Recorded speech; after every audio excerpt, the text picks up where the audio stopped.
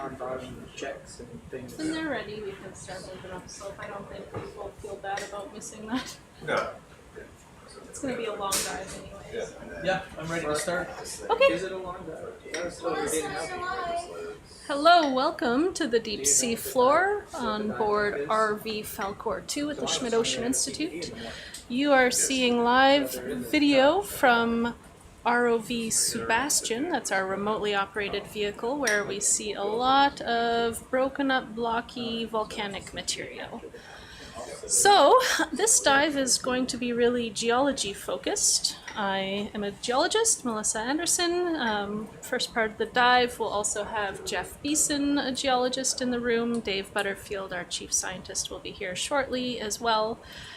Where we are is a little bit further west than where we were sampling the vent in the last two dives. What we're trying to do on this dive is actually get a sense of what kind of material is at the seafloor and below the seafloor in this area. So what kind of rocks are hosting our hydrothermal systems.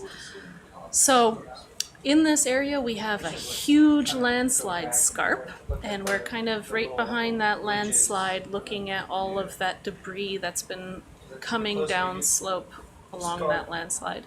Can we look a little bit to the left with this? Do you mind? I want to see if that looks like an in situ flow or not, because that looks kind of cool. That's looking way up. Can I? I'll just find it. I just want to go that way. No, it's not. Okay. So at the beginning of the dive here, we're going to see a lot of chaotic, rubbly landslide material. You can see some old pillows and pillow flows that is all broken up and then sloughed down this hill. Then we're going to get to this landslide scarp surface in a little bit after we've traversed some of the mass wasting material. And on top of the scarp, we think there's some in situ volcanic material. The scarp itself will probably see some of the in situ lava flows. Then we're going to head upslope to another big scarp where we think there may be mantle material exposed. So that mantle material has been sampled in a dredge by French scientists, and we're going to go and confirm and see what's there. And that helps us to build our geologic story of what is actually going on here. So I see some white staining. Might be a little bit of hydrothermal fluid. The closer one. It's a very subtle ridge. It's to here? More southwest directly, right there. That very subtle, there's blocks. Sophia, can we put the chat up over here too? Yeah, I will. Yeah. The shading is a little more sharp there. I see some white staining.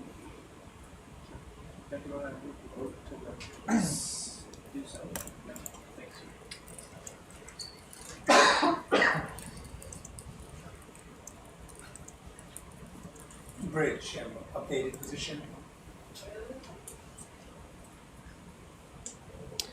So how in situ does that look? Does that look like a bit of a flow or just a rotated block? Copy bridge. It's pretty. Can we, I think it's rotated. can we, wait. No, I don't want to control. It's fine. Did you want to investigate this lumpy thing anymore? No, I think we got it. It's a big Block? bubble pile. Okay.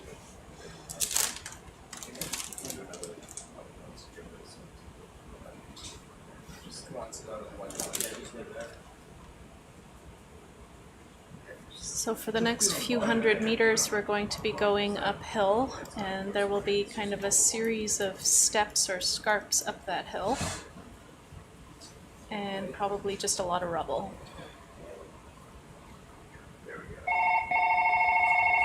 Bridge is coming. Bridge ROV control room.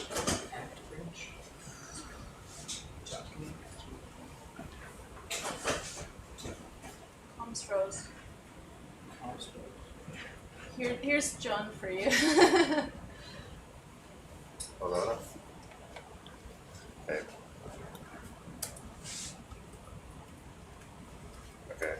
Can you just? Yeah. Can you just call the 7213, please?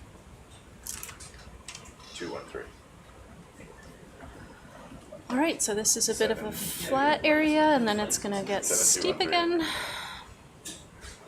It's the mission control. Mobile. Awesome. I'm keeping your seat Thank warm you. for you and talking to the internet people. Oh, I didn't think it was really my seat today, so that's all right. Okay, we weren't sure, so. There wasn't any discussion of who was leading the Yeah, dive, okay. other than doing the geo logging, which is me, John, I mean, Melissa at some point. there's Yeah. not a lot of fluids probably on this dive, so if you need more Yeah. sleep, then that's I don't think I can sleep right now anyway, so. Go down. No, I'm happy to prepare a yak for a bit, but not for the whole, certainly not for the whole time. Yeah, I mean, I've been yakking for a bit. It's up to you. I don't mind. Pass on. And then Jeff, if you prefer to be in that spot, that's fine. This is where I'll sit. If Okay. you're Gotta gonna, make it harder for well, myself. just Dave, tell me what you're doing. If you don't want to, I can sit there and do it. I was thinking I was doing this. This is my role as the geo logger. Ready? Yep. Okay. Yeah, well, the goal is to get through the dive plan, and I think you've been some of the time up there talking to the, telling the audience what we're doing, and does that sound okay? You said it, so it's okay. All right. That's okay. Just do Don't try to make me failure, don't be one year. Okay. That's fine. Okay, let's do it. Why don't, okay, so you're logging on. I can log up. Can you log and talk? We'll find out. I can walk it you. All right. I can do it. We'll start with that, and then we'll keep the dive going. We can traverse the first stuff pretty quickly anyways. Okay.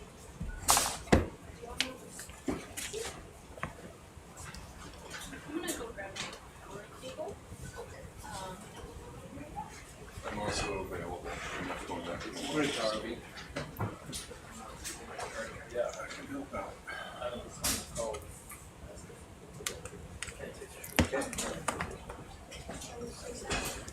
Great, ROV. I don't know. Yeah, you have an updated position. Backup position update. So, Roger that. are we already live? Yes. Yep. Roger that. So Jeff, Yes. is your impression where we are now is at all more in place or just less in place? Less unimplaced. Or seems quite rubbly and flowy. But broken pillows everywhere.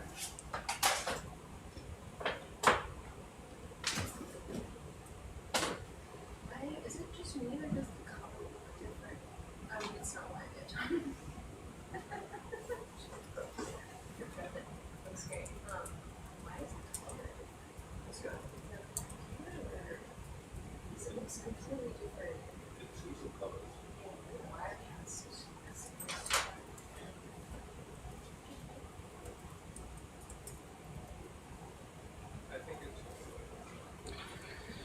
Okay, internet.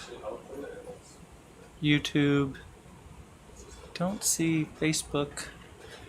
I'm Jeff Beeson, geologist at Oregon State University and NOAA PMEL.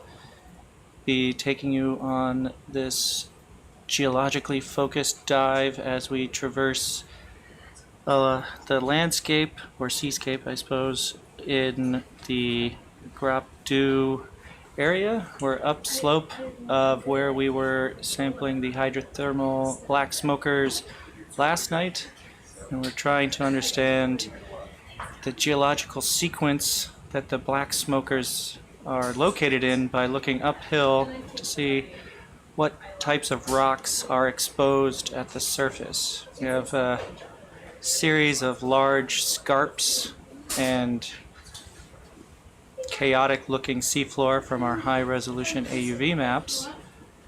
And we are now taking a walk or a swim with the ROV around the area to look for contacts, changes in lithology, changes in rock character.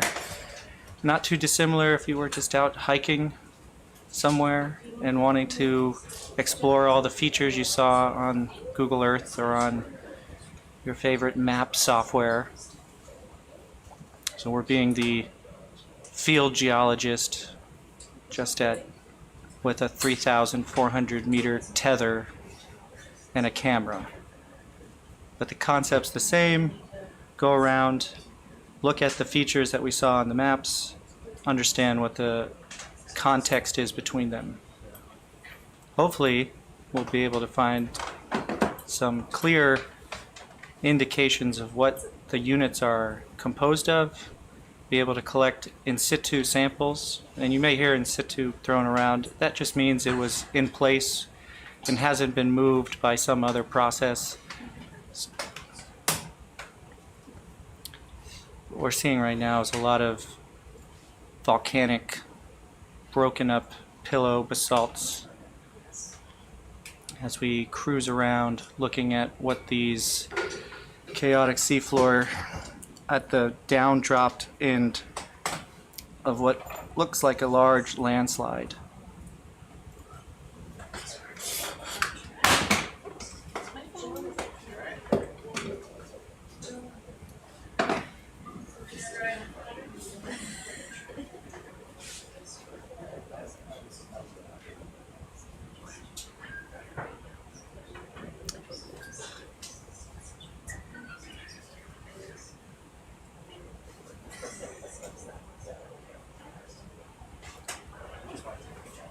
As we come down here, we just kind of zoom back to the north and get back to the line.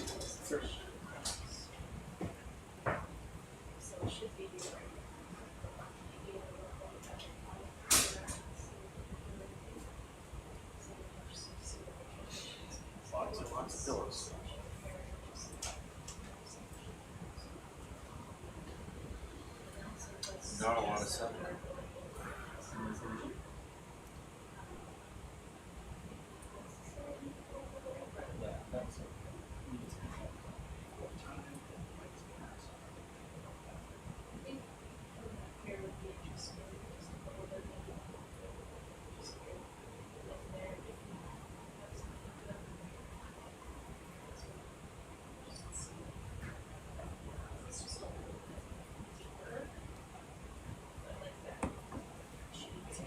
It's really interesting to me that the sonar turns this into the texture that we see.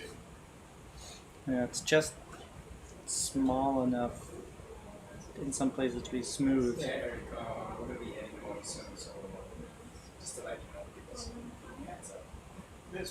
What looks like, with the flashlight in the dark room, looks like this, but when you have the map, you do see ridges and some semblance of tilted blocks. This first one we could probably go for. Yeah, we can. So we can.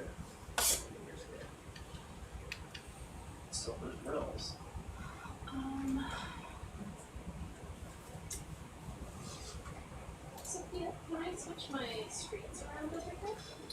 Yeah. You're welcome. Can I get the side cam on the bottom as well, and then the co-pilot screen on the right here? Sure. Thank you. Do you want the co-pilot screen there? Sure. Can we also get co-pilot on the bottom left over here?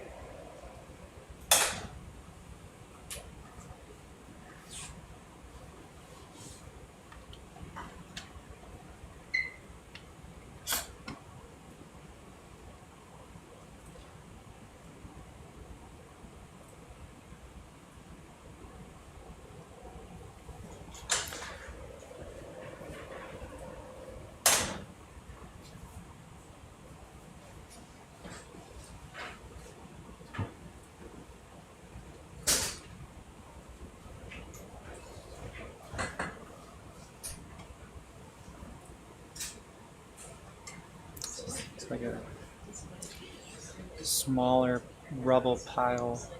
These were pieces changing to more similar sized, broken up pieces of pillow basalts. Perfect. Thank you, Sophie. You're welcome. Anything else? Background? No. Let's see, Careful what you ask. we can go, if possible, a little quicker, since we're seeing what our main seafloor looks like here. It seems to be this ridge of rubble pile.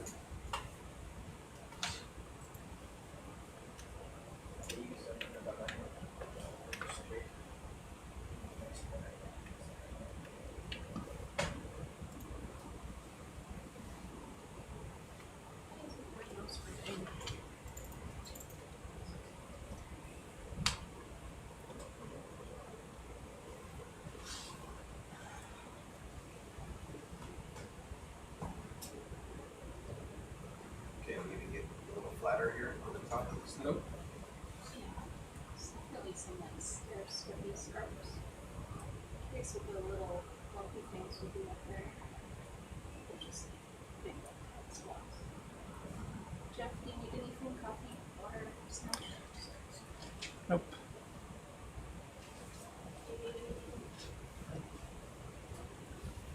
Megan, do you need anything? I need water, snack. I'm charged. Thank you. Run to John's office to see if we can grab this.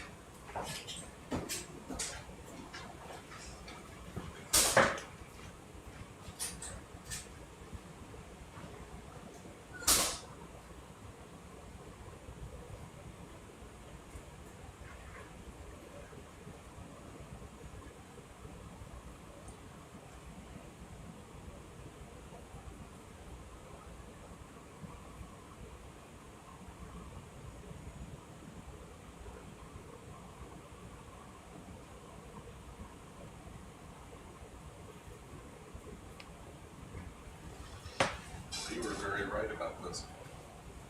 Hmm? You were very right about this. Oh.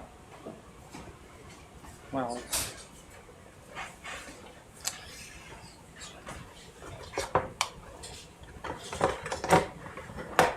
Very broken up, for sure.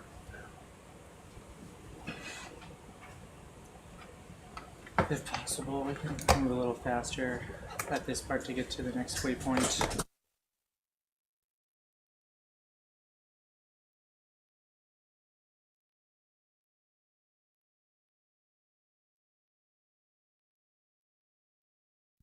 Just keep me, if I ask for something that doesn't make any sense, No, it's all good. I'm,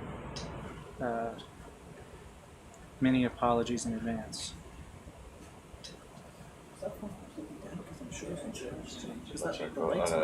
Ben was calling, it was the battery died. So I don't say it was a volcano, but this area at some point hosted lava On the other side of the road. being erupted and forming pillows, and these pillows, basalts, have since been broken up and flowed Yeah, exactly. down a landslide like failure area. You could think of like a mudslide or a landslide that breaks apart sedimentary rocks. You can get oversteepened bathymetry that has basalts collapse as well. So what we're seeing here is broken pillow basalts, which would form on a seafloor and be emplaced, cooled, and now that seafloor has potentially been uplifted and starting to slump off. And in the process of slumping off, it breaks apart and turns it all into rubble. According to working there. Let me go get the battery. So a volcano has pillow basalts. It's a focused area of I'll call you back in a minute. Stand by. volcanic activity. This area had focused or potentially pervasive volcanic activity at some point, but doesn't appear to be active right now, and that this material has gone through a second type of life event, which was it was emplaced, and now it's falling down a hill.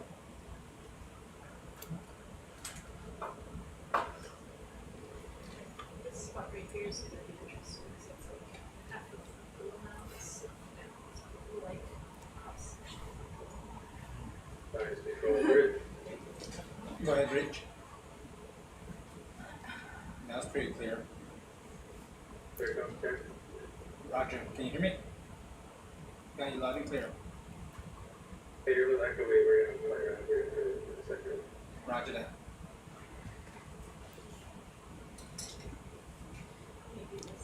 It's unlikely to find fossils.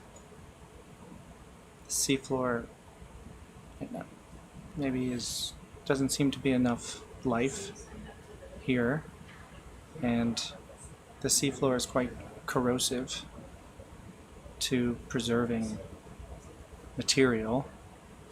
There could be carapaces or things of recent living organisms similar to what we saw yesterday. If there's old or inactive hydrothermal venting, the life that was sustained by the vents remains for a while until it breaks down and turns into a sediment or is dissolved into the seawater.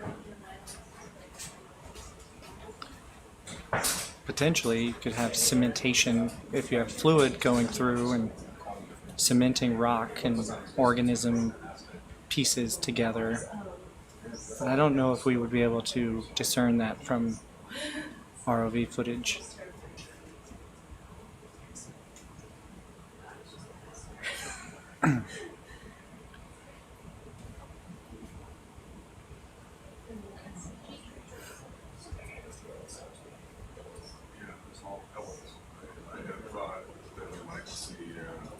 Evidence of sheep flows or things like that.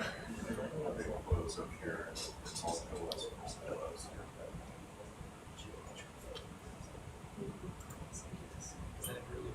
So everything that's erupted up here is erupted slowly.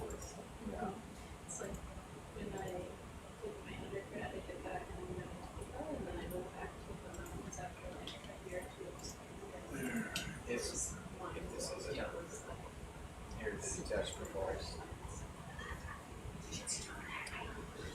Is that typically seen as a pathway for divers to come up? I don't know. Kind of away from the magnetic source, but I guess I wouldn't think of this as a detachment wall. I think of this as what Jeff has described. This hill is over steepened, and this big chunk of it is just falling down. So it looks, when you get to the bottom, the volcanics are in place, or at least appear to be unmessed up. Broken up, and between there and here, you have all those cones and so forth that moved a little bit, rotated a little bit. And up here, it's just torn up. Yeah. So it seems to me like along the axis of the ridge, the map is pretty good here. Because we're going right over the top of the ridge, and on the map, we're right at the We're top. looking down a cliff.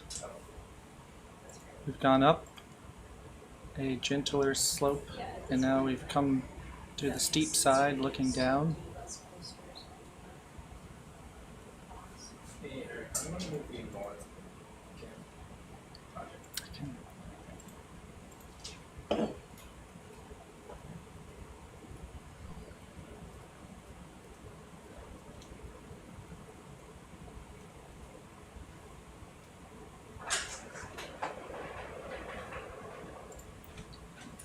Jeff, Yep.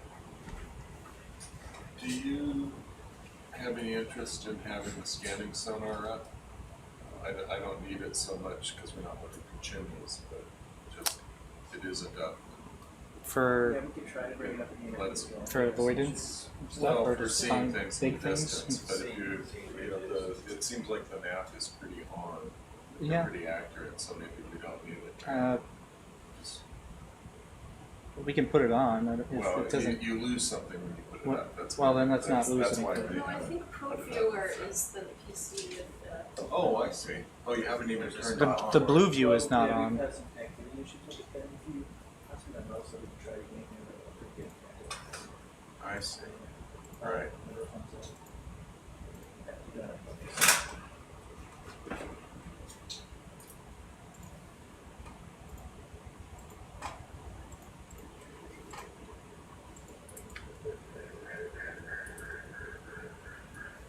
Oh, there we go. All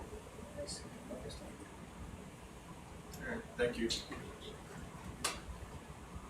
I really like the video.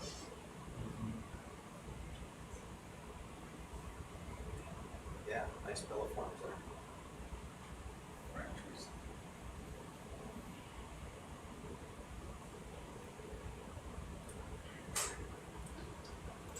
So if this is a big flow mound right here, we're gonna get like a nice cross section and maybe we'll even see like a little feeder dike or something. That's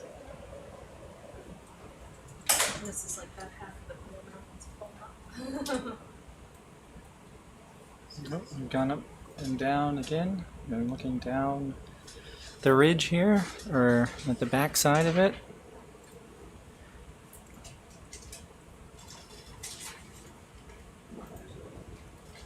Wall up the end of this.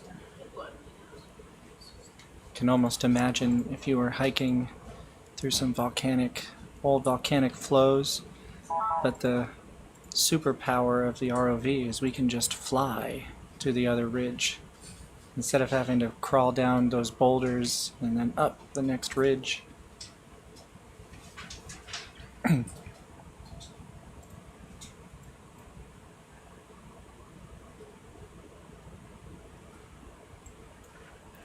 Hey Robert on Facebook, you know, we're not set up to do proper photogrammetry. We've taken some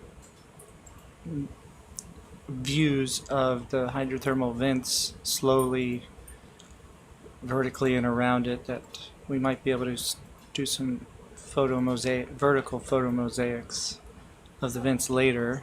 But while we've been out here, we have not been doing photogrammetry.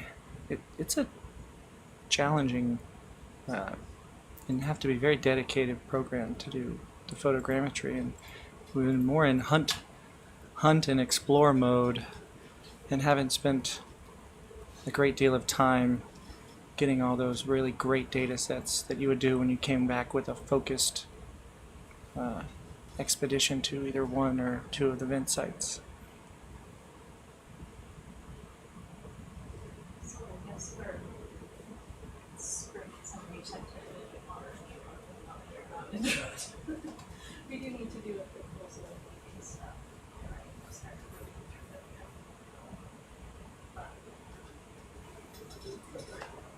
through the So I can see on our map, our high resolution AUV bathymetry map, we're slowly getting close to one of the main scarp faces, where in the bathymetry maps appears to be in situ unit with a lot of things broken off and falling down and creating this pile that we've been looking at. And I'm hopeful there's exposure of in situ or in place rocks on that ledge or landslide headwall scarp that we can sample.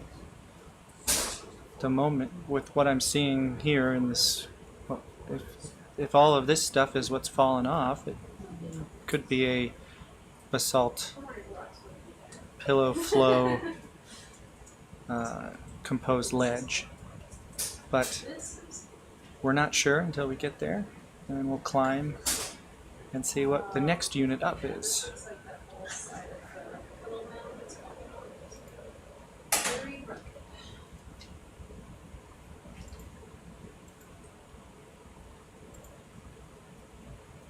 Small little fingers coming out of it. Yeah.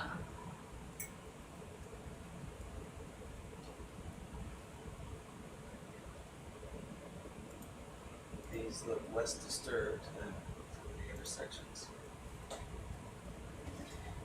Yeah, it probably just came from here and came down there, so it's from here just down the side. It's just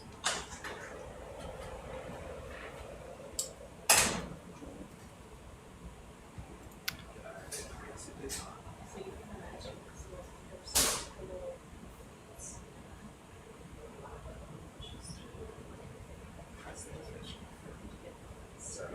What's that or something? We're looking at a big, massive boulders of basalt flow pieces. They're looking more coherent, less small pieces, possibly indicating, you know, we're getting close to the ledge where they've broken off in large chunks and just landed here and hadn't had a lot of time to move and break up.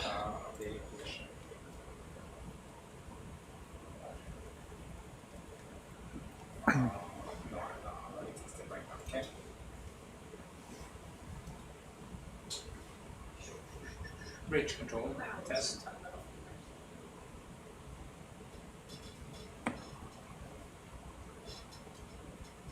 Bridge control. I was hoping for some sheeted dikes or something at the bottom, that this was an exposed, that we had gotten through the volcanics off and we're looking deeper into the section. Yeah, well, it seems like all pillars, doesn't it? Yeah. The speed okay for you? pretty cool. Oh yeah, we can go a little faster, but it's, Okay. we're doing okay. So laugh. We're making, You got me? So laugh. Ben, can you hear me? I can hear you. Hello? Okay, excellent. Yeah, you're loud and clear. Okay, thank you.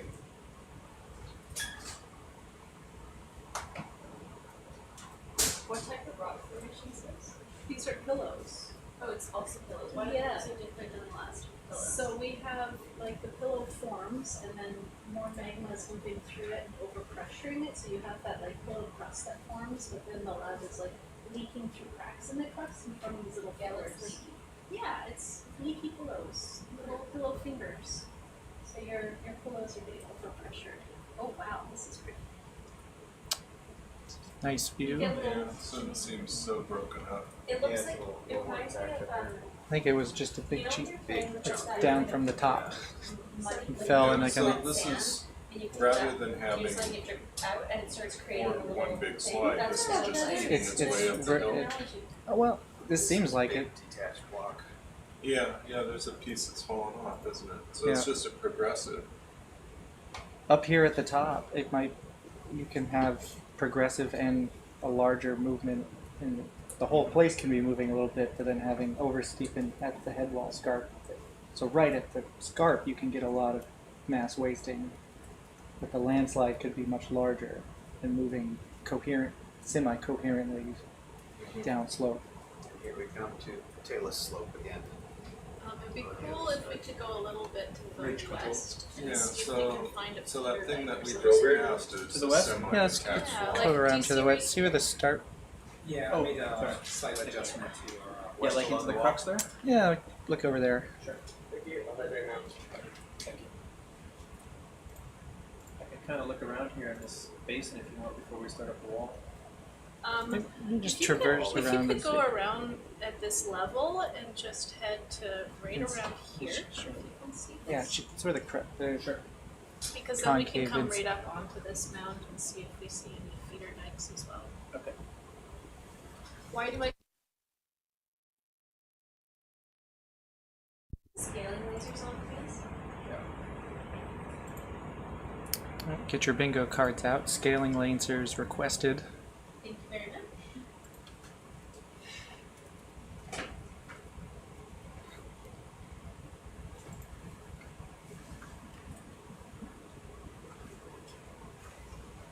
Not too many animals in here, at least I've noticed.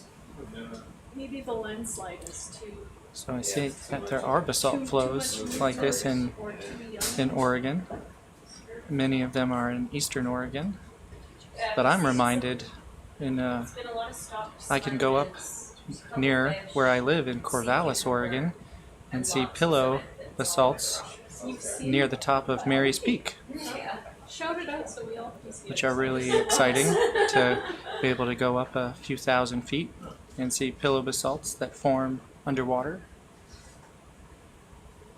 Seems like the blue view has dead sectors. Alright.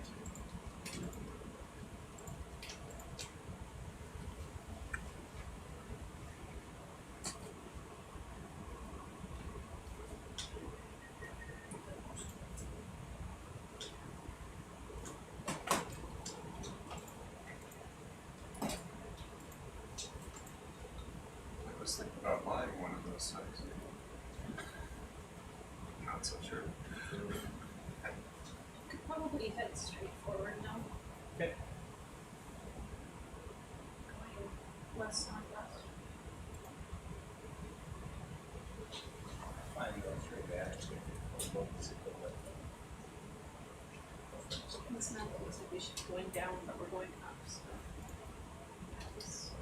So I think that's just an optical. Well, as we've gotten It's kind of this very close to the landslide scarp, headwall scarp, we're back to this really organized talus slope of broken up pieces of basalt.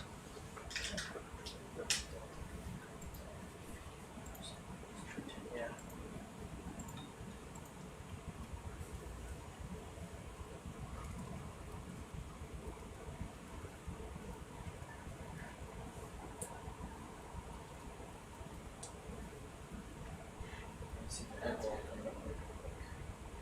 Oh, look at that. I think, well, on my other camera I can see up a bit that we may be getting to the actually in place, not broken off yet pieces.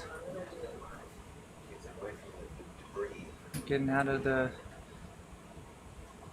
rubbly zone and into more coherent, Looks like you're in just place walking material.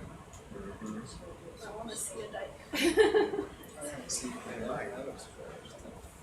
Yeah, it's a slope. So we're looking up, tilting up a little bit, crawling up. looking up, and then we see, Gonna go along this or? Okay. Alright, so we've reached the scarp face. is this all pillows? Well, it could be dikey. We could go maybe turning a little bit going left of it, where we're closer to the. So now we're at the stuff that is not fallen off down the slope yet. And we're looking around for either pillow flows But some things just or look different blocky, types so of that's flows just or rock units. Can we grab a rock? Let's get a rock. Something that looks really blocky on the left there. You see those very angular blocks. I don't know if it's how the infinity dive is. Point it out. You'll have to come point it out. And this Talking about the bottom, like maybe middle of the camera now. Bottom. I know those are big, but in that area. Like kind of down in that area? Down here, Melissa? Looking for a piece Like that's coming off. that stuff? Right. Yeah. So maybe some of it can be grabbed off.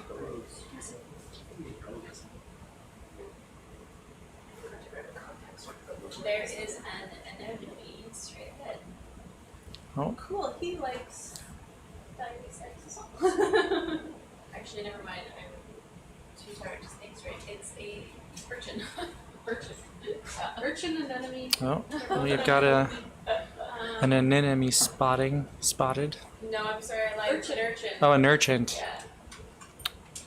Someone has not had much sleep. So it's okay. I called it the Schmidt Ocean Institute on the first slide. And the chat does not let me forget it.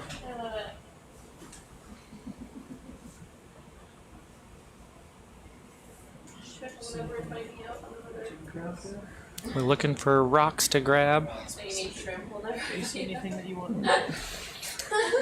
Maybe one of those pieces up there that's kind of sitting on top of that bigger block. This is a bike. Maybe maybe a little laser pointer would work at some point for. Does it work on I like the screens. They ever tried it? Okay, then my the fishing pole. Is it in front of us or just part?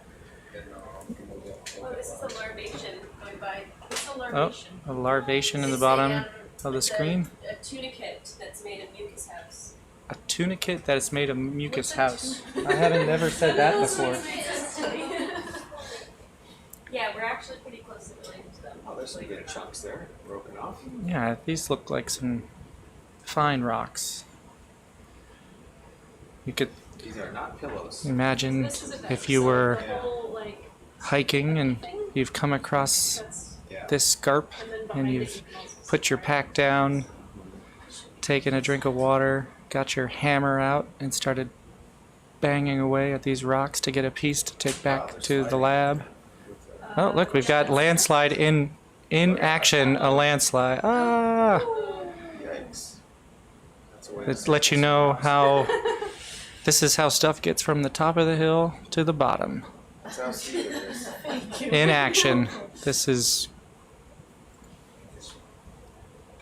gravity in real time.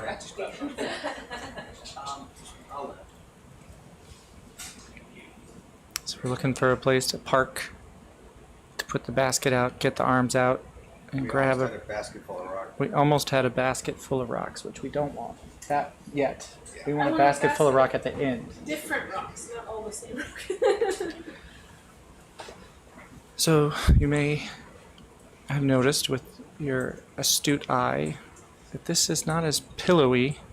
This doesn't look like pillow basalts like we had been. This appears to be a dike. So still a mafic rock, but an injection. So this would have been injected into some existing material and then cooled. So it's more of a block than of a pillow. I'm going to show you a picture of what we're actually looking at.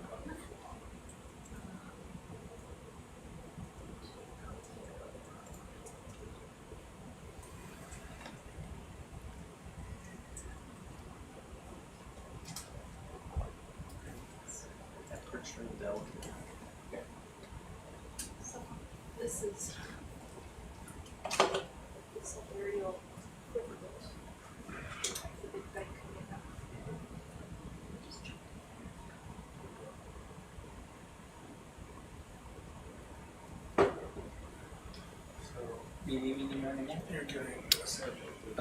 What is that? A big one to the up to the left? When we get to the top, I guess. Yeah, on the laser. I don't remember Is that- those that have fallen down. The camera adds 10 pounds. I just want to confirm that this is, but it's, when we zoomed out, it was really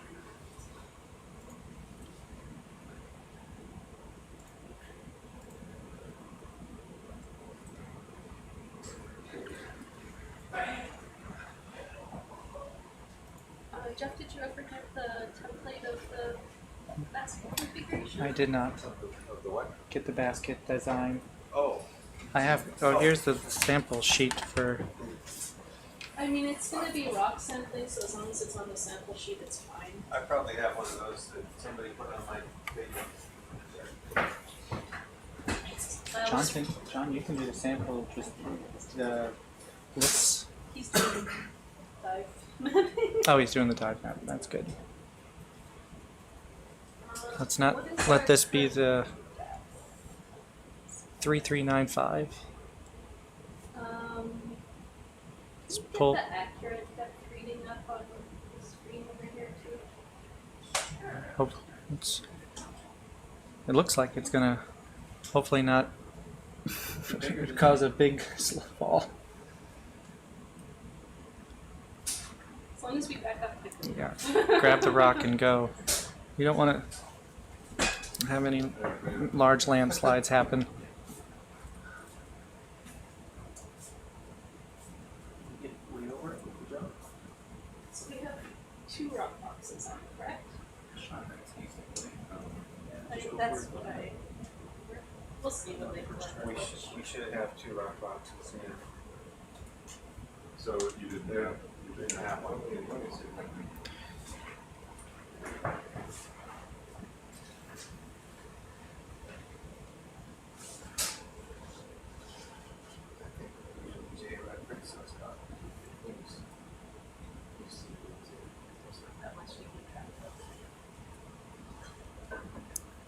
All right.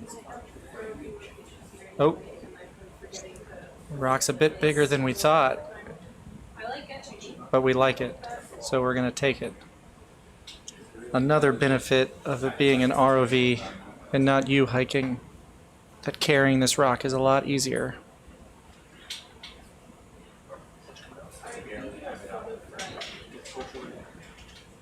Rock box, anyone. You tell me. Yeah. If I could put it anywhere right now, because it's Delicate. really delicate. Whatever. Bio box? Wherever you want to put it. No, just drop it in one of those holes there. Well, wherever you can put it.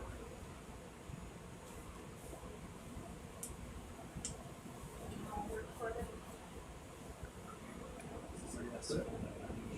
Big pile box? Yeah. This 3? Yeah. Is it gonna fit? Oh, 1. 1. Oh, bio box. Okay.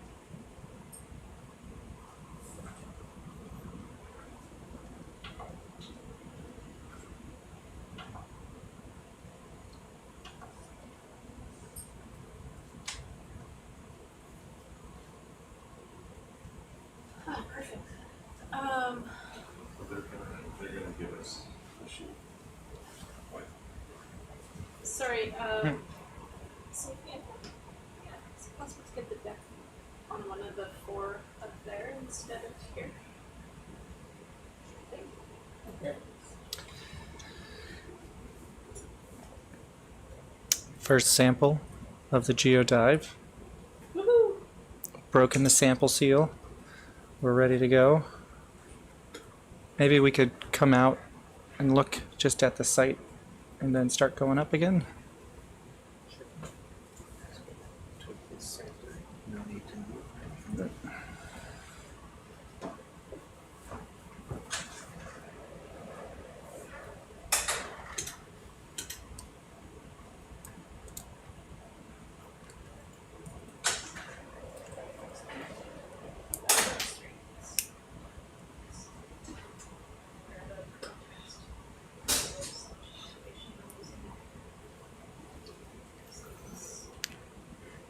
The rock's location is on the headwall scarp. It's a dike. Mafic rock. In situ. Hadn't fallen down the hill yet.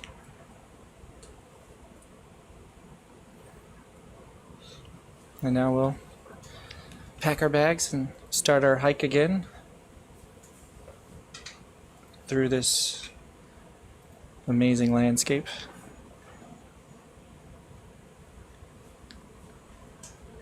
Any desire for biology?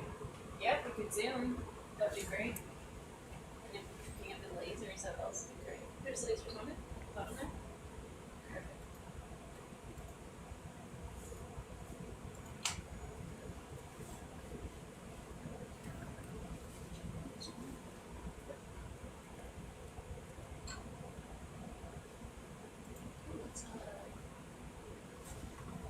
Is it a sponge? No, it's cool. I'm just gonna We say have a yes coral. to that every time. It's gonna be like a crab or something. Is it a sponge? Yeah, it almost looks like there's some kind of worm on it. Is that the closest zoom we can get? Will you zoom into the white thing that's at the base? Oh, you know what's funny? I think it actually might be a sponge. Right. I think it's a carnivorous sponge, and I think that's something that it's maybe caught. That's cool. Oh, very little shuttlefours. Cool. Thanks, guys. Okay. And what are the other little levy things all over the rock? Yeah, those are zoanthids. Okay. Well, let's continue our climb of up and over this ledge. Nice view on the left there too. Yeah, maybe come around the side and look at that. Is that a pillow sticking out?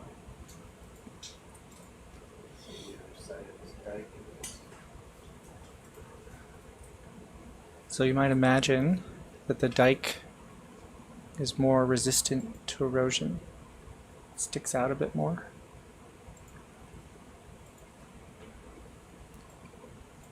We go over to the side and see pillows and rubble and talus slope again.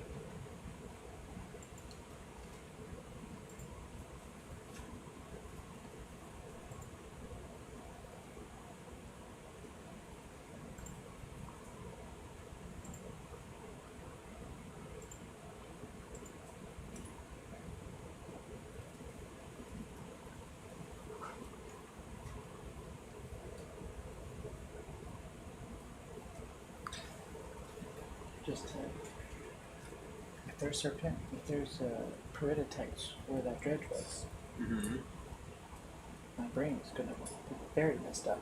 I'm trying to put this together. So that'll be pretty neat. Yeah, Go we're from gonna- where we're at right now to. That would be Definitely really gonna see messed that. up. Gonna see that. It Yeah. would have had to come from far upslope. Yeah. Altered surfaces there.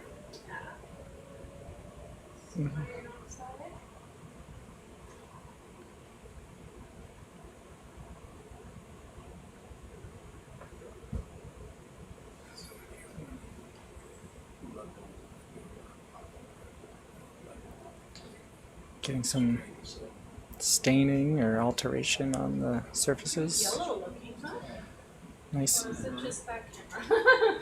That one's orange. Yeah, it's pretty altered. Looks altered billow basalts, broken pillows, exposing the inside.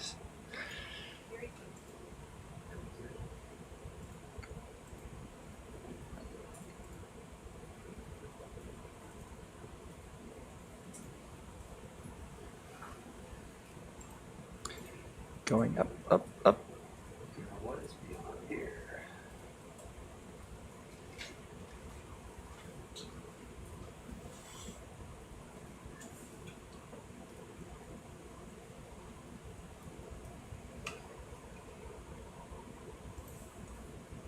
Certainly should expect more pillow basalts.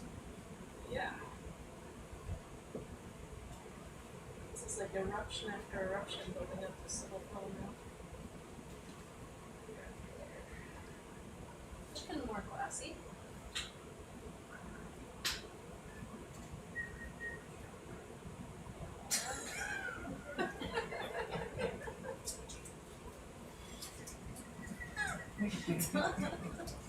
Little pillow too.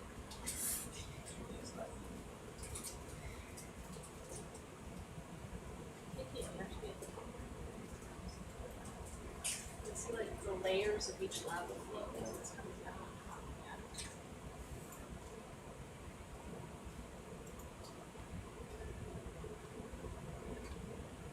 We've gone from doing a strenuous hike to rock climbing up this slope, passing by broken pillows and being careful where to get our handholds so we don't cause a landslide. Yeah. It's just that they're going to be high temperature and short-lived. There's not going to be much of a hydrothermal circulation system.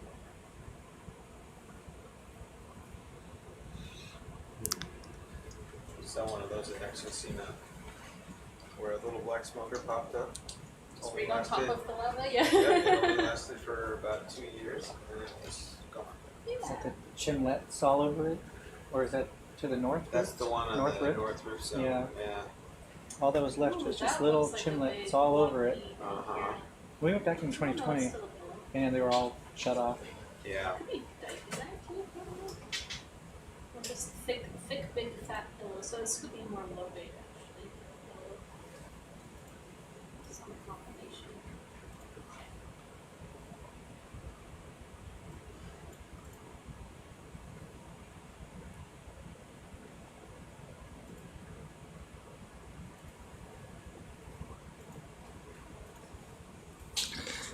Bridge control. Go bridge. Yeah, updated position. It's kind of always a cool look at views that turn sideways. Yeah, Robert, that sounds like a pretty neat idea. And I've Almost a had some Those are thoughts of big pillows. trying to do that with OpenCV or some open source video software. And we have all the ROV navigation and attitude, but the cameras seem to move around a lot, zoom in and out and pan and tilt, which I'm not sure if that information is recorded. Need a more fixed camera to make it simpler, but I doubt it is a unsolvable problem.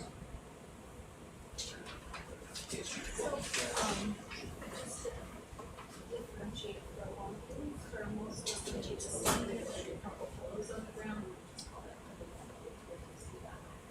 How long is that mound for? All right, so we're getting, well, we're still climbing, but hopefully we're getting to the top here. Obviously, you can see the image quite high. Oh yeah. I've been enjoying your Right? You enjoying that one? Sure am. Amazing. Oh, look! It's a squat lobster! Got a lobster on the left. Lobster on the left. You wanna look at it? So this is probably a No, keep going. exposure right there. No, we don't need to look at it. No, just a We've seen squat lobsters. They are associated with vents though. That could be. Not only. Not only. Can we go It would be kind of pretty. up and Might to have the gotten left lost. to get on top of this mound when we're looking at this little area? Is that some venti color in there? I can't tell what the color is.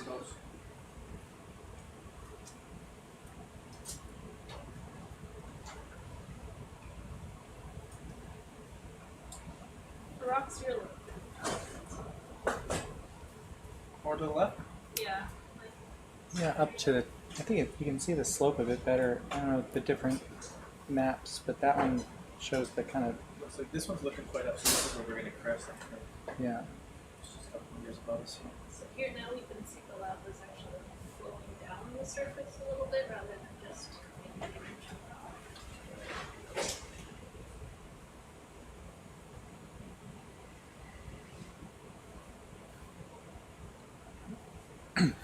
some more of the little pillow fingers. That's where the block came from. So would we come over the face or we still? We're right at the top of the face. Okay. And we see a lot of little pillow fingers and then some pillow mound.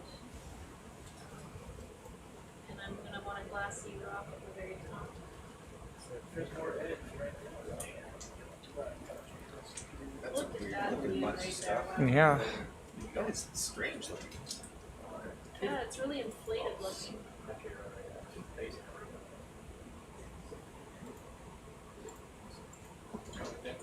Got a big pillow on the left. Lots of maybe a fissure or crack down the middle left of the screen. Sample wherever you can get it from something that looks very round. Very round. Hey, maybe over on the left side here, Yeah. the screen. You see those? They're kind of. It's like a broken. It's like that little bit of weight. Yeah, it's in like a there. mosaic-y looking thing. It's at the top, in the one back from this big pillow. Yeah, that's what you're saying. Yeah, that looks pretty neat. Excellent. It's hard to block everything.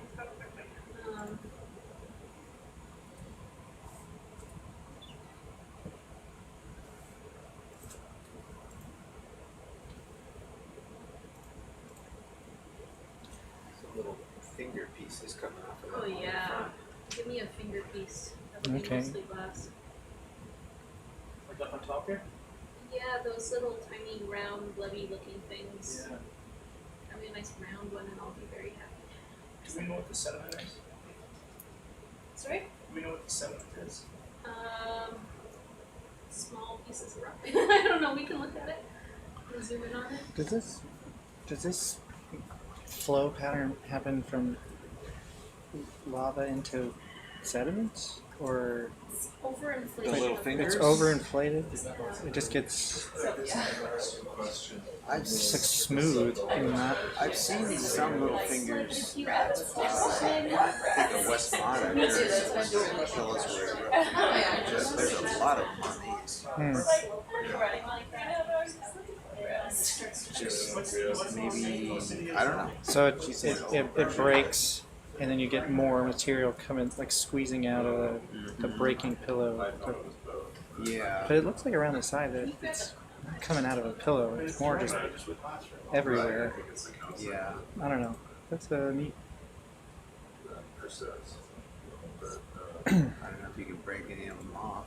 You can reach up there or shit. It's just trash to yeah, I'm sitting on the skid there. So. Yeah, I'm not aware of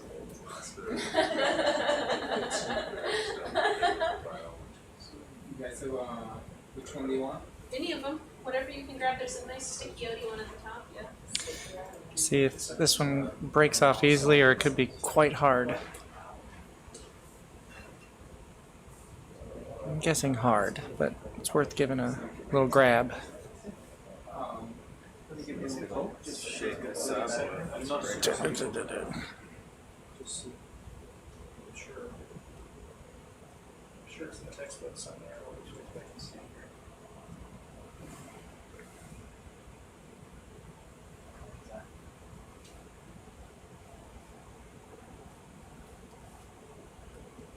Dave B, we saw no anomalies in the last time.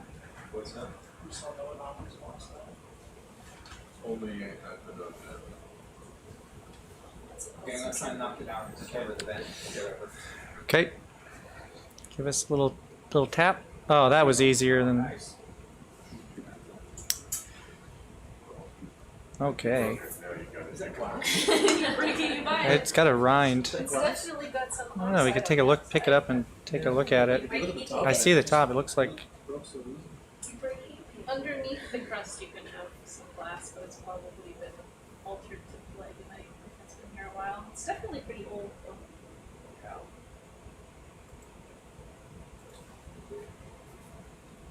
Being very gentle. We have our nice little sampler fingers. You're going to end up with a lot of rock geochemistry. Look at that nice rind. A nice zoom in.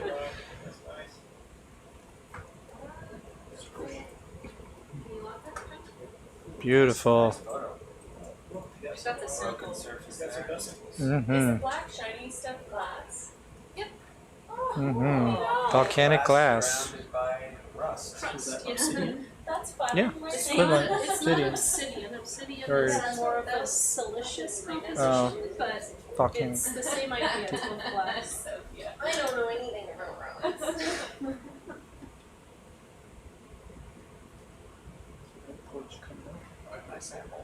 Beautiful sample. I am very happy. Mm-hmm.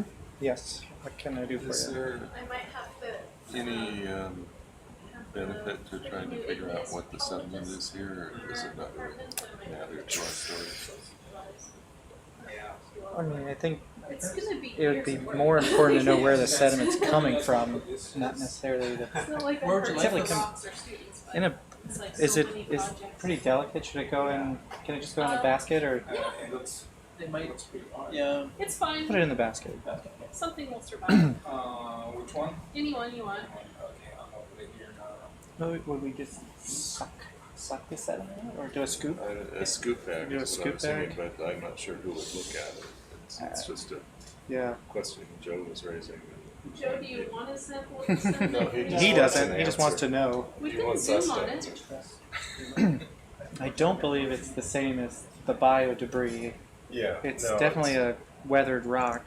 Well, it's You think pretty it's light weathered colored. rock? You don't think it's pelagic sediment? I think that it's Oh. very light colored to be weathered rock. I think it is pelagic sediment and bio, but Okay. very fine grain, like not the really coarse debris that we saw before. So the That's I think not well, the the sub bottom did not penetrate very much at all. right. So that's kind of what I'm thinking. It is. It's either sand or there's really no sediment there on the bottom. Yeah, Right. those were. No, I'm happy. There's some really. Can we zoom on the sediment quickly? It's. I would assume if it was all like eroded rock, it would be like black sand. The gas tanks, only two, the colors may not be correct. And you can see the really white colored specks in it. So which one should I cross out? That's bio. There's only two, Joe, what do you think? but even though there's, that one's gone, the colors may I not can be see a little bit of correct. black. Not a lot. But we can, Yeah. okay, But there's still two gas tanks. And we can see them on the camera, so we All right, okay. That's it for me. Yeah. Thank you. Alright, so there's only two gas tanks, so I'll cross out. Oh, thank you. What, do they want gas-type sampling or Niskins for like general stuff? Just only if we find something interesting. I don't think, they don't wanna just trigger a gas tank. Can you put something there? Sorry, it was on box 2. That got done. No, I think this is it. So if you can just add a comment. I've seen enough sediment. I'm good. And if you super zoom, microscope level, No, we're good. It's bio and pelagic sediment mostly. okay. I think it's well. The black stuff would be your rock debris. It looks.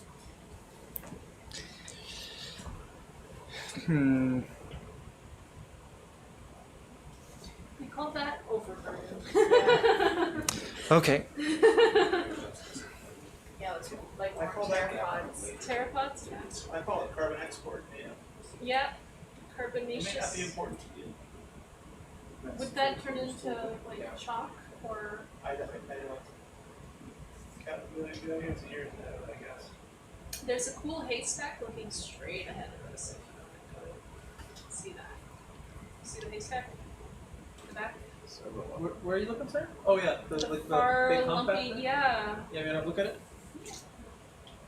It's on the way to the waypoint, so. It is. You can even see it under the furniture, these tiny little lumpy haystacks. With Gwendolyn, it's not technically obsidian.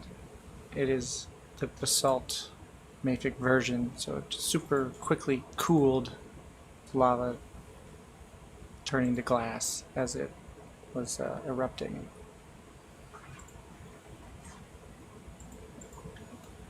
Of course, now you click back to Dave Clegg, I'm sure he'll find glass in there somewhere.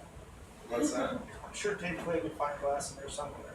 Oh, that's because there is glass. He finds glass every day. That's good. It's a good thing. Just need some tweezers. I gave a piece of one of the shiny tools to Jordan. So like armor rocks on it. You might want to put them in bags though, so that they don't. Cute little haystack. Does that count as a haystack? It's pretty small. We'll call it whatever we want.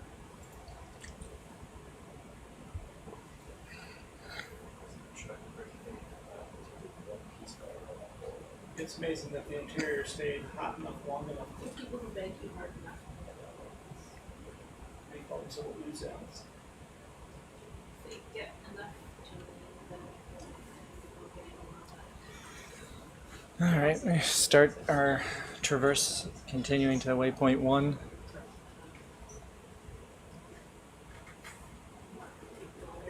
Got a big hill in front of us with more big pillows sticking out. Wow.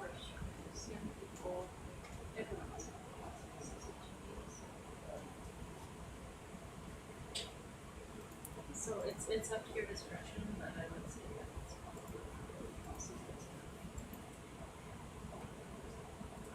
We have some like crusty stuff out there. we'll see on the Kilauea coastline, they definitely got in situ logs. I love all the little fingers. It's so cool looking. I mean, the sediment's pretty heavy.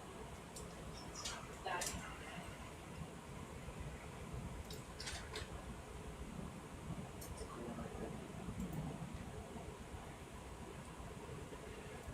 Why does that look different from all the rest? It looks like it cracked and kind of filled out.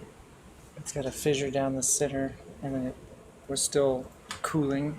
Right.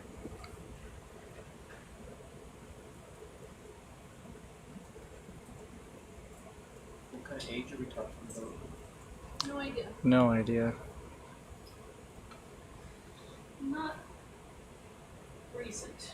Yeah.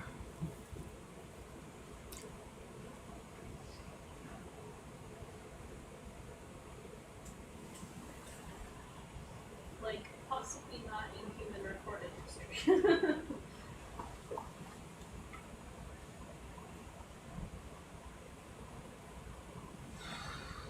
I think I'm gonna have to write a list of all of the archives to be done.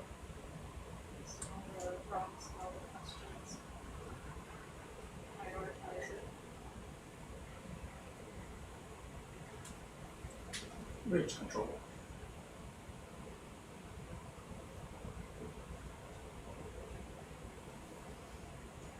Ridge control. I think I wanna, I'm not actually unless it's like Miss Moore, the school supervisors. She's more on the experimental side. Got a math and how long Tom graduated, so he graduated. Ridge control.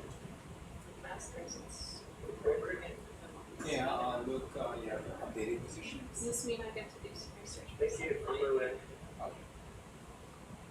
Does this mean that your project is now including everything? It's your thesis, you can make it whatever you want. As long as you put critical metals somewhere in it. Just And when something close. Okay. So what did we put the big rock biobox? No, I don't think A biobox too? I think you put it in Biobox 3. The big rock. No, well, like I said, I don't know how interested she would be. She would be a good collaborator, but if you wanted to look at like this rocks and stuff, it's interesting tools for your tool belt. But if your focus is more on that economic geology side, prefer that broader global synthesis. James, I'm not aware of any paleomagnetic samples being taken here, but we do have a magnetometer running on the ROV and has been logging on the AUV dives. So we are collecting magnetics data at these sites for the, I guess, you know, we lock in the magnetic field. So we're not taking samples to look at magnetics on individual samples, but we're collecting magnetics on our various vehicles.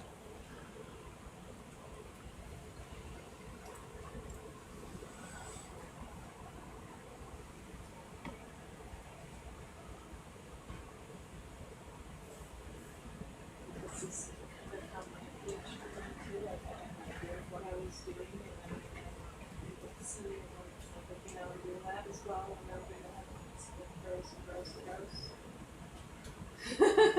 You're pretty early in your PhD for it growing out of control, but if you want to change your focus or something, take these steps here.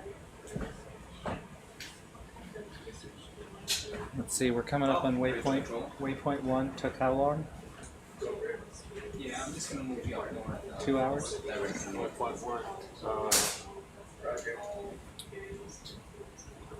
Well, it's almost 5, so did we actually? 3:30. 3:30. Hour and a half. That's not a bad clip. Maybe we'll make it. The last waypoint was a stretch goal. Yeah. It was not. It elongated it probably another 600-700 meters. That was only if we got to it. So Yeah. the big stuff is in the beginning. Yeah. First half is Yeah. But pretty neat so far. yeah. Nice tour. What's out here? Yeah. So we're coming up on top of the No anomalies yet, James. We have been sending the raw magnetics data back to our onshore scientists, and it'll be processed and evaluated afterwards. It wasn't really a efficient way to process and utilize the magnetics data in real time, but it was sensors of note of interest and high value to collect it now and then use it for interpretation and research when we get back.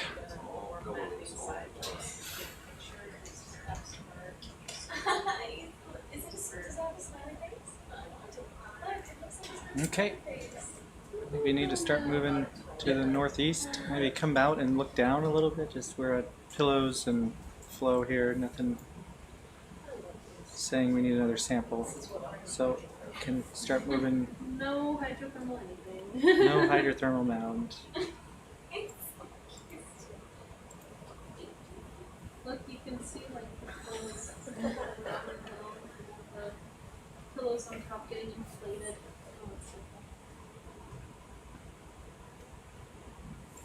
Might be a little bit of a drop down here. It'd be a big drop. Go big drop. Do you want to like crab walk it down? Yeah, I can face into the cliff as well. Yeah. Nice. Kind of come down backwards. Yeah. Okay, so the entire surface of the top is pillows, correct? Okay, yeah. So we came up right here. We're gonna come down. This is probably more Yeah. pillows, but it definitely we came up on a mound. Right, and the And this top, is- we were just on, we're coming off the top of that mound, but the top of it was entirely pillows. It looked pillows, but we saw a dike. Yeah, So pillows and dikes as yeah. this main surface, which is probably that stuff. We missed this bit. I think that's artifacts. Yeah. I don't think that's that. Dave, do you think that's a real terracing on the AUV bathymetry? Straight line? I think it's, no, probably not. It's probably just Yeah, interfering beams. I've seen.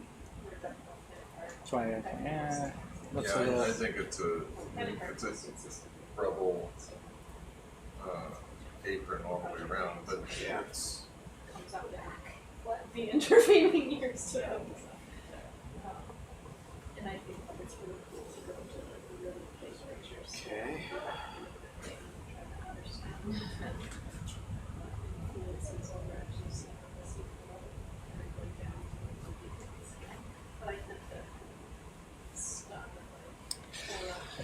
All right, we reached the top of the pillow mound, and we were potentially thinking you check the top of mounds for evidence of past hydrothermal activity. We didn't see any. We're now going down the mound to the top of the, probably basalts and volcanic rocks that are the unit that makes up the scarp that we traversed. And as we move to the northeast, we're looking for outcrops or any different types of rocks that may suggest we have gone into a different lithologic unit, although with the bathymetry it would be unlikely. And we're traversing until we go to another fault scarp, or headwall scarp that will expose another unit, possibly more volcanics or unknown until we get there.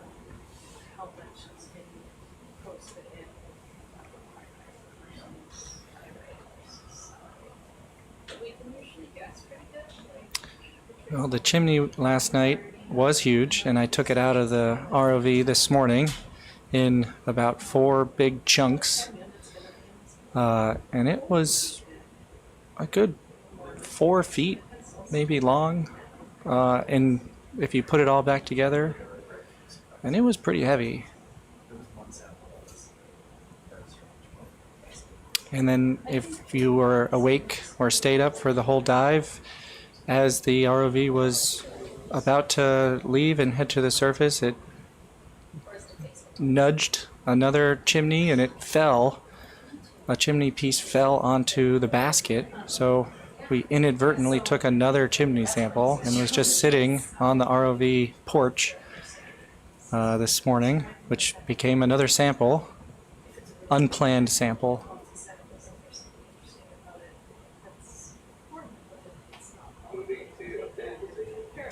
Thank you, Luke. So now you see the nice sediment, mostly sediment covered with small little poking out pillow flows. The bathymetry in this area is very smooth, which now seems to follow or smoothed out because of this sediment cover.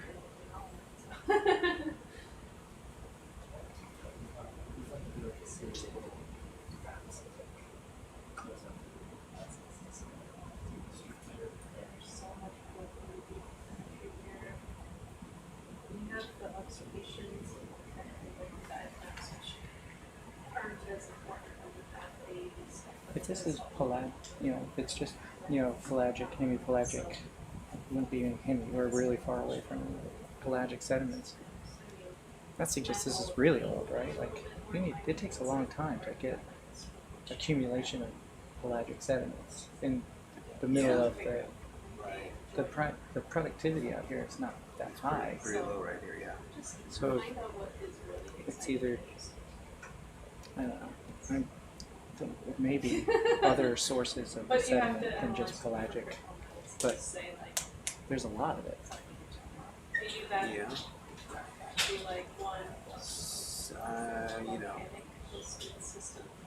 I'm used to the Northeast Pacific, totally different Yeah, environment. me too. Yeah. This looks, I don't know how long it takes. Well, the accumulation rates on pelagic sediments are like the millimeters per 1,000 years. Is my back to school remembering of accumulation rates. Or maybe your third project is more on diving Hey, Dave, do you know what accumulation rates are on like pelagic sediments? Deep sea, like millimeters per 1,000 years? I'm okay It's with that. very low. Yeah, And right. especially in a And low particularly productivity. below the CCD, right? Yeah. But it's not productive out here. It's not, that's what I'm saying. It's a lot of productivity unless it's very old. I don't know, I'm having a hard time wrapping my head around if it's just all pelagic sediments. Yeah, well, in reality, we're It's pretty quite old. close to the ridge, right? I mean, none of this is That old. really, really old. Yeah, that's why I'm like, Fissure? oh yeah. So fissure, you could think of a sand or some sediment over a fissure and it starts to just cave in and you see the blocks below. Could be indicative of the next failure surface, which sometime in the future, this could be the scarp that we traverse. Quite recent then, if it's not filled in with sand? I think it may be moving slowly and filling in. That looks really thick there. Of course, it could be sliding down into this depression. So yeah, that looks like incipient failure. Yeah. You know, the right trend for Mm-hmm. this whole thing. is getting This whole ready thing to might fall just off. have little, yeah, it's, at some point it'll be the next one up. Yeah. But it does, landslides happen, oversteepened slopes happen, but they can be accelerated by uplift, tectonic uplift, if there is Right. deep faulting going on. Which is kind of what we're thinking is happening here. Yeah, it's kind of hard to. Yeah, Some somewhere, mantle somehow. uplift underneath us. So there's maybe kind of like the Goldilocks, where Cain wasn't, was the Megamillion too old, we were too young, and then this one's in there, hasn't exposed that much yet. If this is really a detachment, although I'm still, it's hard to look at it and see detachment screening out somewhere. Yeah. Mass wasting is screaming out. That's the big thing. But that's probably the process that happens before you see those mega moments. Yeah. You know, We've got to uplift and it up, break bend it. and shed and break and shed. And yeah.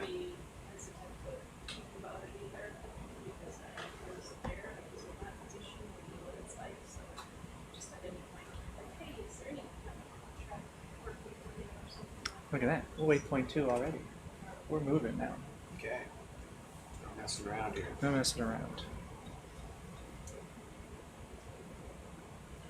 When's a peridotite cliff? Which number is that? Not for a while. What Waypoint 4. That's 4? So it's, again, it's just really interesting to me that this and where we were down in the chaotic zone are not texture-wise that different in the meter scale data. No, that's true. More of the sediment up here, though. Yeah, there's Sediment more, smoothing but- it out. Right, and Because so it's this probably is been lost. in This the- is consistent with what I would say, but what was down the hill, it was little, there were ridges and things, but Yeah. it didn't scream out the kind of, Those ridges, Blockiness. yeah, the ridges looked smoother down there, but then they're just rubble ridges. yeah, Which, yeah, and they're all, if there's they're a all size, pieces that are about this big. yeah, which I guess it's about a meter Yeah. to smooth you. Can we do a quick zoom on what looks like the sea cucumber beside this large rock? Quick- Down the bottom right. Quick zoom on a sea cucumber to the bottom right of the lasers.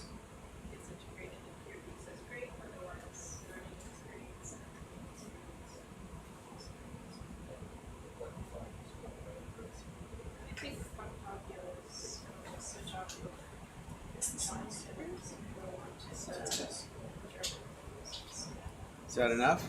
Or Yeah, that's is great. that close enough? Okay. Okay. We're Thank you. traversing this sand or sedimented covered area on our way to another mound.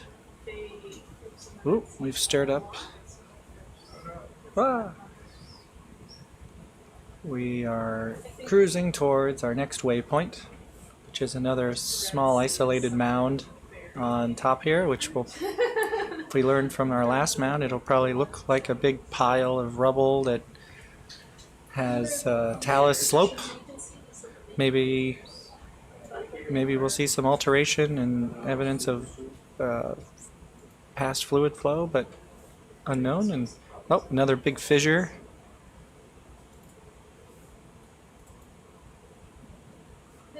It's a different orientation though. Joe, they're not all potentially active vents. The dive goal is to characterize the units that are exposed at the seafloor. And while we're traversing them, we're looking at mounds that could host hydrothermal activity or maybe hydrothermal activity in the past. But the main goal to the dive today is to characterize the geology more broadly. And to do that, we have to find outcrops of units that are typically covered by young volcanics or rubble. But these fault scarps or landslide scarps provide a window into the side, the cross section of the units on the seafloor. And these fissures that we're looking at right now are the precursors to scarps, landslide scarps. So you could, if you were living on a bluff or a hill and you started seeing these in your backyard, you may think, uh-oh, my backyard may be the cliff face at some point in the future.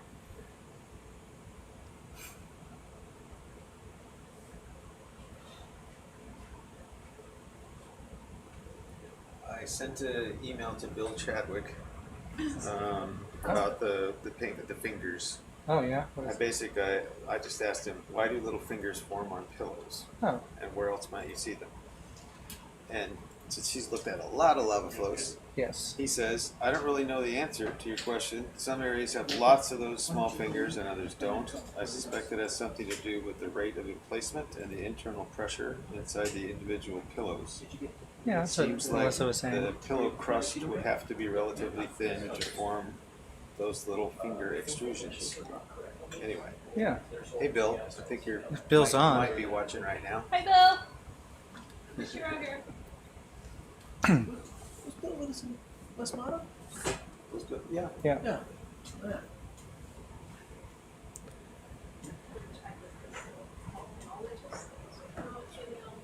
And Joe was the chief or co-chief. I don't know. I'm probably co-chief. Bob didn't go out on that, did he? No, I don't think Hmm. he did. Sorry. Why not?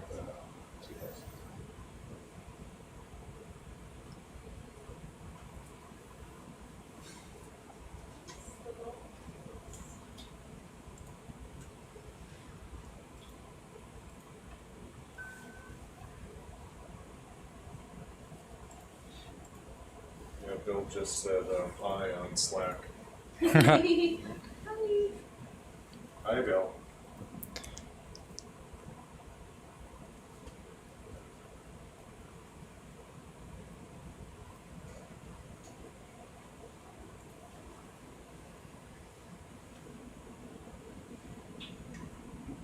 Bridge, updated position. Updated position. I think you can look out in the darkness to see a wall. And that is the next mound that we're going to climb or levitate up. I think that Jeff needs to be on the mic more. It's called auto-magically ascending. I've been told the technical term for what we're doing is what? Auto-magically ascending. Auto magically ascending. Something I try to do when I meditate. Can I get another little finger at the top of his mouth? Sure. Yes. Or I have one sample and you can have two samples. It will be cool to see if the mounds are similar. If you think they probably are formed around the same time, and What was the height of the other one? I don't I know. can tell you.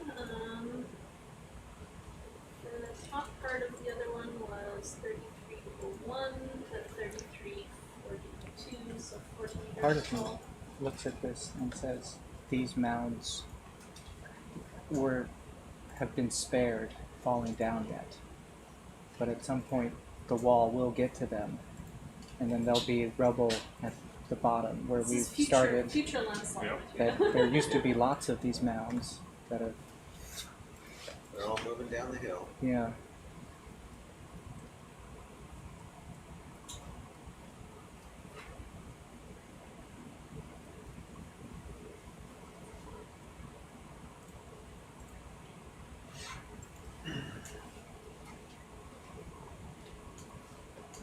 Ask Bill if he thinks that how many rocks are too many rocks. We should. Well, if you saw his office when he was cleaning it out, there's never enough rocks. Kindred spirit.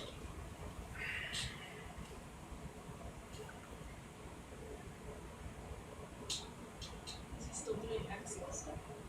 Oh yeah, just Caress, Bill, and I have finished that proposal to go back 3 more times. Yes. When does that start? Next year? Yeah, next year. So at the very top, Those 2 a years go little by bit so further fast ahead, between them. I'd like to grab another finger. Finger Where rock. you see, On like, this rock sticking right ahead, you see it? There's like 2 bigger Behind fingers. Yeah. There's more sticky outy things back there. So wherever you think you can grab one, is it? We've reached what looks like the summit of this mound, which is composed of the finger pillows with fingers on them that we're going to sample. You're thinking the one right ahead there? Yeah, sure. 2, you want to know what happened with the sparkle rock? Well, it was treated like any other sample, photographed, tagged, possibly put into a smaller bit. The sparkle rock from the first or second dive. What's the life of that since it's come to the vessel? Any of them. Any of the sparkle rocks. Sparkly stuff.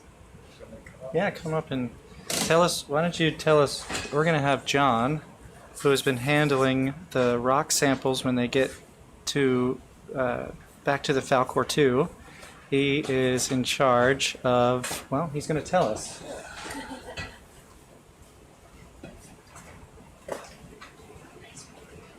Hi everyone, I'm John. So yeah, basically when it comes to sample processing, we take them all into our little lab room, which is a little bit rustic, but basically I just take Rustic or rusty? a little bit of both. After the rocks have been on the counter for that long, there's maybe a little bit of rust, but take the sample and characterize it in terms of what kind of minerals are present, what kind of textures I see, where the rock was taken from in the broader geologic context of the region, whether there was pillow flows nearby or maybe the sheeted dikes or something of that like.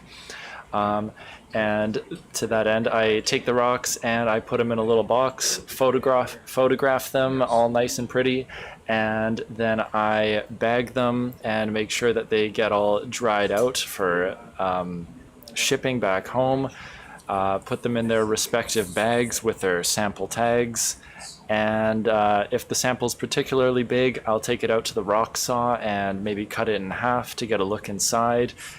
It helps with a lot of samples to get a fresh surface to look at. Sometimes you just really can't tell what the rock even is at all, because there tends to be, at least at some of the sites we looked at prior, there's a lot of oxide minerals like manganese oxides and iron oxides, which obscures the rock and you can't really tell what it is until you cut that open. Yeah. And so we get it at home. What are we going to do with the rocks? Yeah, when we get it back home, we're going to be doing pretty much one of 2 things. Firstly, taking a portion of the rock and grinding that into a powder in something called a ball mill, which you take a portion of the rock, break it into smaller pieces, and put it in with a bunch of these agate balls, which is essentially made of quartz, so it's a very hard material, and it gets shaken up inside this machine, which grinds it to a powder. And that powder will be shipped off to a lab where they will digest that powder in a 4-acid digest, so 4 different acids to make sure that they dissolve all the constituents of that rock. And then they will analyze that in a mass spectrometer, which will tell us the chemical composition of that rock powder that we created, and we can use that to infer a lot about the chemistry of those rocks. As well, I'm also going to be cutting up the rocks into smaller little pucks, roughly like 3-4 centimeters by 2 centimeters, yeah, like an inch squared. And those will be cut down into really thin little slices and mounted on a glass slide. We call that a thin section. It's so thin, in fact, that you can see right through the rock. So we take that sample and we put it on a microscope and we allow light to pass through it. And when the light passes through the minerals, it creates all different kinds of colors and different properties that really help us to identify the mineral phases much better than we could ever hope to do in hand sample. and you can do a multitude of different things with those thin sections. Afterwards, you can put that in a variety of different machines, like an electron microprobe or a different mass spectrometers, to get even more fine details about the chemistry of the rock, exact points on the mineral surface, as opposed to the whole rock chemistry, which is what we would get from the powdered samples. And See if they have any questions. yeah, that was quite a bit of rambling. Do you guys have any questions about rock processing or petrology, which is the study of looking at the minerals?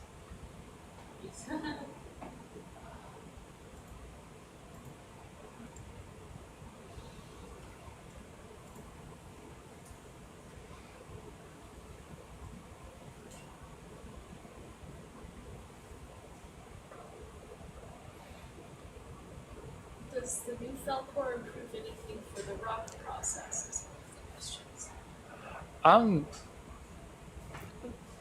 I wasn't involved in the old Falkor, so I guess I can't say for certain.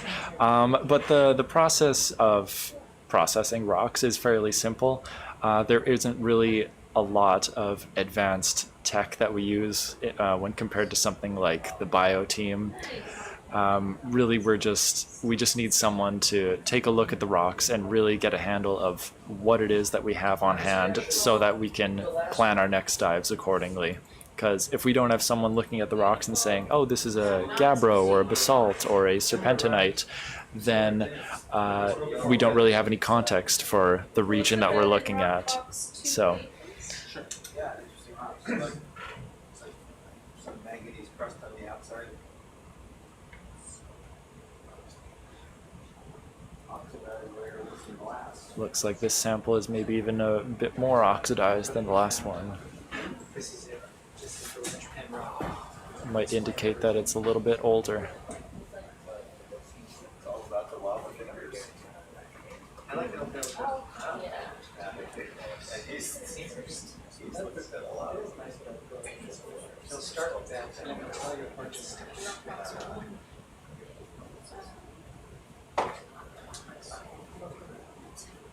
Excellent. Thank you. It's always so exciting when they put another rock in the basket for me. It's fun to take it out afterwards and compare to the footage and be like, oh yes, that's the basalt that we collected on top of the mound there. And it's always fun to see them in person.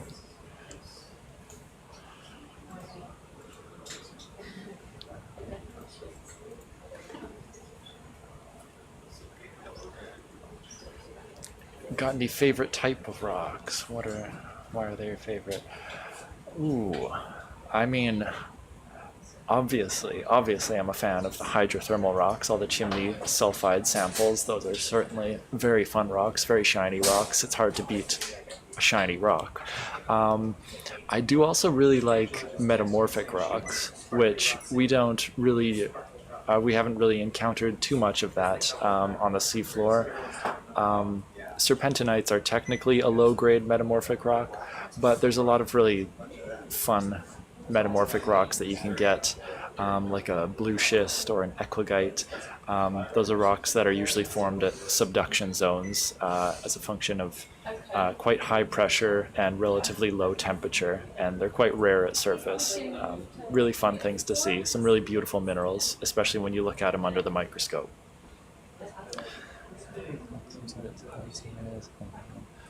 Yeah, I've seen some sea cucumbers. Yeah, some of this sediment is a little bit discolored as a function of there being different oxide minerals in it. So if we see anything that's a bit more orange, then there's likely a higher iron oxide content in it. Occasionally, maybe not necessarily on this dive thus far, you can find little white patches. That can be due to some hydrothermal alteration, so hydrothermal fluids passing through, leaching some elements and adding new elements, and that can result in something of a bleached coloration to the rock. Otherwise, there's also just biology. It's bioturbation, we would call it, when biologic life can disturb the sample and sometimes expose some of the material that's underneath, which can be a different color. Maybe it's darker, maybe it's lighter. Yeah.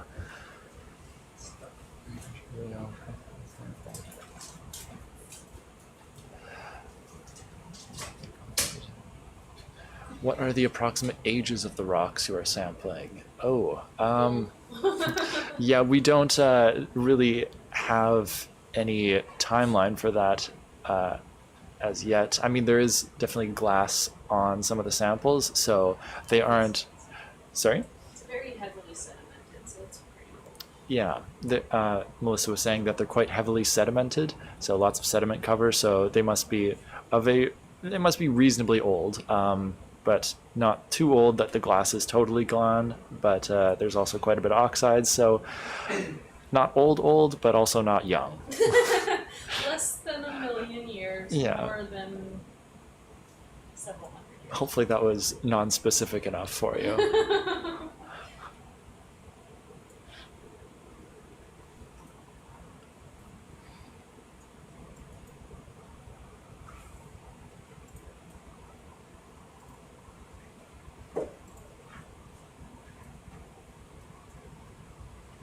You good, John? Yeah. I Any think more so. questions? Doesn't look like it at the moment. Any more questions? Otherwise, I'm gonna have to jump back to doing my job. It's almost dinner time, so I can be in charge while people eat and then switch. okay. If you want. Do you want to eat early? Yeah, 5:30? I'll go eat at 5:30. Okay. Dennis, you want to go eat? Sounds good, Dave. Jump in. There you go. Should be able to now. Want me to drive? You gotta learn by sitting next to the pilot. That's something that's gotta rub off. Huh? Maybe. Now we got a new pilot. Jeez, this is gonna be a disaster. No, you'll be good. Try not to run into Show you the how to do it. cliff that we're driving. Remember that So- insurance form you filled out? Grab this here. Yeah. So this is gonna be your forward and back. And then this is your power feeder. Plug it back in like this. Just nice and slow. That'll bring you up. And then forward and back. Okay. Oh man. So that's up and that's power up and down here. So if you pull back, that's gonna go up. Forward is gonna go down. And if you just keep that a little bit of a push forward, see how the umbilical will want to pull you back. But if you push forward,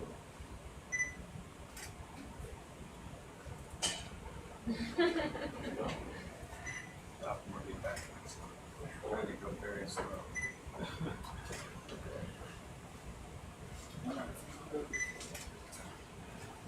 If you crash, we're never gonna let you forget. you're going in a straight line. It's perfect. Yeah.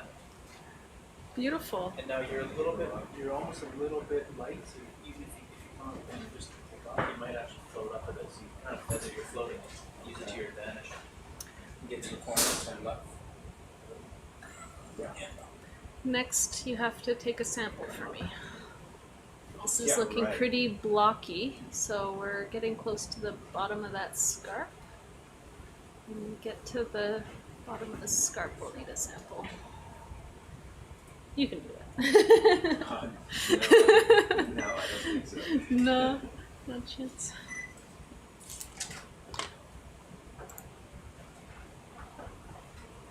I'm just trying to drive in straight lines.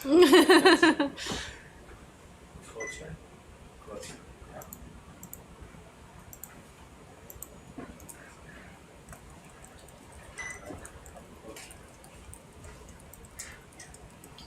So I think this is all intrusive. I don't see anything that looks like a flow. It looks very volcanic and blocky.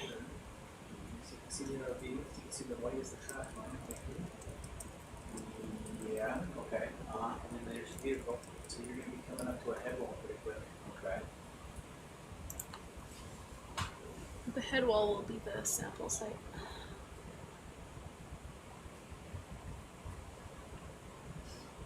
Ooh, does that rock look green?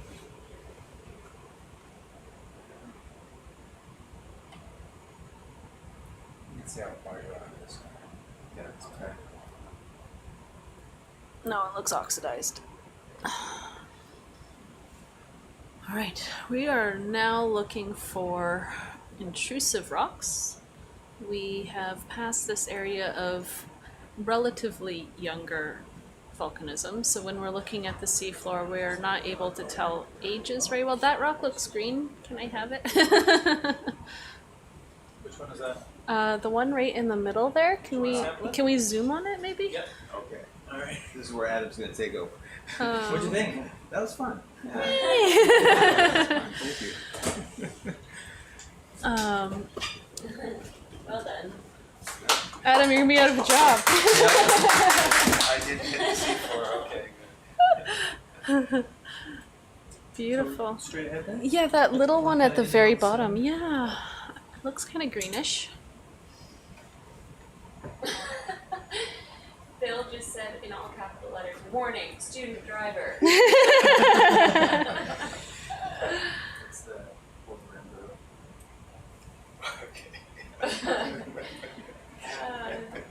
The cheekiness. We need a bumper sticker.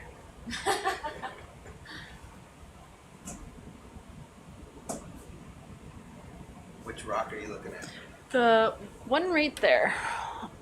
The lasers on? Or No, above it? right above the lasers, straight above the lasers. That one looks a bit greenish to me, yeah. Like on the laser street now? Yeah, that one. Melissa, did you see the comment? No. Schmidt Ocean Institute. Oh no. The internet is never gonna let you forget. I was very tired in my defense. When I'm tired, my brain gets lazy and it just picks random words that sound kind of close to each other. The one in the top left could be pretty green too. This one doesn't look as green now that we're close, unfortunately, but let's pick it up anyway. The one in front of us? Can I just zoom a bit? I want to look at... So this is almost to our peridotite sampling area, right? Yeah, this is exactly it. I'm not good at zooming. I'm sorry, everyone. Okay, not as greenish as I was hoping, but it's manganese oxide crust. Some over here.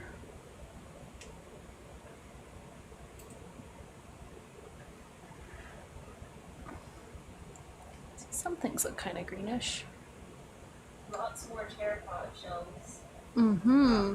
Like you see right there, the left one looks greenish. It could just be altered rock. I think I might go have a quick dinner and come back. Okay. Have a nice dinner. I'm gonna see some of those rocks.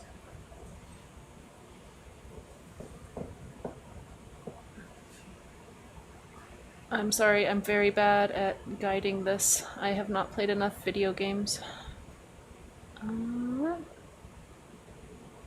Not greenish enough.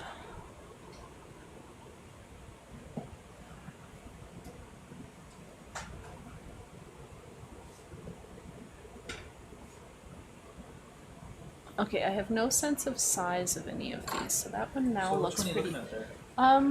So I want to sample something. This guy would be pretty small, but not sure what you're looking for. Is that something green you said? Something green. So maybe on the left-hand side, if we look back We to can the move left. too, right?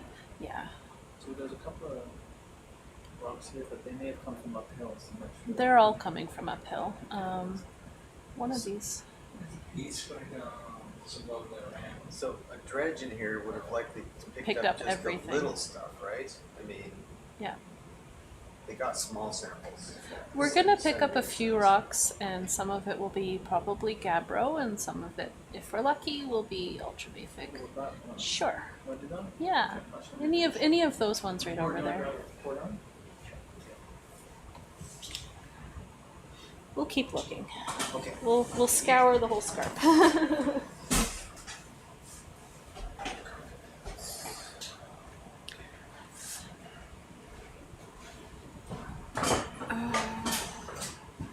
Will there be ocean floor cake on dive 500? I don't know. That's a good question. We're definitely going to party. So this is dive 499 of ROV SuBastian. So our next dive is going to be the 500th dive. Hopefully somewhere really cool. Altered rock. So there's a couple different ways you can alter a rock. One is right at the seafloor. You can kind of weather it, and you can turn these minerals that contain iron into it. You can release that iron and form this rust. Oh, sorry, I need to also be taking notes here. Whoops.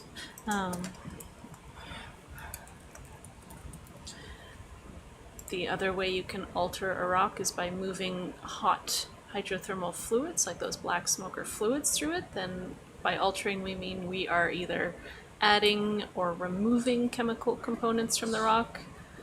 Another way you can alter it is just by increasing the pressure and temperature. So if you have a rock that's forming below surface, you can alter the chemistry of it and the mineralogy of it. That's called metamorphism. So there's usually a few different processes that can be happening, and some of the different processes produce green alteration minerals. The one that we're excited to find is when we have a mantle rock exposed at surface, then it alters to a mineral called serpentine, like a serpent. It's kind of green or kind of bluish. It can be pretty difficult to tell.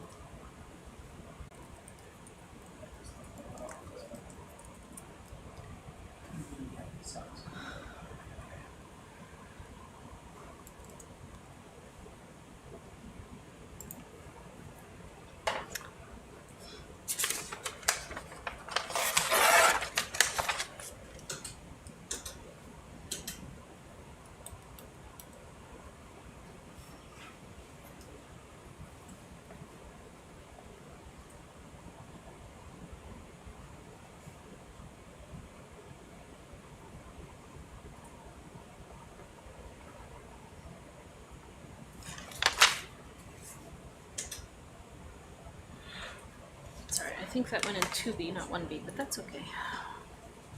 It was in the far right top corner. Okay.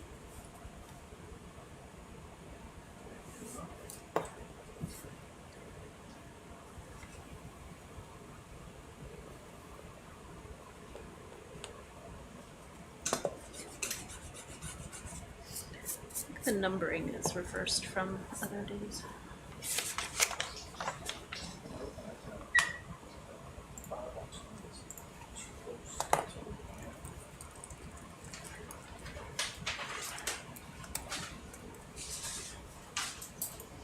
Okay, so we're getting close to this head wall. We're gonna go kind of slowly and see. Again, some of these things are looking really green, but maybe we can zoom a little. Do you mind? Someone on the chat commented that all rocks look green on the seafloor. That's true. So these, we don't see any pillows. It's all very blocky and angular, so it's definitely magmas that cooled and solidified below surface rather than erupting as lavas at surface. We want to grab a couple rocks because we want to increase the odds that we're going to grab something that's from the very deep section. Yeah, if anyone sees anything green looking, then let's grab it. Some of the really oxidized looking ones could be interesting. No, now we're into the sheeted dikes already. Alright, 1 second. Potentially sheeted dikes.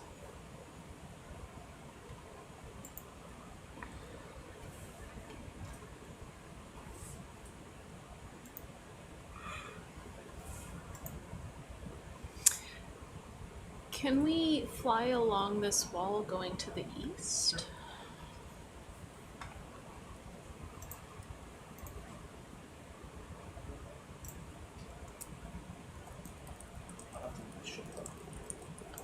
Yeah, I think. No, I want to go east. So right now, what we're seeing are, like, you see these layers that are kind of dipping to the right, and they're like Yeah, so these are what we call sheeted dikes. So when we have lava that's in a magma chamber and it goes to surface, then it kind of intrudes like these sheets that we call dikes. And so that is part of the lower crust. What we want to do is find something that's below that. And it's very likely that the mantle material is just less solid, and so this big talus slope below us is more of the mantle material. Okay. Yeah, we need to move down stratigraphy somehow here. Okay.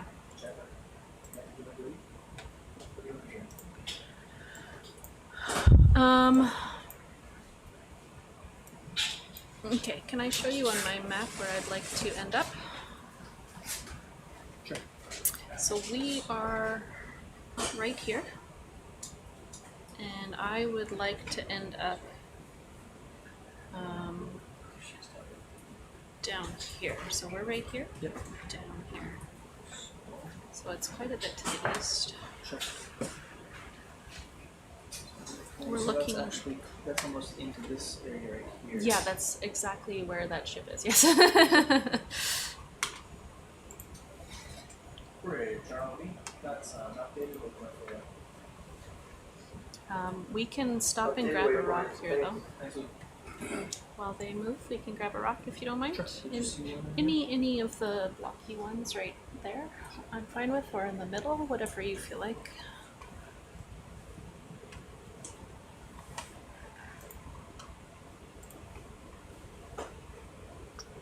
So now it doesn't look like it's dipping up and to the right. Now it looks like it's dipping straight away from us. That's fine.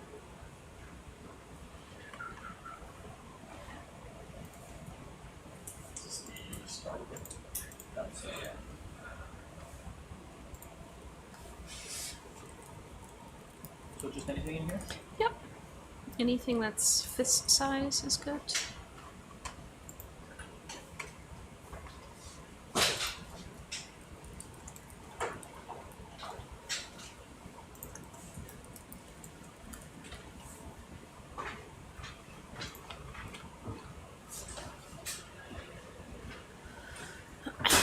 What are the chances of finding columnar basalt? So columnar basalt, if you don't know what it is this almost fake-looking columns of rock. They have like 5 or 6 sides, kind of this polygonal jointing. So when you have a really thick lava flow and it cools, the jointing results from the cooling.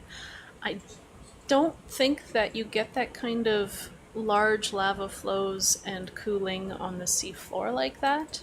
What we do see is when we have these pillows and it's broken open, you do see kind of radial jointing. So that's kind of a version. Maybe if we had a thick enough lava flow somewhere, we might see that, but I haven't seen that before on the seafloor. If someone else has, then let me know. It sounds cool.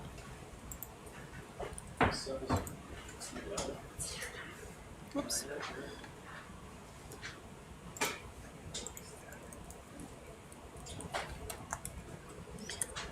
Keep on writing the wrong numbers down.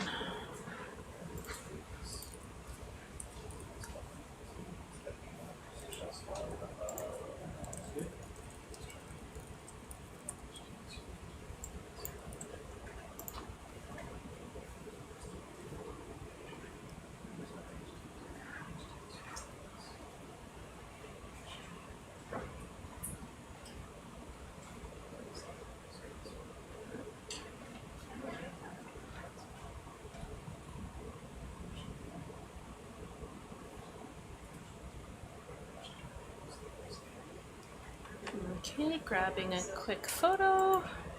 Perfect. Can you spin it 180? Perfect. And put that in a rock box that does not have a rock. Any of them, I'm happy.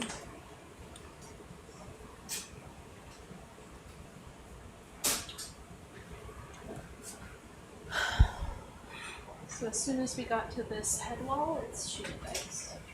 So we need to go down stratigraphy. So I'm guessing that where we have more of this, then we're probably already in oceanographic. So we can come back down and then we'll be see deeper. but anything higher than this, we're not gonna find. Are you going to the east just to check it out before we head west, or do you think, is there reason to think that that's lower?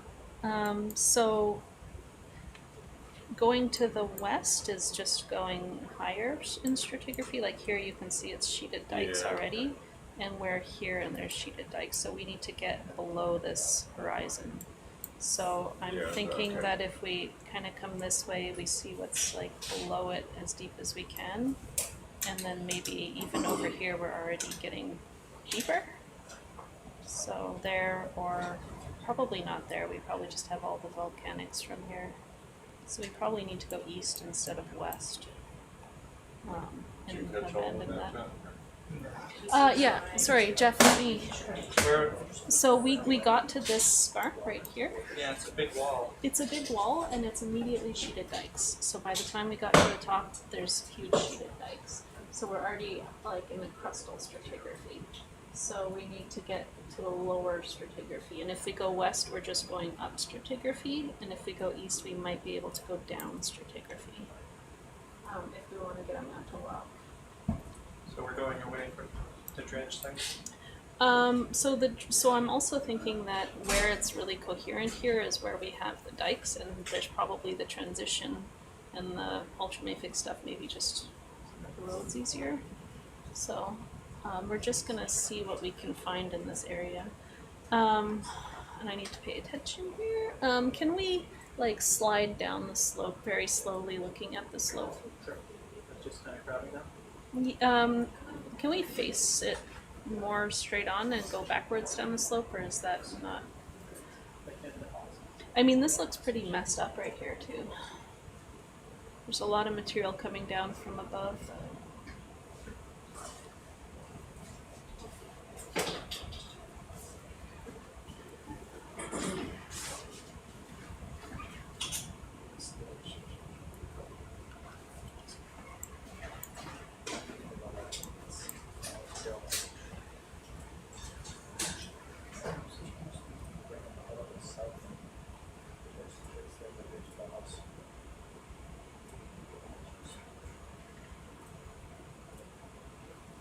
Keep going down. Still sheeted dikes. Oh, I didn't finish.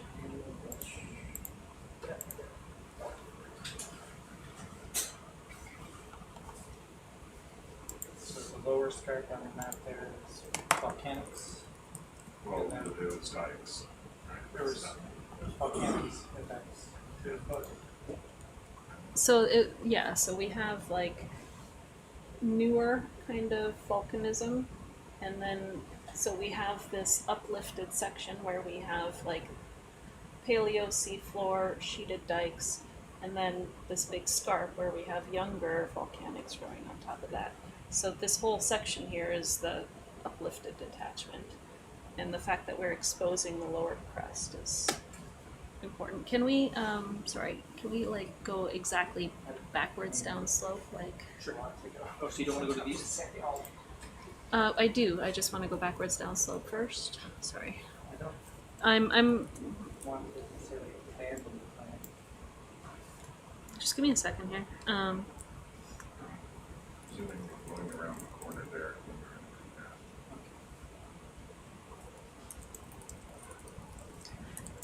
We're just trying to improve the probability of finding something serpentinized.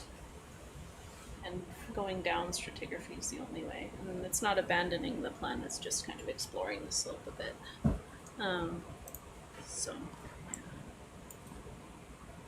So I think like here we're also growing some volcanics really close to here. Okay, continue east, maybe? Kind of staying at the lower part of this slope. So I'm hoping like if this is sheeted dikes at this level, this whole thing's tilted like that, it probably is hiding underneath here. We're already past that point. Um, Going around the bend. Yep. We're in here now. Yep, can we go around that corner and come in here?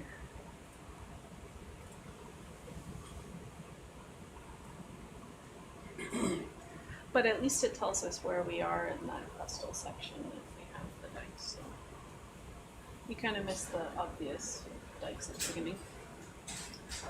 So the map is slope shaded, so as we drop over there, that should be a pretty steep. Okay, it's intrusive. Let's see if we see any dikes along the wall or if we are below the dikes.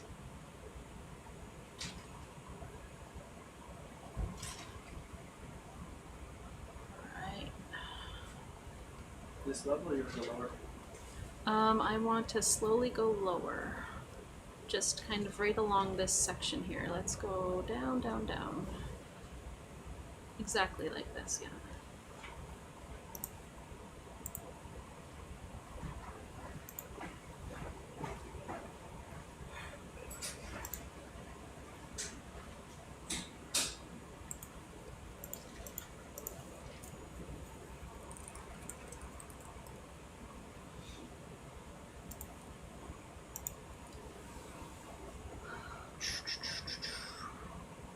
Lots of talus here, so all of this is material that's fallen from above.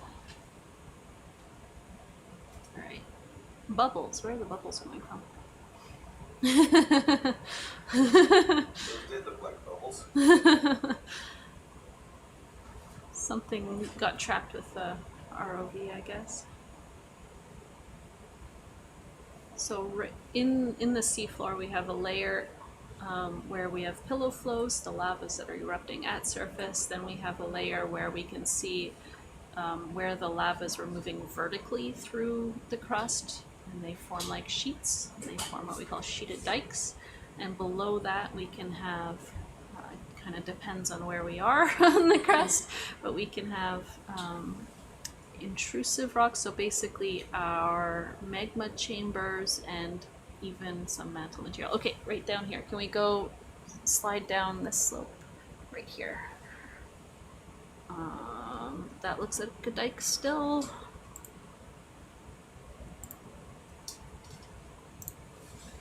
Let's see if we get anything that looks different.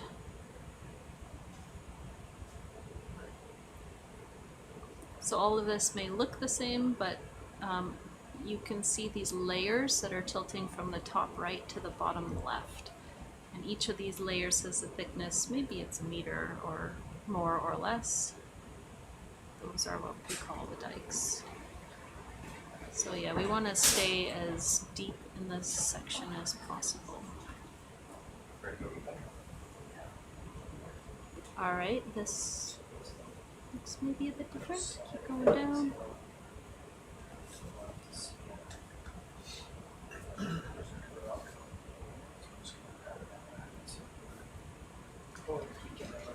Can we go to the bottom right and take a close look? No rush.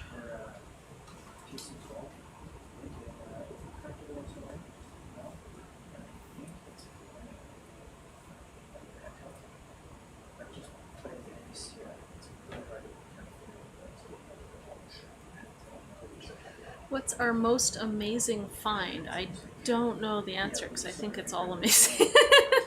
Every dive has been crazy and unexpected. I'm seeing these deep crustal sections is pretty exciting, and picking up rocks from the mantle, which are usually not exposed, is pretty exciting too. Again, I've been around chimneys for a long time, so they're always beautiful, but I'm kind of used to them now, I guess. And I have never had the opportunity to see this crustal section before. Hello. Hello, how are you? Good. How are you, Jera? We are trying to find the deepest rocks possible, and deep in terms of depth below our paleo seafloor. So we're gonna kind of explore. Do you see the little scarpy ridge?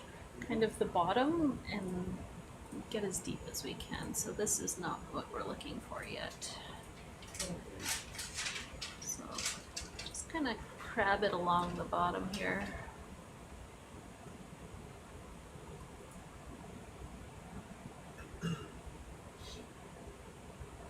We're going to find alternatives. We just need the right stratigraphy. So where we grabbed it on that other dive was really like right below the sheet of ice. It was that close to it. Yeah. So it'll be like our lithospheric mantle.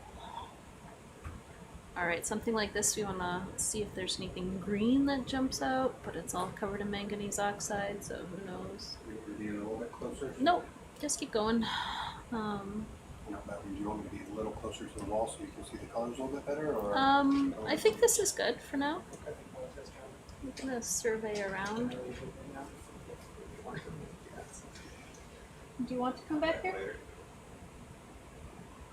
I don't care. I can watch. If we can do the waypoints, Bridge then control, we'll updated waypoint. Yeah. We're on full route of 8. Updated waypoint, thank We're you. a little long. Okay, Yeah, I think we're doing okay. We'll probably. alright. Can we move? We'll type some more. Yeah. Can we move up a little bit? This is Amazing This is how all fast you can go when talus. there's no biology. yeah. And not a lot of And all the oxygen. biologists are exhausted. Yeah, that's the key. First get them exhausted, then we do rock dives. Yeah. I can see the stuff though. Yeah, Most of us are not. So go up keep from here? keep going to the east. We can survey a bit faster. So I'm looking at the overall morphology of the rocks. What we're seeing right now is a lot of talusy stuff. That's pretty tasty. Bridge control, can you speed up a touch, please? Well, that's right outside. Speeding up the tech. Thank you. That's attached. No, there's there's something floating there. What's that? It actually has its legs attached to the rock. What? I've seen it before in the past. That's cool. Barely make out. There you go, an animal for the public. It's two tentacles, like it's Oh, it is! It's like a hot air balloon. That's cool. Benthic siphonophore. Is that as far as you can do? No, I can get you one. We can zoom more, yeah. And a carnivore sponge.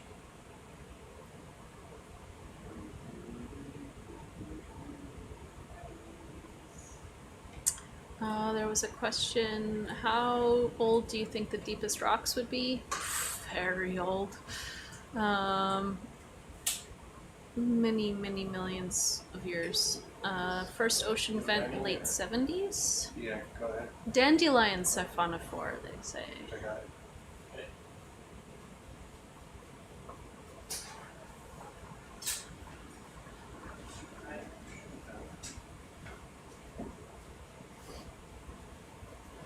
Sea dandelion.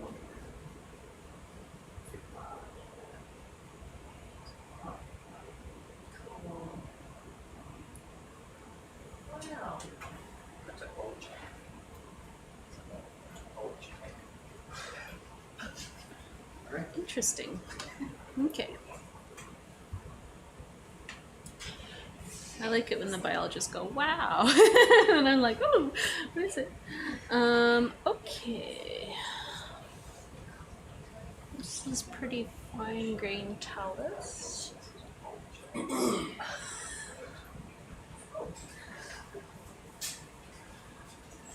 So here we also have this scarp, and we have right behind us a bunch of volcanism that's unlapping onto the scarp, so I think we are in a bit of a confusing area. We're going to keep going down the slope away from this volcanism.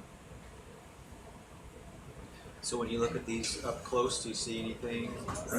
No, so right now we're not in the best area, so we have like this volcanism like onlapping onto here, so I think that some of this is probably extrusive, but I'm hoping when we get over here, we can get to the base of that and find something. So right now I'm not seeing dikes, which is good, but I don't really know what I'm seeing. Like that looks pretty massive, yeah. I think the dikes might be coming at us though. I think what? If they're dikes, they're coming at us. Okay, yeah. Or like that. This could be Gabbro. John, what do you think? What am I looking at? It looks like Gabbro. Maybe Dikey. It's a, yeah, that looks like what we were seeing before. It's pretty good cliff just right above you as well. Yeah, can we go down to the bottom of this? We're trying to find the rocks that tend to live below this, deep in this section. I think we're still in the dikes, but maybe in the deeper, more coarse grained material. Okay, we keep going around. What we don't see is like any kind of hydrothermal alteration like this last site. Yeah. So I keep seeing things that look like pillows, so that doesn't help. So we are right here. So you want to go down further down there? Yeah, I want to stay close to the rock and just kind of slowly. I was just going to pan out. Do you want to go down? Yeah, yeah, down yeah. that way? Yeah, yeah, perfect. All right, turn back.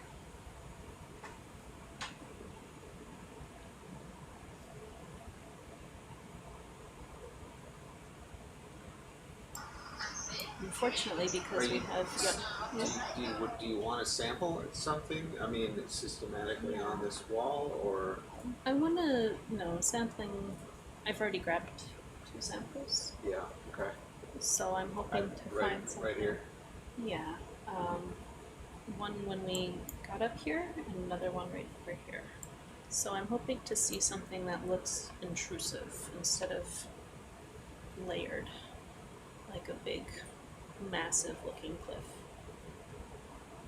And that still looks pretty layered to me, so I still see. I have a tickle in my throat now. Excuse me. Is that anything? Empty. Just a tiny drop. Good enough. Oh, thank you. Okay, this is so expensive.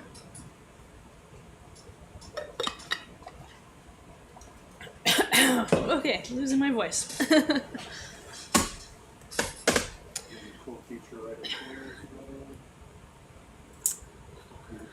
All right, I like how big and massive that looks. Can we pick up a rock from the middle there? Upper middle? Mm-hmm. Anywhere.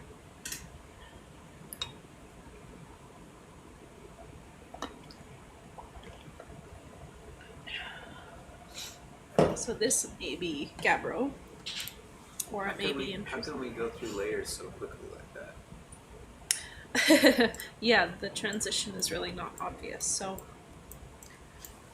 we're probably close to the bottom, and you can also, it's not like straight there, but we have like magma chambers and different thicknesses of the potential dikes. But again, like to me, this looks pretty blocky and massive, so I think that it's intrusive, but not a lot of context. John, can you walk? This will be GO6. So what are you thinking? Any of the pieces of rocks are fine. Whatever you can grab. Should all be the same. There's even like a couple pieces on top if this is too hard to grab. That's nice and in situ though. So I'm also wondering if, like you see there's the slope change here. I'm wondering if the serpentinites or ultramafic material are just way more prone to lathering. So this tends to form a nice vertical scarp, whereas the other stuff just kind of... Most of this is GO5. GO6. So, yeah, right. So if there's just mixed in peridotites, yeah. that's a good sample. That's too big. No, okay, yes, too big. What about the one to the right? Sure. It might be smaller. I like that it's in situ. But I mean, you got a good grab on that thing. You want I mean, to see if it fits first? We could possibly break it. Sure, stick it in one of the bio boxes. We'll cut it. We could break it here too. Sure. Have you installed your rock hammer on the ROV? So again, like, Karate chop. a dredge is probably the best way to sample something like that. Just collecting a whole bunch of material and yeah. So it's going to be a lot of like searching around at the base of this to see if there's something. Yeah, when I, thinking about them getting a dredge here, and it's a small dredge, it probably went into the soft material, and just scooped up through there. And I don't know what kind of mesh they had on it. I haven't seen a picture of their dredge, but she said it was quite small and navigated, and brought back 4 small pieces of rock. And they were very they were lucky. all peridotites, so that's kind of. So here we are at a depth of 3356. So we're right around there, and All right. I'm gonna rotate. You want to rotate as well? we might be able to get some deeper stuff over here, but again, it's all tilted, so. So this is just going up stratigraphy. Karate chop. Not want to break. No, that's good. That means it's intrusive. All right. Just Right. pick up That one a is smaller smaller? one. Yeah, that's cool. That one wasn't So, gonna be too big to go in there. Now that I saw it up close. but the fact that we have You got that one that's. intrusives and sheet flows, it's I think so, yeah. Or just any of those really. It seems like the right kind of rock. yeah, something like that. I'm happy. Hold it down for you. So, like going up here, we would just see sheet flow, or sheeted dikes, sheeted dikes, sheeted dikes. You want me to bring you a little bit closer? We've already seen it, so I don't think we necessarily need to see any of that. Well, wait a minute. So where have we gone? We have come up here, Yeah. and as soon as we got to here, sheeted dikes. So this way, we can survey along the bottom here, but going up here we have the sheeted dikes, just the top of them. So all of this is just going to be exposure of sheeted dikes. So I just looked at the map and thought, like, where can we get the deepest, which kind of looks like over here. Deepest in terms of stratigraphy. That's a little more decent sized rock there. Yay! All right, what's I'm coming out? happy with that. So there's a plan A and a plan B on the ground. I'm wondering, like, is this recent volcanic? Probably. It's probably from Where this would scarp. you like it to go? Rock box 1B. 1 is the box on the left.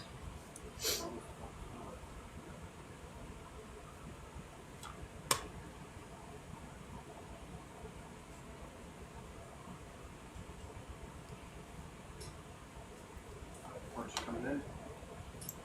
So yeah, I kind of thought if we can look around here, then there's kind of 2 options. If we know that we're already in intrusives, then coming over here might be a good plan, or coming back and kind of scouring the slope here.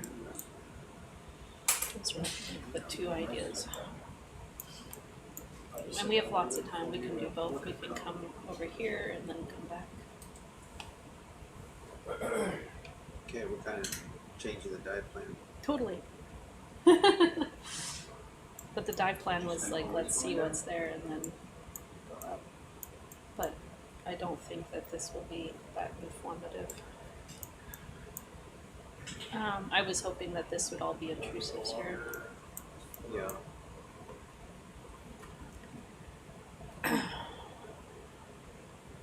So we're already kind of right here.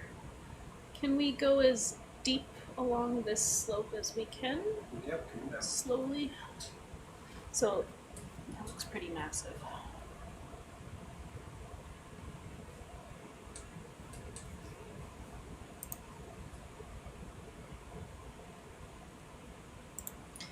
The differences are so subtle though, it's really difficult to exactly where something changes.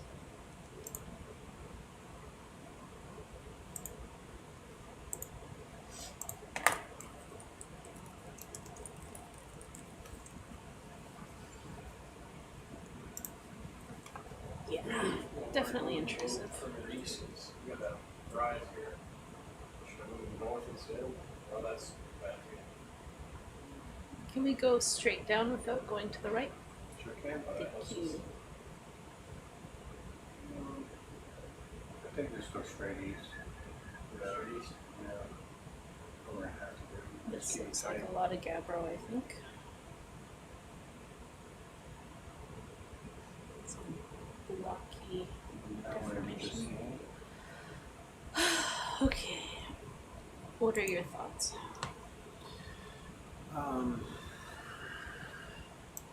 So we are right here. Mainly that I don't understand where these peridotite came from, but Yeah. and I agree getting into lower stratigraphics actually would be good. That seems to be this direction. We can just kind of transit along here, and like hopefully this is the deepest, but it's question marks. Like we're in the right section now. It's You want to just a follow matter. this kind of stuff right here, right? Yes, please. Let's just keep moving along here. Just following the base of this scarp. You'll have these 3D map here. Ready to control? So we're already right here, like if anything looks green, then that would be great. And then Yeah, on our coming way. back and really finding where that transition was exactly.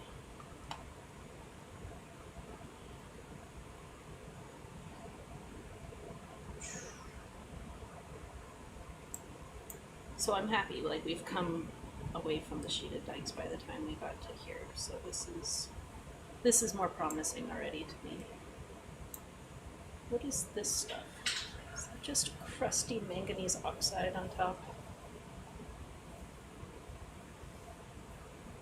Is there any reason to think that the serpentinites would have thicker manganese oxide coating on the outside? They are manganese rich, but more fluids moving through with their serpentinization. Am I grasping at straws? Yes. Well, I mean, don't know what's in there. So I think that we're gonna follow this, so we're kind of not following the waypoints anymore, but following the base of this scarp around here. Okay. If you want to set any waypoints for the bridge or anything. I'll just follow that around. Oh, can we look at this? Can we just sit in here and zoom in on this? So sometimes the serpentinites will have like a mesh texture, and I don't know if that's something you can see easily.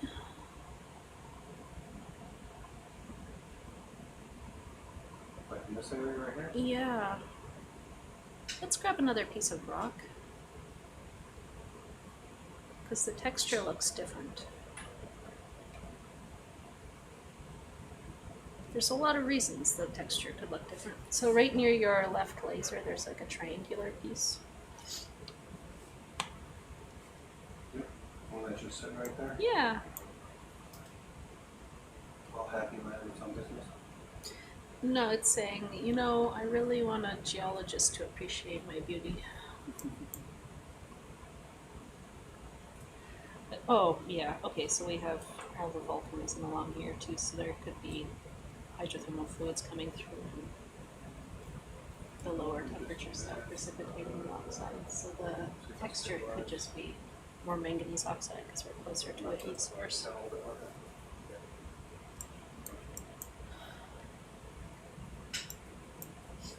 These mammals really liked that. Well,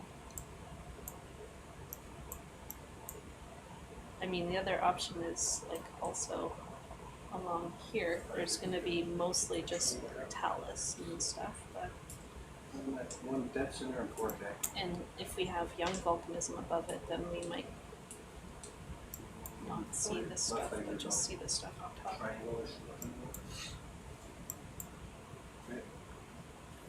Yeah. I'll bring the solid. You good, Joe? I'll bring the I'll program link it. in. As you join. Geo 08. 0708. What are we on? Second, we'll start from program. Good. Then I didn't miscount.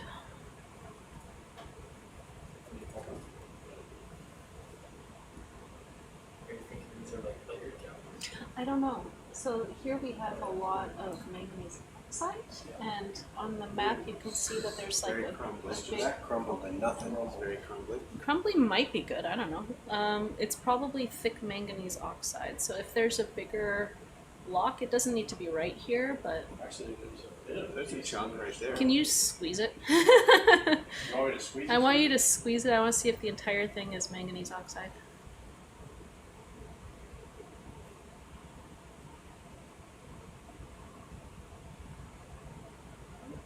Squeezed it pretty hard. It's a hard rock. Okay. Okay, beautiful. We'll take it. All right. You can leave the sediment with Let's it take too. You want that too? Yeah, it's fine. It's probably gonna blow out of the box anyway. Watch it now, camera's coming back. So, we have this big volcano right there too, right behind us, John. So there's 1C? probably 1C, please. So, Or 1D. 1C, 1C. bottom left. So there could be a lot of low temperature hydrothermal fluids precipitating a lot of manganese oxide. Could there just be more manganese oxide associated with ultramafics? I don't know. If it looks different, I pick it up. Oh, it doesn't want to drop.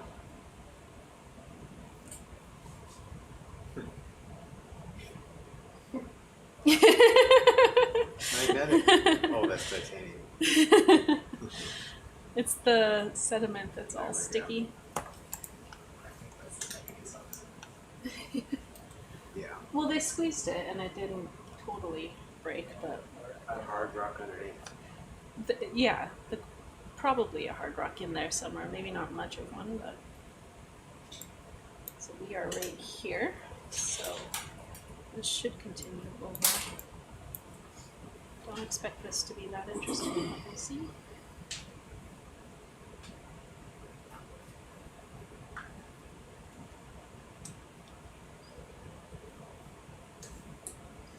It was definitely a lot more obvious at the other site, like sheeted dikes now, giant coherent wall of intrusives.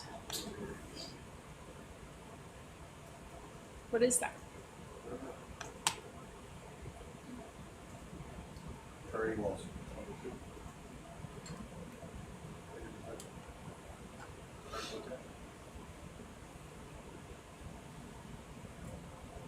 Look how thick that oxide layer is. That's so cool.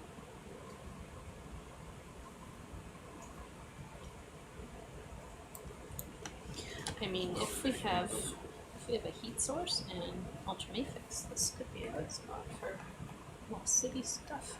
And so far, nothing's convincing me ultramafic. Okay, let's crab walk along this little scarp.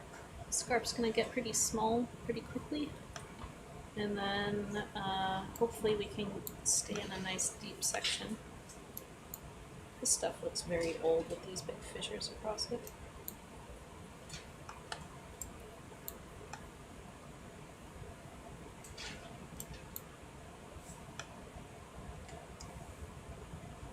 So we can move a bit quickly through this section until we see something that looks like it's changed.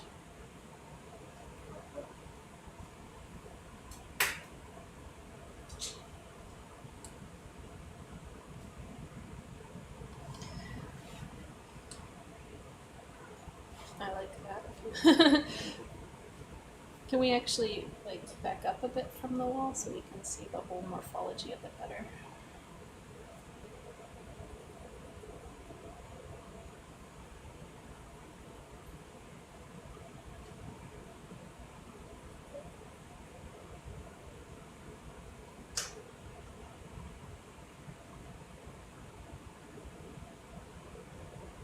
Perfect. So now we're going to get more material coming down from above too.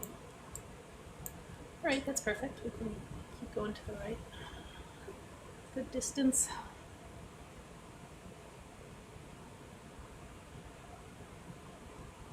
The big blocks are also pretty promising.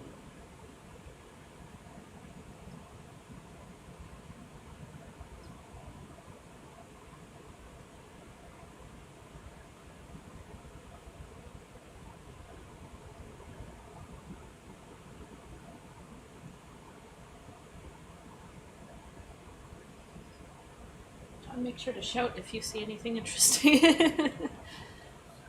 This looks like a pillow from above that's fallen down the slope. Yeah, what's with the It's coarse grained. sand? Yeah. So we're now like coming to this surface here, where material has been eroding down, probably in a whole little scarp there. So anything that was up here has been funneled to right here. Biogenic? What do we got there? Rock? Lots of manganese oxide little pebbles, probably. And Joanne, is it pteropods? Is it shells? What are we looking at? Yeah, it really looks like the sediment we found at K. Does a bit. Not There are quite a the lot of same pteropods. things. Did you want any of it, Joanne? There's a lot of shells in here. Scoop it. I mean, Don't need it, I guess. the last time that I looked, I didn't find anything on there. So it's not that I had anything to compare with. It Just to identify what's there. Just must mean there's something uphill here. Well, let's go uphill then a little bit, just to the top of the scarp. So, so right now we're at the bottom of a very big, huge area, and it looks like everything's getting funneled down. So this is probably like a sampling of everything that's above us.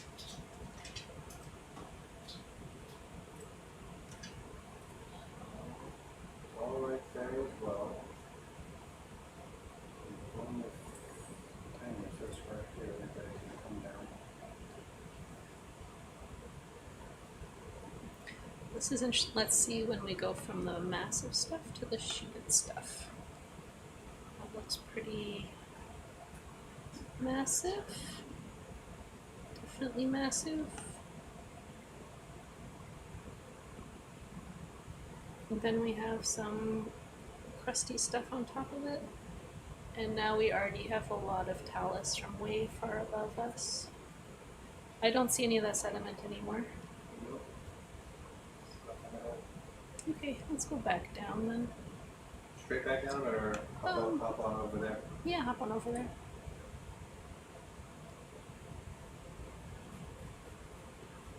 There's not going to be much exposure of the scarp coming up.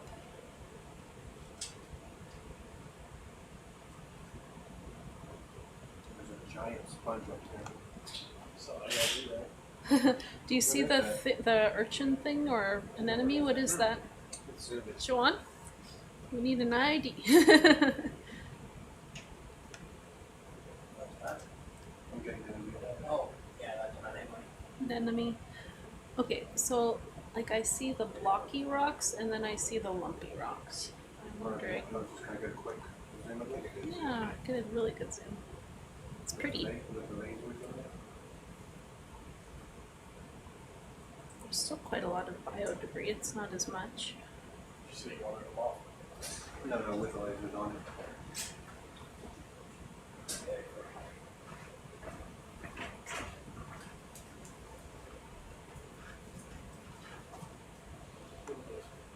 Your gummy bears as a kid.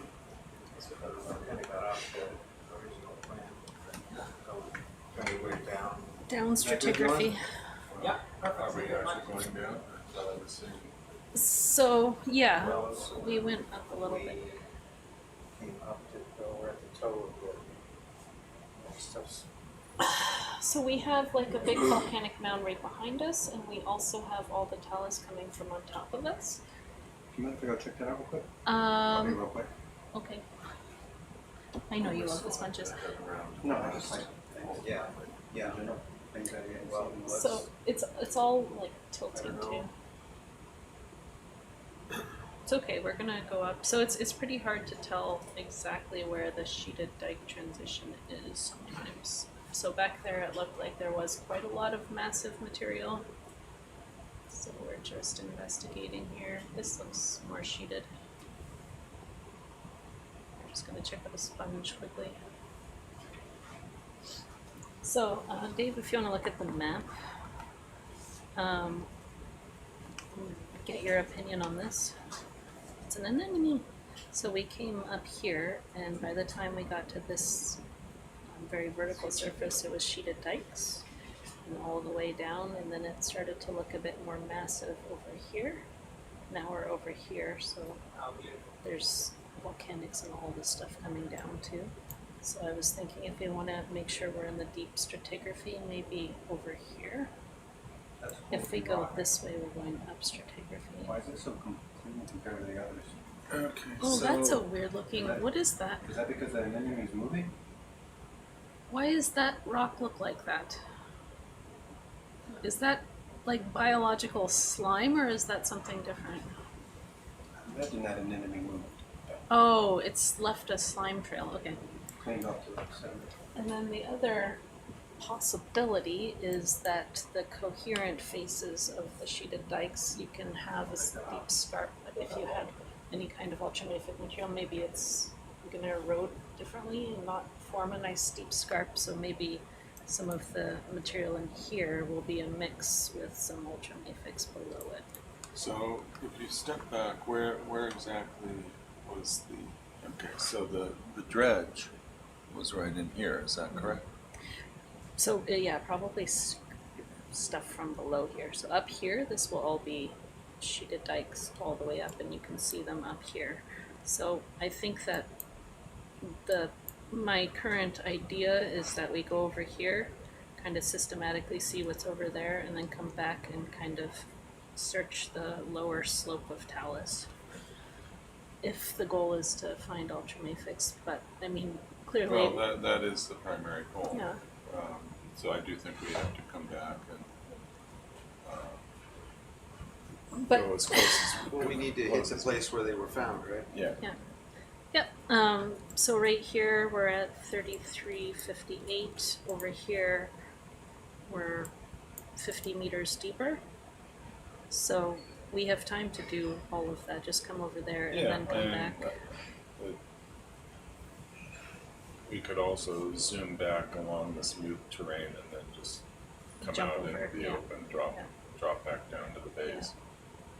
So at least we've figured out that this is a crustal section, and we went through sheeted dikes and saw some intrusives, so it's totally reasonable to have ultramafics here and the detachment fault. So So what are we looking at here? I think this is a coherent intrusive, but there's a lot of manganese oxide and stuff sloughing down on top of it.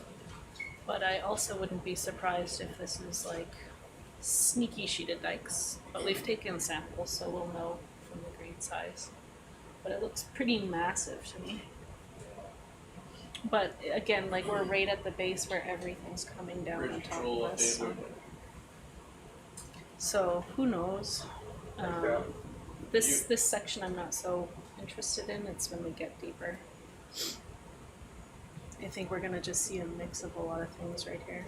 But like the really blocky looking stuff, that's to me looking pretty intrusive. Like angular blocks.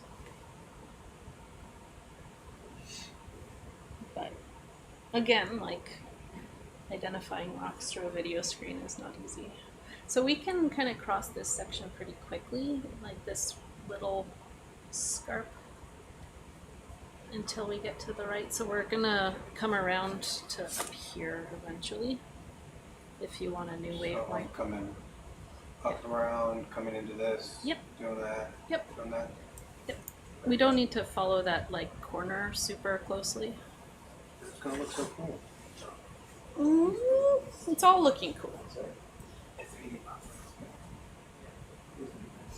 So you want to go a little bit faster, you said? Yeah, fast is good. We want to cover some ground. We're control also. we're still looking for anything that the texture looks different of the rock, anything meshy, anything greenish. There's just so much stuff coming down though.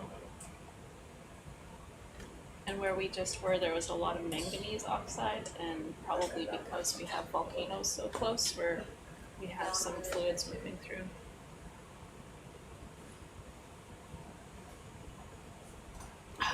Still pretty crusty.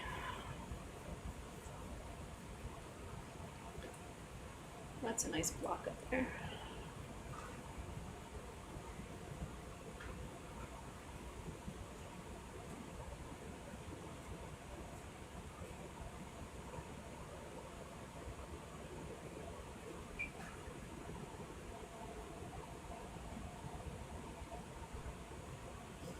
Someone's saying they've never heard that much geology talk. Yeah. Sorry, we're having a lot of discussions and I'm not defining my terminology very well, but if you have questions, just post them. Sitting on top, so. Yeah, have stuff coming in. Nice.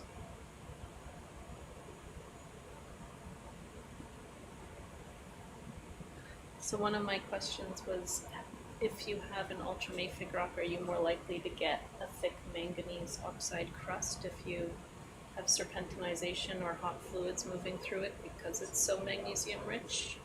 What do you see, John? Just the Iron oxides there, yeah.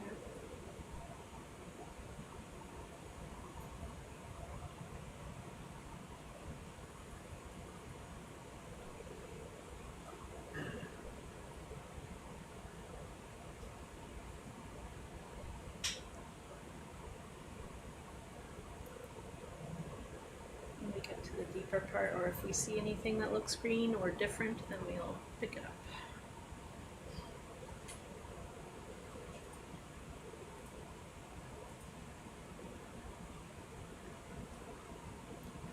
So it turns out I'm not very good at sticking to dive plans. We do want to get back to the dive plan. Yeah. We targeted that peridotite's Yeah. location. I'm just kind of guessing where there might be exposures along here too. That looks pretty oxidized. Can we look at that? This oxidized stuff right Yeah. Ooh, that looks different. Can we get a piece? There's maybe some pieces on the top on the left that can be There's sampled. a little baseball-sized one that might have broken off from there already.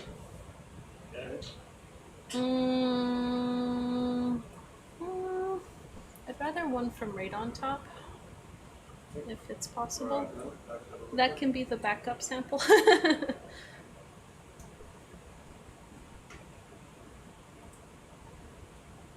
Does that look green, John? Are we?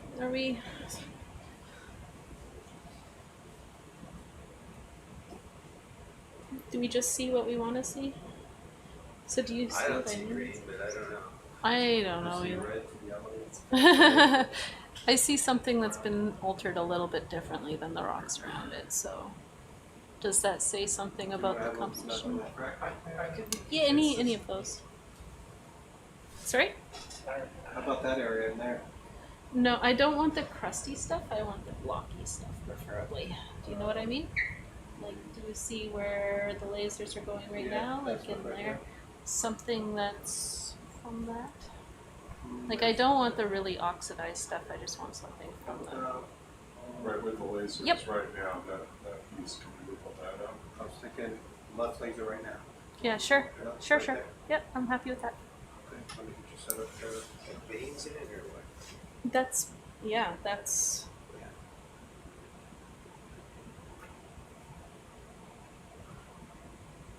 So, if you have an ultramafic rock and a mafic rock, presume they would weather differently.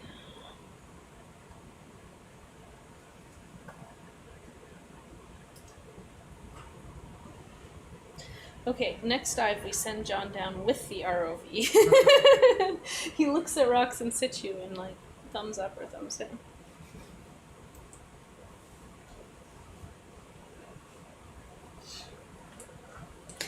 I wonder if there's a way to do that if you had a submersible and you had like 2 doors like on a spaceship where you have the airlocks. If you could bring a rock inside. Bring it into the Like an airlock but a water lock. In theory, yeah. Would anybody risk doing it?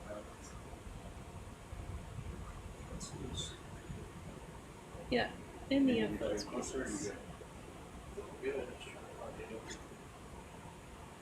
Well, that little silver between it, right? Yeah, that's cool. As long as it's not too small, but we usually don't have that problem.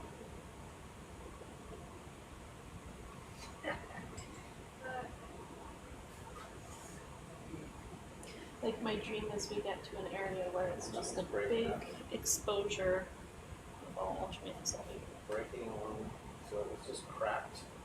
Yeah, it's super altered. Oh, can we zoom on it?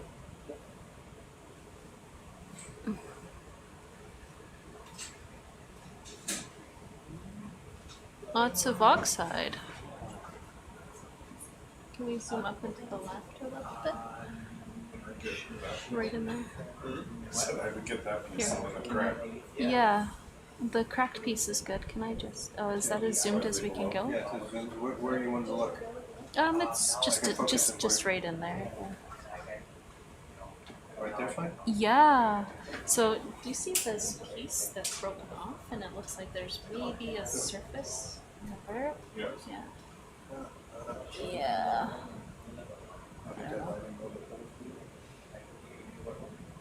It's broken into nice sized pieces now. Yeah. And where those, it looked like it broke right where those looked like veins, but might have just been cracks already. Yeah. Okay, one of the good sized blocks there would be excellent.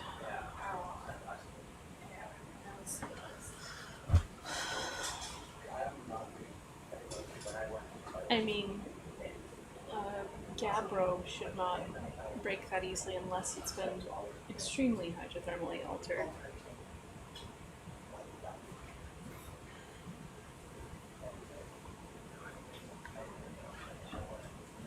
Well, whatever that is, looks like it's been very altered.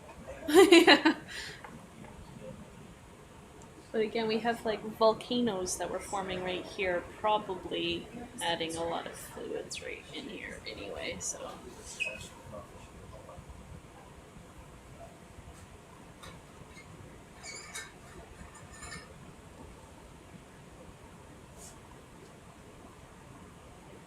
Ooh, ooh, grab it, grab it.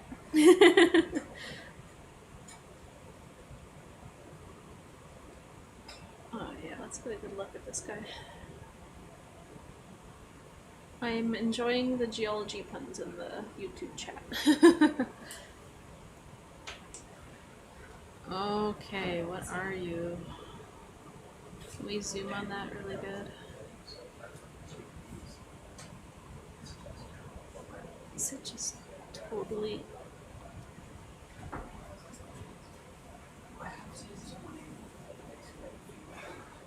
It's just a really messed up looking rock.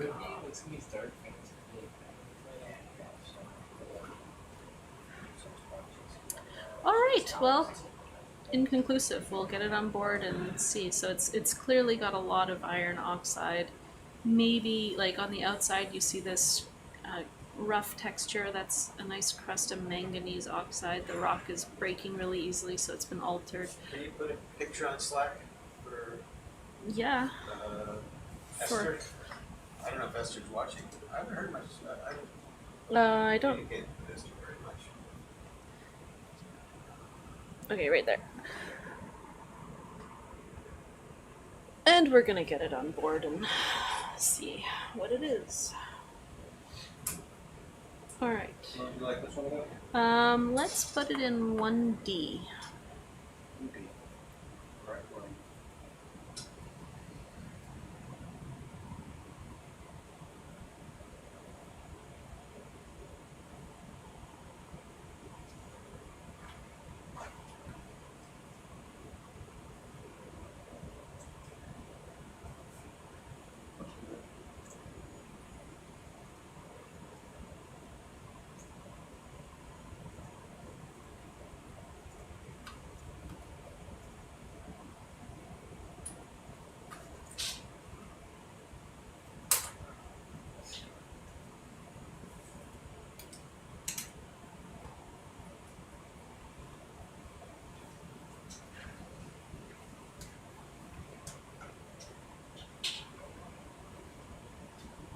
think those are we looking at parts of dikes here? I think it's pretty massive. Can we back up ways a bit?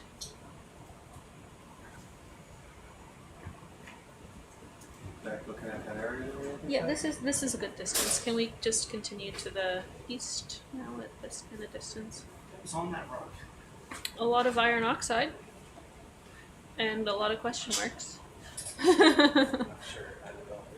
Very altered. It could be The hydrothermal. galley made it. The stuff growing on it looked green. Good. It definitely looked different. That's why we grabbed it.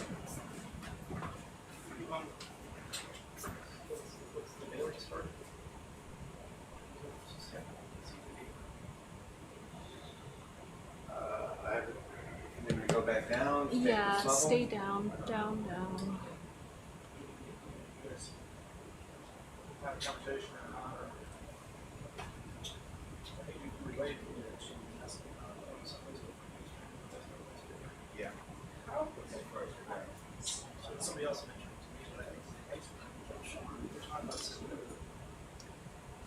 All Yeah. right. I wrote to Julie, but she didn't have an answer. So, and I said I was going to talk to Bailey, which I did. She put on something that I don't have. I started with a different source. And Okay, coming around the corner.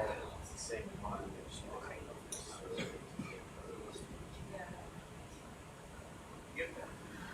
John, what's your sense? Are we in intrusives or dikes? I think we're intrusive. I Just make agree sure, with that. I think we left the dikes behind a little bit. Very sensitive. Yeah, the dikes can have different levels, so it's not always just like the same level. And I'm always second guessing everything I'm seeing. But yeah, okay. You give me confidence. We have to get back to the place where the bridge is. Updated waypoint. Sir. It is pretty massive looking.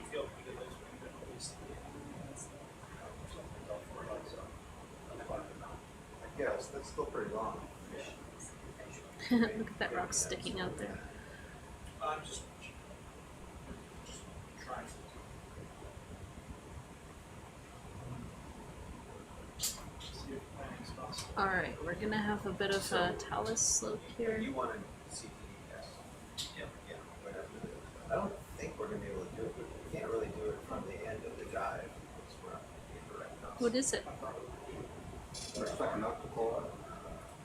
A what? Octocoral? Octocoral. Well, like, I don't know. Joanne, do you need a zoom or anything? yeah, they want to just transit over to the place.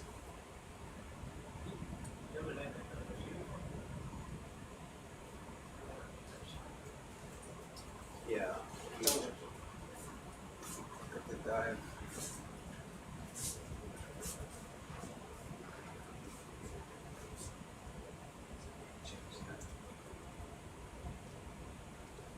We're going. You good, Joanne? If you could keep going up the length of the coral, that'd be great. Oh, hi. Hi. Monica's in the room now too. See the black stuff that we see on the sediment? Mm-hmm. I think that are pieces of these guys. Oh, pieces of coral in the sediment, I see. Okay, thank you. Thank you very much. Look at the size of these big blocks. That has to be intrusive.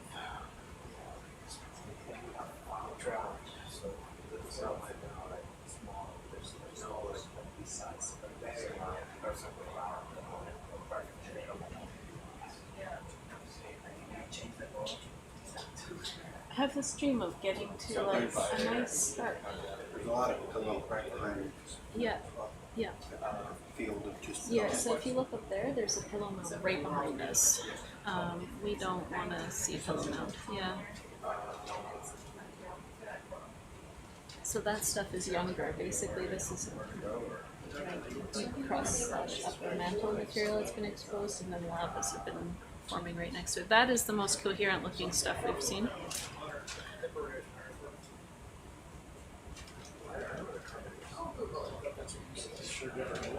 Oh, yeah, can we look at that rock? Yeah, it's manganese oxide crust. But I also see some interesting layering there too, on the right. Okay.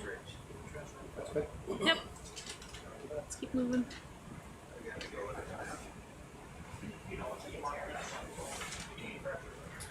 Oh, that down there, yeah, okay. Yes, okay. That's right. Oh, you can even see like the spalling of it, the onion peel Yeah, I was erosion on that. But, What do they call it? Unloading causing erosion. Can we look up at this camera to see that? Whatever's up. No, you don't need to move. I just want to look up. Oh, wow. it would be, That's quite the intrusion. I kind of wanted to run. I just... Sorry, can we stay back a bit so I can see the whole morphology? Yeah, okay.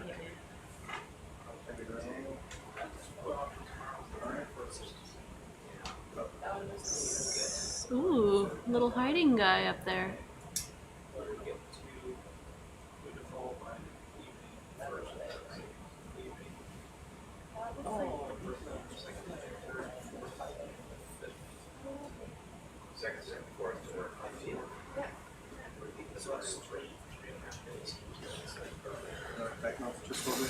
Well, intrusion confirmed. Look at that. Yeah. Let's go back.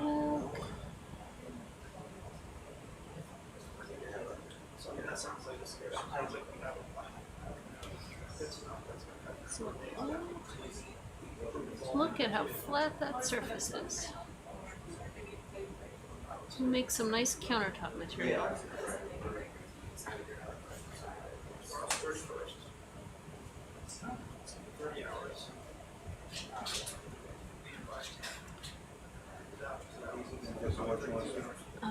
Yeah, I want to keep going along the scarp that's going to be ahead of us. That's good.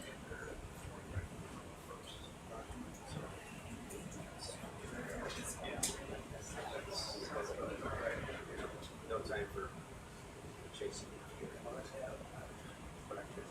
Stay in the sand, or you want to come up to the rock Just ledge? just go up to the rock ledge, but you don't need to go straight to it. You can kind of go to the right.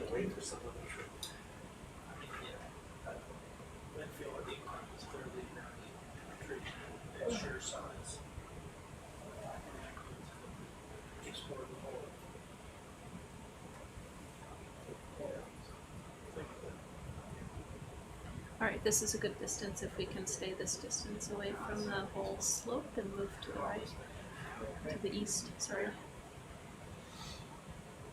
And we can go kind of quickly, I think.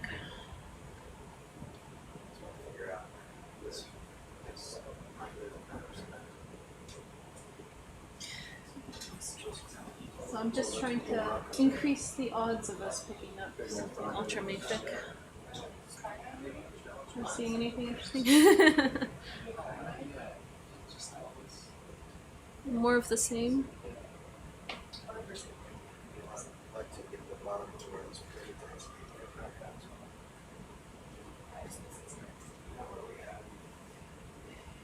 Fish. Maybe some layered gabbros. Oh, an eel. Is it an eel or a fish? Oh, do the rocks look green at the bottom? Sorry. Can I look at the rocks? The fish is cool, but the rocks are what we're after here. That's promising. Can we sit down for a second? Oh yeah, oh yeah, oh yeah. Do you, oh, sorry. Can I get a chunk of something there?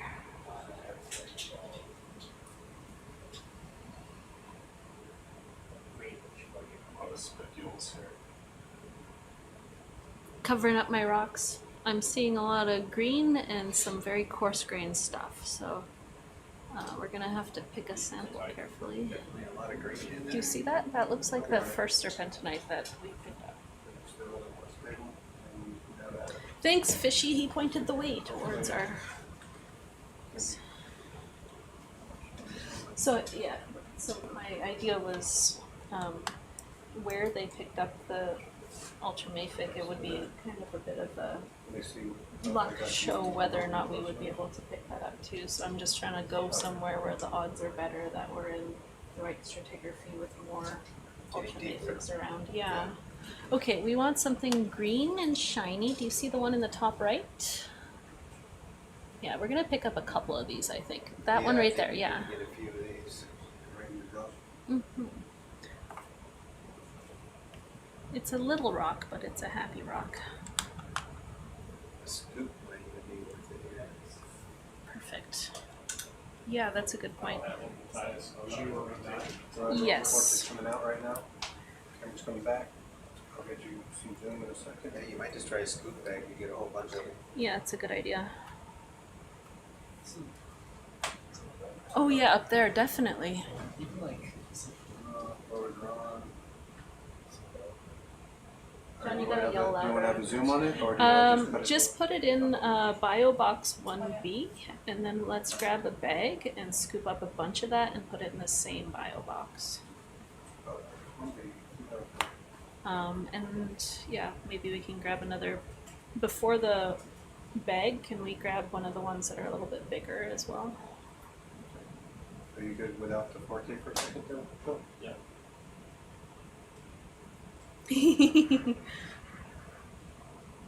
Multitasking. Where's he going? Running into a wall because I blinded it. Aw. And there's also that and that. Ooh. Can you get the one of the bags with this view? What's a bigger one? Yeah, let's grab a bigger rock first, and then yeah. Like the one that you were going for first, the one bottom on the left. That one right there, if we can grab that one. Bottom of the The laser's on it, yeah. oh, the big one. The big one.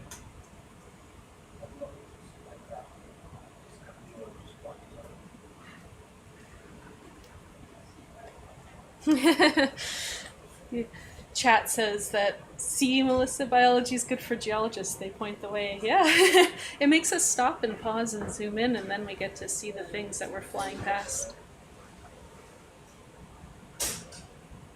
I feel very optimistic about these rocks being ultramafic. Oh yeah.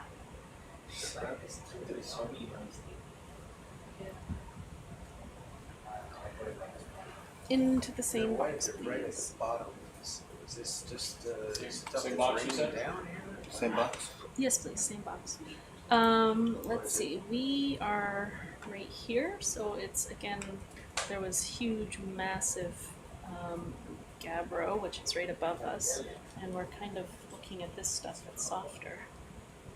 So I'm thinking that we're not going to get like a scarp or outcrop of ultramafic stuff. It's just going to be the rubble at the bottom here. And that's why I'm also thinking the rubble along the bottom here would be a great target. Three of them to try us.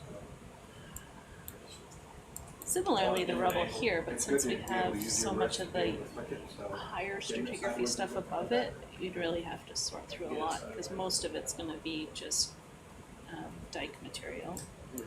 So at least here we've removed that horizon from above us. I don't know, I'm just going on instinct. I don't actually know anything. Well, we're finding Green stuff. green rocks are good. Yeah, try to use your actual gun.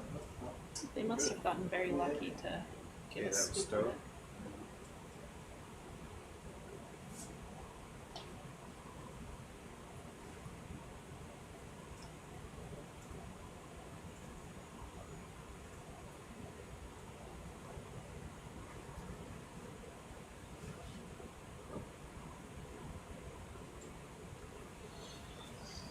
You can go ahead and just try one of the other You ones. doing okay? You can tell them later. Tired? Oh, I am tired, yeah. I'm trying to figure out the other, what to do with the other sites also. If The we next do ones. anything in E-Mark, we're not gonna have a huge amount of time, so. I like the multi-beam idea. Yeah, I'm there, yeah. Finding more vents is maybe low priority, but just more mapping data so that we have the full picture in the south.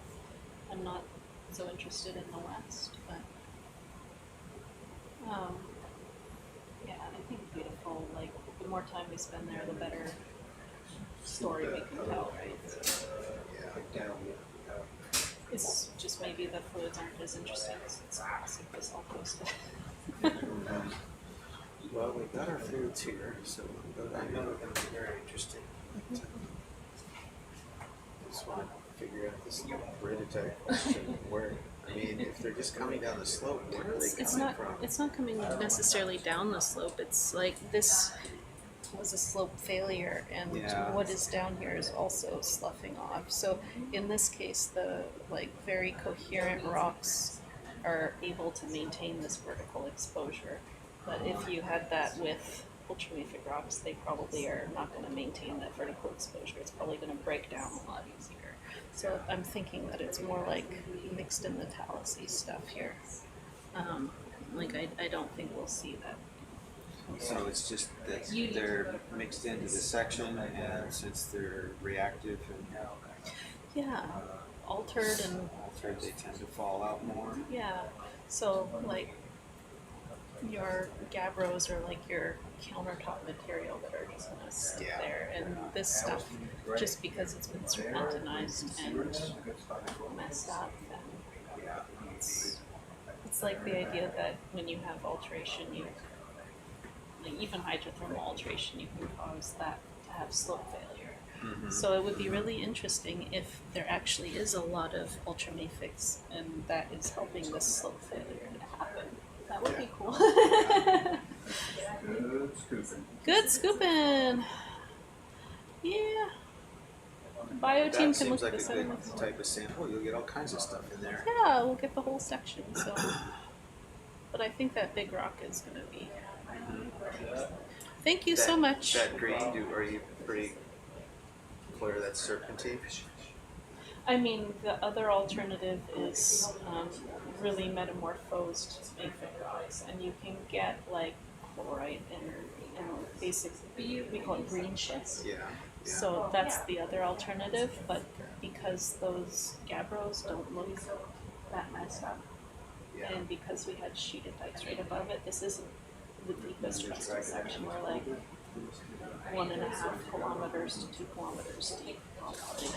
There were some, you've been through several little, alteration cracks, veins, whatever, zones, not far from here also. So could be that sort of alteration.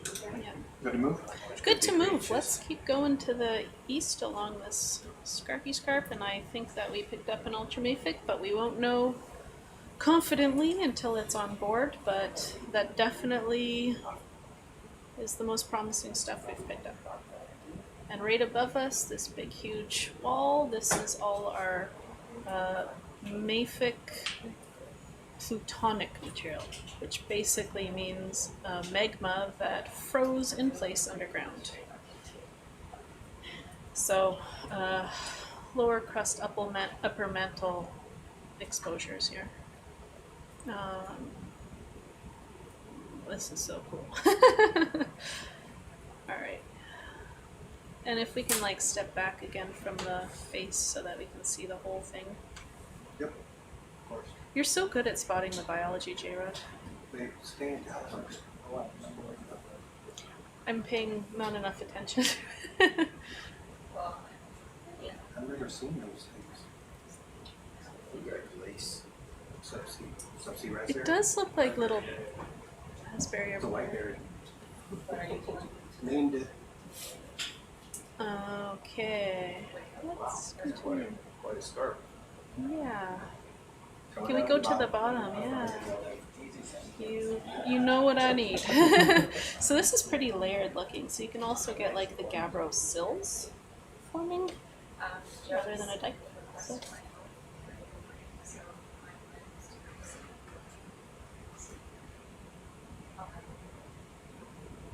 And again, you have to think, what's the gabbro intruding into? The gabbro intrudes into the ultramafics as well. Like the ultramafic, well, the ultramafic is melting, partially melting and forming gabbro, and then the gabbro is migrating. So. Oh, this is fun. This is cool geology.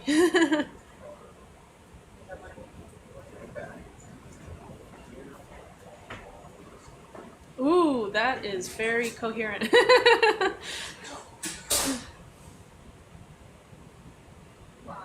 So if anyone's been to Half Dome, Yosemite, that is an example of a magma that froze in place underground and now is exposed at surface.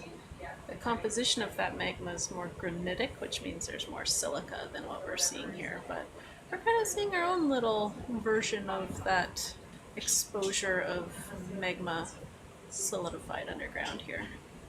So when magma solidifies underground, it cools much more slowly, so the crystals have time to grow and the little atoms in the magma have time to move into place to form the crystals, so you get coarser grained material. So you can actually pick up the rock and see the crystals with the minerals in it. Whereas if you have a lava that erupts at the seafloor or like on the surface of the planet, then that cools really, really quickly, and the crystals don't grow as large. So the crystal size tells us a lot about the cooling history of a rock.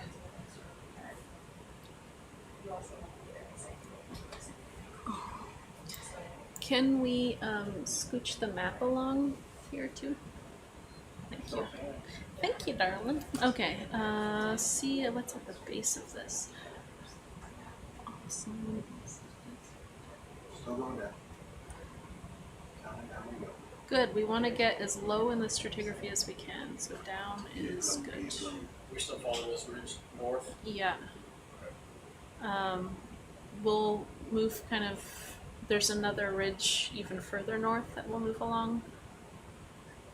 Whole bunch of that same sediment again. And another eel. Hey, is there more ultramafics around? Fine biology. I broke you.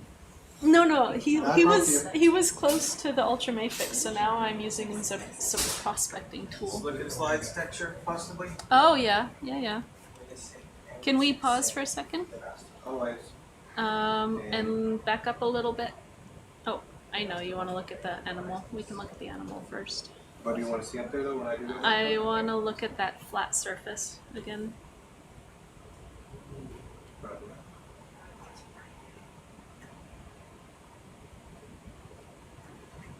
So this is good because we're kind of coming around the side where we would have corrugations coming down this way. Yeah, Jenny was just noting, I've seen, Cool combo. well, just what you just passed over, Yeah. that kind of a slip and slide. And we texture. saw that earlier too. It just didn't register in my brain. It was more like, where's the ultramafics? Is that a sea pig? No. What's the difference between a sea pig and a sea cucumber? One has its own name. They're the same. Okay, One has its own name. That one's just not the name. all right. So going back to that wall and looking along it. So when one rock is moving next to the other and grinding next to it, it leaves these nice lines, these nice striations. These guys right over here. Yeah, kind of looking along the face. But, I was moving 1,000,000 miles an hour when I came down there, so. oh, right. So you see that? Yeah. The striky straight. 1,000,000 miles an hour. 1,000,000 miles an hour. We can even go up the slope a little bit to Yeah. that spot. 1,000,000. Right there. Yeah, all of these, all of those striations. Yeah. But it's all on gabbro, I think.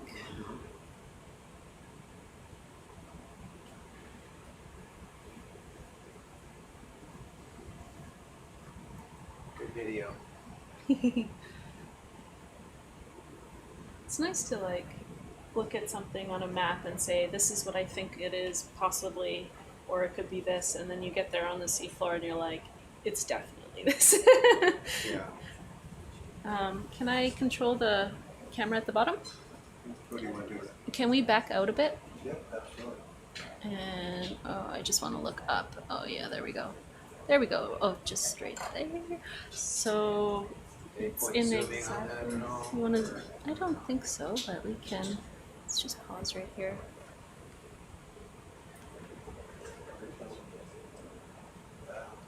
Ah, Yeah, we're falling. we agree. Okay.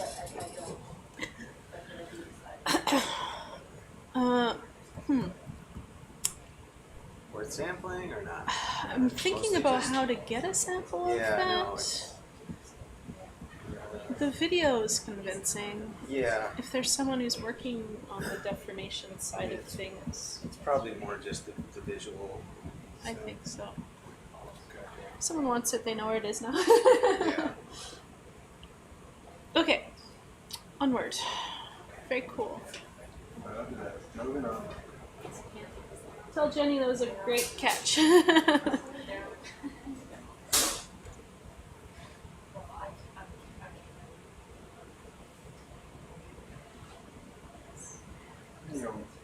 Right to the base where it starts to get kind of soft and rubbly, please. Oh yeah, right around there. Just gonna go around that cloud there. Yeah, we're gonna go around another corner here, and there's gonna be a lot of debris floating down before we. Debris. Debris. Debris. Debris.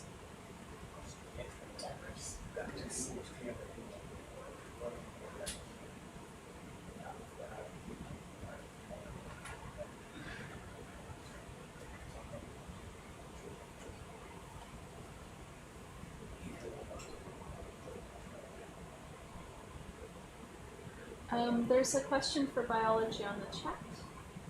Any info on the flatworm you guys collected last dive, or anything overly exciting with the bio that was collected?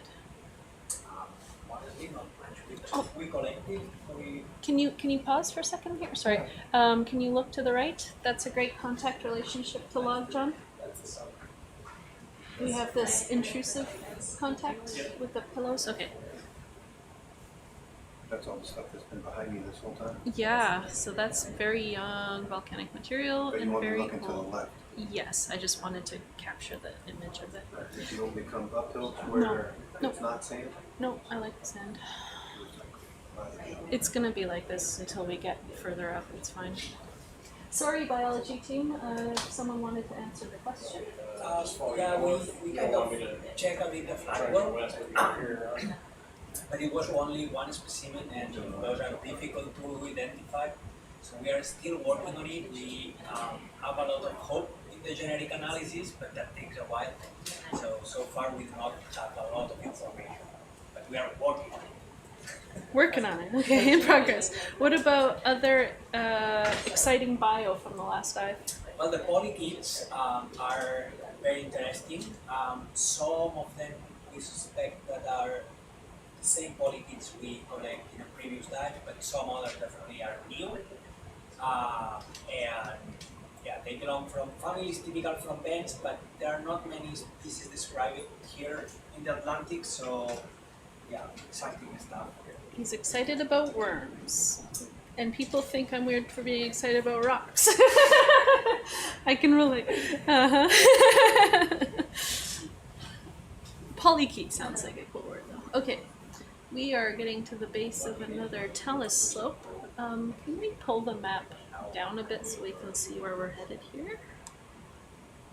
There we go. So, you want me to curve this or go all the way up to I'm showing you on my map here. Can we just get to over here? So curve it to the right and get to the So bottom I'm here. just gonna go along that and then I'm headed to this thing. No, can you go basically we're right here? Yep. Can you go up to this slope right here?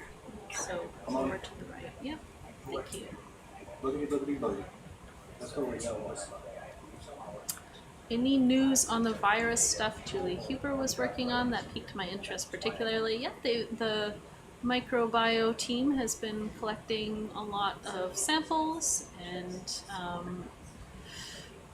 I think a lot of the analyses will be happening post-cruise. Right now, nobody from the microbiology team is in the room, but when someone comes in, then we will get them to update us. Unless Julie is listening and wants to jump in on the YouTube chat to let us know.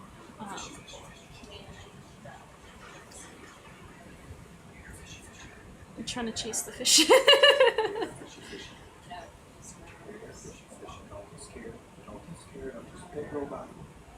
You're coming up to a fish. Or just a big one. Fishy fish. Ooh. Ooh. Yeah, that's a well-fed fish. What is the fish? I heard a bunch of sounds, but they didn't turn into words. Grenadier. Grenadier, okay.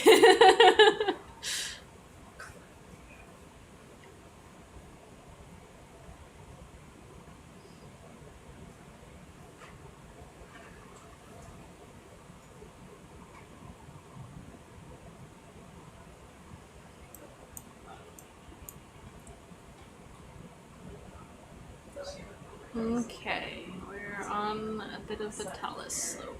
I'm gonna head up the slope into the northeast a little bit.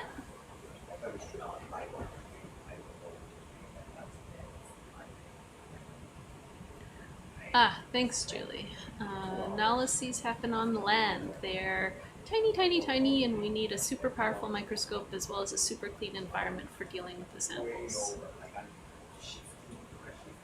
Thanks, Julie.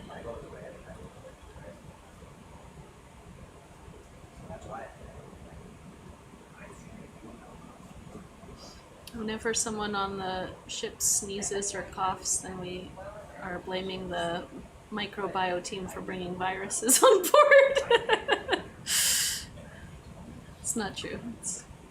We're just teasing. Okay. There we go. Bit of a difference in slope here. There we go. Let's get to the rubble. Rubble on the double. Rubble on the double. I just repeat everything you say because it sounds cool. Okay, we don't want to climb up this slope too much. We just want to follow it, crab walking to the east now. And we're looking for anything weird looking.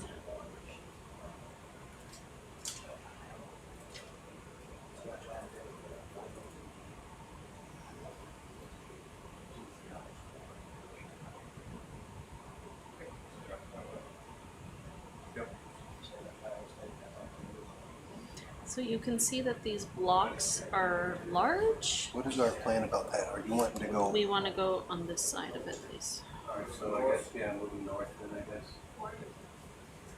So we have some material coming down slope It's not here, gonna be that tall, so just keep it tight. all mixed in.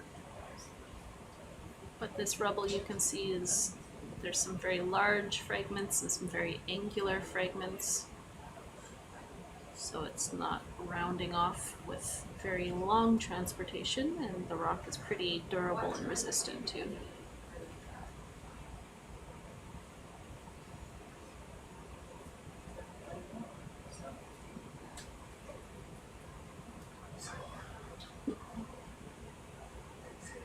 Okay. We need to get that eel back here to show us where the... Which may fix that. Searching for biology and green rocks. Probably go a little 3 a.m. You want to go a little bit deeper and follow the bottom of it? Yes, please.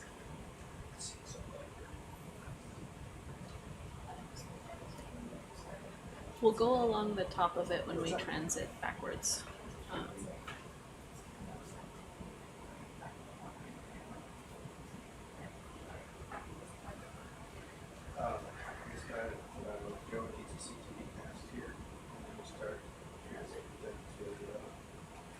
Bottom of a big slope. Everything here is moved and mass wasted from upslope. So far now. Probably not move too far here though. It's a pretty steep slope above us. It's probably all just kind of spalling off of that slope. 30 hours. Probably not a lot of animals because this rocky material is sliding around. Probably not staying in place too much. It comes down forever. Yep. It's just gonna take you to the base of that peak. Oh, that's fine. So where are we? We're right here. So from here, let's actually move. So let's get to where it gets a bit sandy down here first. Just want to see if there's any difference. That's gonna point the way. Follow the bio team. Okay. Can we go straight forward to the northeast to that little Yeah, scarp good to straight go ahead? uphill to do that. Yeah. Yeah. Let me just get this real quick for bio team. Bio team. J-Rod found you another anemone. And outreach team. And outreach team. Thank you, Jan. Dun-dun-dun. Dun-dun-dun. Looks like an Sauron's eye with tentacles. Uphill. To the scarp. Roger that. Going northeast, correct? Correct. Rock climbing. We're rock climbing.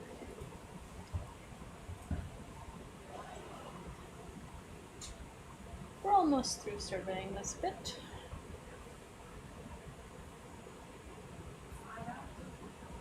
I have hope for this scarp. And then I have a decision point for you to make.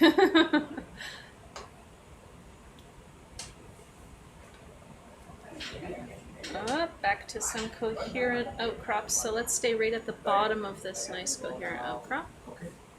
And kind of a little bit, not too far away. This is a good distance.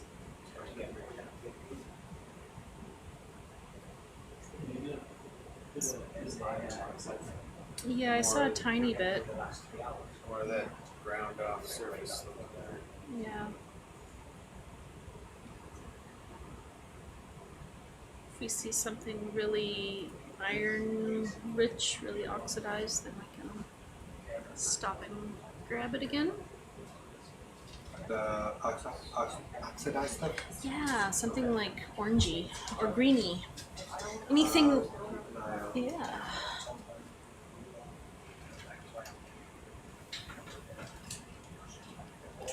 So let's stay at kind of this depth going to the northeast. What's that? It's a little off because we keep coming in and out. So as soon as we come in, it's going to be right. Okay, so options. We found some promising stuff over here. It's kind of the same crustal level that we're at over here. Do we want to continue in this mode surveying over to here and see if we find more ultramafics, or is it time to head back to over here? We're making pretty good time.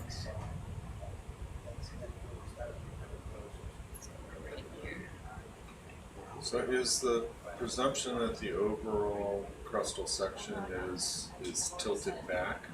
Is that why you think you're seeing deeper as we go to the east? Yeah, so I mean, that's just based on the fact that we have volcanics, sheeted dikes, and we hit intrusives over here. So we are going technically downslope. So the depth that we're at now is 3395, and that depth will be 3454. So it's both deeper and potentially stratigraphically deeper too.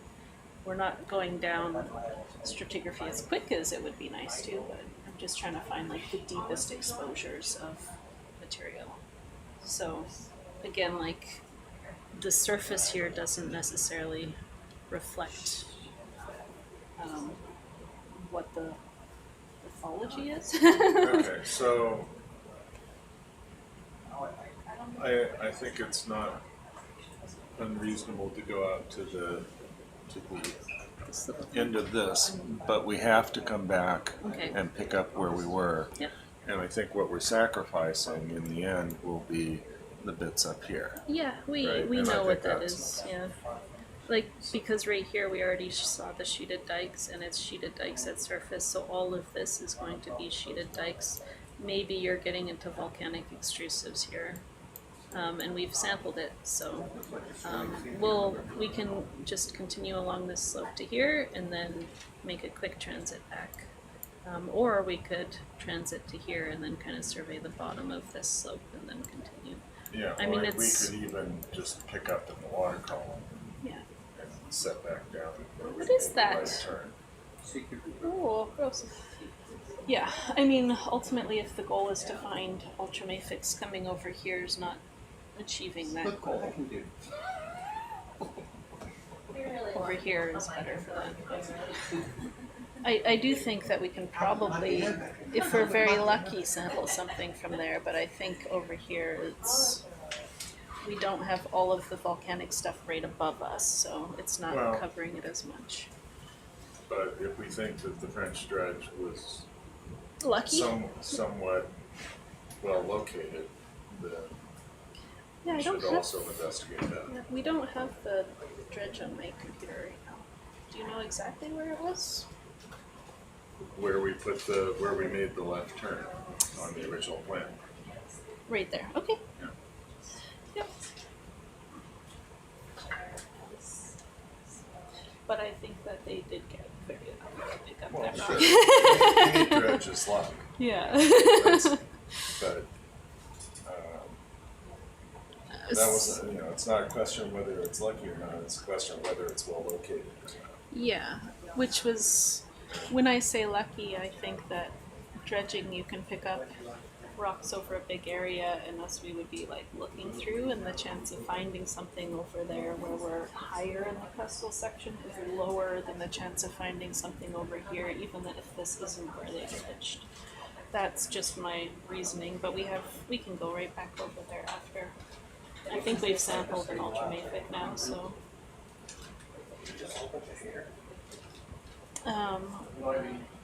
Yeah, we're pretty close to the end right over here. We're just gonna see this little scarp.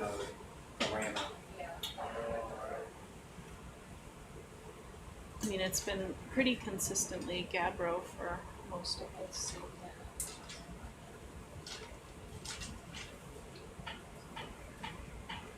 If the question is, are we in the right environment to have ultramafics close to surface, the answer is irrefutably yes.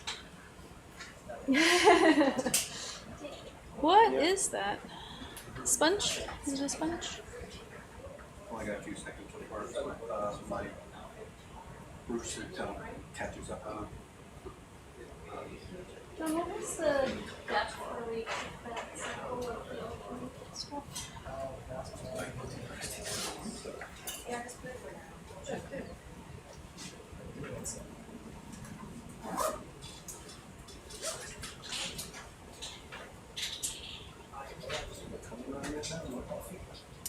Okay, we do want to look pretty closely at this soft sediment stuff, so can we get close to the ground? We don't have to slow down too much, but we just want to be like a bit closer to the, yeah. Remember that? Like this far away? 382. 3382, okay. So, Like this far? Yep. And we can go kind of quickly. Looks like a scarp. I think that's telling us something.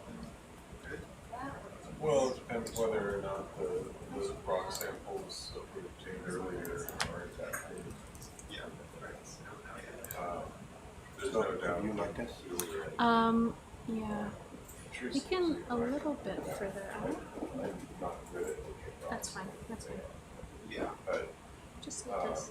So can we turn to the northeast and follow that scarp? Yeah. I'm just Yeah. rotating around that way. massive intrusive. Just forecasting. There were intrusives that had joints into them, so it's probably so all of that So I'm following this right makes here. sense. Yeah.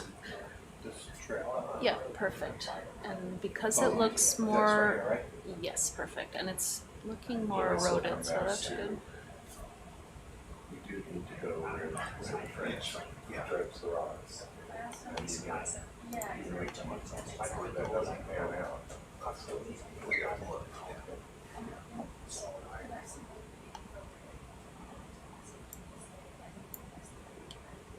Huh.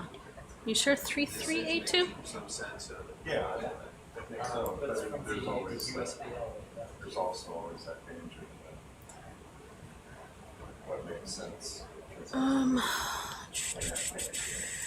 think the USBL's off then. The nav gauge or what? Yeah. The dead or alive? The real time nav is 3429. Bead. 3429. It's probably too deep.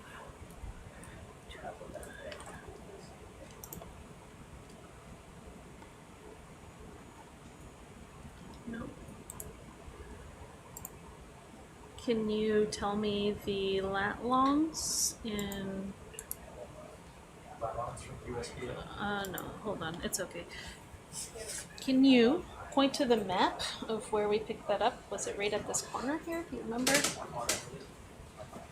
Okay, let's slow down a bit. Yeah, yeah. Right on that like steep part, just down kind of a bit down from there. Right to about here? Yeah.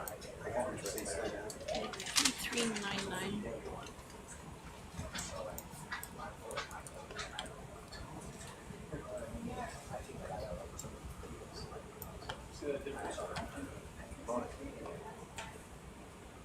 Taking it down, she's that same kind of setting. Just found a place to hang out right there. Okay, I see.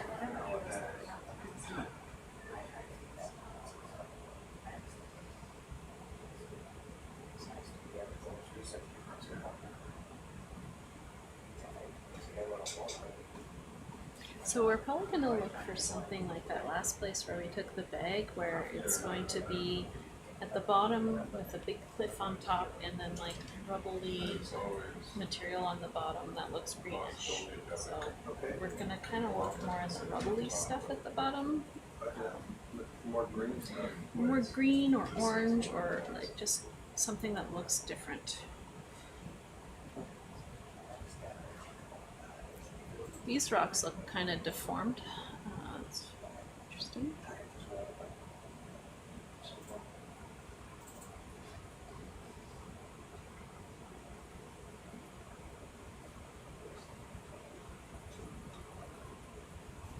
Can I move this?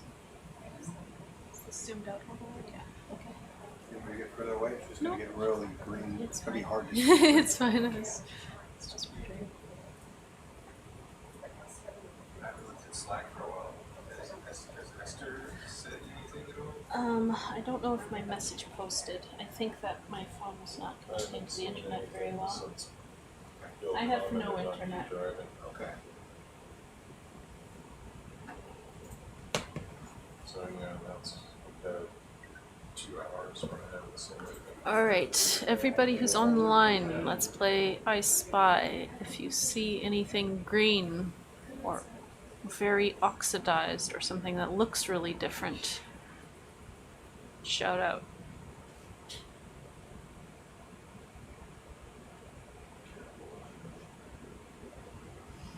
Anything that looks like fluids have moved through it. Sometimes it can look like mesh texture on the outside. Basically, the rock looks meshy.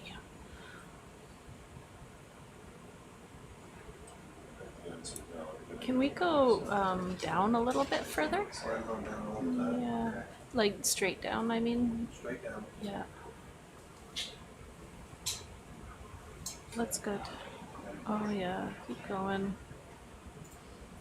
Down, down, down. To where we don't have these big outcrops. It's obvious.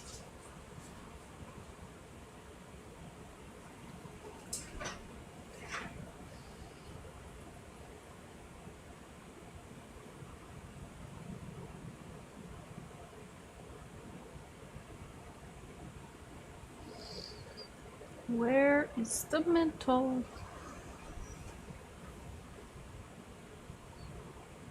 Okay, this kind of level looks good. Let's continue to the right on this level. Thank you.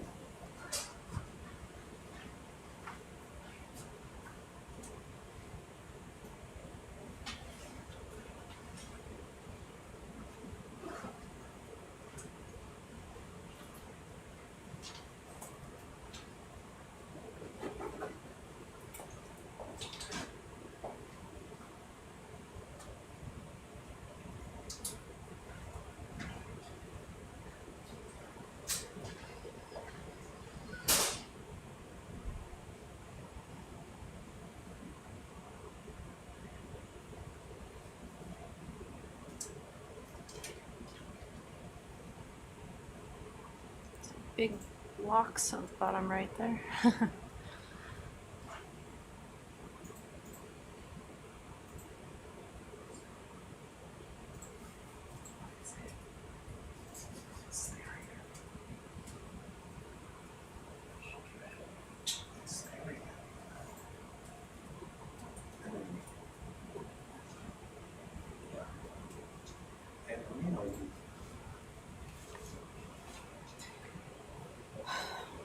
I guess that's the challenge. Our best exposures of deep material are vertical scarps, but vertical scarps tend to expose very coherent, massive gaps.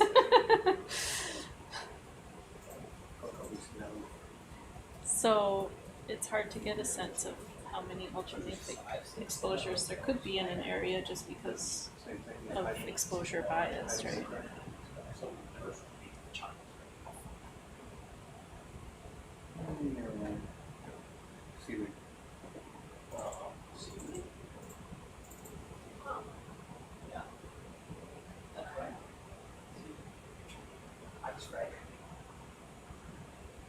How'd you get all the way down here? I classify that as not a rock. Is this rock? Is this real? This is just big talus.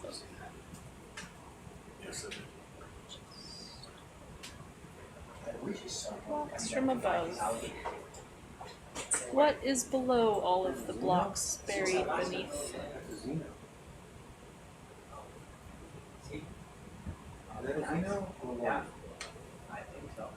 Ooh. Something burrowing in there. I think you remember Jonathan? I told you that it was this guy that was making this kind of J stuff, you know? Things like that.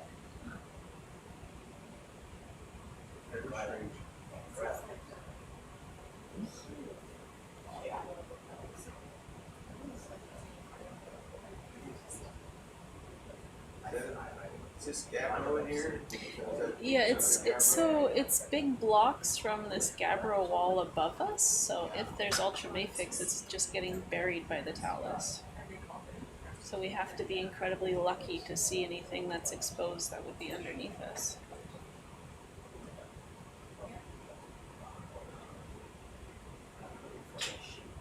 Much further east. Just to the end where you see that we have this nice scarp. Down, yeah. So not as far as the red circle. To the west, right around there, yeah. You go fast. Yeah. Go Well, we can head near back the now bottom. if you want. What do you think? What's your, what are we gaining from going out this way? Scouring for ultramafics in the deepest part of the section where we're perhaps most likely to find some more. Can we move a bit quickly to the east? Yes. And yeah, we can lift up and go straight to a waypoint after that. So it does look like there's coherent stuff right above us. So You've shown ludicrous speed. Can't do that for long.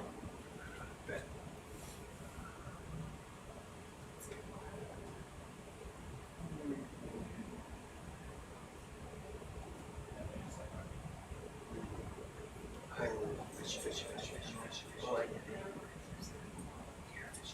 Okay, a fish up there pointing away. pointing the way. Okay, let's zoom in where the fish is looking. He's way up there. Keep seeing He's these looking down here. I wanna look at this material right here. Do you That's what, see? that is where the fish was. Give me close up. Let's get in there. This looks different. I want rocks. Okay, so this could be just like a fault gouge or something like that. Like it could just be some really like blocky deformation. Okay, two things. Can we zoom out and just look at the rock and also grab a piece? We can grab a piece first and then zoom out. That's cool. But that's what happens when I'm cooking. Yeah, that's fine. The other thing this could be is a dike. Dike-like. Feeding from a deeper magma chamber and coming up, which will have kind of different mechanical strength than It the looks surrounding like more rocks. like cooling cracks in there. Yeah, Maybe over there. I think if we get an idea of what the morphology looks like from back further, we can figure out what it is too. I'm thinking so.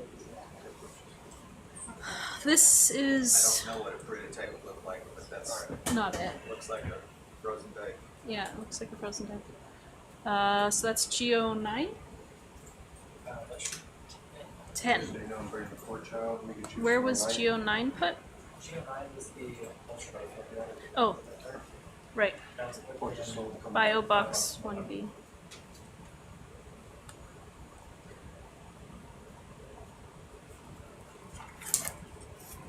Here, I'm gonna give you this. There's two sheets there. So what I've put on this is a depth contour for where we sampled the ultramafic. Yeah. So knowing where we are downslope.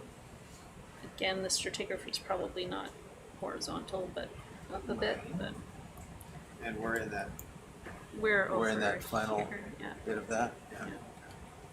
Well, that looks like a good point to turn around. I want to see what this thing is, and then we can What turn thing? around. Oh, what this If is? this Yeah. is a dike, yeah.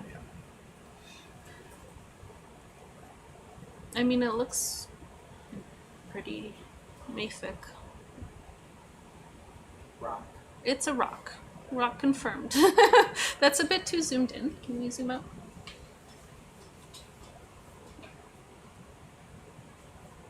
And where are we putting that, John?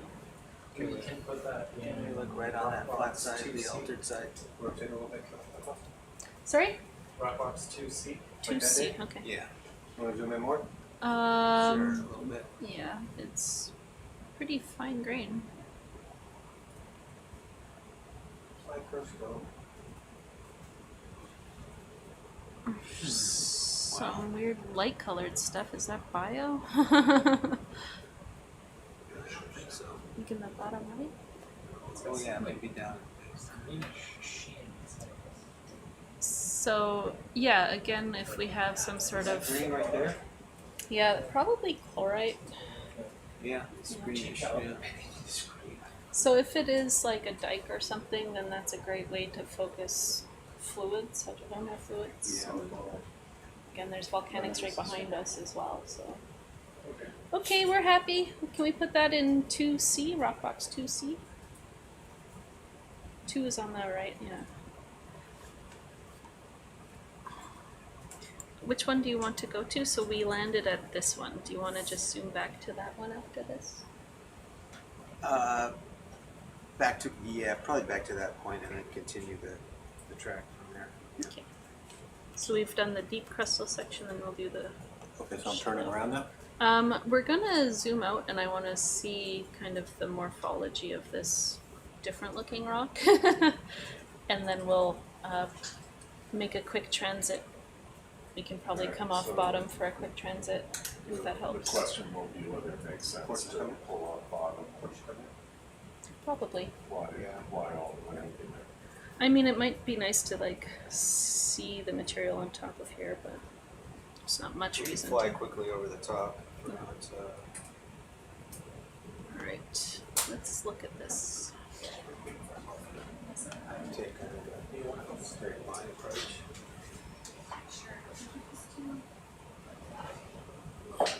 May I use the zoomy zoom? Let me just get it squared up. Reset it from sample mode. So you want to have a look at this area, right? Yeah, can we just fly to the east? I mean, how wide is that? Keep going. I mean, it's a narrow enough section that it looks kind of like a dike to me.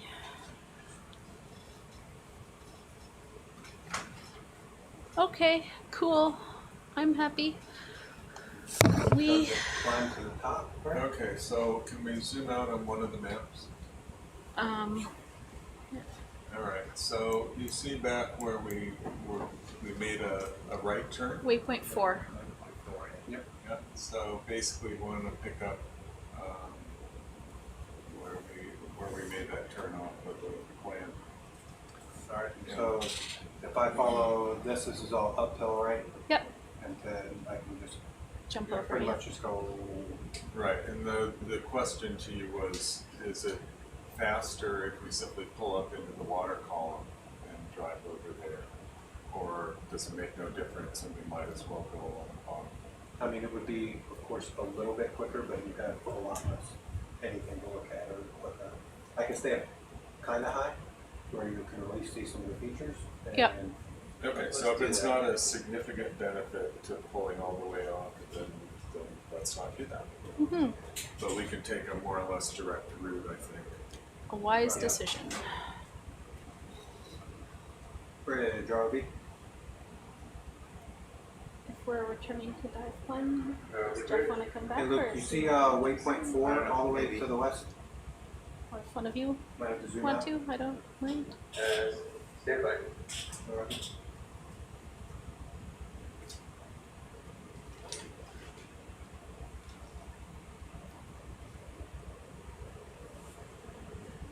Like that sticking out right there on the left, John? Dike? It's a race, Possibly? and I'm currently winning.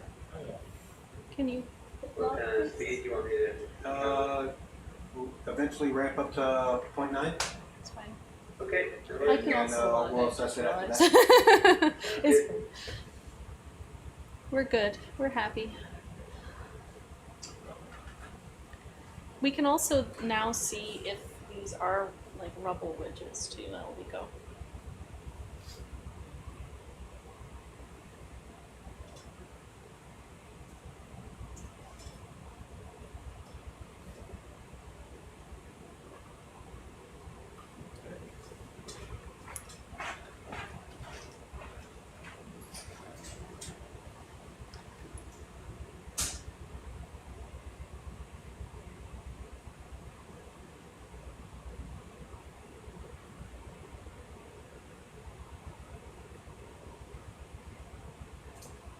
Okay, heading backwards. And now we're in this Tallahassee area. We have a bunch of pillow mounds, and that is all from more recent stuff that has been erupting right here. Lots of the weird pillow fingers. We're just making a beeline back to where we kind of started along this scarp. So this material is younger than the wall we were just looking at, but you can see there's lots of heavy sediment, so it's still probably pretty old. Really cool. So so these you can see the like sheeted part on top. So these pillows form like toothpaste being squeezed out of a tube. As the lava is flowing, the outside of it is touching the very cold seawater, so it instantly solidifies, it quenches, and forms basically a little tiny lava tube. But as more lava moves through that tube, if you have lots of pressure from lava coming from below or above, then you can overpressure that lava tube and squeeze out little tiny fingers right out of that lava, and now it's being squeezed. Oh, look at that! Good toothpaste. Yeah, these are cool. You don't mind to do blue water. Yeah, this isn't ultramafic, so it's cool though. It's definitely cool. Can we go a bit more westerly? Westerly, okay. That's not beeline. It's beeline. Yeah, that's what I was There we aiming go, for. I perfect. wanted to go right up and over that. Is Oh, that possible for? yeah. That way I know I'm higher than the highest thing. Yeah, cool. So we also see, you can see these big cracks in the rocks. So we are in an area where it's a very steep slope, and these rocks want to move down slope with gravity, and they're starting to founder and break off. So we can actually, just to the left of where we're looking here, there's a pretty big steep slope where there's a big landslide. So all this material is kind of starting to want to fall down slope here.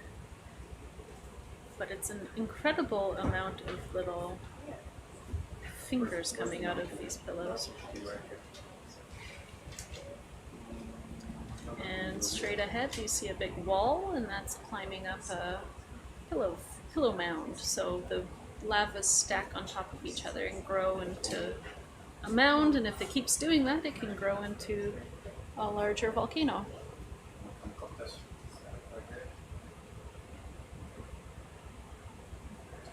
It would be cool if we saw an inactive hydrothermal system at the top of one of these.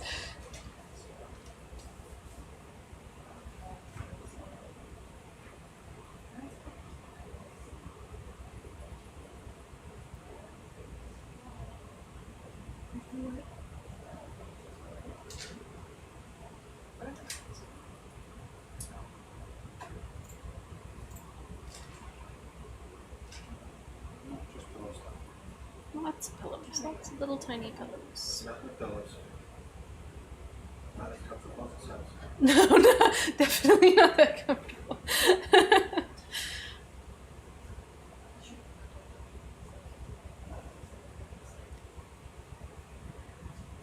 So, I mean, it must be some long-lived eruption to have all of these fingers sticking out. More magma coming from below. Bill Chadwick, we wish you were here with us.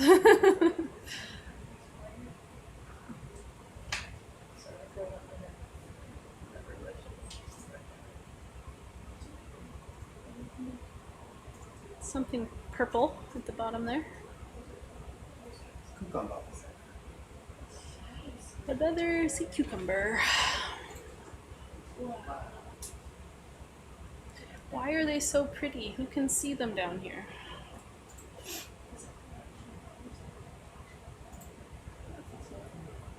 That's crazy colors. Big old cucumber.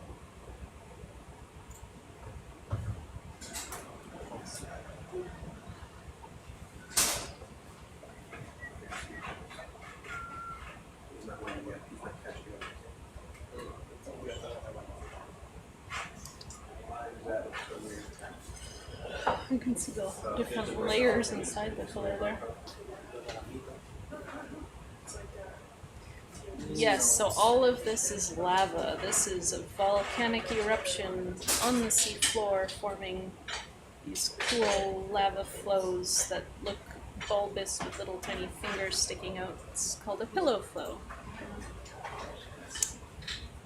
It's another cucumber.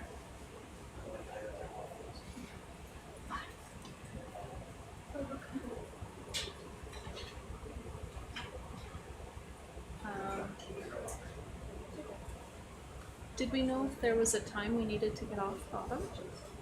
I heard all kinds of weird things, so I don't really know. Okay, that gives us some time. It's almost 8 p.m. ship time. We're transiting back over some younger lava flows, and then we'll be back along a scarp where we continue looking at the rocks and try to find some green ones.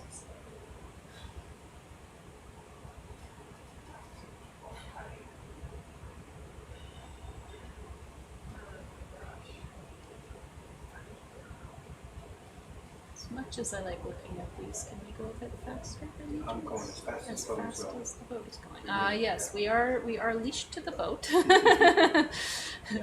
I am that dog at the end of the leash going, let's go, let's go. I have to keep changing my heading when we're going up and down on this stuff. So Oh yeah, this stuff is kind of cool. it is cool. So here we have what we would call a little bit of a sheet flow. So if you look at lava flows on land, you can get these kinds of ropey textures on top. On land, we would call that papoikoi.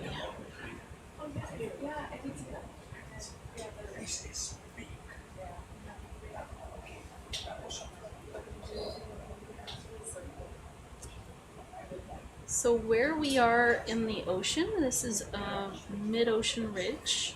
This is where new seafloor is being created. So two tectonic plates are moving away from each other. We have the one plate on the west, which is what North America is on, moving further to the west, and the plate on the east, which is like Africa, and further north of that is Europe. That's moving to the east, and the two plates, as they spread apart, material from deep moves to the surface, and most of our planet is solid rock in the mantle, but as that solid rock moves upwards and decompresses, so the pressure gets lower, it actually starts to melt. And so by the time that rock is moved to the surface, the melts, which are magmas, are erupting and forming new ocean crust. So that's the process that we're seeing at every mid-ocean ridge, is the formation of new ocean crust. And if you look at a map, you can see these mid-ocean ridges. They look like chains of basically volcanoes that circle the globe like the seam of a baseball. And that's where we're making new crust. And all of that is a volcanic process. So commonly we think of volcanic eruptions as being kind of singular events, pretty distant from us. Not really like a big important process, but it's a huge process shaping the entire planet.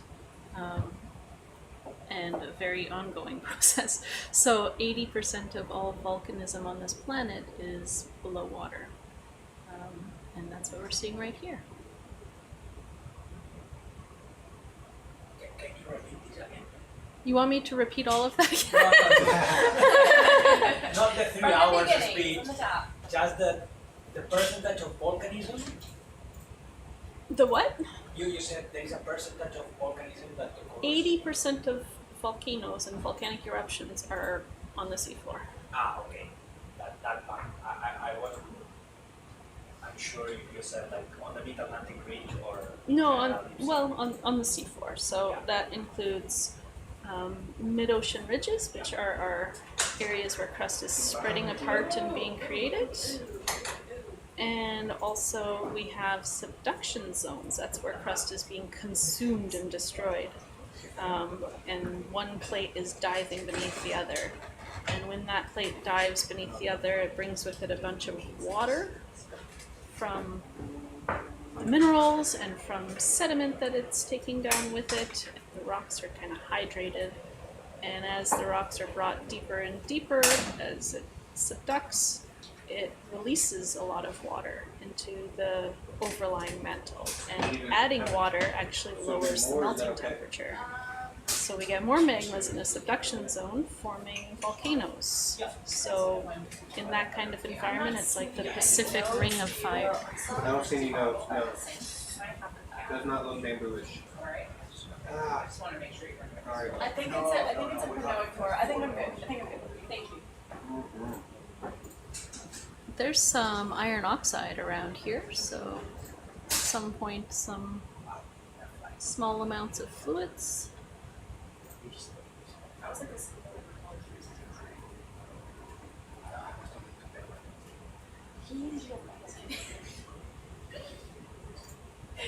So when my sister and I were kids, we thought the job title of volcanologist was the coolest sounding thing ever. And we were really into the movie Dante's Peak, 1997 movie with Pierce Brosnan as like a really cool volcanologist. And so we would argue back and forth who is going to become a volcanologist, as if only one of us could. And I came the closest, so I'm not a volcanologist, but I do work in settings with volcanoes and learn as much as I can about volcanoes. I'm more of a generalist, I would say. I look at all of the tectonic and volcanic and hydrothermal processes. My specialization is looking at where magmas get focused in different tectonic settings, what kind of tectonic factors lead to the formation of big volcanoes and big hydrothermal systems and big faults and basically these permeability pathways in the crust for fluids. And more specifically looking at hydrothermal systems, so what's happening to the fluids and their interactions with rocks, where we have these vent sites, and looking at the hydrothermal minerals that are precipitating out of those fluids. Dante's Peak is one of the best geology movies. There's a lot of inaccuracies, but they actually did a really great job researching a lot of it. Inaccuracies include driving over a lava flow without breaking a sweat. Lava flows tend to be pretty hot. Don't think that would happen. But in that scene they also save the dog, so I see the value of that. And also driving faster than a pyroclastic surge and then driving into a mine to escape this pyroclastic surge coming down slope. Pyroclastic surges can travel at speeds of about 200 kilometers an hour, and it's superheated gas and rocks flowing down from a very large eruption. You're not going to outrun that very easily. But at least they made geologists and volcanologists look really cool. So, and probably it's the reason why I'm in this field of research. So, between that and science fiction books, I think some people are mentioning Jules Verne.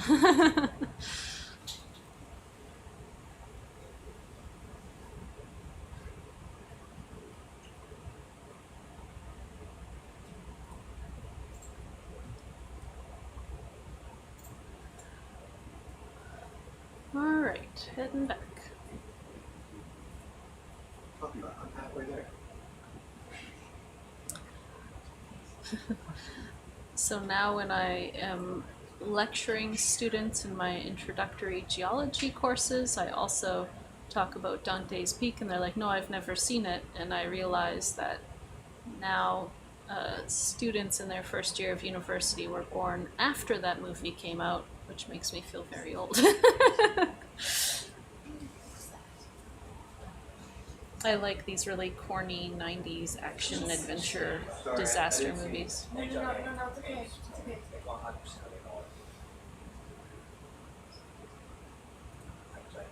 Some have lightning eyeballs, is all. I'm trying. No, you're doing great. You're doing great. This is not a criticism. I'm sorry.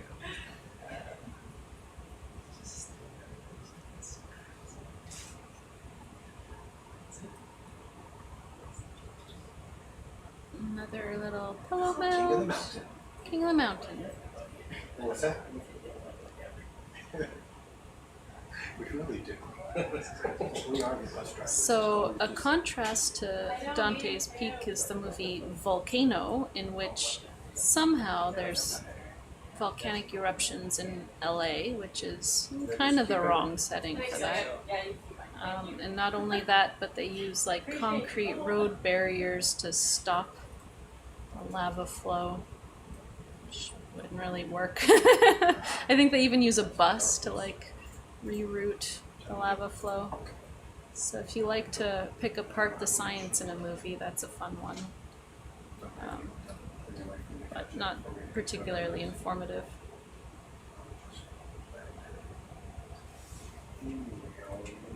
Are there other good geology movies, John? There's Jurassic Park. Yes. Jurassic, well, okay, technically, paleontology is within the realm of geology, so Jurassic Park, I guess, does.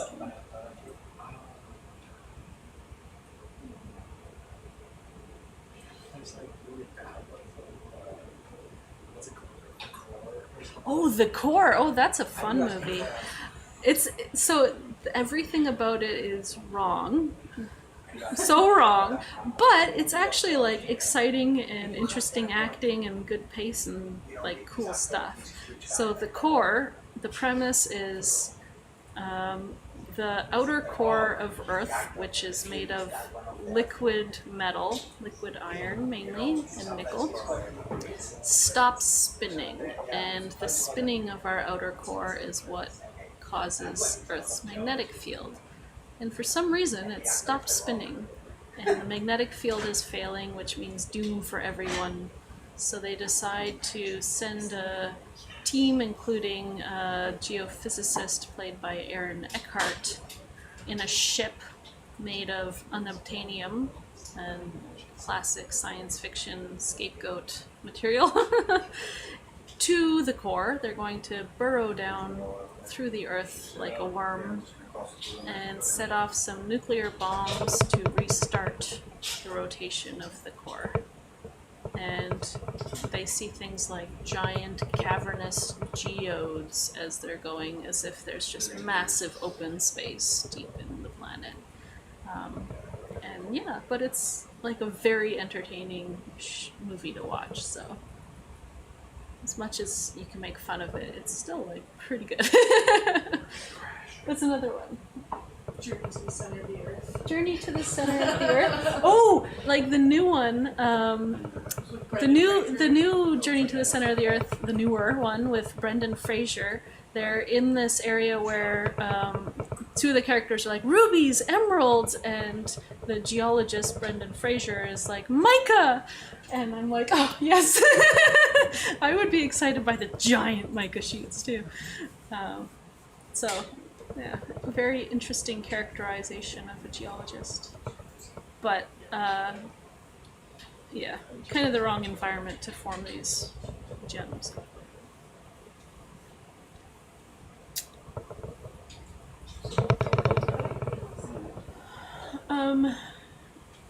Yeah. It's a little bit sturdier than we thought. Thank you for testing the outcrop coherence. It looks like it would have been the greatest avalanche ever. It looks like it just needed a little nudge to make it happen. You were wrong, yeah. Alright, so you want to look at this back up here? Or? No, I want to transit quickly.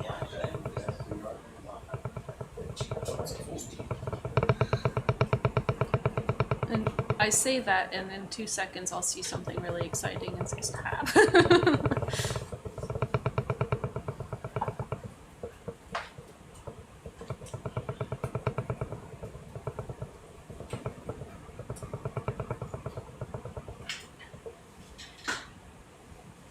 So there was a comment, Iceland has diverted lava for some distance with seawater and dirt. There's a pretty cool story about one of the tiny islands that's just south of Iceland called the Westman Islands.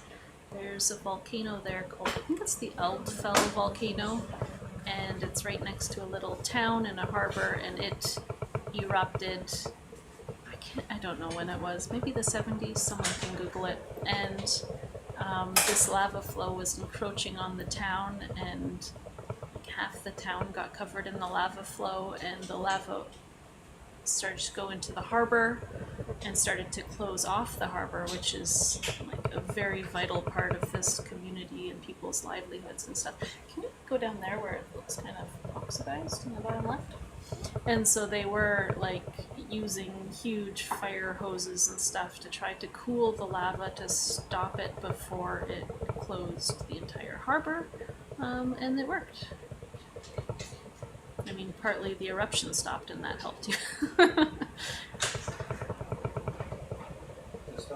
No, sorry, left.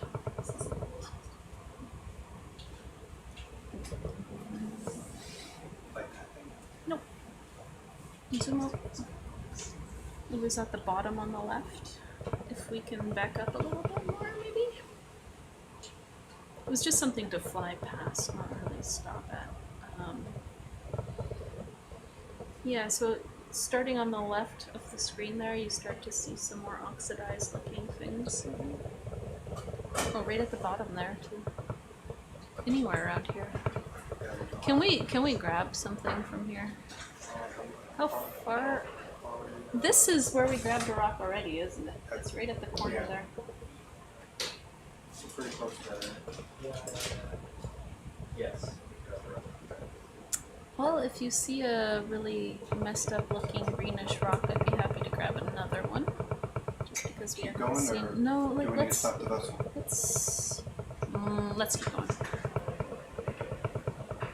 Unless someone from the other room jumps in and says, "No, stop it! You have to have a sample." I'm very indecisive sometimes. I apologize. That's where we sampled, isn't it? Right there, maybe? Oh. Yeah, it was definitely in the area where there were rock sets. Okay. Are you logging these things?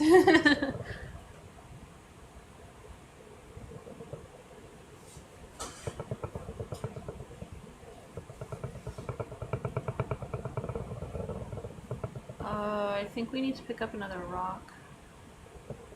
Can we grab that piece right there? That big giant piece? That big one sticking out. That thing is giant. That's giant? Okay. Not that one then.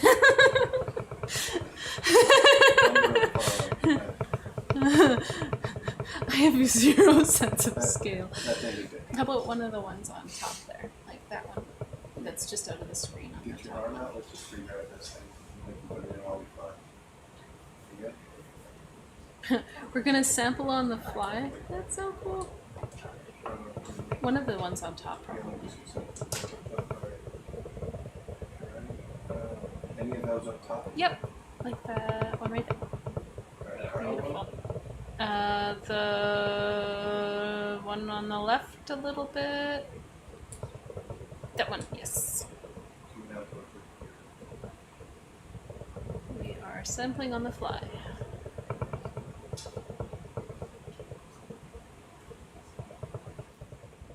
Oh, doesn't want to be sampled.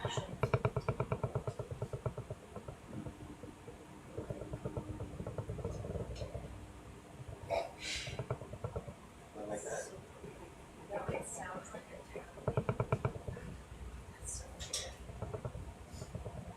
It's all in your head. Those are voices. The voices in the head, yeah.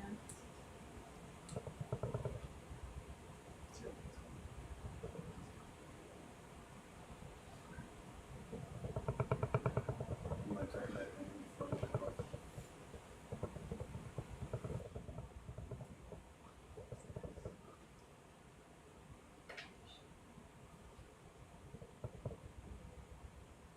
So it seems like it was just at that corner exposure where there was the rusty colored exposures. Over a good little area. Sorry? Oh, it could be your laptop, maybe? It might be your companion from the last time. Let's see.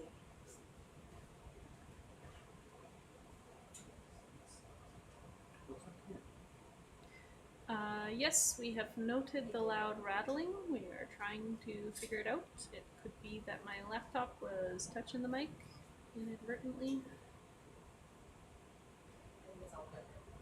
It was my laptop touching the mic. I apologize.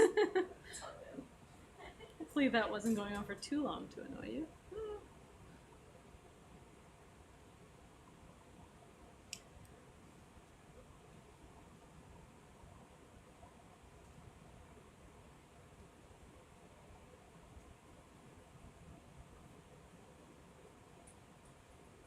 Now we gotta go Nice way slope. down there.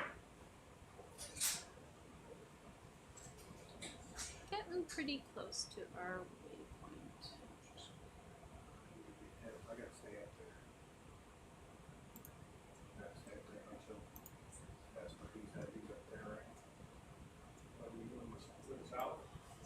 just stay up here till he gets closer. I'll just ride the edge and then I can just come down. We're less than 200 meters away from the waypoint we're heading for. I found the flat one. Did we see that one already? Have we been here before? You see green? Where do you see green? Right up on the screen. Can we look at it closely? I mean, like, can we stop and look at it?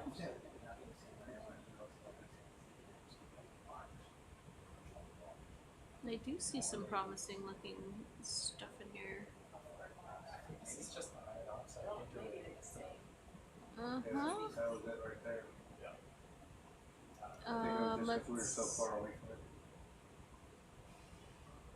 Is this an area we've been to before? Yes. Okay, thank you. Can you zoom on it somewhere? Yeah, we can all zoom there.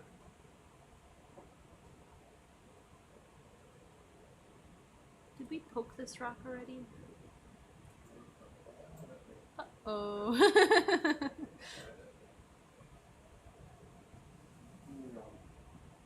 Do you want to pick that one up on the fly? Any of them, I mean?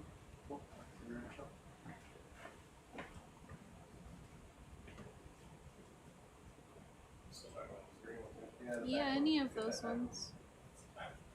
The one on top, that middle, yeah. Yep. It's going to be soft if it's just iron oxide, but hopefully there's some solid rock under it. Nope. That's perfect. Something on the top of there.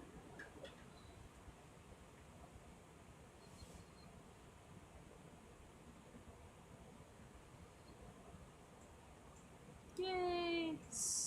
Oh no, I said yay too soon.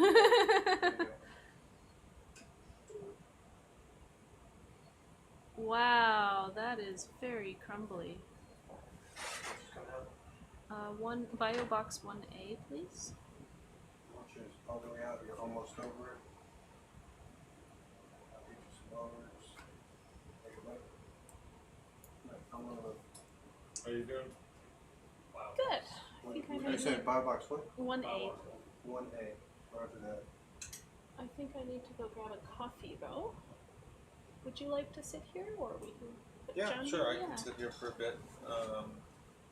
Do you have anything you want to do, or we're just No, so getting- we're heading to waypoint 4. Right. We're just going kind of quickly there, and then once we're at waypoint 4, we're continuing along and just seeing what the rocks are. John's doing some logging and dive mapping, so it's just deciding if there's anything to sample. We picked up some, at least one sample at waypoint 4 of sheeted dike material. So I'm not so interested in getting more of that. And I think it's going to be kind of the bottom of the slope where you might have the best luck with finding ultramafic, like kind of like down here, kind of. Okay. But So I'll sit here until you come back. thank you. I'm just going to go grab a coffee. Do you need anything, John? Tea, snacks, drinks. If you could grab a snack of your anything, then just grab one bar. So we are live, correct? Yes. Introduce yourself. Tell us about the AVs. Yell at me if I'm gonna go faster. You're doing fine. Explore at the same time. You're great. Go faster, slow down. Go faster, slow down. It's the same one. It is the same one. It's that same clean rock right behind it. Oh yeah, yeah, that's right. What do you want? I'm joking. We have seen that before. Okay, well, hello everyone out there. My name is David Caress. I am with the Monterey Bay Aquarium Research Institute in Moss Landing, California, United States. My role on this expedition is leading the AUV seafloor mapping team. So at the Monterey Bay Aquarium Research Institute, or MBARI, we operate a number of robotic vehicles, and amongst those are Dorado class autonomous underwater vehicles, or AUVs, 2 of which we brought with us and have been using to map the seafloor at a 1 meter resolution. So I'm here with 4 other people from MBARI, my colleague Jenny Padwin working with me on the data processing, and then the folks that actually maintain and operate the AUVs, the robots. We have 3 people from the MBARI Autonomous Systems Operations Group. That's led by Eric Trautsky, and he's joined by his colleagues Randy Prickett and Jordan Caress.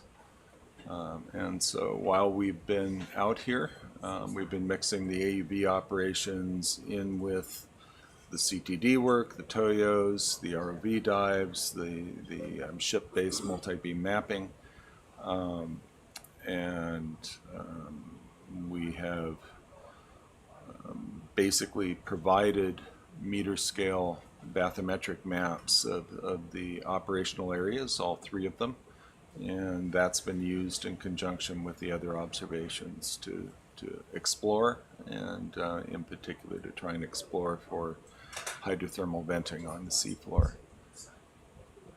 As you're probably aware, we're transiting back to the point where we'd taken an eastward turn along a scarp, and now we'll get back to that place, and then we're going to work westward along the same scarp, these same exposures, and trying to find places where there's a window deep into the crust, and hopefully in some places even into the upper mantle. Going back to the AUVs, just a few bits of information about the vehicles that we operate. We've been doing that kind of work since the early 2000s with these vehicles. We fly them at a 50-meter altitude. We use a 400 kilohertz multi-beam sonar for the primary bathymetry, and then we also carry a sub-bottom profiler, a sonar that images into the subsurface, and we carry a side scan sonar that images the seafloor character and texture. We generally, when we do these operations, we'll fly a survey pattern, a grid. We call it mowing the lawn, and we'll generally do that with 150 meter line spacing. The vehicle duration with the batteries we have right now has been just about 18 hours.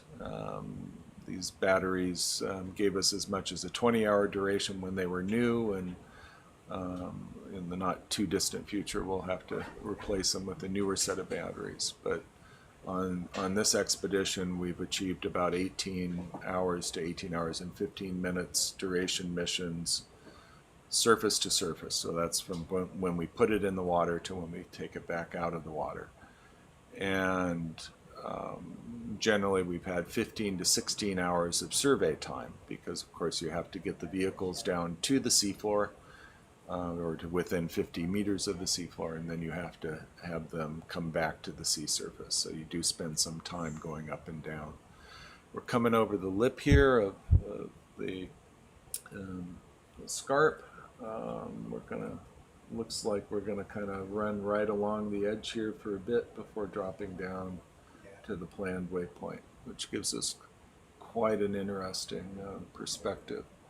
Up here, I think, although I am not a geologist, I am a geophysicist, but I think up here you've got a lot of loose material that's come down from up above us on the hillside. Let's see, how fast are they running when mapping? Very good question. We fly these vehicles at 1.5 meters per second, which is equivalent to about 5.4 kilometers per hour, or 3 knots. What's that? I'm currently going 0.5. So yeah, the ROV is currently going 0.5 meters per second or 1 knot, and the AUVs typically fly about 3 times that fast. The sonars, as we're doing the mapping, they are pinging 3 times a second or 3 hertz.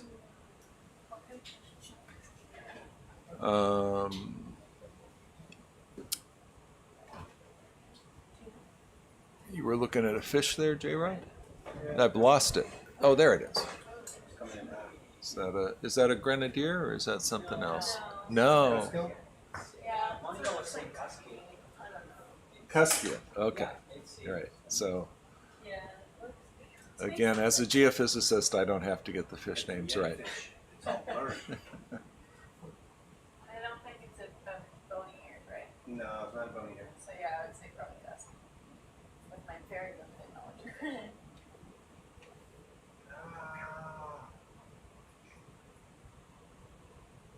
He's inside me now.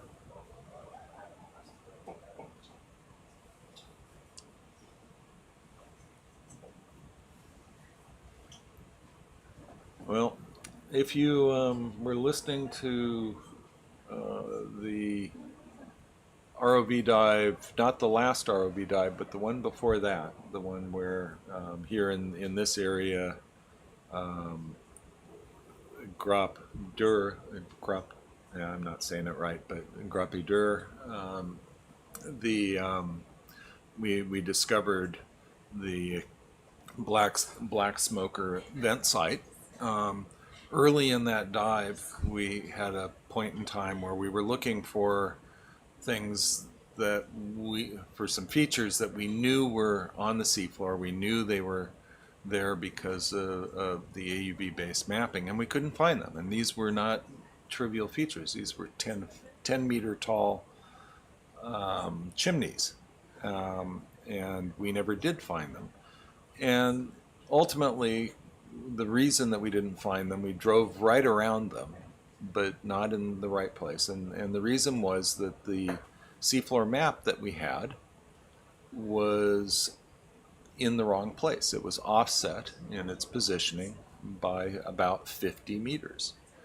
And so we have a meter scale resolution, but the absolute navigation of that was off by 50 meters. And so why was that? Well, that was because the AUVs operate in real time on inertial navigation, and that the inertial navigation system that we use is very good, but it still drifts many tens of meters in the course of a single survey mission, along which we typically run something like 75 or 80 kilometers of track line.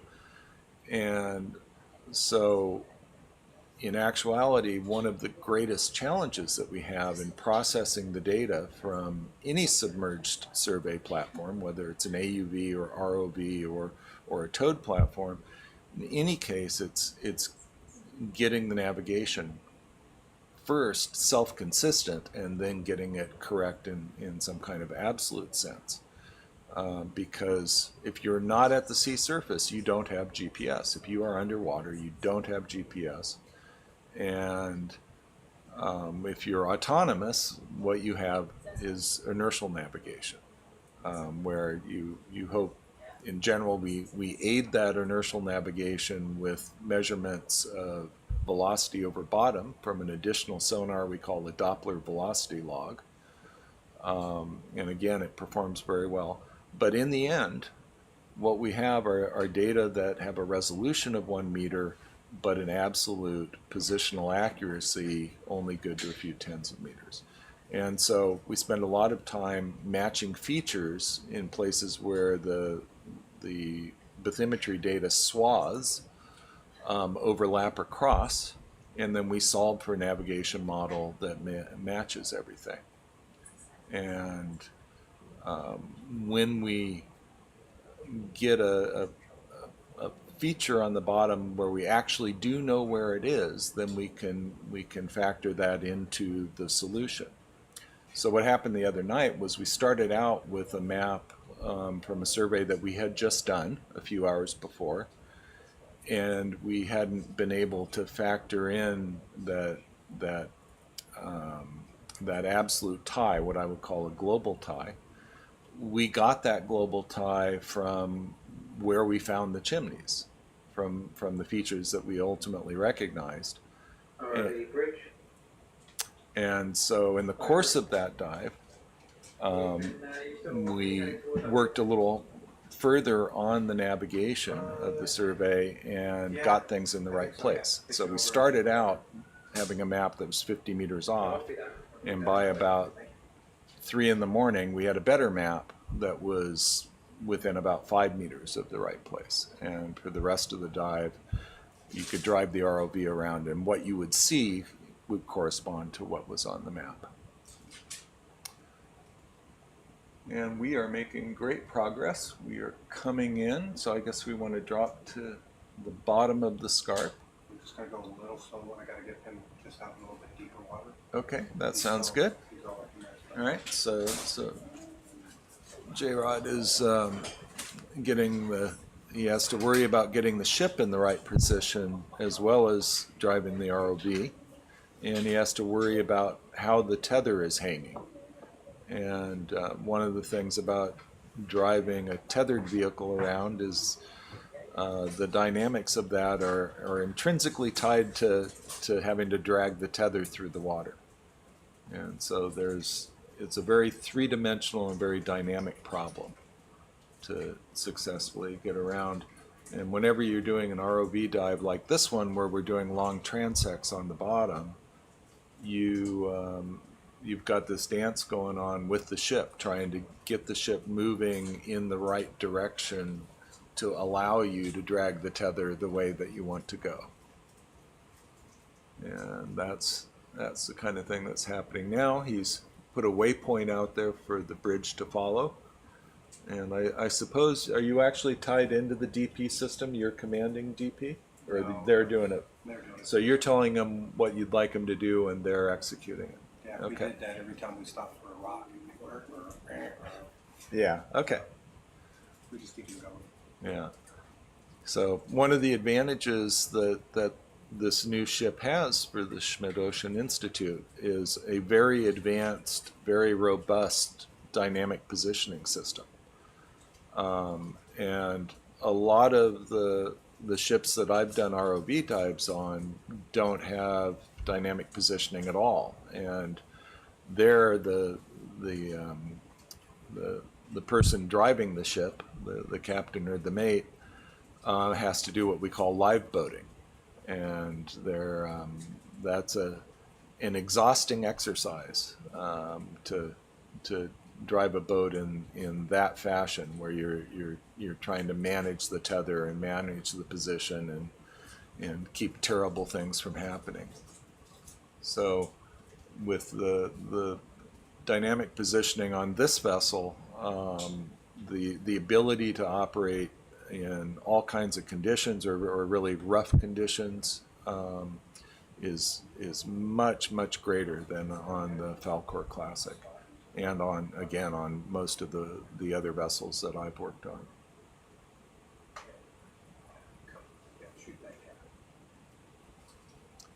Can you maybe zoom in on some of the exposures of the rocks? Okay, is that something in my control, or is it their control? Okay. Which area? Any area? That green spot in the middle? Yeah, the greenish spot over on the bottom of the left. Okay, so that's Spot right there. Yeah, maybe a bit down from that.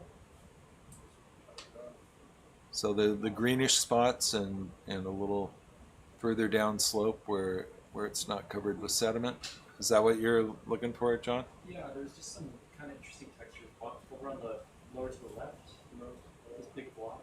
Okay. The bottom left corner.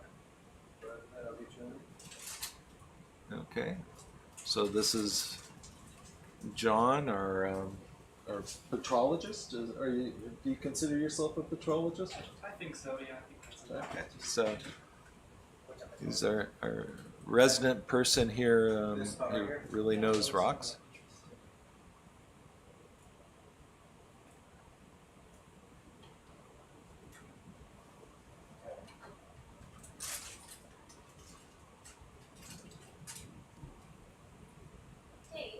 Yes? There are some people in the chat that are wondering whether, like how exactly you talk to the AUVs while they're surveying.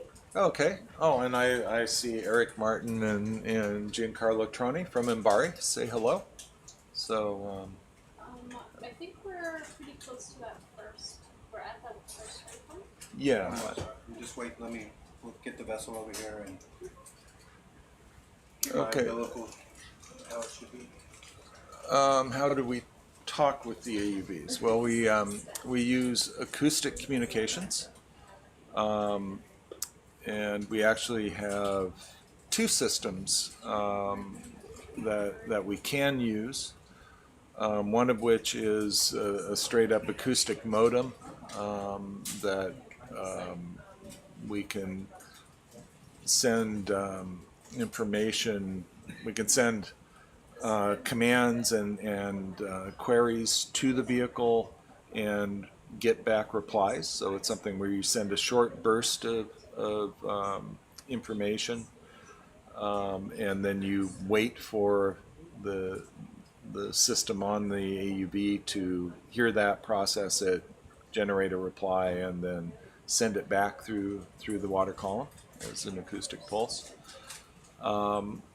We also are tracking the AUV when we are close to it, the same way that we're tracking the ROV right now with a sonar system called an ultra-short baseline sonar.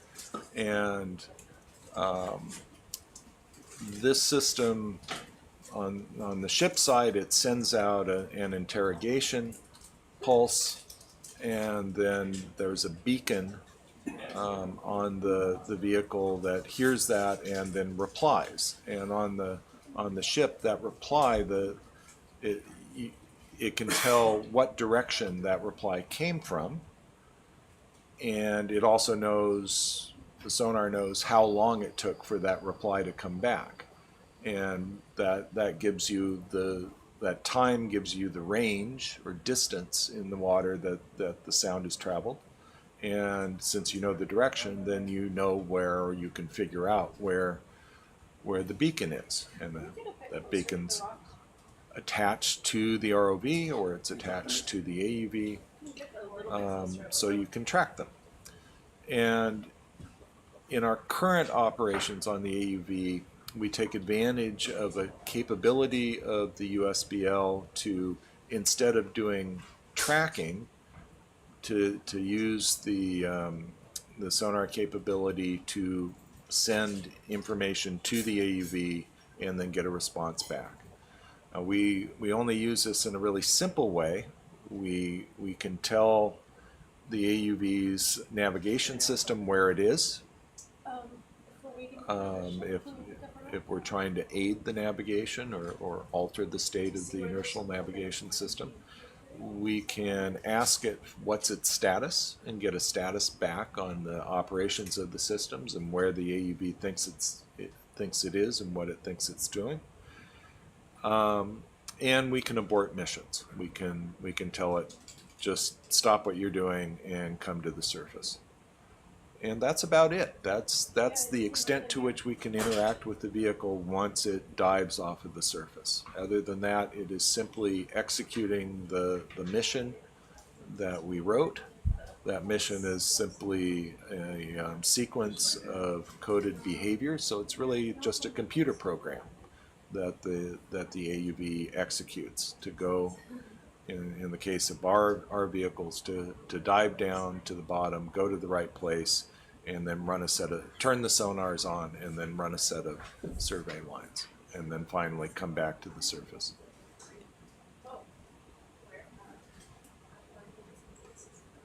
Yeah, so Connor Johnson said, so the USBL can correct the INS drift. It can. Where we really use that capability is during the period where the AUV is spinning down. Now, I think if you're watching, you're noting that a conspicuously colored rock is being picked up. So I think we're getting a really great sample here with respect to the goal of this dive to try and sample pieces of the upper mantle of the Earth. So people are pretty happy. We can store that in Rockbox 2D. You'll let them Rockbox 2D. sit over here and Make that different than all of this grade. It does. When I see that, it's much more like gray.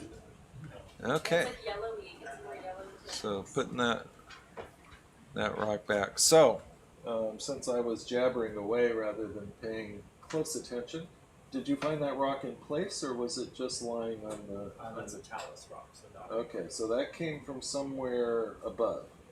Yes. Nearby, at least. Okay. So if we can stay at this kind of level or even a little bit lower and really slowly creep to the west. Then we just drew out here a little bit. So anytime you see this like orangey rusty stuff in here, let's stop. Okay. Do you need to take this seat back over? No. Because your computer is right here. I don't I'm want not you. doing anything. Okay, that's great. All right. The biologists are the ones finding the rocks for us. Well, it's teamwork. It is a large team. It's because you're spotting all the animals that you're figuring out is. Do the animals prefer serpentine? Do they? Definitely there was a fish or an eel. Well, in a serious vein, does it provide better? Does that sort of rock provide a better footing for certain kinds of animals? I don't think so. You don't think so? Not Okay. necessarily. You said this depth or a little bit deeper? Yeah, this depth's kind of in general, this depth or even a bit deeper.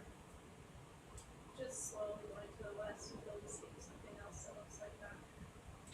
Okay, so we're continuing to carefully move along the scarp towards the west, but at about the same level, in the hope that we'll spot additional rocks of great interest.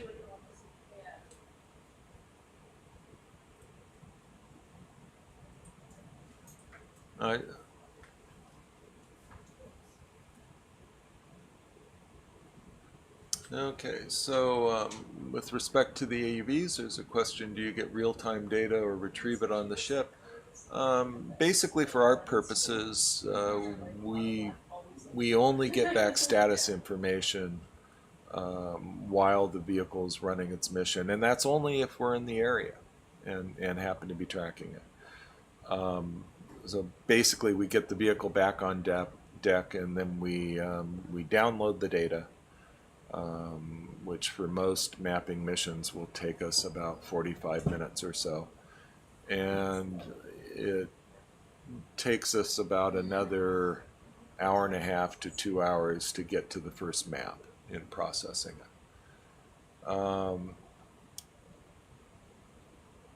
The amount of data that we get off of the vehicle will be about 200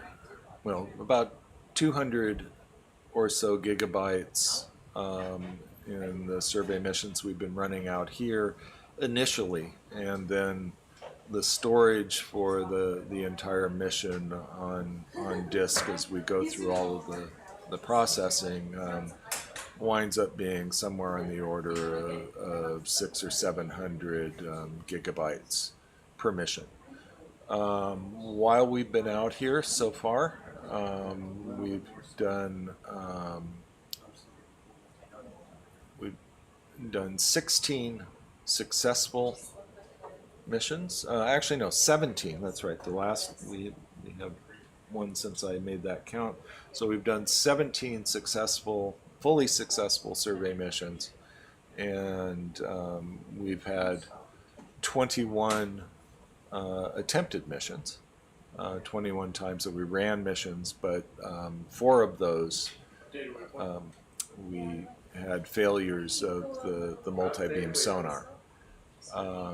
So we've had to swap in spare components and so forth in order to keep things running. we've got one more. We expect to operate one more survey mission when we get back to the seamount site that we started at. So as far as the total amount of data that we're taking back, it's a few terabytes. Actually, it's probably about 7 or 8 terabytes total. But then the amount of data taken up by the ROV dives is going to be closer to 20 terabytes or so, because ROV video takes up a lot of storage space. So as far as data storage problems go, we're only the second biggest problem on the ship on this trip. The ROV is the biggest problem.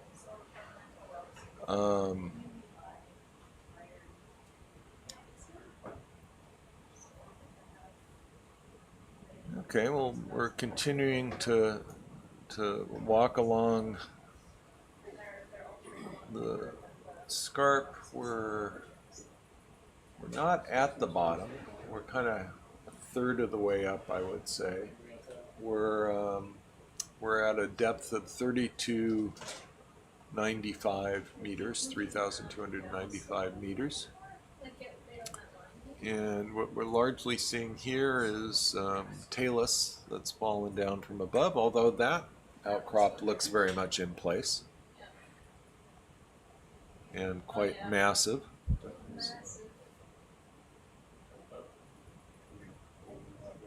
And so, as ignorant as I am, I would guess that that's a massive gabbro, which would be potentially lower crustal.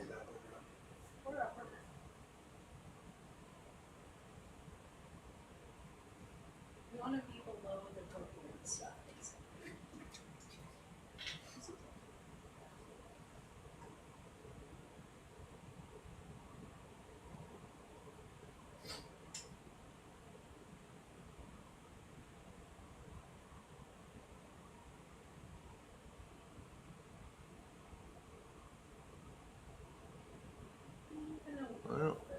So on the map, you see the really steep part of this scarp. That's going to be more of this gabbro that's retaining the steep verticalness. We want to be in that kind of transition between the steep stuff and the less steep stuff, which is pretty close to where we are. Yeah, we've got another animal there. Further south, further down slope as we move towards the waypoint. Roger that, I will move further down. Yeah, and so I'm not sure how much of the conversation in the room comes through, but Melissa was commenting that given that we're trying to find the upper mantle rocks that would lie below the lower crustal massive gabbros, the gabbros are so hard and so solid that they hold the cliff face very well, and so the steep parts of these cliffs tend to be that. Peridotites become so altered that they are actually pretty soft rocks or crumbly rocks, and so a strategy for figuring out where they are in a scarp like this would be to look for the break and slope below the gabbros. And the tough part is that's an area where things get covered up by all the material falling down from above. So we're looking for an opportunity where we just happen to find a place where those rocks peek out somewhere.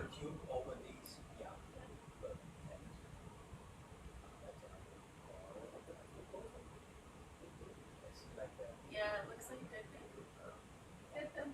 Although maybe it's alive up there, but And one of the key reasons that we are right here right now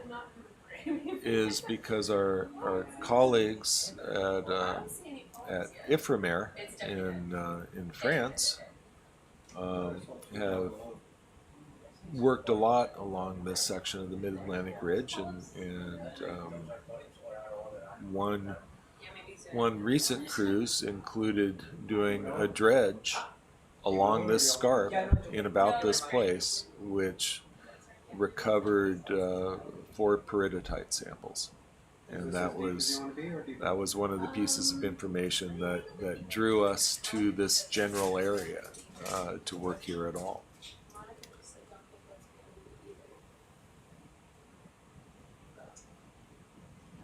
And for those who might not be familiar with dredging, dredging is basically taking a steel bucket with teeth on a cable and dragging it along the seafloor to pick up rocks. And rock sampling on the seafloor has been done with dredges since the late 19th century. It was part of the Challenger expedition in the 1870s. And people still do dredging. The primary difference between the past and the present in terms of that method is that we now can put a beacon on a dredge the same way that we would put a beacon on a robot, and so you can know where the dredge is very well, and so you have a much better idea of where you sampled rocks than you used to, even if you were using that very old method of just lowering a bucket to the seafloor and dragging it along for a bit. Can we pick up a rock? It's just been a while. I'm serious though. Yeah, no, that's an important strategy. We should pick up a rock. So for those who didn't hear it, Melissa just commented, "Can we pick up a rock? It's been a while." But it's not that's not a joke. It's a fact. We're running along this scarp, and we should sample periodically. That's the only real way that we are going to ultimately know what was exposed here. Just looking at these rocks is not enough. It's really hard, even for the igneous petrologists amongst us, to really know what a rock is by looking at it in ROV video. What the ROV really does for us is give us an opportunity to ground truth, what we think we learned from remote sensing, by bringing back actual samples.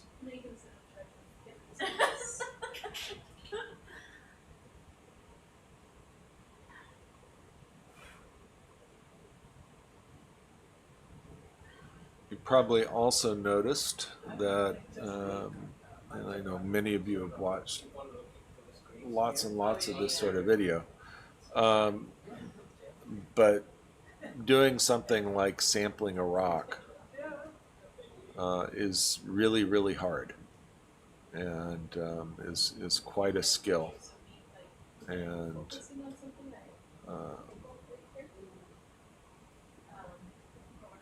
the ROV pilots are very, very good at this, but it's still a considerable challenge.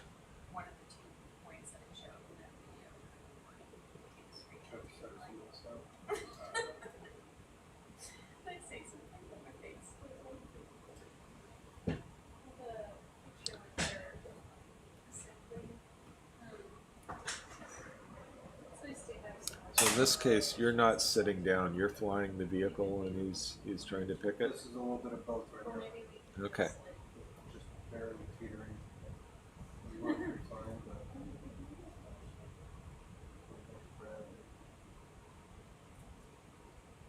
Perfect. What a good size rock. John, where's it going? That one can go in Biobox 1B. Oh! It made it in. It made it into one. Yeah. It made it into one C and D. Alright. Into multiple pieces. Well, sprinkles now. not all rocks are really, really hard when they get altered. Soft, though. Yeah.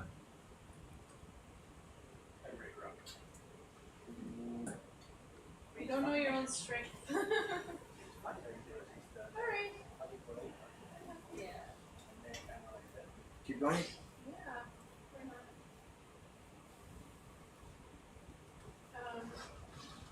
If stuff starts to look too coherent or massive, then try to get underneath it. Yeah.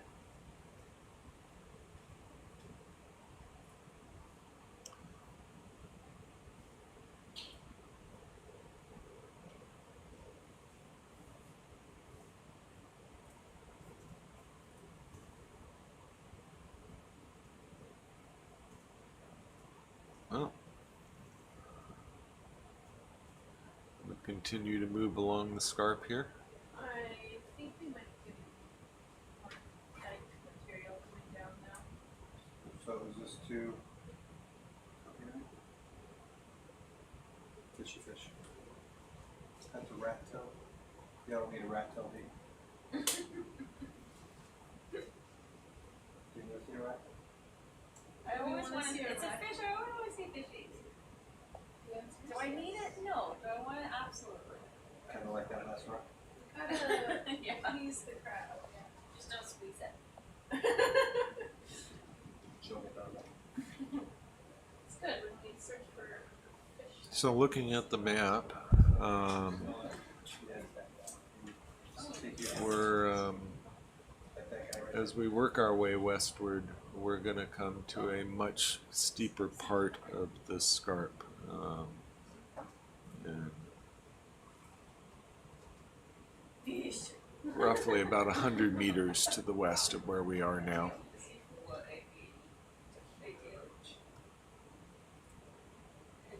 It doesn't make sense, right? Melissa just asked me if I can see. When I got really excited about the fish. And are you excited because it's making you hungry?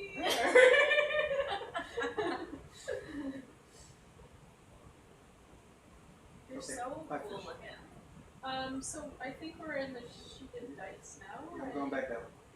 But it's good to know where we are in the crustal sections. It's good to come up. See, the fish showed you The something. fish. Okay, so Melissa just commented that she thinks we're in the sheeted dike section, so that would imply that she's seeing some evidence for jointing, vertical jointing in the rock. Maybe. Big maybe. Yeah, What seat you taking? so What seat do you want? You can take that. Take your seat. Okay. You're staying below the green line, stay where it's like this, or it's not the big sun stuff. And it's Connor makes a nice comment that AUV mapping might be useful on many ROV expeditions, and I think the way to think about it is that maps at a scale where you can see the features in the map when you're using an ROV and looking through the video. That does have great utility. It pretty much, regardless of what activity you're doing, what science you're trying to do, having a map at that visible scale provides a context for what you're doing, and in many cases also contains information about the processes you're trying to study, whether those are geological or biological. So I think that's absolutely true. Oftentimes, the most efficient way to approach this kind of work is to do the AUV mapping separately from the ROV dives. And that has to do with two things, one of which is that if you're out on a ship and all you're doing is running AUVs and you have multiple AUVs, then you can run full tilt. You can just keep cycling vehicles, and it becomes a very efficient use of ship time, and doesn't necessarily require a large ship, doesn't necessarily require a lot of people. So a lot of times we actually go out and that's all we're doing is AUV mapping. But then that is part of an overall science project in which people come later on a ship with an ROV and utilize the maps as part of their ROV based operations and the other things that they do, the other kinds of work that they do. And so in a lot of the projects that my team collaborates in, they're really multiple expeditions, or there's 2 ships involved, and you do the mapping first, and then the other work, whether it's ROV based sampling or ROV based coring or ship based coring or whatever it is, will happen later. And so efficiency is one reason to approach it that way. Another reason is that it gives you time to analyze the data, to process the data, to think about what you're doing, to make plans. And so it becomes efficient in that way. The reason it makes sense, say, on an expedition like we have here, is that we are a long ways away from a port. We're 6 days transit out, and then we'll be 6 days transit back.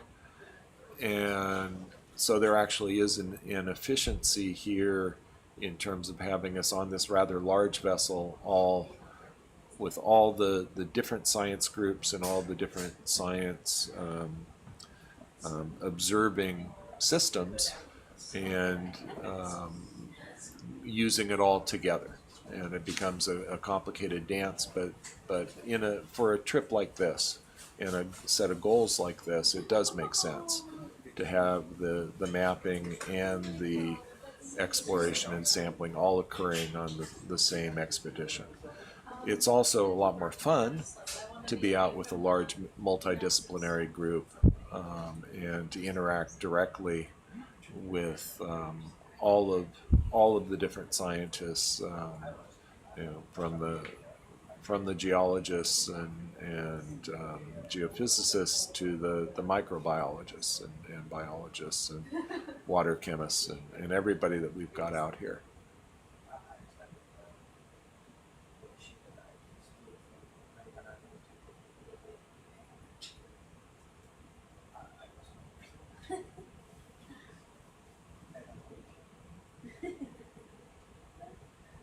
Yes, as Julie Huber noted, you need a pretty big ship to accommodate both AUVs and an ROV.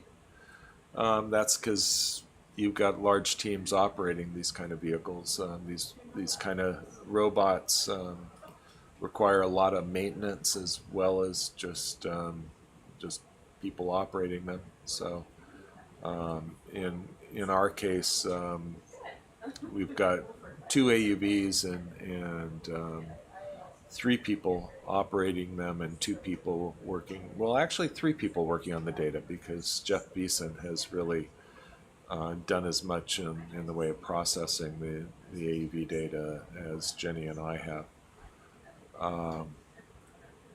And so you fill up a ship pretty quickly as you start having ROV pilot teams and AUV teams and so forth. The science party that we have out here is 22 people, and the ROV pilot team is 6 people. Is that right? 6 or 7 people? How many are you? 7. So really, if you count the ROV pilots as part of the science team, as you should, then we've really got 29 people in the science party out here, and we should consider the marine techs in that group too. And there's 3 of them. So it takes a lot of people, and that takes a big ship.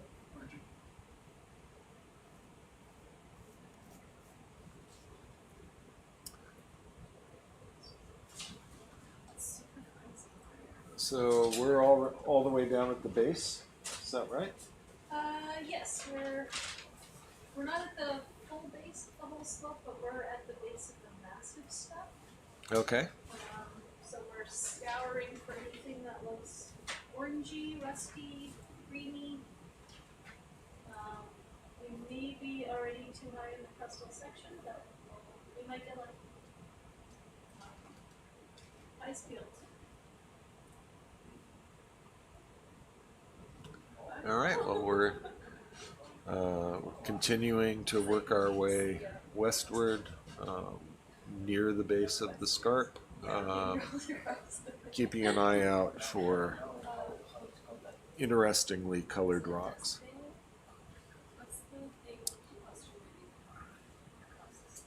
And what we're looking at right now is a mixture of rock debris with the pelagic sediment that's here.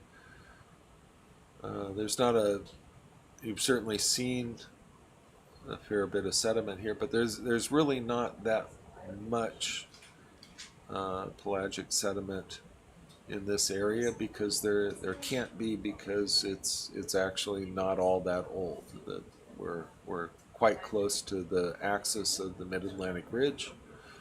We're basically just a few kilometers west of the axis, in the vicinity of what's called a non-transform offset, sort of an area of high topography that's adjacent to all of that. And the reason that the topography high is, we think, because of faulting, tectonic activity that is ripping apart the crust and allowing exposures of deep parts of the crust and upper mantle, and as part of that, causing uplift, allowing rebound that causes a topographic high adjacent to the deep parts of the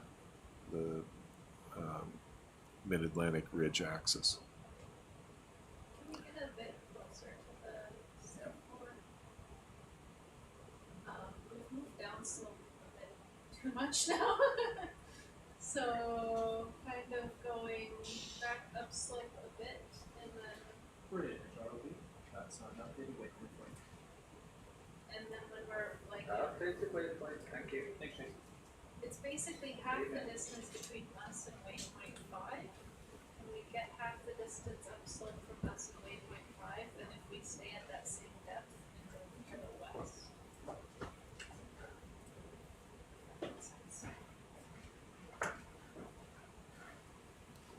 So we've dropped a fair bit down. Now we're gonna kind of edge a little further up the slope, and we're angling towards a place where we can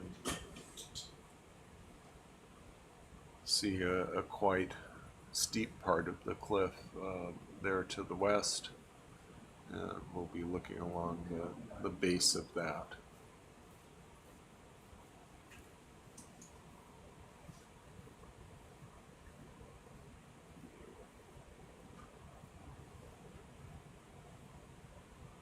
So Martin in the chat makes a comment that parallel mapping operations of the AUVs enable one to cover large amounts of ground, and points to the relevance of that to the project to map the entire seafloor of the world, which is called Seabed 2030.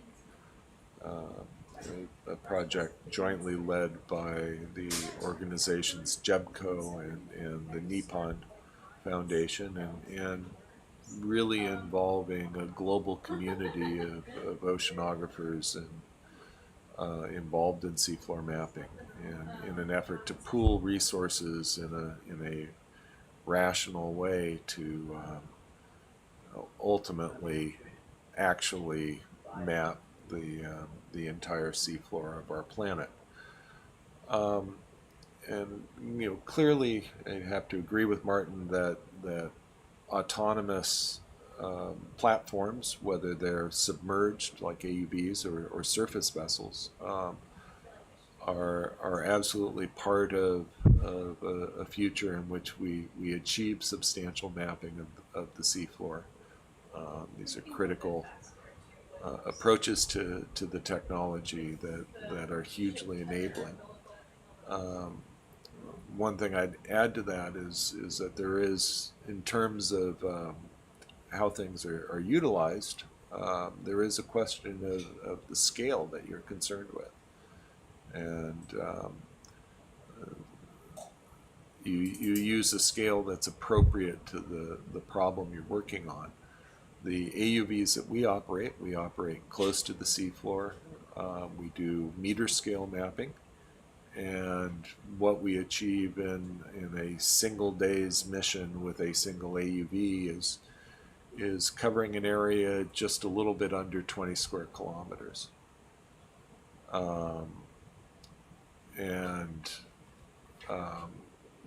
That's something that we can do again at meter scale, and that's really determined by the altitude that we fly.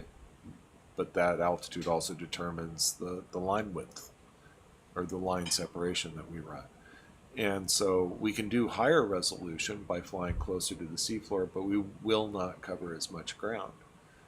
And so there's a trade-off between the resolution that you're working at and how much ground that you can cover in a given period of time.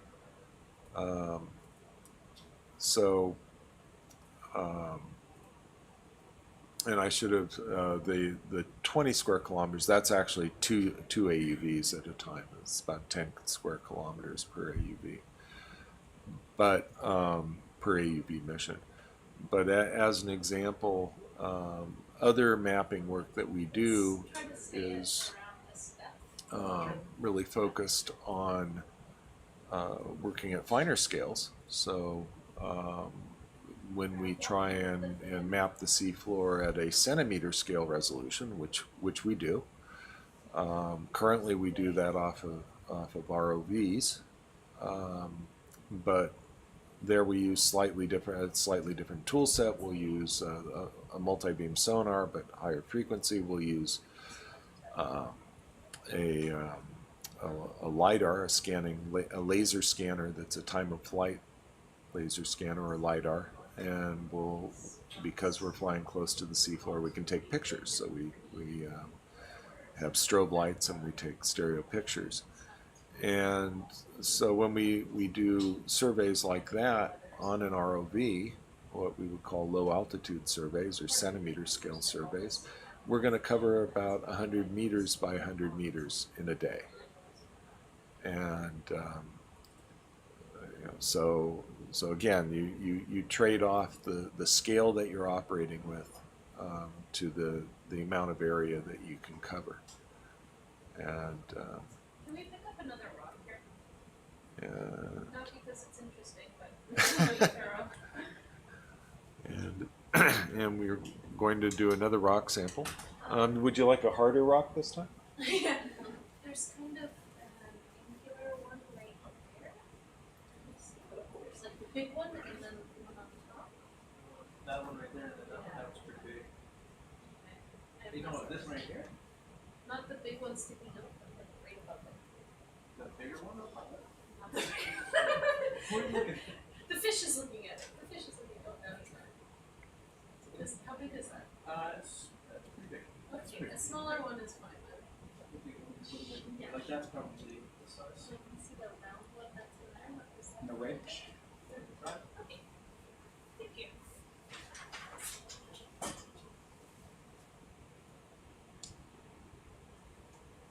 So Joanne, question for you. What's the biggest surprise you've seen so far in terms of the biology that you've been paying attention to? SpongeBob? SpongeBob? To me, it could be the differences in terms of community at the three hydrothermal vents. Like, for instance, at Cape, anemones were extremely abundant and were kind of dominating all the periphery, whereas in the last ones, anemones were very low in abundance and were the gastropods that were dominating. So these kind of differences between vents that are relatively close is to me the most striking feature so far. Okay. At the level of confidence. it's something that we do not have an explanation really for that, and that makes these discoveries very exciting. Okay. Sean, what's the best geology? So, what Joanne just commented when I asked him what was the most surprising thing he's seen on this trip with respect to the biology, and he really works on hydrothermal vent communities, and his answer is that the very significant differences in the communities that we found at the 3 different hydrothermal vent sites, all of which have been high temperature black smoker venting, and they're all pretty close, and yet the communities of animals living at those vent sites has been significantly different, and that's hard to explain.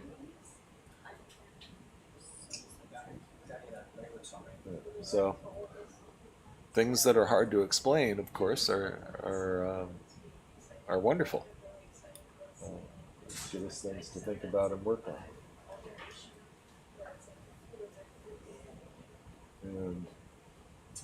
And the most basic fact about exploration is you don't know what's there till you go and you see.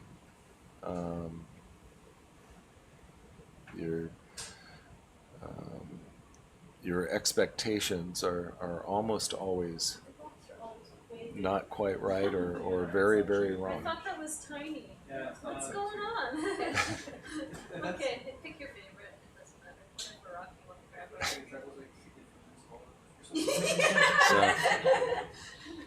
The lasers do not help me understand scale at all. So we haven't. Don't pick something bigger than the lasers. Yeah, something like that. Melissa initially wanted a rock that was rather too large, so they're looking for something a little more reasonable sized. Reasonable. There might be, it might just be like manganese oxide that's sticking it to the wall though. You might be able to like. Okay, so. So Joe Bellino asked, how do the AUVs georeference without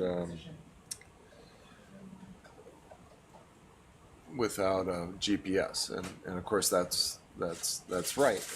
As soon as you're underwater in salt water, you no longer have an ability to receive radio signals at all, including GPS. And so once you're underwater, you have to navigate by other means. So the AUVs really depend on inertial navigation, which in the case of the system that we use in our AUVs is based around a device called the ring laser gyro, a very, very high precision gyro. And that's married with accelerometers and other sensors to make a basic inertial navigation system. The internal processing is through a thing called a mathematical construct called a Kalman filter that basically steps through time with all of the information and maintains a model, a state model of the location and pose of the navigation system. And as I mentioned before, this INS or inertial navigation system does pretty well, but it does drift. And one of the key things is that drift is actually really high if the INS does not have what we call navigation aiding, which is some additional information about its velocity or position that stabilizes the solution over time. For most of an AUV's mission, we operate it close to the seafloor, and that navigation aiding comes from measurements of velocity over bottom from a sonar called the Doppler velocity log. And as long as you have what we call DVL lock, which is to say if you're within 130 or 40 meters of the seafloor, then the DVL can see the seafloor and can give you velocity over bottom. That fed into the INS keeps the INS solution good and stable, and then your drift is limited to a few tens of meters over the course of the 18-hour mission. $5 too. That is a nice rock. It looks like it's got quite a bit of manganese on it, Okay, give me a but it's perhaps a little larger than we were looking. Well, I guess it's very much larger. We give it up. Okay.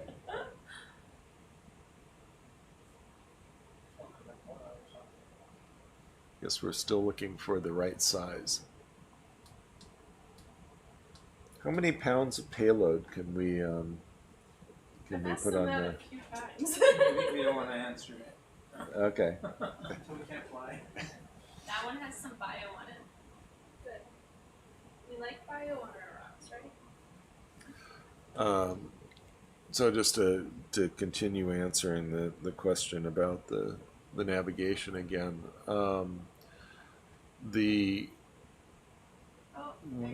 one of the aspects is that the INS will drift if it doesn't have aiding. It can only have aiding from the DVL when it's near the bottom, and so we have this significant problem between when the vehicle dives at the surface and it loses GPS to when it comes on bottom and gets DVL lock. And in that period where the AUV is just spiraling downward, it just circles and goes down at about 25 meters per minute. In that time period, we need to have some way to aid the INS to stabilize it. And we do that by using the tracking of the USBL and the communication channel that the USBL provides us to tell the INS where it is throughout that dive. So an actual AUV mission sequence, we prepare the AUV. We go through a checklist that takes us about half an hour, 45 minutes. We disconnect the tether that we run on deck and unplug it so it becomes autonomous. We pick it up with a crane. We put it in the ocean. And then we have a radio modem that we log into it over the radio modem. We download the mission, and then the vehicle starts executing the mission. It dives and spirals down. Then we actually move the ship on top of the AUV as it's spiraling down. We track it with the USBL, and every few seconds we tell it where it is. So we're acting like it's GPS. And we do that until it gets within close enough to the seafloor that it has DVL bottom lock. And then we stop aiding, and from then on the vehicle runs its mission purely on DVL aided inertial navigation.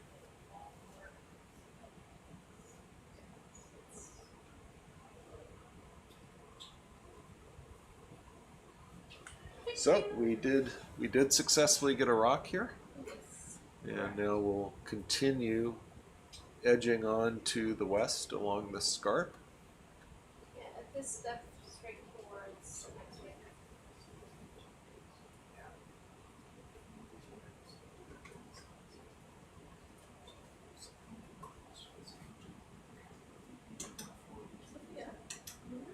So the pilots had to use the thrusters a fair bit to stay in place for that sampling, and that means they stirred up a fair bit of sediment in the water. But you can solve that problem by just moving on. Moving on to clearer water.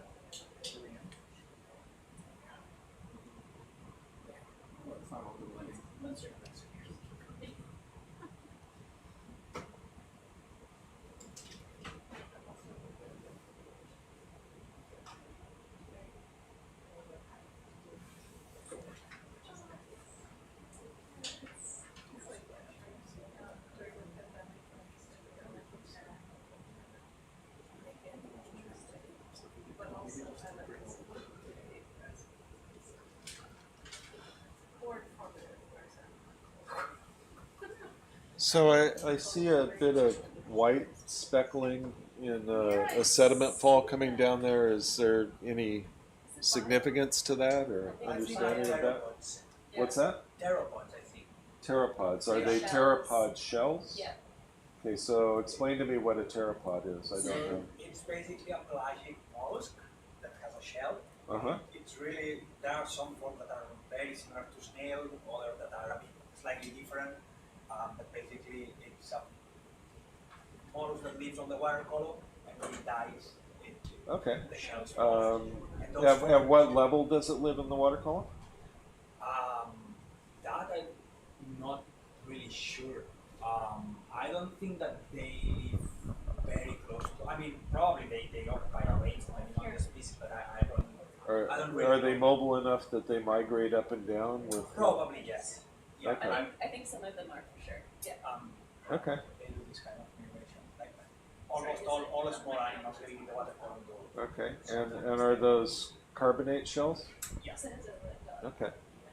All right. So the commentary there's another microphone in the room, but I have no idea how well the whole conversation was picked up there. So I'll repeat it a little bit here.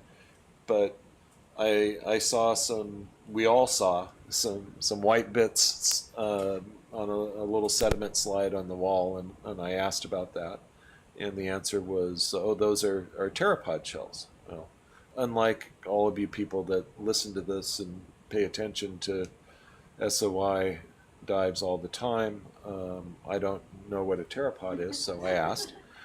And the answer is that they are pelagic mollusks, and pelagic means they live up in the open ocean, in the open water. They're not benthic. They don't live on the seafloor, and so they live up in the water column. And when they die, their shells cascade down to the seafloor, and we're seeing some of them that have built up, and then they fell down along the wall in some particular place. Those shells are carbonates, which means that I think we are below the calcium compensation depth here. Is that, anybody know if that's correct for the Atlantic? We're deep, so no. We're probably below CCD here. I think so. I would Okay. say. That would require a Google search for me. Yeah. Okay. So if you are deep enough in the ocean, then carbonates will dissolve, and probably those pteropod shells don't last forever. They probably dissolve away at some rate. But the further comment there was, I asked whether these pteropods were part of the community of animals that migrate up and down daily in the ocean, and that's the answer was probably yes. There are a lot of small animals that you think of as plankton that actually migrate up and down diurnally or daily, and come up towards the sea surface at night and go down during the day. And this has been known for a very long time just from sonar observations. So the pteropods, they're shells that we find on the bottom here on the seafloor, are part of that great mass of life that lives up in the open waters of the ocean.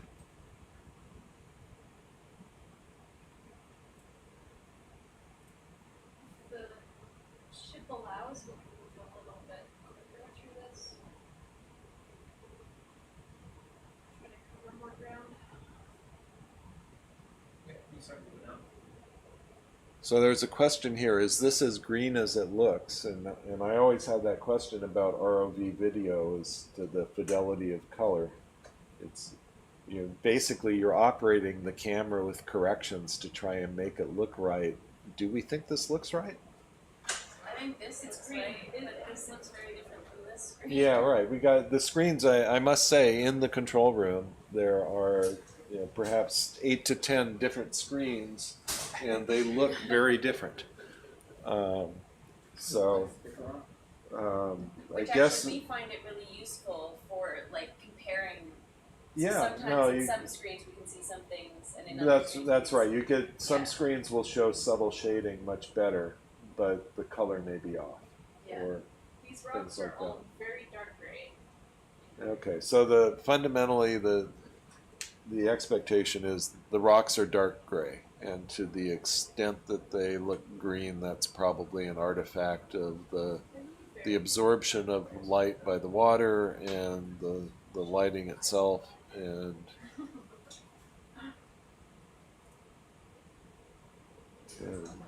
the incredible variability of screens. Looking Can we go around. back up slow, please? Kind of. Okay, so we're definitely looking at a rather significant pile of angular talus here, and so we're gonna move upslope towards towards the sharp Like part of the from here, cliff. if you just beam straight for that waypoint 6, then that should be a kind of good cover symbol also. Oh, is that? I have too much sense.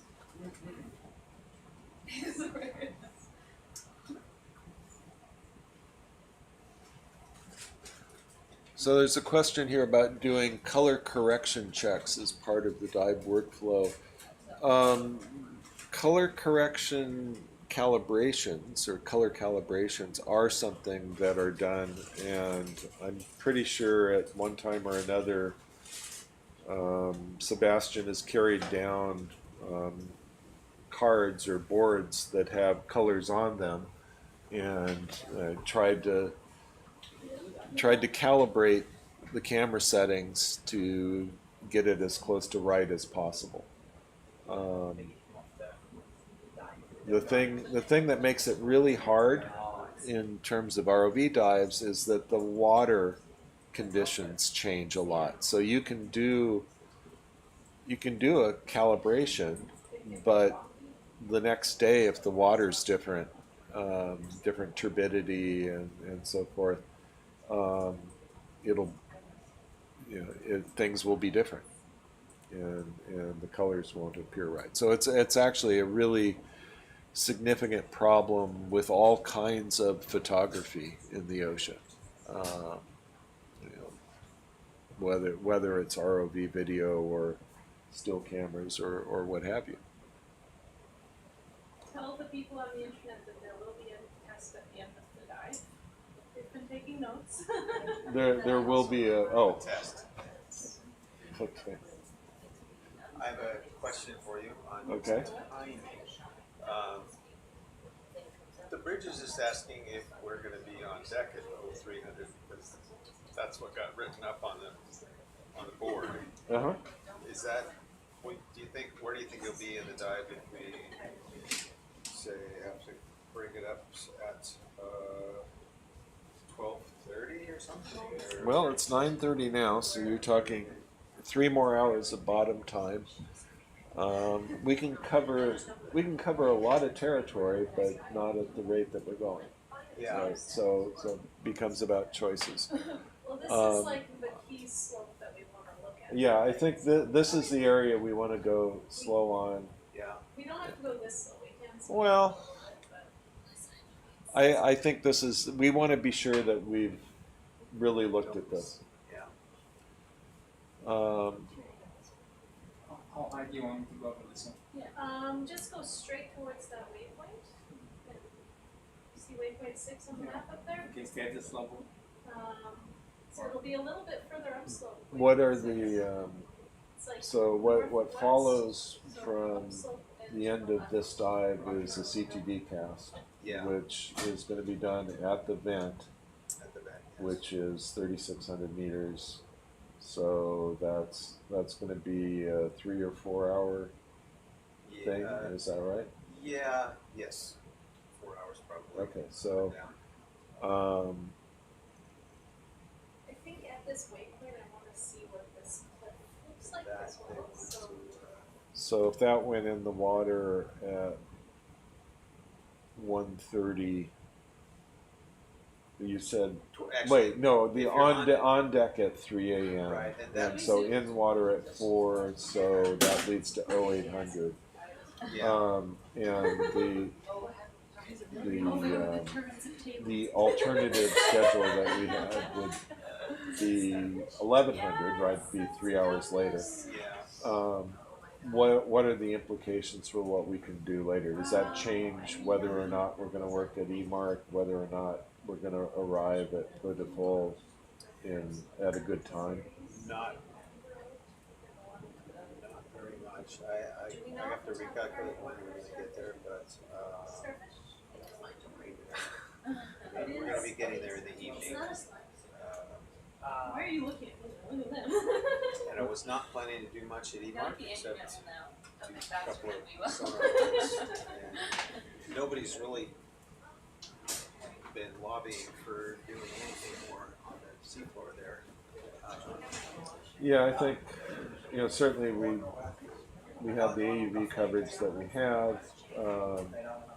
Our French colleagues have done a tremendous amount of rock sampling there already that will help to make sense of that. Around.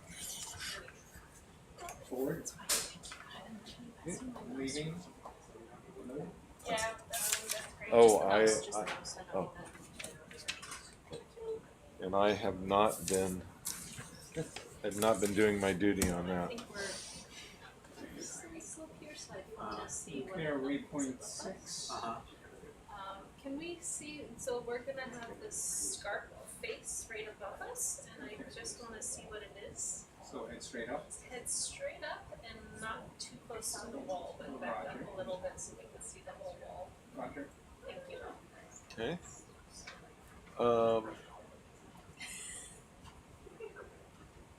Hopefully you're not asking just me, but my guess is that what I think is the really important part of this dive will be done by 12:30. I think we don't cover anything like the ground that we originally talked about. Yeah. But the part that was really important to me is what we're doing now. Yeah. Okay. I think for the bridge, it's about personnel when we're recovering. Adam, is there a preferred time for you guys to recover? Just ask for what bridge. Something one that can. Yeah, it's about that hand. Starting from 5-6 there, more happy, I believe. Starting from what? 5 or 6. Rather than There, 3 or 4? Yeah. Okay. Hello, Dave. So it's 2.5 hours up? 3 hours up? What is it? 2.5? Is this an interesting rock? Can we look at the white rock right there? In the middle of the screen, can we zoom in on that? Kind of to the left. So one question. Less than the lake Go down the up bottom. here, if we know that it's a beach, I just would it make more sense rather than coming up here to kind of stick around and survey the bottom of the slope maybe? Or even go to the other side? Yeah, with the white like line down the bottom.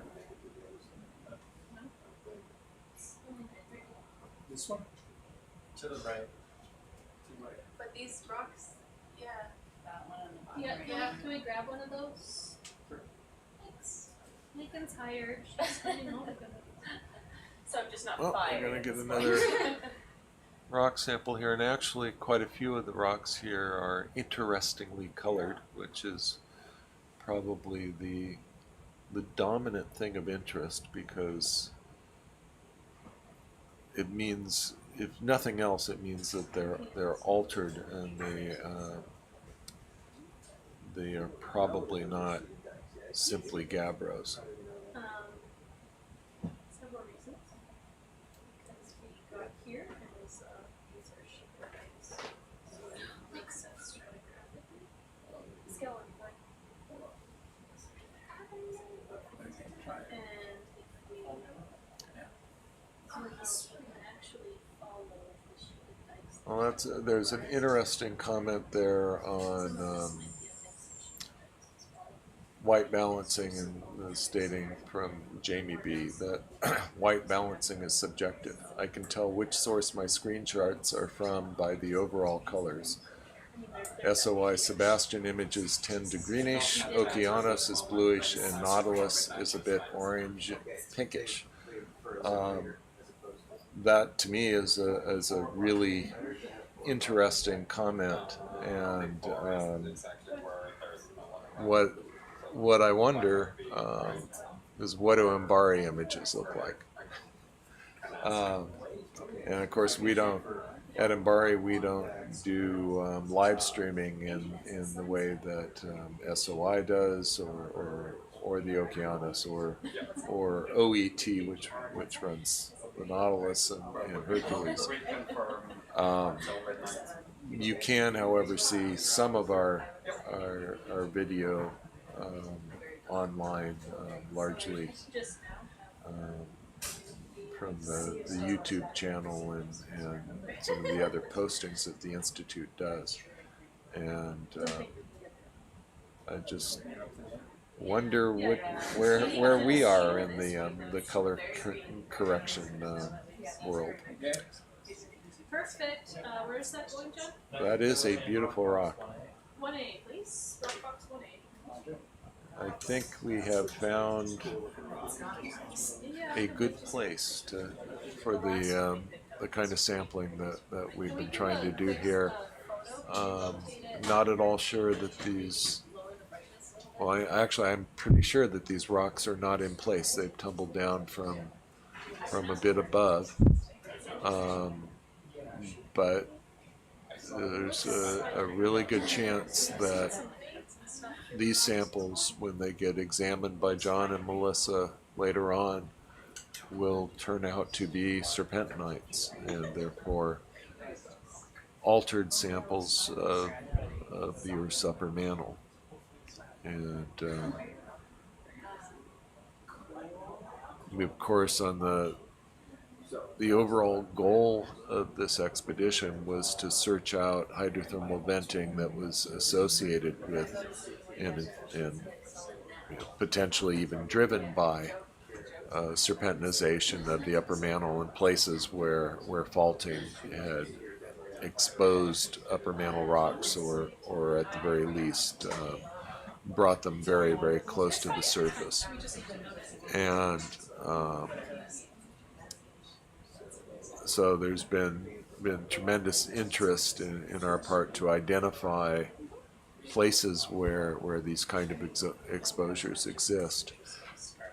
At this particular area, as you know, we've found a single remaining active hydrothermal vent, roughly about a kilometer or so to the east of where the ROV is right now. And that vent site is hosted at the surface in volcanic rocks, in relatively recent extrusive rocks. But much as the analyses of the fluid samples from the vent, much of those analyses have to wait till we get back to shore, and will be done in laboratories at shore.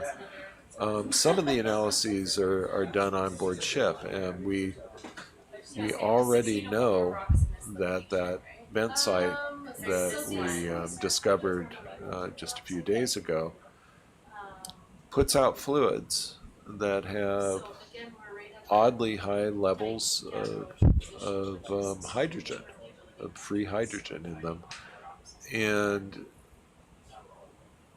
the suspicion is, I hesitate to say initial interpretation, but the suspicion is, the hypothesis is that the best explanation for that, the mix of things observed in the fluid so far, is some involvement of serpentinite in those vent fluids. So while the venting may well be primarily driven in terms of heat by the recent volcanism, the fluids may be interacting with the hot fluid, or the hot fluids may be interacting in part with upper mantle rocks and with serpentinites. And so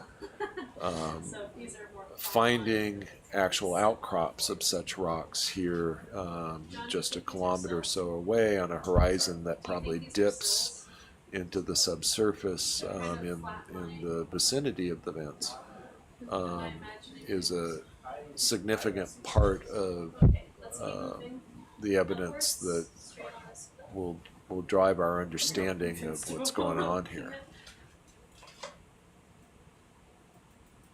I see something there. It's not.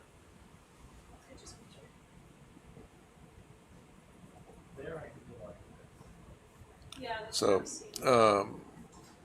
Ryan asks on the chat, what's MBARI? And so MBARI, M-B-A-R-I, it stands for the Monterey Bay Aquarium Research Institute. My name is David Caress, and I'm a principal engineer at MBARI. And it's the AUVs that we've been operating as part of this expedition are from MBARI, and there's a team of 5 of us from the Institute that have been operating those vehicles and processing the data, along with our guest MBARI and data processor, Jeff Beeson, who's been extremely helpful. So we've got 3 people from the MBARI Autonomous Systems Group, or Autonomous Systems Operations Group, the full name, that being Eric Trautsky, the leader of that group, and operations engineers Randy Prickett and Jordan Caress. And then working with myself is Jenny Padawin on the data processing side. So that's MBARI. The Institute as a whole, it's about 200 people in Moss Landing, California, United States. We are privately funded primarily by the Packard Foundation. We are an institution that is about 50% engineering and 50% science and 50% operations, if that makes any sense. But the mission of our institute is to combine technology development with science, and then to operate it in the deep ocean. And we have one ship at present called the Rachel Carson. We used to have another larger ship called the Western Flyer that retired a few months ago. And we have a new larger ship coming online later this year named the David Packard, which you can go to our website, www.mbari.org, and look up the specifications and characteristics of our new ship, the David Packard. As it happens, the Packard is being built in the same shipyard in Spain at which this ship, the ROV Falkor 2, was so recently refit. So there are quite a lot of pictures that exist showing both ships in the field of view, that's an interesting connection for us to have. Now, that is a nice large piece of multicolored rock that's greatly of interest to us. It's clearly not in place. It's fallen down from above. I am not sure. Do you think that the outcrop that's in place is also similar material here? Or? Either in dikes or sills. I don't quite have the geometry with hydrothermal fluids moving here. Okay, so you think these are hydrothermal rocks rather than... Well, igneous rocks with hydrothermal. Okay. Yes. All right. Which would still be of great interest to you because you study hydrothermally altered rocks. Yeah, so the last rock, it's kind of the transition from dikes to gabbro it's a huge permeability contrast, so your fluids are going to come out there. Okay. And also, like, between the dikes migrating to surface, that's how they're going to get to surface. So, like, if there was some old hydrothermal system above us, this would have totally the fluid matrix. Okay. So, in fact, you don't think what I was saying recently, you don't think that we're sampling serpentinites currently, you think we're sampling altered volcanic rocks. Okay. But so, I'm happy to do proof of concept. Earlier, the one that Megan pointed out and we picked it up and it was very green, yeah. that one looked like the right kind of green, so that was 2 samples ago. But I think this sample and the last sample are just Okay. because you can have green minerals like chloride. Okay. And the chloride also looks green. Right. Yeah. It's a slightly different green. It can be more of a like blacky green, and the light colored stuff is like really light gray or white. So those are like our smectites, oncolilonite, or sericite, or Okay. whatever illite. So the fact that it's green but also white and where we are in the section, strong guess. Okay. And we've seen a lot of veins through the rocks too, so we're seeing that there is fluids running through cracks. Okay. So just to correct some of the things I was saying quite recently, so we stepped back a few minutes and there was a rock sample that was taken that was quite green, and what Melissa was saying is that really did seem like the right kind of green to potentially be a serpentinite, but the more recent brightly colored rocks that we've been looking at, she thinks won't really know until you see the samples in person. But what she thinks we're looking at here are actually intrusive volcanic rocks, gabbros, that have been substantially altered by hydrothermal activity. And so we're seeing green here as well as other colors, but this green, she thinks, is most likely chlorite and other hydrothermal minerals rather than being serpentinization of upper mammoth rocks. Good sign that it's just altered. Did you still want it? Yeah. A piece of anything I have.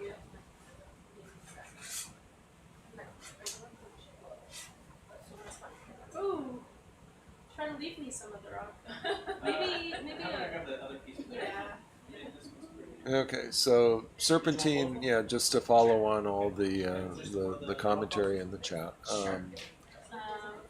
Serpentine is a mineral, and serpentinite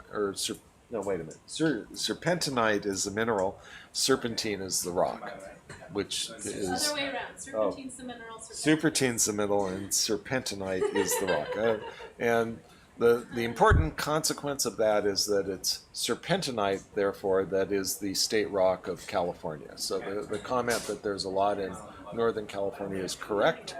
I recommend doing the Salmon Creek backpacking trip off of Big Sur, south of Monterey, if you want to see a whole mountainside of serpentinite. And again, it is actually the state rock of the state of California. Rock boss 1A? 1A sounds good to me. And if we can just grab a second piece of that. So did you reach a conclusion about when we're coming off bottom? Yes. What time are we coming off It may bottom? change again because it's just changed 3 times. Well, okay. We want to be on deck at 3 o'clock. So Okay. back to that. So that's 12:30 off bottom. Yeah. Okay. So hopefully the ROV will make it 12:30. Yes. All right. What's another piece of that one would be great? Any of them. Still haven't figured out a piece or. All right. Well, that gives us about 2.5 more hours on bottom, and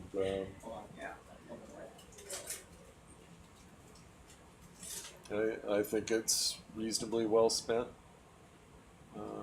sampling along this cliff. I think we got 2 specimens. This is just. Do you think you will know here on the ship, or do you think you got to have thin sections made? You'll know. Okay. So the. That's why I brought John. He's very good at metrology. Okay. So we do have the answer to my question was, which was, will you know on the ship, or do you need thin sections or other or analyses to be done? And their answer is they will know. John does have a rock saw here on the ship, if he, which he can cut the larger rocks and get clean surfaces. And that plus just looking at it with hand lens or microscope is enough.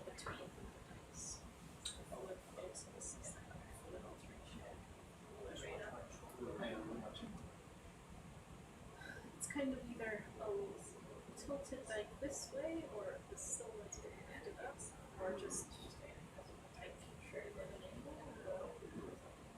The geometry breaks my brain. Yeah, I've seen things going in different directions up there too. So. And I think the scarp is just kind of a weird angle, so that we don't. You're getting some very interesting rocks.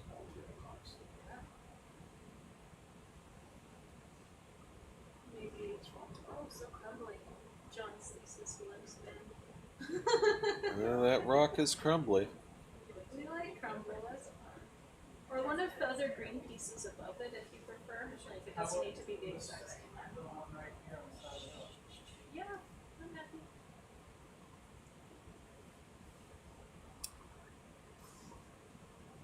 And then I just would like to kind of look up the slope to see what the feature you're talking about, that white. Yeah, the white line. Alteration.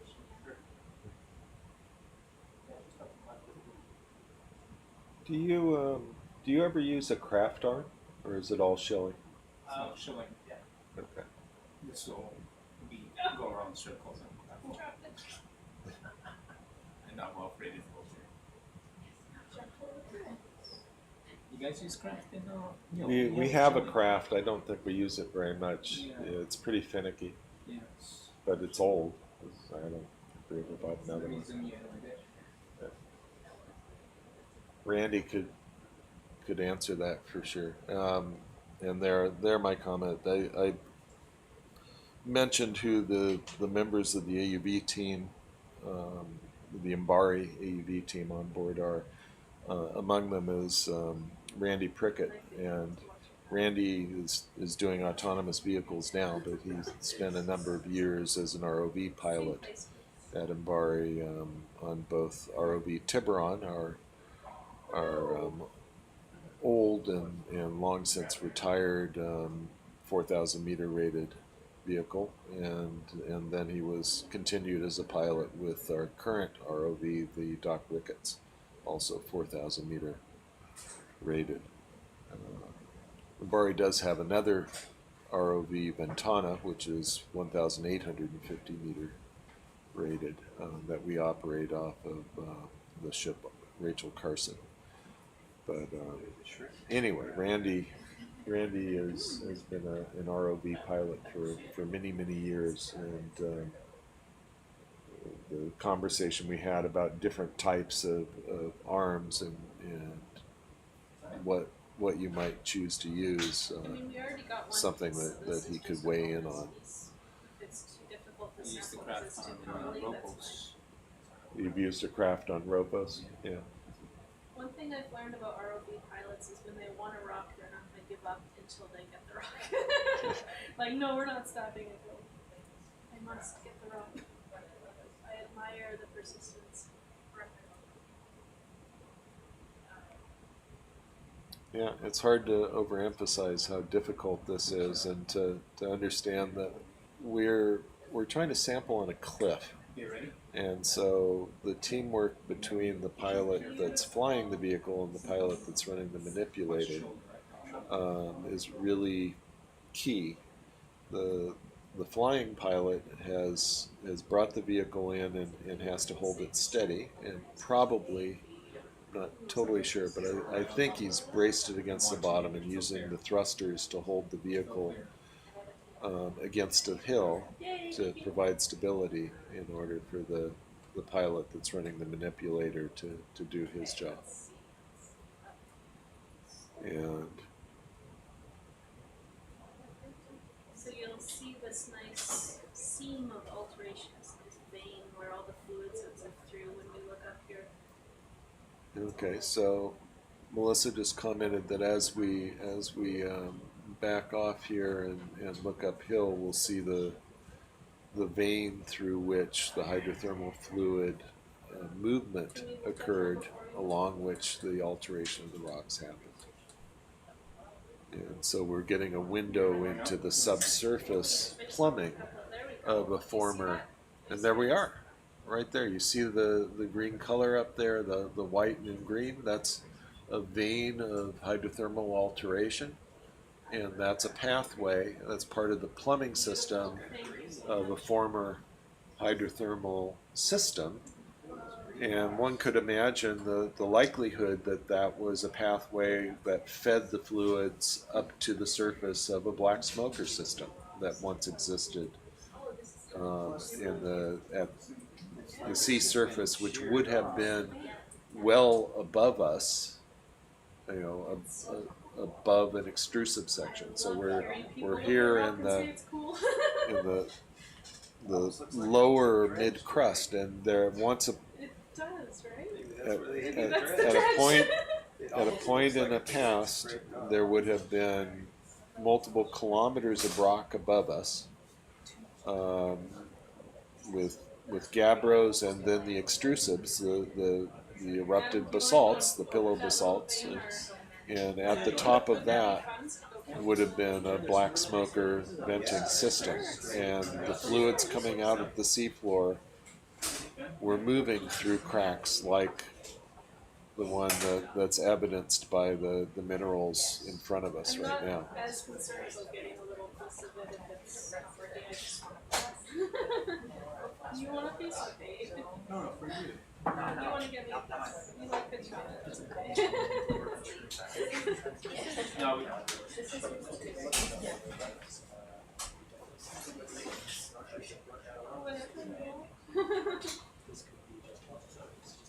Whatever tools you think will work for some rock scraping here.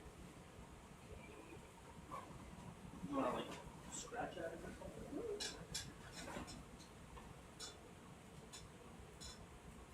I don't actually have a plan besides poking and see what happens. Maybe that's your dredge drag track, Dave. Maybe.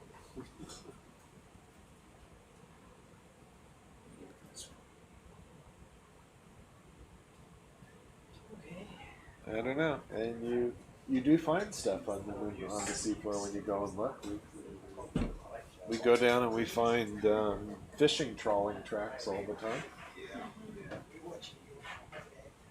Do you see scours from whales? Oh yes. Yes. Yes, that's true. You do see scours from whales.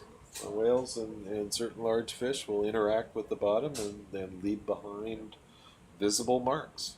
And those can be quite baffling until you figure out that they're biologically related.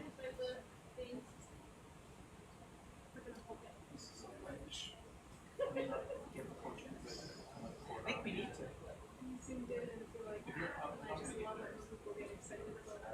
I think you're closer to starboard. Yeah, but So, just to throw some names around here, we're being visited here in the control room by Jenny Padawin, who works with me on the processing of the mapping AUV data. So, yes. And at least earlier, Eric Martin and Giancarlo were on, so there's at least some people at Embari that are paying attention now. And course, this is gonna This is live for some time on YouTube, so I This is guess. the poke of science now. Do you want us to wave hi to the folks or no? Do you want to wave hi to the folks? Yeah, can you turn on the? Hi, everybody. Wave. No, no. Where is it? Can- Oh. Hi, everybody.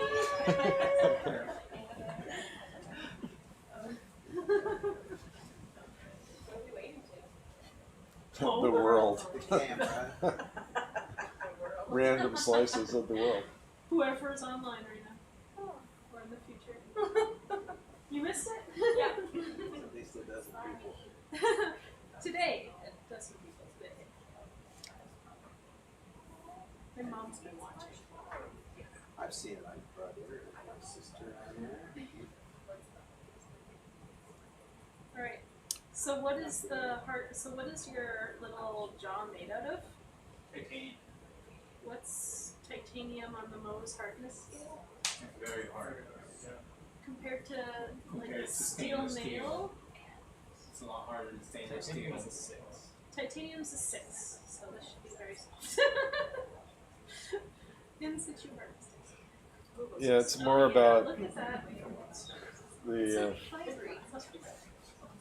what is it? I have to zoom Can you in. keep on like scratching it and get more of those? Zoom in before it gets too cloudy. What are we looking at?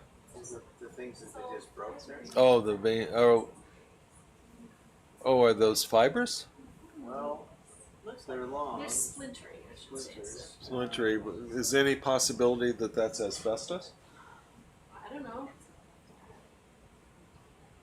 It's Okay. It's splintery, not fibery. Okay. Splintery. Any Yeah. chance we could get a sample of that? We did. Splinters? Yeah, we will for sure. Suck them up? Suck them up, scoop it up. There you go. Yeah, it's definitely shards off. He's got And some that of this. whole side, like where it looks kind of fibery going up, it's the whole vein being exposed to. Did you want to scratch this more? Yeah. So there's some comments in the chat about the nature of the tectonic plate boundary in California, and the Karen's comment is absolutely correct. So at the present time, through the southern 2/3 of the state, the plate boundary takes the form of a strike-slip fault that is actually a moderately complex fault system that's called the San Andreas fault and related faults. And of course, that's the majority of the seismicity in California and the seismic hazards in California are associated with the San Andreas system. Up as you get to Northern California, around Cape Mendocino, the plate boundary changes, and there is another transform fault called the Mendocino transform that goes off to the northwest, goes offshore from Cape Mendocino, and north of that point, then offshore is the Gorda plate and then the Juan de Fuca plate, and those plates are subducting under the northernmost part of California, and then Oregon, and then Washington State, and then up into British Columbia. And so at the present time, you have a strike slip or transform fault plate boundary from Cape Mendocino south, and then north of that along the coast is a subduction zone. And if you go back in the past, then you had a much larger subducting plate offshore, and the subducting zone extended much further south. And so going back say 25 or 30 million years ago, this larger plate called the Farallon plate was subducting under most of what is now California, and that means that having that convergent plate boundary meant that you had the development of sediments being scraped off of the downgoing plate and being added onto the North American plate, onto the landward plate, making up the very complex what's called an accretionary wedge, and much of the coastal mountains of California south of Mendocino are made up of rocks that were part of that subduction complex. And so, for instance, there's a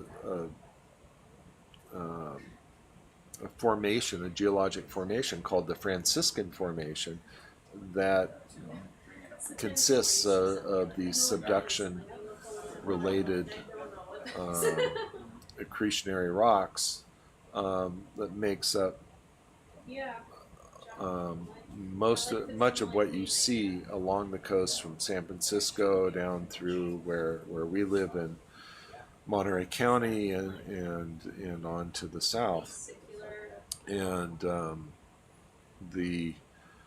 that process of building the accretionary wedge and building up those materials along the edge of the plate includes occasionally abducting or bringing on into that complex, onto the shore, slivers of oceanic crust. And those are the ophiolites that are referred to, I think one of the comments in the chat mentioned ophiolites in California.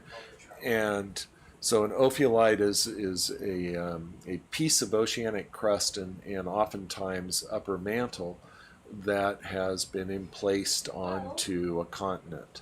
And California has several small ophiolites throughout the coast ranges.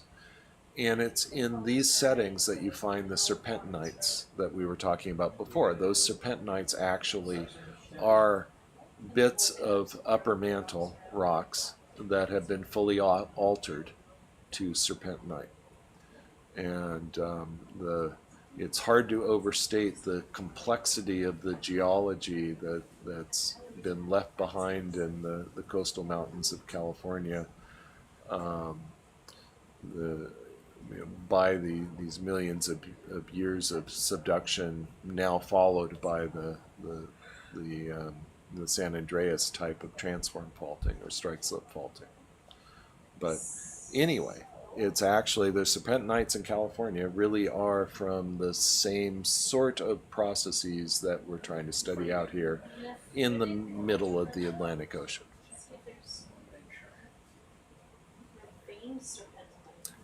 That is 6. Tremolite vein networks and associated So, substructures. That sounds like something we have here. It's in the shear zone of the Alpine fault. so James Driscoll asks So we have a question, where do you stand on the Baja BC concept?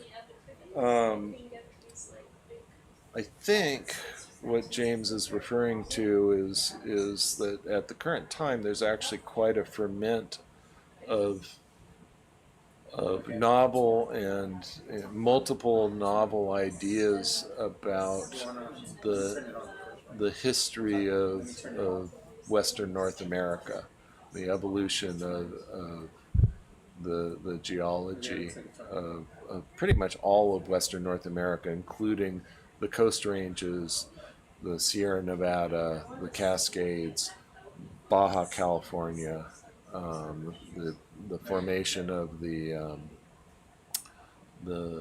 Gulf of California and so forth. And I'm just going to answer that I don't think I know enough to comment usefully on that, but I'm aware and have been trying to pay attention to some of the ideas that some really creative geologists and geophysicists have been putting out there. Now, while I've been going on and on, we've had a really interesting maneuver in which to get samples of that vein, first the pilots used the arm to scratch it up a bit and get fragments off, which were, appeared slivery, was the comment, rather than fibrous. And now we're using the suction sampler to suction up those fragments of the vein. And of course, the suction sampler normally is used to vacuum up animals, but in this case, we're using it to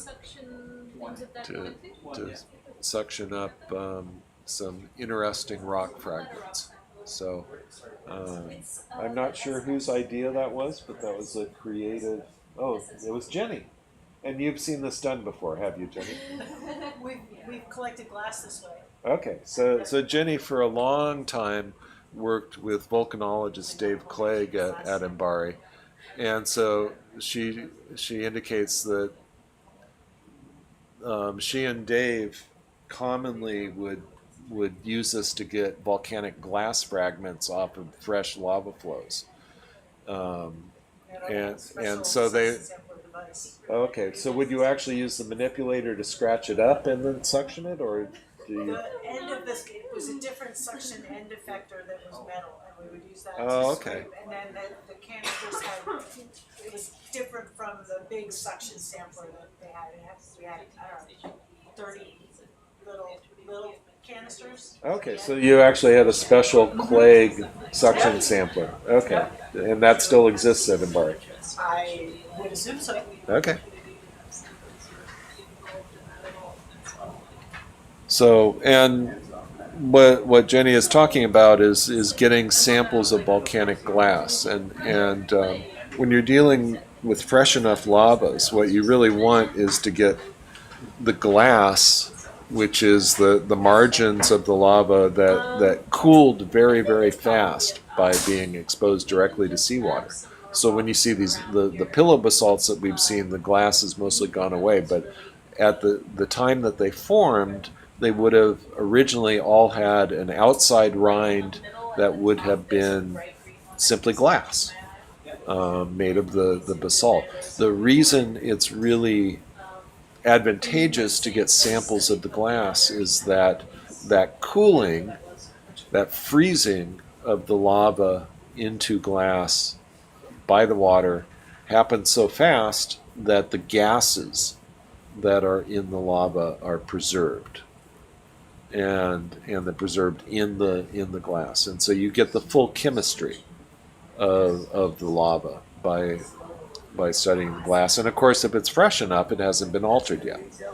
And so a lot of times in terms of the volcanologists working with those kind of rocks, all they need are little tiny fragments of glass, and that's enough to do the chemistry. They don't need big samples, so they just try and get the little fragments.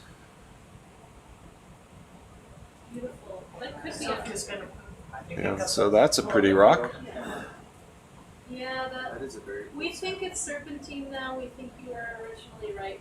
Yeah, well, okay, so the little vein is probably a little tremolite vein. This is John's. okay, so And I agree. That looks like serpentine. okay, so Melissa is saying that looks like serpentine, and that they're rethinking the comments earlier. Any possibility that I was correct earlier was accidental. Let's just file But into one. This one, Or a quiver? So If you look up in what's being broadcasted, that's the glass section sampler. Oh, okay. The nozzle and the carousel. Okay, well, this is Jenny. Tell us about it, Jenny. Hi, everybody. In the lower left of the image that you're seeing now is a picture of our glass suction sampler not mounted in the ROV. The canister carousel that is the majority of the picture would be mounted in the back of the ROV tool sled, and then the end effector that could scratch the glass is that metal end that's in the lower left. And that's held by the manipulator. That it has a little handle on it that can be held by the manipulator to guide it and do the scratching, and then it gets pulled into the canister carousel. And each of those canisters has a little bunch of, there's like 30 little cups in there that have mesh on the bottom of them, a wire mesh that traps the glass. And then we have a sample. And there was a few a little bit upslope as well. Thank you, Jenny. Yeah. Do you want to narrate for one? No. No? Okay. You don't have to narrate constantly. We can just listen. You're doing a great job. Ah. Yeah, you're really doing a great job. Well, I should comment that Jenny has also been out with Schmidt Ocean Institute before. She was with us in 2018 in the Pescadero Basin of the Gulf of California. And so she also is an alumni of Falkor Classic. Yeah, these are awesome samples. Yes, these are very pretty rocks. Wow. Well, Let's pick up at least one more like that. If it looks a little bit different, that would be good. If it's more green or a shade of green or what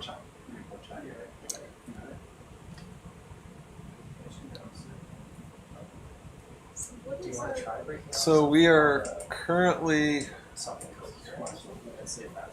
at a depth of 3295 meters, and we are working on, I think, about halfway up the steep part of the scarp that we've been following all this time.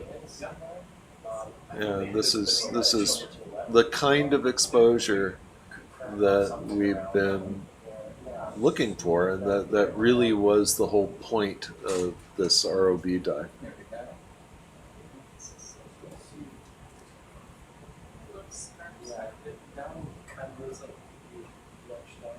or the bottom left, it may be a little rusty.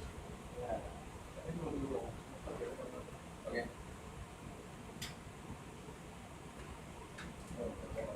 This serpentinite can also look kind of splintery.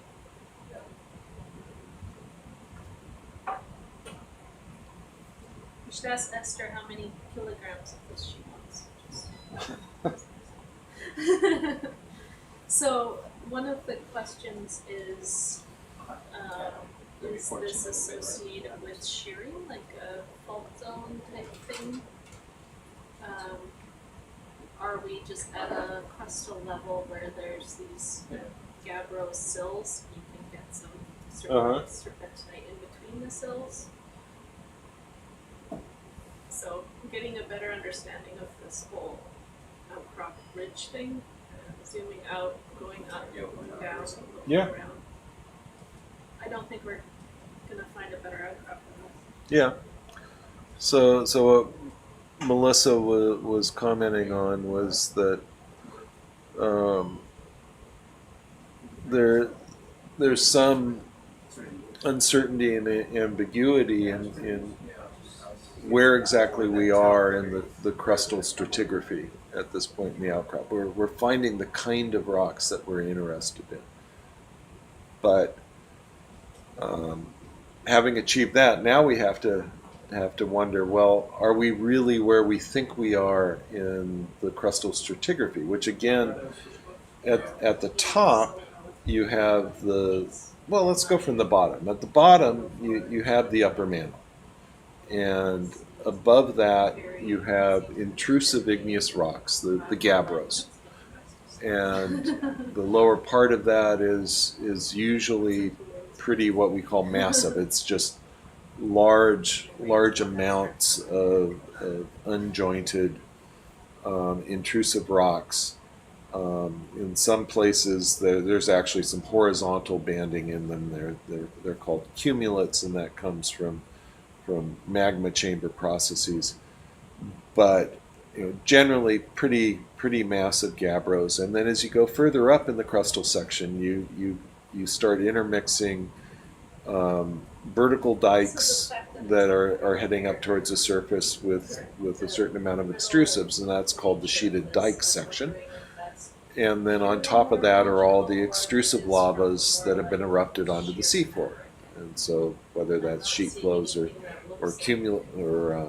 the various types of lava flows, including all the pillow basalts that we've seen on this dive.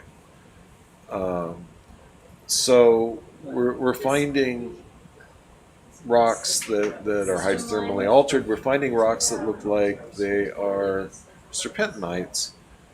But it's not impossible to find those in the midst of the gabbro sections. See, there's more of that tremolite right underneath there. It's a big More sheet. of the tremolite. the tremolite. So that could be like the fault. Yeah, it's on the surface. Yeah, it's angled up. It's just scraped off on that vein that we saw, but it's underneath this other stuff. I think vein is a bit of a Yeah, misleading it's not a term. vein, It's it's the more vein-like kind of orientation, but There's a sheet-like surface. It's not a vein. Okay. serpentinites, So you get tremolite and actinorite. So you're saying tremolite, which is a term that's new to me. So antiquarite tends to be like the high pressure version of serpentine. Do you want to explain tremolite here? Sure, I think it's much. Okay, so John's gonna come over here and just What is tremolite? And because I don't know what tremolite is. I just heard a couple things about it. but Okay, it's new to me. Yeah, tremolite is a calcium silicate mineral, so it has calcium and silica in it. It's an amphibole, which means it forms these relatively elongate white crystals. And that's likely what we're seeing when we're looking in these veins here, as well as a combination of tremolite and antiquarite. Antiquarite is one of our serpentine minerals, which similarly forms these elongate, almost fibrous mineral shapes. Both of those are produced through serpentinization reactions. Not sure too much. Okay. What else Well, can be added? thank you. But yeah.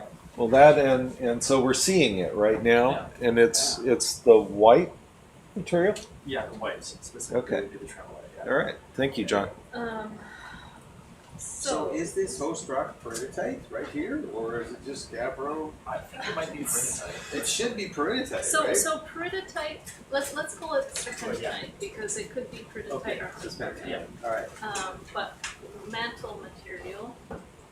But again, like, how is this mantle material here? Are we really in the low section? We've seen a lot of gabbros stratigraphically lower than this, and as we're coming up here, we couldn't really figure out what the orientation of the different things are.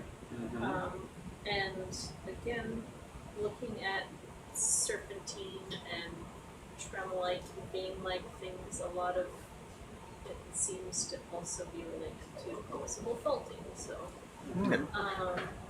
So- we don't know what we're looking at yet. So some Well- of these dark rocks that are not super altered. Yeah, can we pick up a not green rock too around here? So what you're hearing in the background, and I, of course, don't really know how well you can hear the conversation in the room, but basically there's a conversation about trying to understand what we're observing here. We know that we are in a good place to get samples that we're interested in. We know that we we are looking at the kind of rocks that we're interested in, but we're not sure at this point what the actual context is and where we're looking in that crustal section. And this is a very fun place to be. We're looking. You know, we are making the observations we came to make, and it's not all clear and obvious, and we've got a lot to think about and a lot to work on. And what's most important at this moment in time is that we get the samples we need to get that represent this this outcrop, and that we enable ourselves to figure these things out later on from the samples and from reviewing the video and all the other information that we're gonna that we've gotten and will get. Type samples or what have you. Yeah, those do sometimes wind up on people's shelves to be pulled out to explain. My family's really sick of getting rocks for gifts. Well, in my office, I've got a slice of altered Hartsburgite that we dredged from the Vima Transverse Ridge 30 years ago. So, yeah, you keep some of the rock samples. Oh, there it is. Yeah.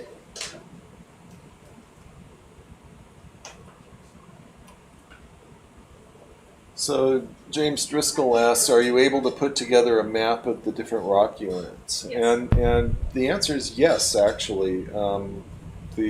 Among us out here, I'd say that the most classical geologist is Melissa, who's been doing hand-drawn maps, geology maps that kind of combine lithology, the types of rocks, along with structure. And so, in general, yes, we do wind up making interpretations that are of that sort, but she's been doing it in more or less real time. John's doing it now. John is doing it right now. Okay. So yeah, that's a fundamental tool and skill in geology, is to try and take your field observations and make sense of them in a geographic context. Another life hack is find graduate students who are smarter than you and get them on board, teach them everything you know, and then they can do all the work. Now we just have to find someone smarter than you. No, that's why I heard you. Okay. Hold on, we're trying to... Well, James asked, will they go up on the website? The answer is, what will ultimately happen is, in the very long run, there will be scientific papers that will be written and published on this, and they will wind up in journals. But in the shorter term, within a few months, there will be a cruise report or expedition report, and the expedition reports that we do for Schmidt Ocean Institute that we post on their website, that we're obligated to do, are actually fairly comprehensive. So certainly all of the AUV maps that we've made are in their final form, will show up in those reports, as well as having the data put in archives that are available to everyone. But I would suspect that preliminary geologic maps will probably also be a component of the expedition report that will be available in a few months. 100%.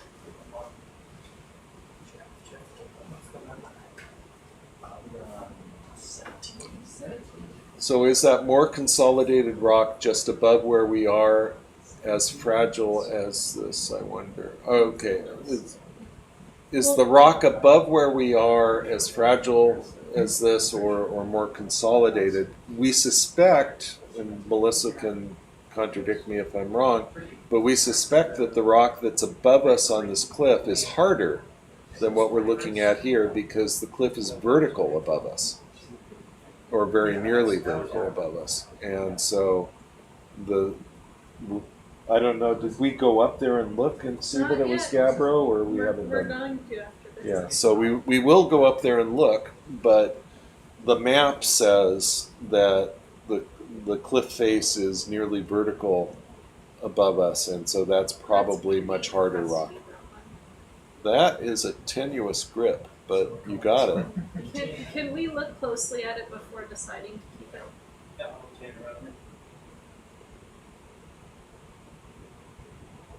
A little zoom on there.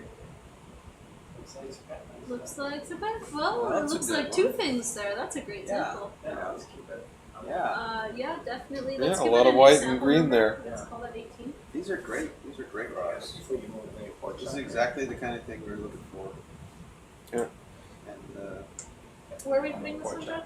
We can put that one in Somewhere. Firebox 1B. 1B. BioBox 1B, please. There's a question here, do we use GIS for complex mapping? And the answer is yes. GIS stands for Geographic Information Systems, and it refers to software packages that basically marry a geographically aware database with map products. So you can marry samples and locations and results and marry that with various map products and manipulate it and analyze it. And there are various GIS software packages that are available. I think the probably the most complete answer is to say that almost everybody that's out here uses some level of GIS in some way, and the geologists very much so. What is complex about that is that we're bringing together a number of different scientific groups from different institutions. We don't all use the same software. So there's been a lot of moving data back and forth between different people's GIS environments out here. The process of sharing information has been somewhat complicated by that. But absolutely, we all use GIS. Whatever, someplace to put it. Yeah, not logging this. Let's look at that one. So there was a question, was there a bit of shimmer in the water? I don't think so. I think that we might have seen some muddy water blowing around a bit, but there's no evidence of venting at this location.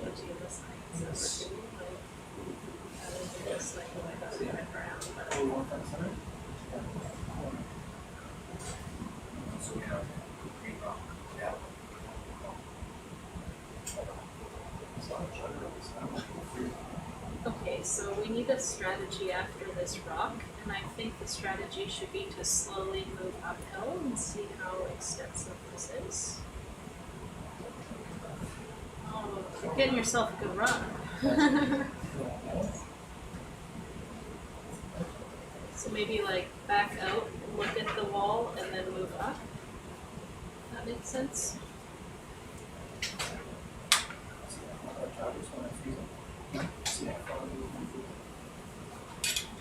Can you take that for me and just set it over there next to my mouse? Thank you so much. Okay, great picture. You happy? You're not happy? Okay, drop it. Find the corner.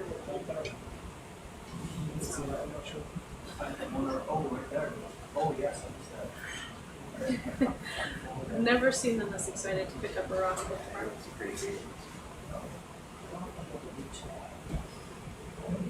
Oh, beautiful.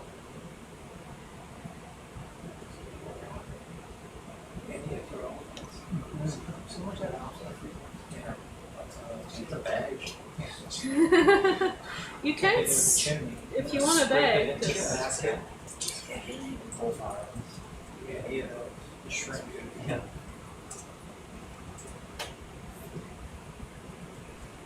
I just want to get up that. So we sampled the fish tonight. So,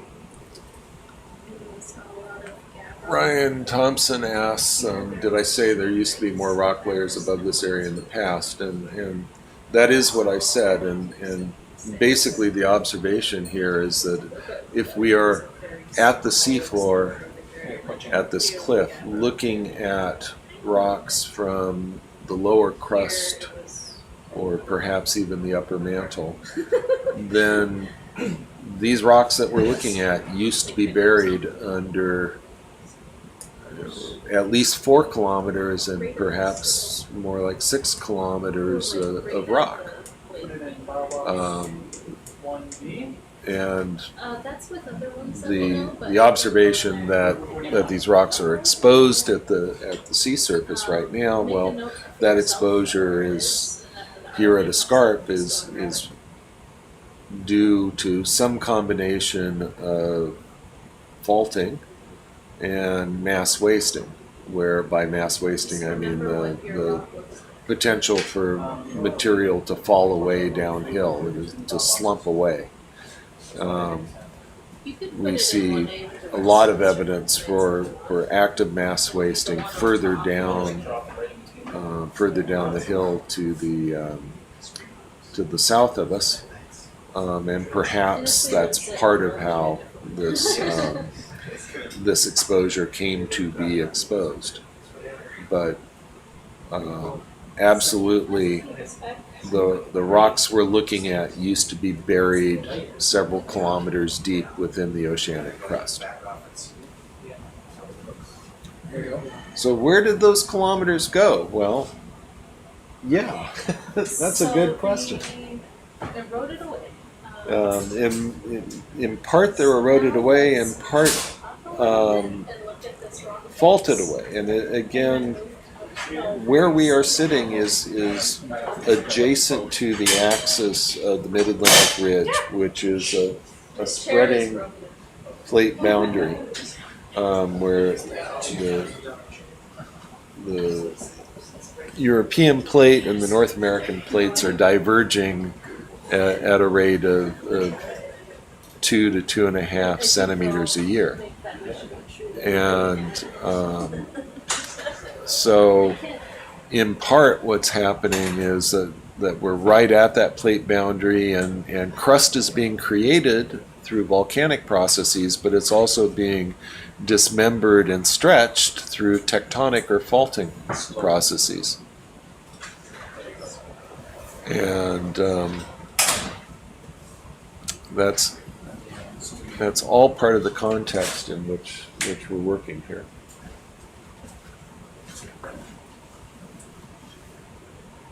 So we're gonna back out and look at what we're looking at. See if it's extensive or not now that we've gotten our eye into where the green rocks are. You can see that they're forming little tiny pieces of blocky talus. Oh, they can hear me, don't worry. Rather than very large blocks of talus. So now we have our eye into what that rock looks like. We're going to back up and see how extensive it is on this cliff face, and then we're going to go up the slope and see if we can follow it. Because we really want an idea of the geometry of it and the extent of it. And you've been talking for like 3 hours, so if you're done, you're welcome to sit back. Well, I could go. You've been doing great. I'm gonna I have this guided meditation app called Calm, where they have sleep stories to fall asleep to, and I'm going to replay this ROV dive.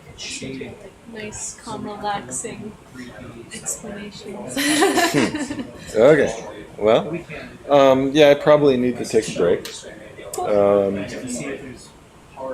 Okay. So awesome narration. Oh, well, thank you. So you're gonna take over at this time. So Melissa is back. Thank you. And thanks, Dave. That was awesome. Thank you all. Thanks for the awesome break. That's pretty. This is impressive.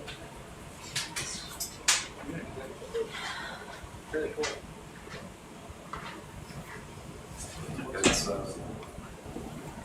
Okay.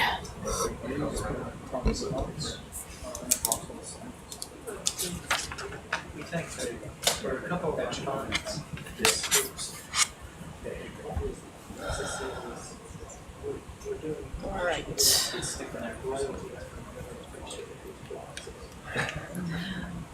Did we want to fire any missions or do any other kinds of fluid sampling? Does anyone know if there was sort of My understanding on fluid sampling was that only if we found vents. okay. So there was nothing about background samples or anything like that. If any fluids people are listening and you want any samples at any point, please come tell us. Okay. Because I mean, if you're near So are we ready? exposed, obviously, Somebody taller listening in my chair? That was why he wanted the stuff on there, just in case. Yeah. Because the last thing we want is finding. Yeah, luckily we would come back. So let's Yeah. back Yeah, out and it's look good at to this have face. And I just want to see, because we can now see like the fine rubble is all the serpentinite. And we have the hints of green and white to get our eye into Come it. up off the And I want to the see talus slope if I can into see the- how far. the outcrop, and it was immediately, Okay. this unit. So, can we just first move a little bit up into the left there? This green rock. We're gonna see if this rock looks different or the same We get ramped up into in the top left, and just up a little bit, please. Yep, just straight up ahead. And let's get pretty close to Yeah, I this. was in there. Got to see this thing. I think all of that is serpentinite still, so you can see the texture of the rock. Okay, can we move up and to the right? And then here's when it gets to the shear face, the vertical. Is it pretty close?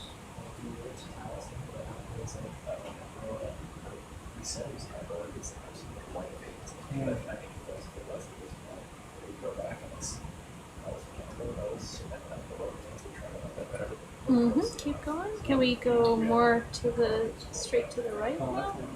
So we can see these little white veiny things running through the rock here. Massive enough. You want to be so sure. Okay, can we go back to right where we were sampling? I just want to make sure that we're following that. So I think it's down to the right there. That's pretty. That's a good thought. So we're just gonna scan around on this cliff face and try to get some context into what we're seeing. Okay. So I want to go back to where it's obviously green. Difference to not be wrong. I didn't expect it to be wrong about their samples. Yeah, that was there on the left. Okay, so we're just going to go back up. Straight back where we were.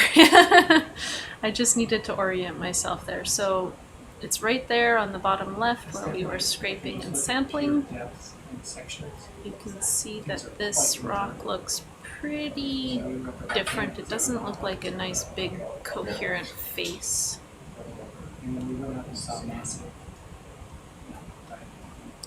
Can we kind of follow up and to the right a little bit? Yep.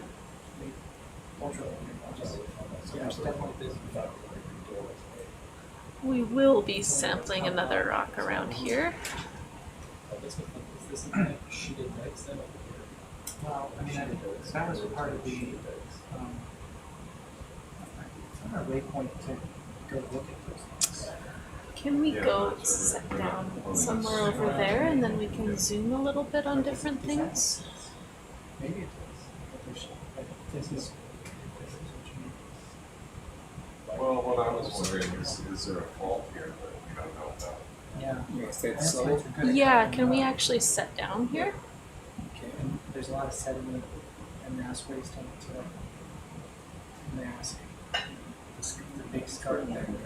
Accustomed to that cane. Yeah. All right, I'm just gonna take a quick look around here. Perfect. I'm not very good at zooming the camera or moving the camera. Strikes and dips on the building plans. The outcrops and then signs. Yeah, I think that. Do a cross section. That really looks like it. Oh, cool. I think it's a fault zone.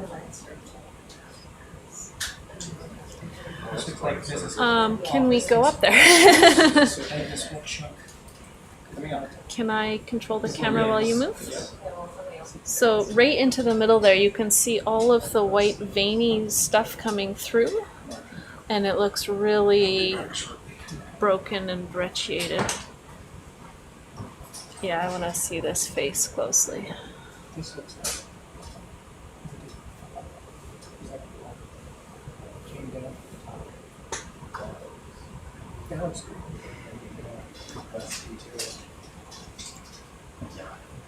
Is that what you want? Mm-hmm. Yeah, I want to get pretty close to this. And can we grab a piece? There might be pieces on the top that we can grab. Yes, please. Iris down.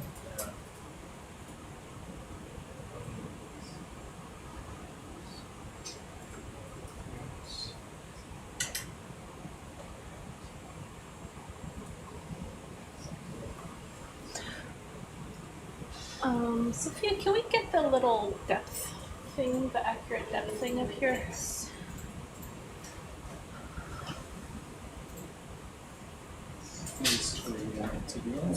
Yep. Let's grab another rock from right here. I'm kind of happy with any of the rocks. Or this one. Yeah. Because I suspect all of this is serpentinite. Can you zoom out? Sorry.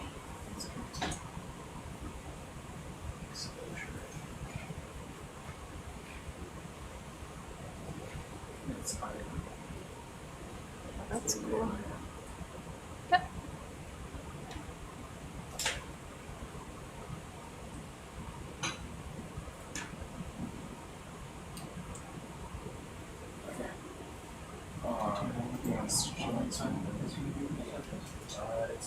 Just another one, another I like piece. to hold the camera so you could tell Adam where you went. Can I just scan around quickly? 380 or something.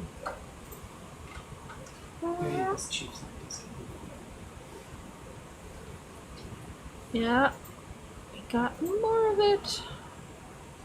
Oops, sorry, I meant to zoom out. There's a reason I don't play video games. Okay. All of that. Up here. Good far away. It's only like So, maybe one of these blocky pieces right on the top there.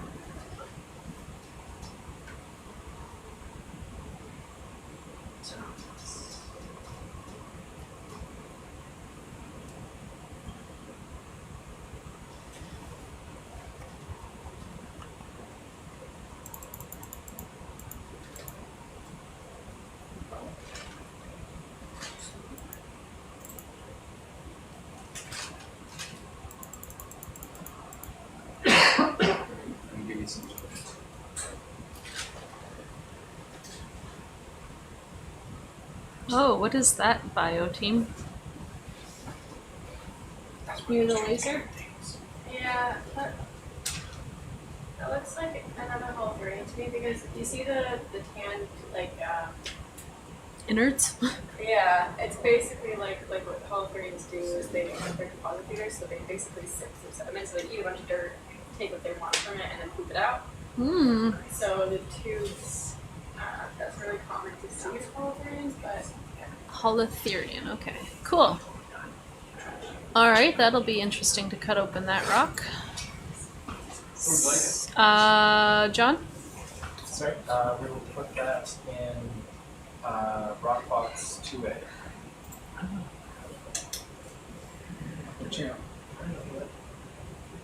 But other species are depositors like that, so it could also be like a short or Mm-hmm. other depositors, but it's kind of hard to tell.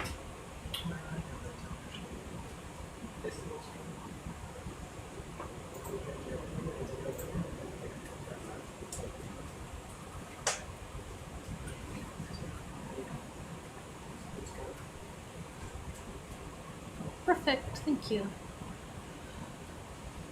So I envision surveying this slope pretty well, so continuing going straight up, and then we'll probably come straight back down and then go left and right.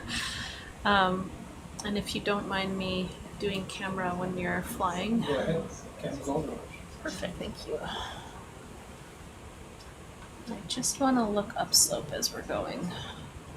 Whoa! Okay. Do you see all the light colored stuff? Let's follow the light colored stuff upslope.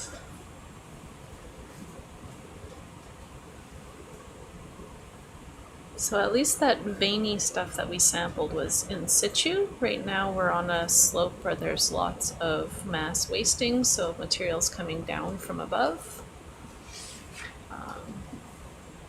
Yeah, we can move a bit quickly up this slope.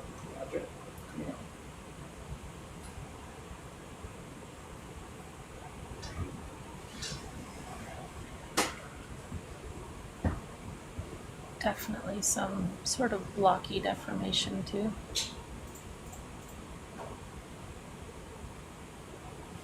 Oh, it's pretty neat. Can we get a bit closer to the wall there?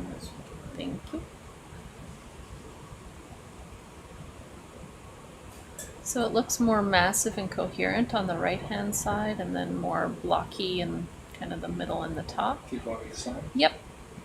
Keep going up.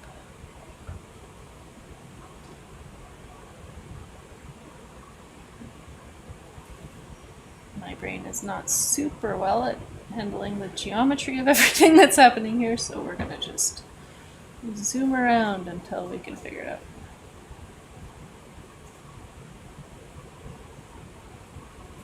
Can we go look at this area to the left over there? Is it that one? Yeah, like the light colored stuff in there. Yeah.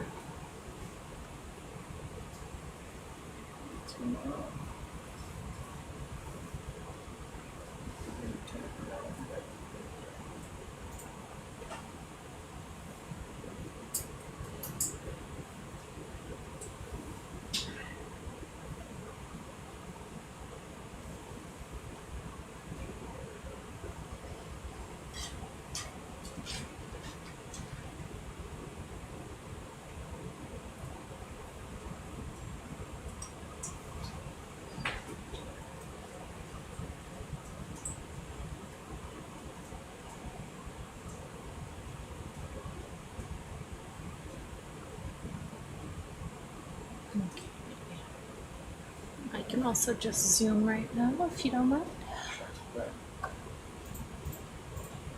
Pretty messed up looking.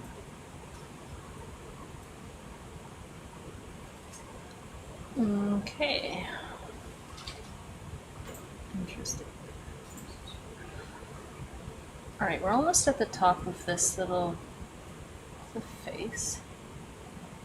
Let's just go up to those rocks there, and then we're gonna come straight back down this cliff face, but maybe a little bit further back. So looking up and to the right, I still see some little light colored, almost veiny looking areas. In the sediment right there, there was a lot of iron oxide, so iron-bearing minerals that are being weathered and turned into rust, basically.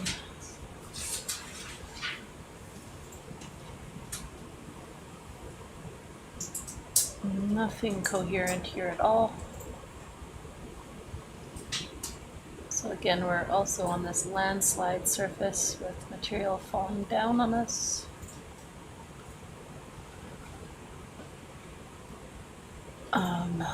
That did not look like bacterial matting to me. It looked more mineralogical. Let's just go to the top of this. There's some sort of sponge or something sticking up there. And then we'll just head straight back down.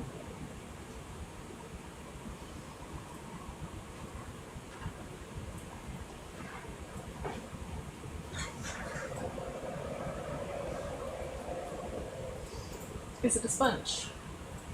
Yoo-hoo! It's a sponge. So I'm still seeing these veiny looking things, but nothing super green looking. Yeah, let's pick up a rock. Okay, that's just a fracture of the rock, it's not a vein. Optical illusions.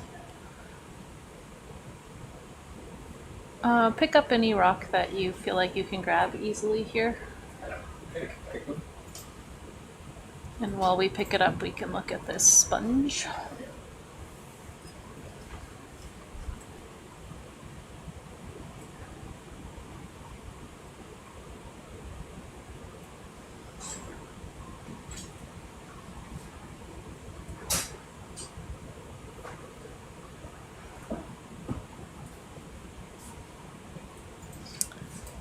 Definitely funky looking.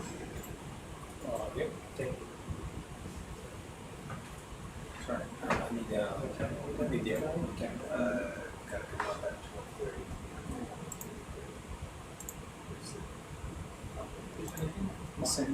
Anything here? Yep.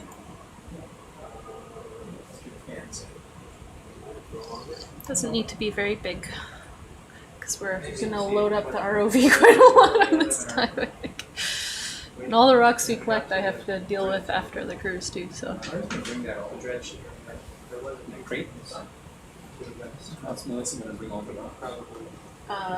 It's gonna be in a bunch of buckets on a pallet, put in a truck, shipped to Toronto, and then I have to find a place to store it all. I do have some room in my lab.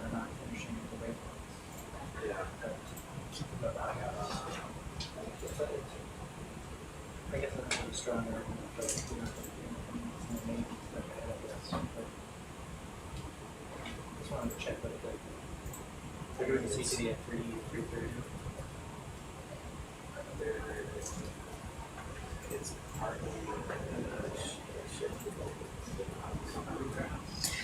It's Slippery rock.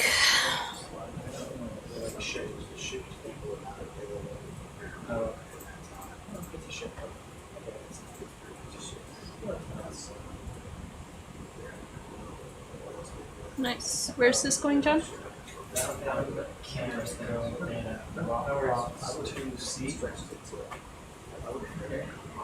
You doing okay?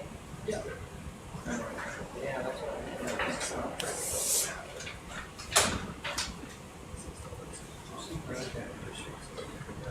Fortunately.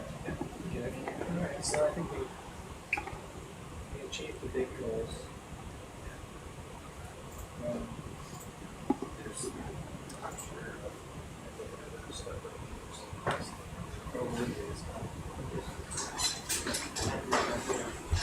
Ooh, nice.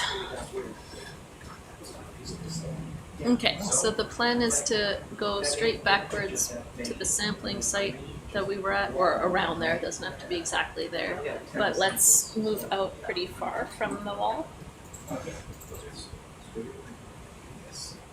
And then just slowly go back down.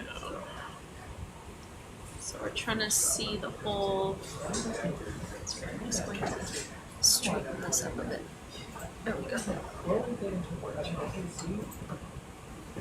Oops, wrong way.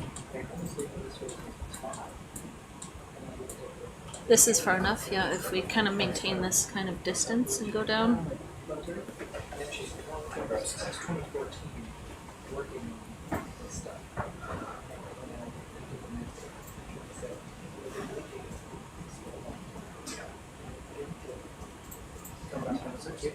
Coming back to school.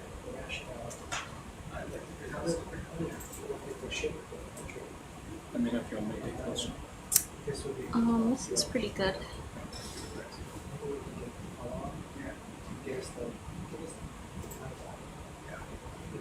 It's going to be a bit of a vertical scarp behind us, and then it'll flatten a little bit.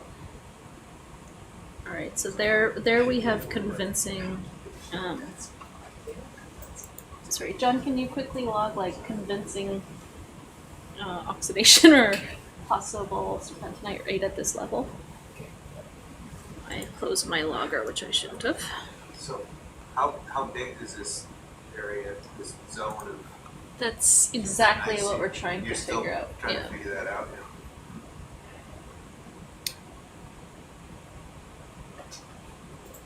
And so, are we now looking at what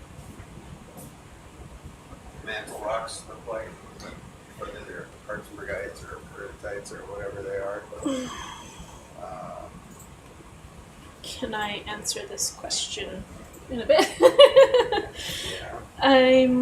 Yeah, so definitely some sort of ultramafic rocks. I'm trying to figure out if this is a fault zone, because the rocks do look pretty messed up and it is pretty continuous. I mean, that's different looking than what.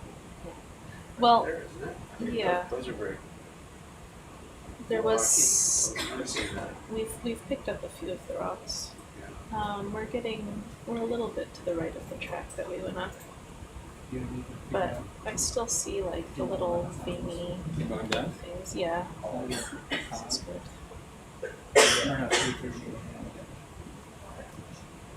I'm gonna have to scan around here to try to figure out the geometry of this and the extent of this. Very square. Yeah, it's a perfect rectangle. The brick.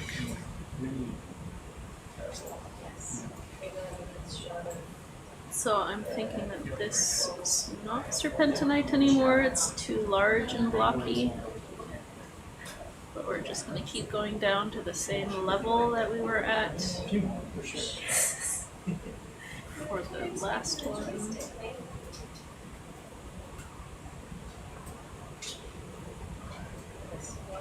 We picked up some rocks on the way up. We're sinking the whole We're sinking. Okay, like right there on the right. Blackish Yeah, the area blackish there. stuff. Can we go quickly look at that? This is what I'm talking about. Yeah, the big massive rocks don't look like. No, that looks like gabbro. That looks like serpentinite. Yeah, I'm trying to get in my head what peridotites or What they mantle look rocks like, yeah. on the seafloor. Yeah. Can we zoom in on this? Can we actually like park in on this? I mean. Yes. So I see the white stuff and the orange stuff, and the rocks tend to break into smaller pieces, not these big blocky pieces. Kind of Yeah, and you can see like again the little white veiny looking things. They could just be round because they've broken up so much. Yeah, so if they're serpentinized, then that chemical alteration is also loosening the bonds between all of the minerals, making large minerals into small ones. Yeah. So it mechanically weathers a lot quicker, which is why also we tend to not have like a nice steep slope of it because it just crumbles easily. Yeah, once you're down, I'll zoom around a bit here. Okay. But that tremolite sheet was really cool. Yeah. It's green.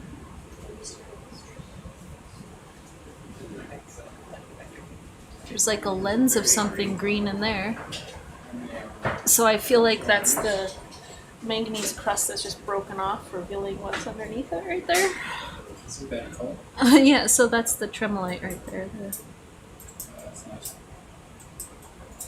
So it's really hard to tell what is what because there's this manganese oxide on everything too. Yeah, but that's right. That looks like very similar to where the tremolite layer was underneath. So I think right now I'm just trying to do the same thing, get my eye into what this looks like so that we can figure out the geometry and extent of it.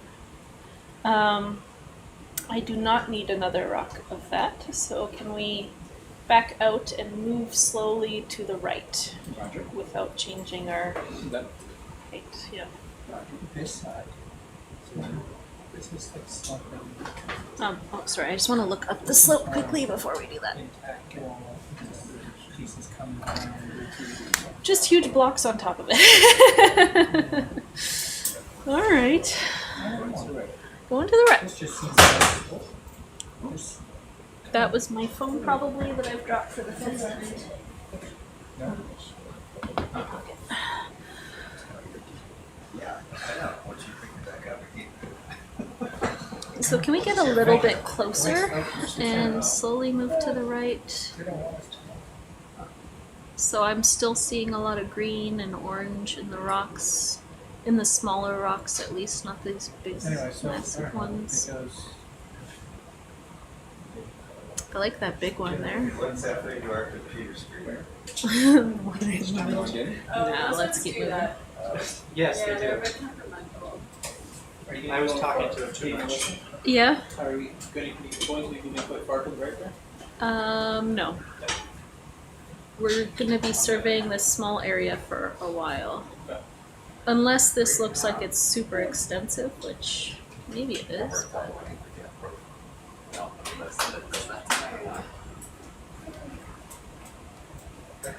They don't believe us. As if you'd make something like this up. Yeah. Alright, we can move a little bit quicker. Oh, you just made a finger here. Oh, I wanna look up. Look up. Look at this. This is crazy. I want to go to bed, but I can't stop looking at these rocks. You don't want to miss this, Dave. This is the coolest. This is around the corner. Yeah, yeah, that's perfect. Can I get Don't you just want to do it now? Okay. Keep moving a bit to the right.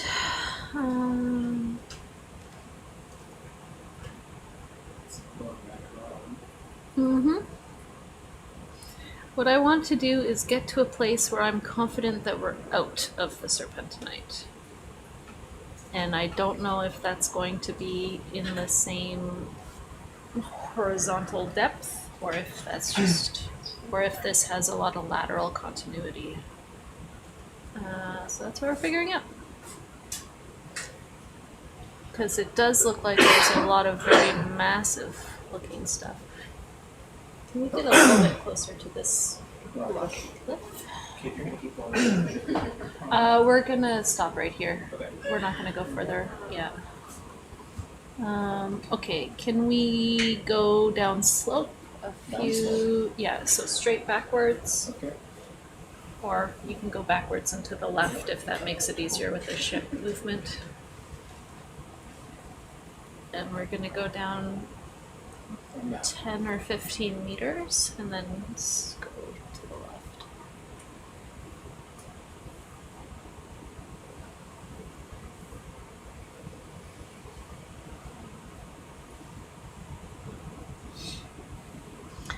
So I want to pick up a rock that's not serpentinite at some point too. Not at the moment though.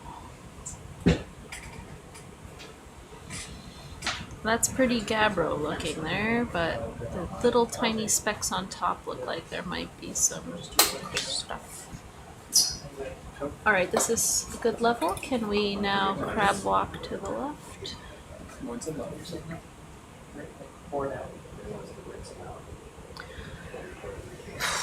Gonna have to make a massive photo mosaic of this type.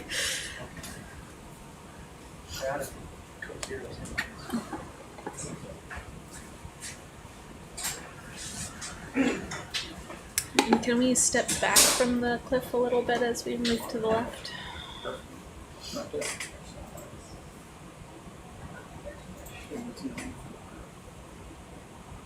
That's good. That's good distance. Massive looking, but also confusing.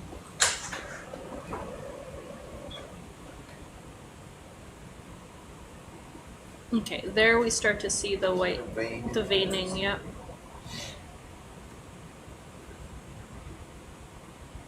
It still looks pretty massive to have little veining through it.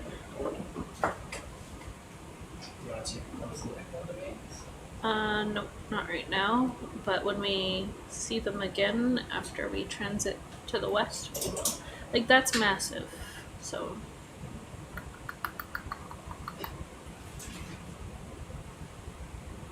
And then we get into the crumble. Yeah.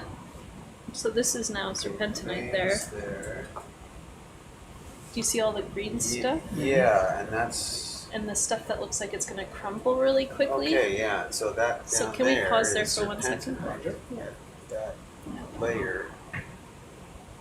So it's one layer, and you can even see some of that on top. So like massive gabbro serpentinite.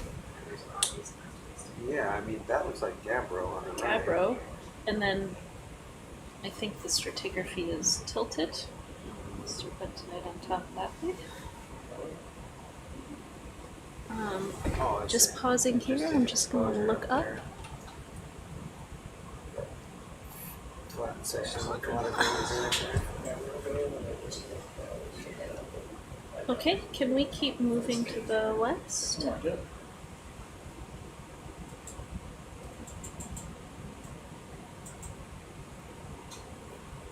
I mean, again, like our gabbros are gonna have irregular morphology because it's not just like one big gabbro, but it's intrusions. So this right here could be a big fault coming through. Melissa, Yes. is there all three ingredients? For What were you talking about last night or 2 minutes ago? to form a velocity type vent? Yes. Yeah, there could be. So to form a velocity type vent, you need ultramafic rocks, a lot of them, preferably exposed along the face like this to continually expose them to the seafloor. We don't really have an idea yet how extensive the exposure is here, where it might be pretty discrete. And then the last thing that we think helps to drive it is a heat source. So there are volcanics not too far away, and clearly this detachment surface has been, down here we have some more. So clearly we have some heat that's been moving through. Yeah, let's keep going to the west. We can just take a quick look. I mean, that's the same thing, so we're good. I want to look at this face here. Whoops, I didn't mean to zoom out. Yeah. So conceivably, we can go to the top of this area and see if there's any old chimneys. It's just a question of if there's enough ultramafic material and enough of a heat source. But Plus, if there was a lost city on top of this, it's probably dead. It's probably dead, yeah. Mass wasted away. Yeah. Hey, Jason. Oh, that's cool. Little offsets. Yeah. With the veins. Thank you. Alteration layers. Can we zoom in to, like, park up there and take a closer look at this?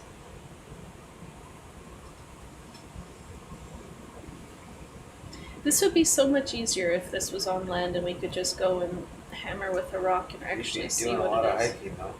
It would be Climbing. Climbing, yeah, rock climbing. We are rock Yeah. climbers too. Yeah.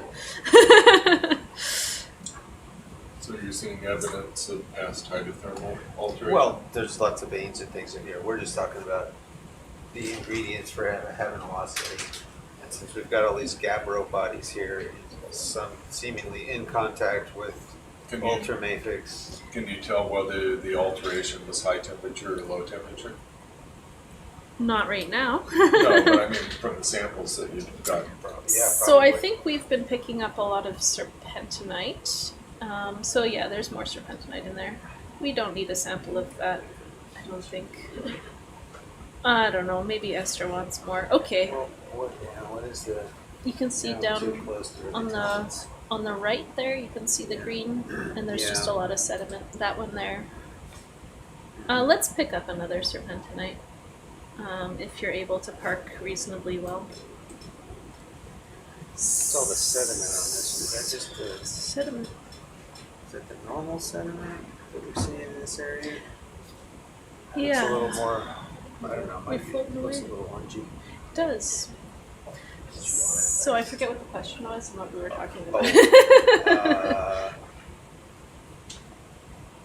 Hydrothermal temperatures. So if we have a hydrothermally altered rock, what we can do is separate out those clay-sized minerals, and if it's essentially monomineralic, so not like 4 different minerals, but if we know what that mineral is, then we can look at oxygen isotopes and use that to interpret temperature. So it's not straightforward. The other thing is we can look at alteration assemblages, and that can give us an idea of temperature and pH ranges a little bit. Any green rock, there's like one right there in the middle. I don't know how big it is. Yeah. Yes, you can use the camera and zoom in. Yeah. Oh, I see. Like right where it right is. where the laser is, yeah. That's the wrong way. Wrong way. Beautiful, that one right there. So, but in terms of serpentinization, I think that can happen at pretty low temperatures. Like that's just a. It's supposedly most efficient only up to about 250 degrees. But But if we have serpentinites and then we have some heat source then moving through the serpentinites, like really driving the serpentinization more. Got it. You want a photo? Yes, please. John, you got it? Yeah, I got a photo. You want to put that in Dropbox 2D? The bio boxes in the back are also pretty empty, I think, like the big ones. those fluids coming out of the vent, those can be involved with serpentinization below the seafloor. Mm-hmm. Although they don't get to, the pH is not very high.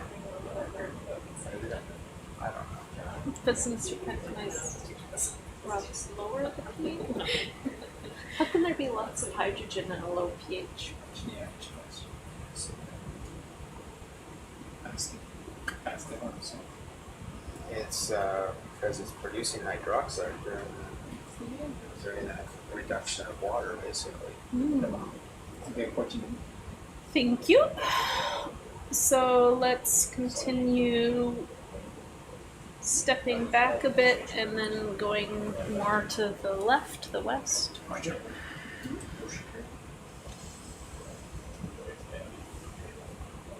Camera's all yours. Thank you. 32.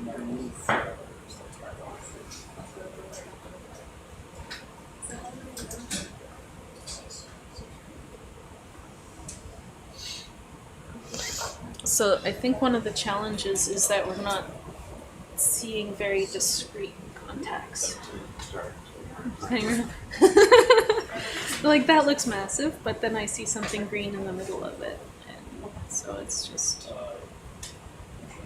it's maybe intercalated.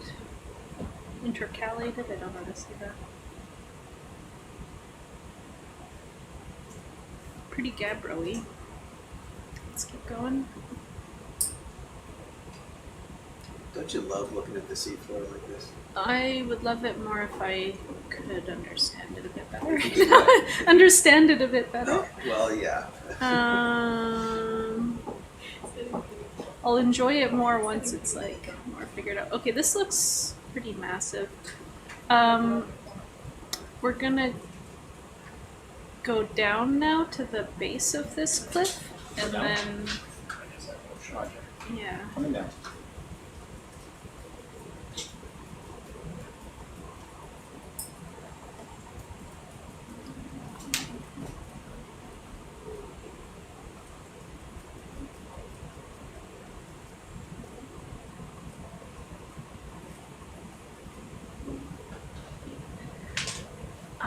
And once we get to the base, I have to decide if we want to go left or right. I see the little veiny looking things again.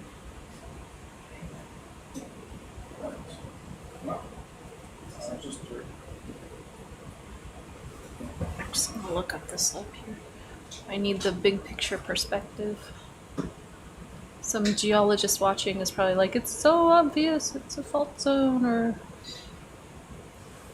gabbro intrusion. You are. Oh, there's more experienced ones out there watching this, I'm sure. Okay, so I see some like discrete lenses.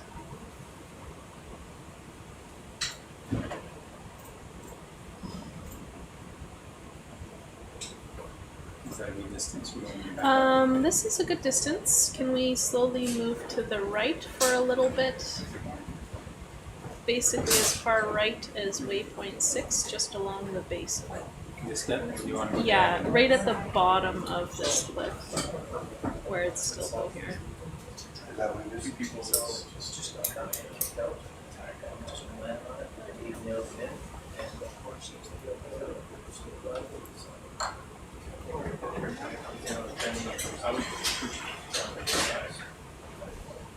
I can fly over already.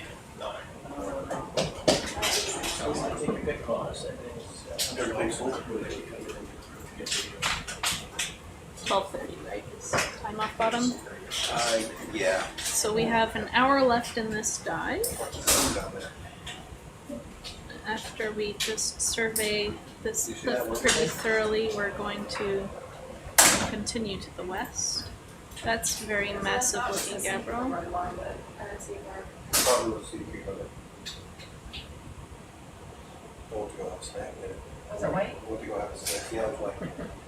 Yeah, I'm gonna get the little snack. It's gone. I had to have a yogurt. Okay, we're getting pretty close to being underneath where we've seen a lot of serpentinite. I see some veins. I'm essentially just talking out loud to myself at this point. That's more. That local bread up there was delicious. Is it good? Yeah, It's pretty massive. She's the one with the pink. Okay. Can we just pause here for a second? We're getting into the danger zone of the ship. Can I use the camera or? Yes.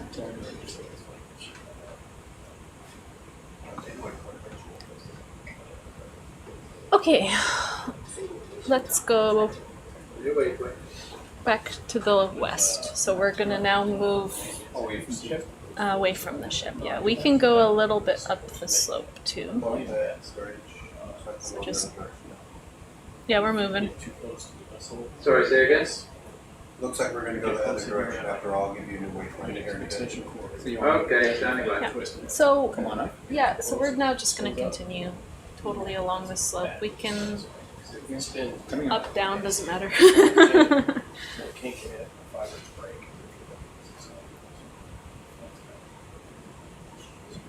Up is maybe more fun. Do you mind if I square up the camera? Yeah, do whatever you want. I just want to kind of look up the slope as we're going.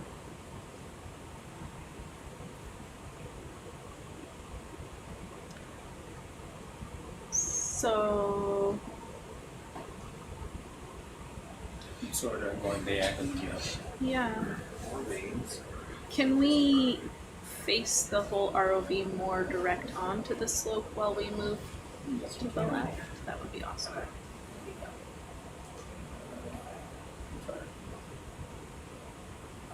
Okay.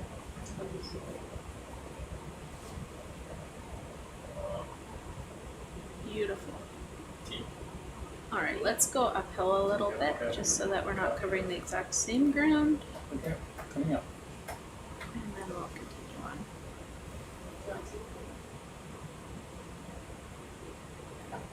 This is fun. Now I'm having fun.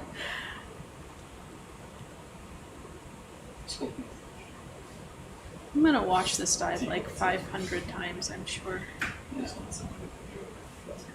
Little veiny looking things down there, crunchy looking versus totally solid looking right there. It's again like a contact perhaps right there. I don't know.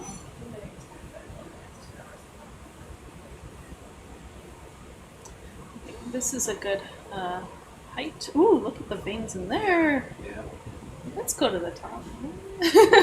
Can we look up there? Wow, Yeah. that's an intense little. We need an acid dropper so we can see if there's carbonate. Can we Yeah, can we let's go look into at that? Yeah. Roger. Coming up. So that's. Wow, the layers. Didn't we pass over? We this did one box. already? Yeah, we stopped at this one. I think we sampled it. This looks In fact, familiar. you grabbed a Yeah. sample. Yeah. Okay, let's Well, keep we like going. that spot. We like this one. It's an obvious one. Let's continue going to the left without going too much higher. Roger. 3294.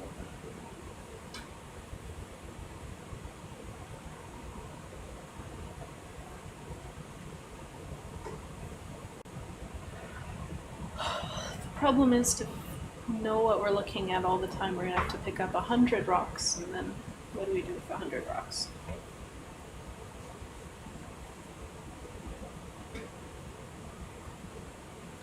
We're learning as we go. If we had, Can we go upslope a little bit?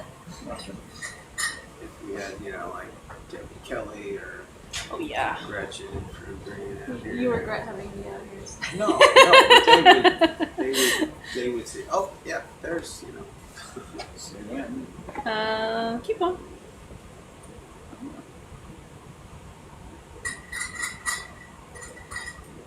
they look at these things on land as well as in the ocean. Yeah. So I'm seeing like the big potential silts too. All right, let's stay at this level and keep going west. 32.9. Okay. Approximately, it doesn't need to be perfect.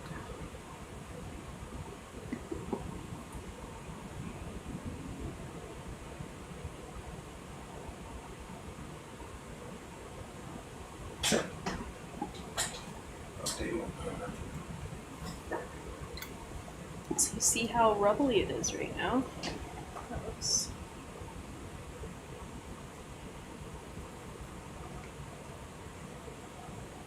Ooh, nice little scarp.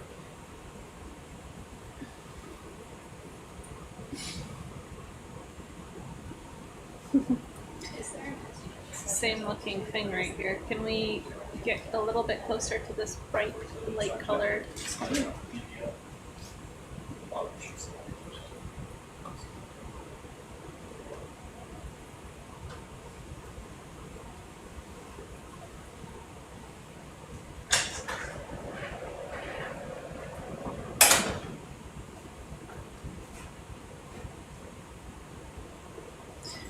It looks blocky and stuff all up there, but it doesn't look blocky right down there, so. Cool.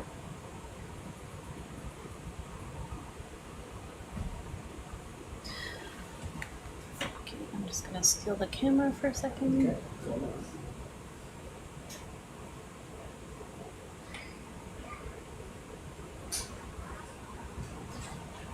So, I mean, I see gabbro up top. I see an area of the rubbly stuff, presumably quite a lot of that is serpentinite, and then I see, can we back out? Right, Just straight back out. Gabbro possibly below. So maybe it's like a lens of serpentinite. That's good. Keep backing out and go. I just want to see what's below.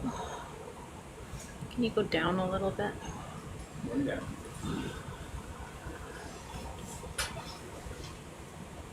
That looks like gabbro again. So I think we have some stacked lenses. Going down? No, let's just move to the left, right at this level, in this distance. And then the fluids are moving through the gabbros too.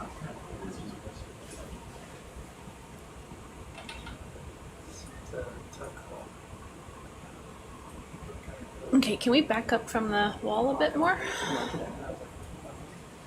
So it's like that lens coming right through the top there.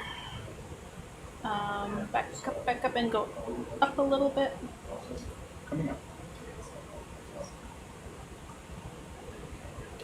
John, can you grab a picture of that?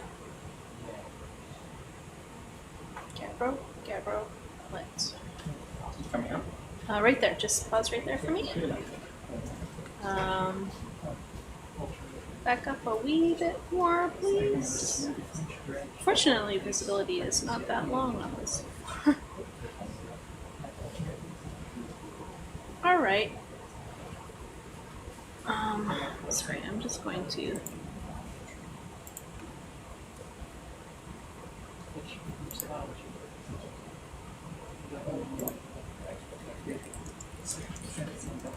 Okay, this is good. Let's move to the left. At this distance? Sorry? At this distance? Yeah. Okay. Try to place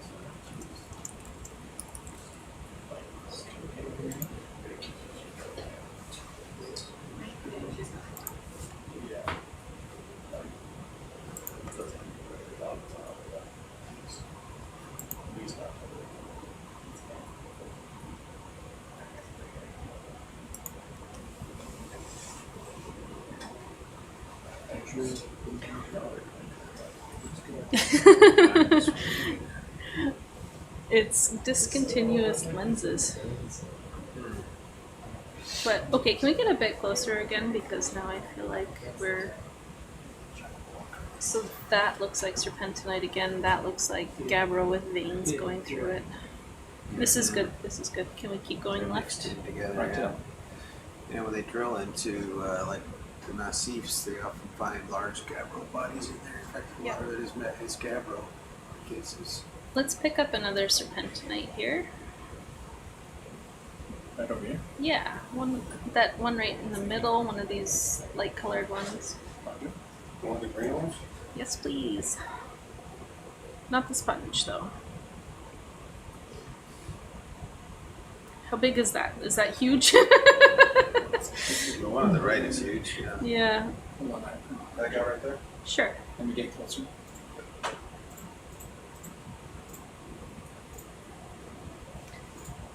So, I mean, it's been kind of the same stratigraphy all the way around. Pretty big.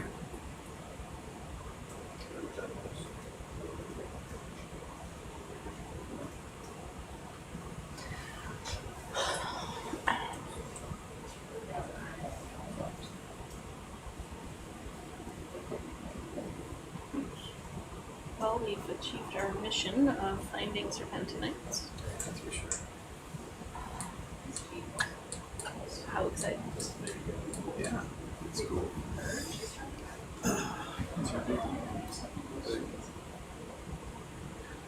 I mean, the crust here must be so super thin. Anomalously thin. Whoa, that's a bit big. Can we get a slightly smaller one than that?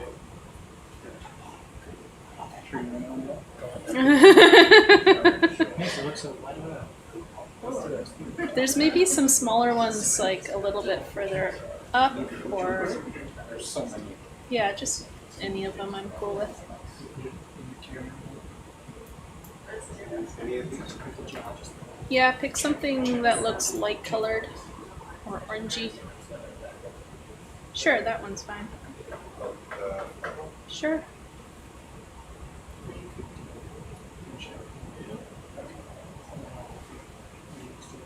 John, you're cool with logging with? Yeah.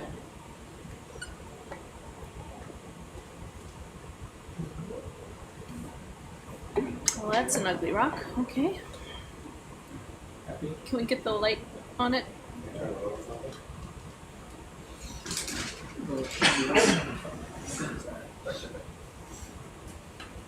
It is looking pretty solid.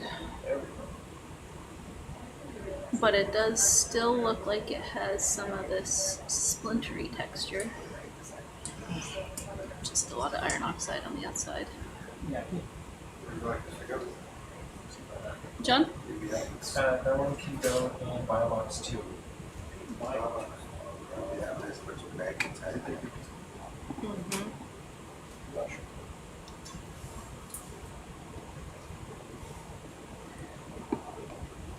So at this point, I'm inclined to go upslope again, just to see if there's anything interesting. It's either that or like follow this horizon to the west. I think we've kind of established. You can see where the cluster of sampling is. Yeah, exactly. And it's just like lenses, layers. That's actually pretty big. Oh, sorry. This is Okay, I feel like we have a lot of rocks. I don't feel like we need to collect anything more in terms of serpentinites or... okay, so looking right now, I would like to kind of face the ROV to the like straight north and then go straight up slope. Again, 14.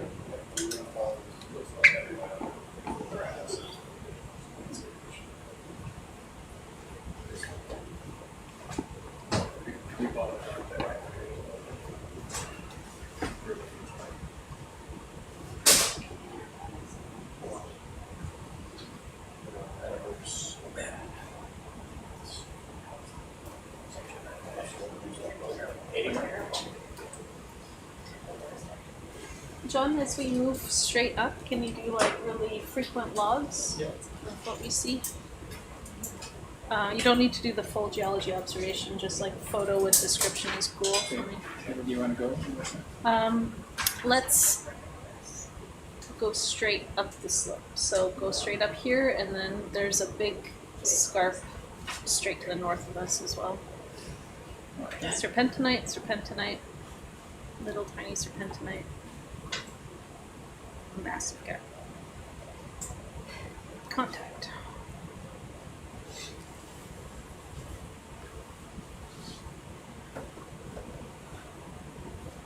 Possibly more serpentinite. See? Serpentinite, gabbro, serpentinite.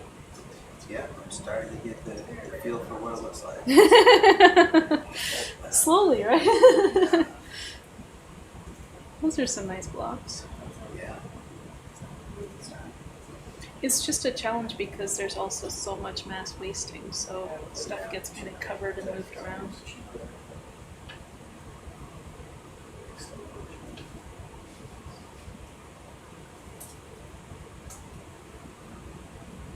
Can we kind of face to the right a little bit and then go up that way? There'll be a bit of a flat section ahead.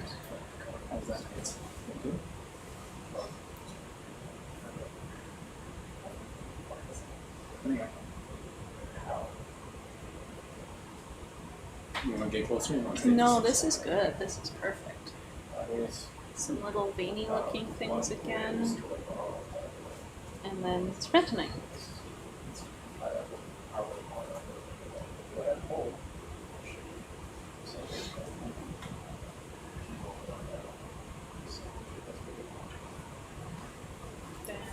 Don't know. Massive gabbro.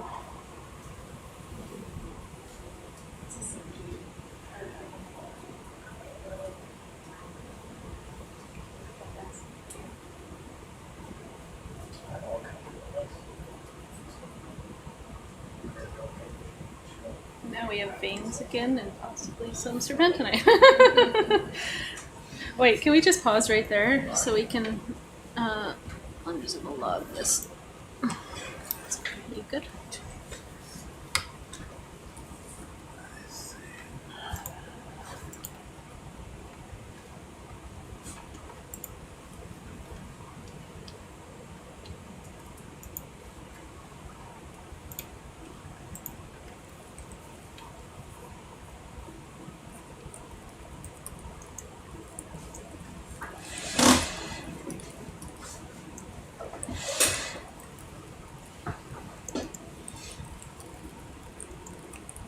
It's really interesting rock texture.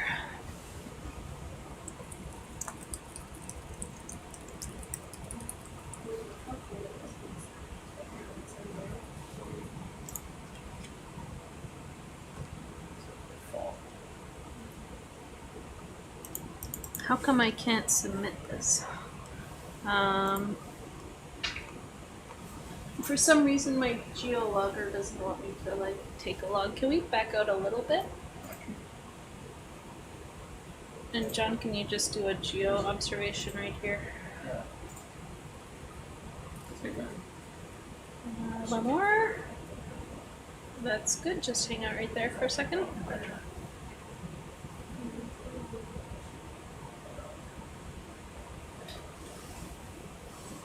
Okay, I'm gonna look up slope.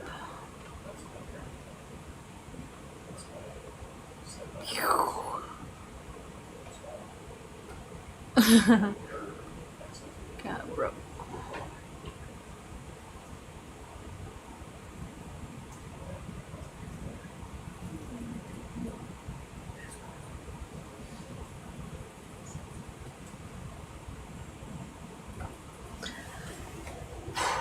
Okay. Proceed. Very cool textures. Yes, let's keep going up. Coming up.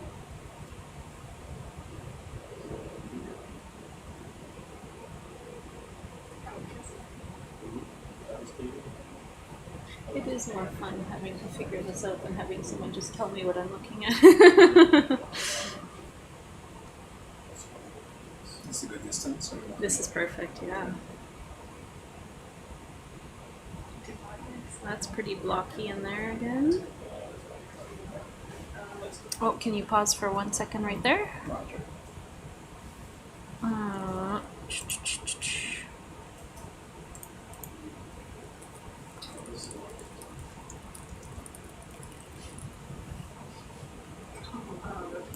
I can't log. I don't know why I can't log. Because I have no internet, that's why I can't log. And my computer's almost dead. Alright, John, I'm relying on you. My computer's almost dead. Do you see the serpentinite here? I do. Okay. Let's continue upwards. Coming up.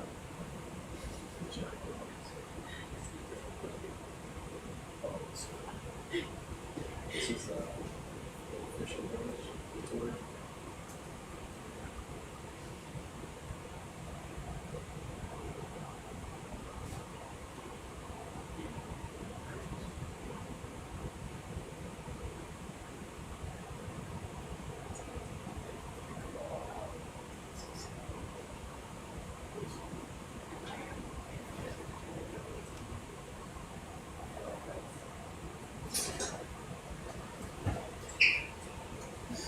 More veins. If we ever see like a block of a sample that looks like it has white veins going through it, then shout out and we'll sample it. So far I've only seen it in like coherent outcrops. Yeah, I mean, we don't have to search for it. It's just if you see one opportunistically. Yeah, so, but like one that's sampleable.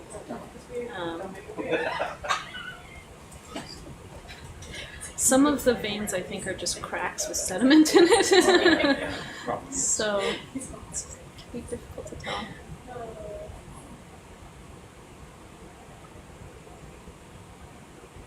Figure out Asian spines.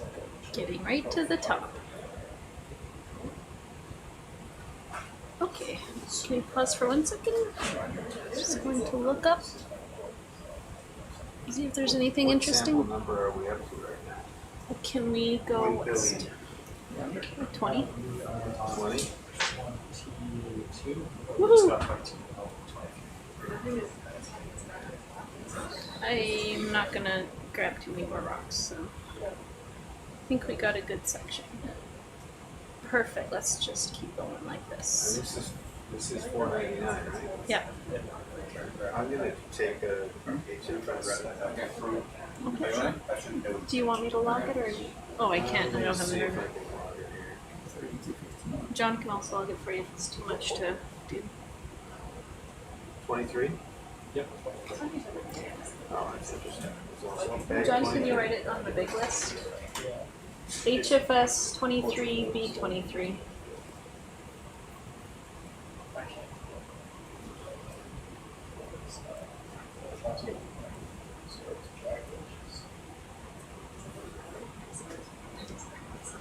Alright, I'm still seeing little serpentinite, small rubble. Can we go straight up from here? Roger that. Coming up. Nice deformation of the rocks.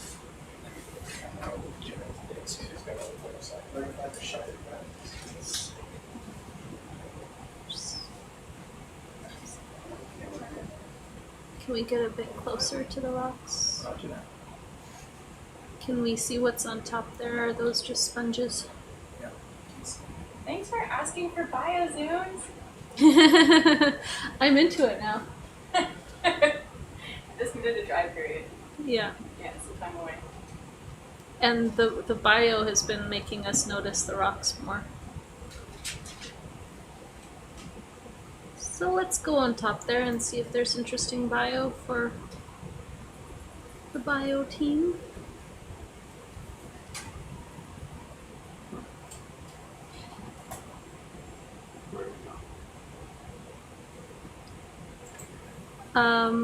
Monica, do you want to sit here and zoom on some stuff?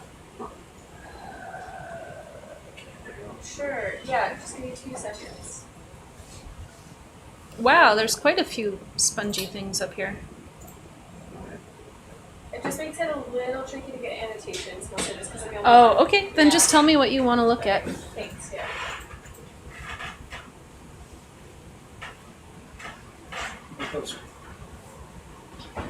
If there's something you want to zoom on, just tell me.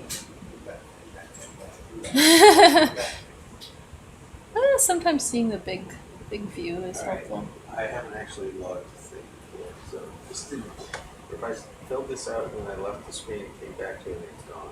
So I have to redo it? Yeah, so you lost internet for a second there, so yeah. And when I So that's why you don't see anything, because the internet keeps dropping out. do I have to do I hit close? Just hit close, yeah. John, can you log from? Yeah. He seems to have reliable internet. So if you fill out your stuff, and then it's HFS fluid sample. And then you can tell him the temperature and the pump volume and all the stuff. Yeah. Did you start it already? Yeah, I did. Yeah. That's okay. It's okay, it's just the background, so I'm just doing it for a second.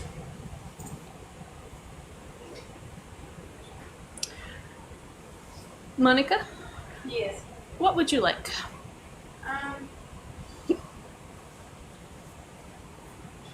Maybe,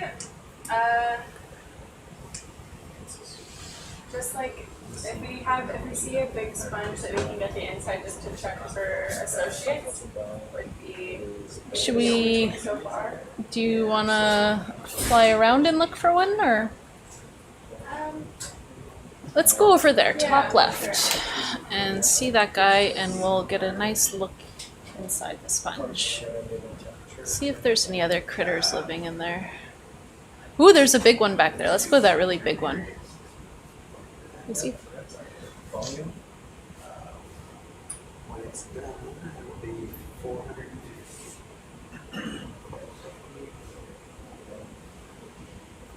That's it.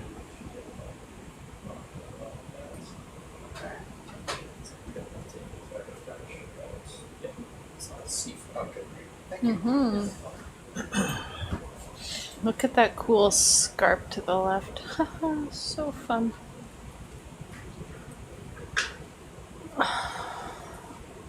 Alright, Monica, do you want to look at it from the other side, or Yeah, if that's possible. can we flip around without landing? Without disturbing all the sediment? And then whenever like it's convenient, just to have those lasers on there would be amazing. Okay.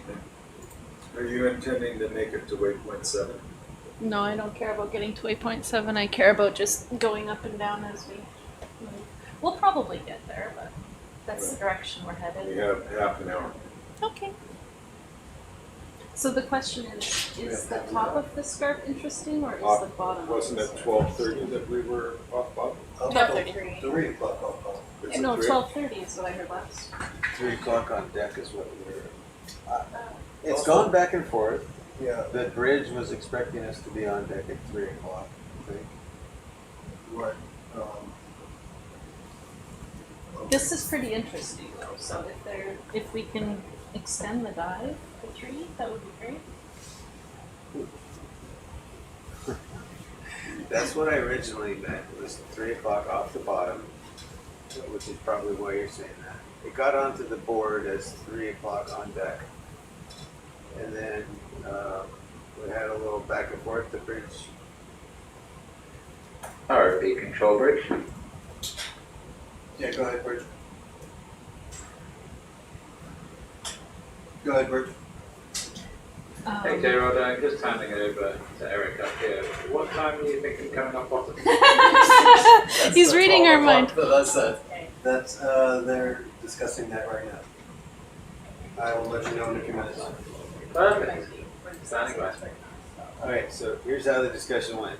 First of all, there was possibly an oil pressure issue, so I wasn't sure how long we could stay in. Maybe that's not an issue, I don't know. I don't think you're gonna see the sponge.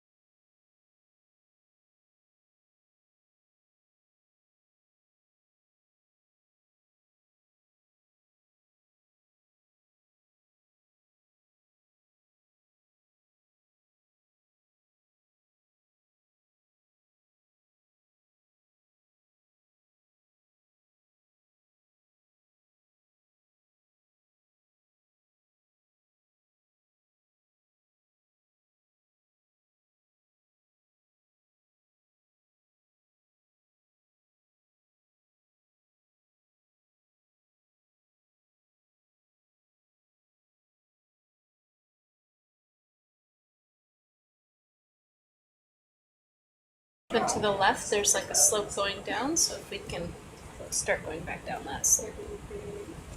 How goes the subsea rock counting tonight? We got a lot of rocks. We got serpentinites. We got beautiful rocks. Striky one. Yeah. Gonna keep John busy. It seems like it's lenses of serpentinite with lenses of gabbro, kind of very discontinuous. So yeah, going down to the left and backwards.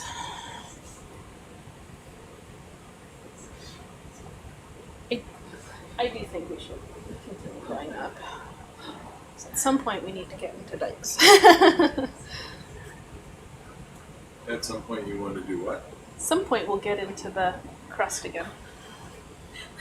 I want to know where that transition is. Well, that's what I would like to follow it and see the transition one way or the other. Because I don't think any of us have predicted the specifics of what's been observed, so we should keep going. Yeah, I agree. Excellently stated. All right, get as far as you can. So if we can also kind of face more to the right, basically southwest, I'm sorry.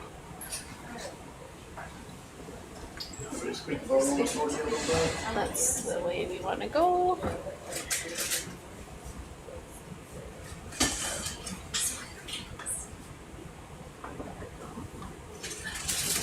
Alright, so you're gonna continue to go Yeah, we'll through the figure out waypoints? what's going on. We'll get to that crust transition. What an excellent, cool geologic area. Okay, now I actually am You do going need to bed. sleep? Okay. So 1 o'clock. Bye, Doc. Good night. If someone could tell me when we get to 1 o'clock. Yeah.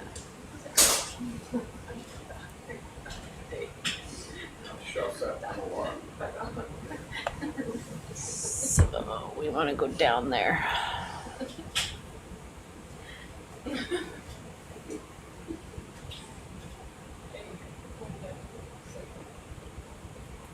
Try and do something with this land.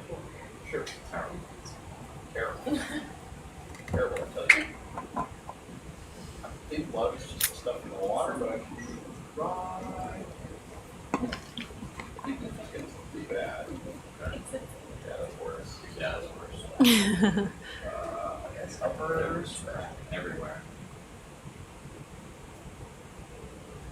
Yeah, you might just have to come a little higher for a minute. Did your other not craning your neck the whole time? So that's everything on except for the floods and my filters. Do you account a little with the sand cam? Does that help at all? My internet connection has not been good today. Quite murky. Yeah. We need to move it both, yes, to the north. Yeah, we're heading to waypoint 7 now, if that helps. But it'll be a slow transition. So you're thinking of all the routes with the white painting or information? No, I think there was veiny going to the gabbro. And you start moving. And it looked like there was gabbro and then like a rubbly zone with the oceanographic and gabbro, and there was veining through the gabbro. Is that what you said? I'm pretty unsure looking at it. There was just one section that was more convincing than others that we went through. Good morning, Zach.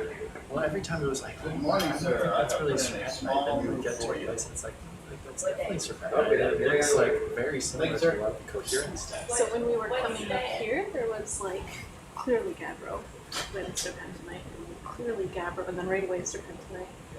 We saw one of those the So I other think day. it is lenses that discontinue. Oh, yeah. Okay. But it's not like you can see very quick contact relationships. And especially like if you're following the lens and then you're out of the lens. He's got missing though, was he? I think our biologists are overtired. Oh, what'd you find? What is that? It looks like one of the monkeys that are, doing the thing. It's a sea monkey. Oh, there it is. We We did get a decent picture of it at 12:01. So there was one there where there was images, but I think we are probably going to have to 12:01 Seymour. just whole video. Well, I'm just unsure because it's like, how many serpentines have I really seen? You guys to the point where it's like, do I know what it looks like in outcrop compared to a gap? Yeah. Especially when it's covered in manganese. So the biggest key for me has been if it's big, massive gabbro, and if it's crumbly and smaller, and some of it had like the deformation textures. Yeah. Okay, so as we're coming down here, I'd like to face the cliff and go backwards and kind of crab walk to the northwest. So I'm not really getting a good view of what this cliff behind us is looking like right now. Sorry, Dave, what did you make? Yeah, my question was, what are you doing? You just said what we're doing. So. Yeah. They were just getting organized here.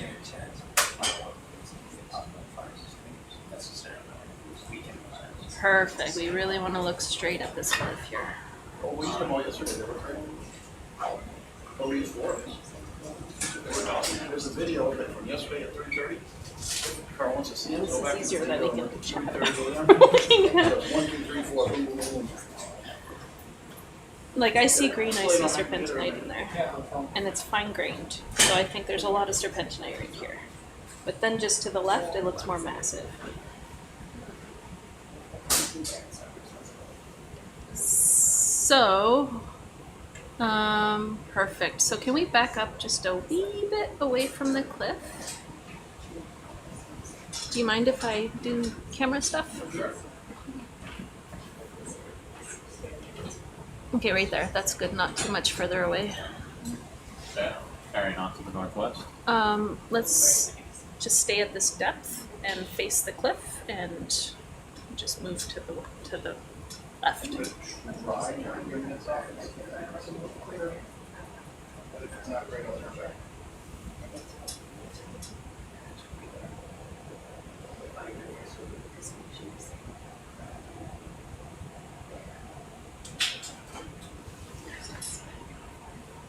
So even here, like you can see where there's light colored stuff, but it's hard to tell where that ends, you know?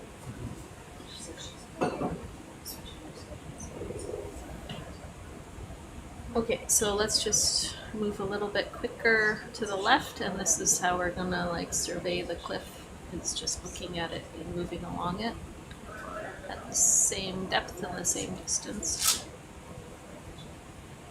Until we go, ooh, what's that? Okay, so here we have like the smaller rubble, convincing serpentinite. I don't see the geometry of it at all, but it's there.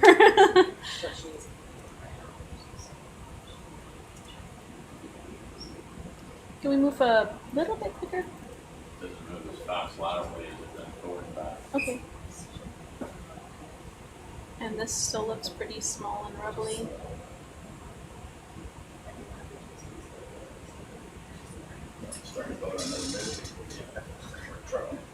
Can we back up a little bit from the cliff? We're trying to like get a perspective of all of the different rocks and their relationships. So on the top there, gabbro, right?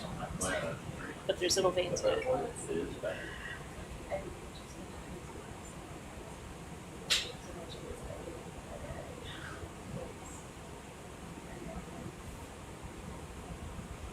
Serpentinite. This is perfect. I'm enjoying this a lot.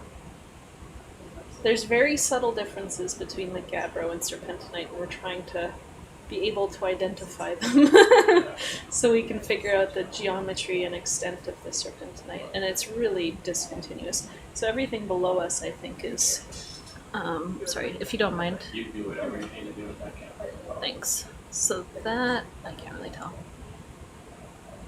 Let's look up.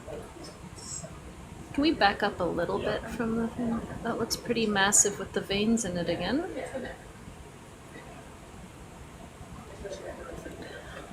Can we square up to it a little bit? Just turn a little bit to the right.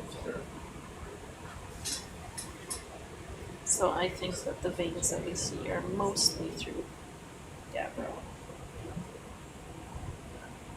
it's maybe the rubbly in the middle. But it just seems like such a strange relationship. It doesn't it? It's not clear.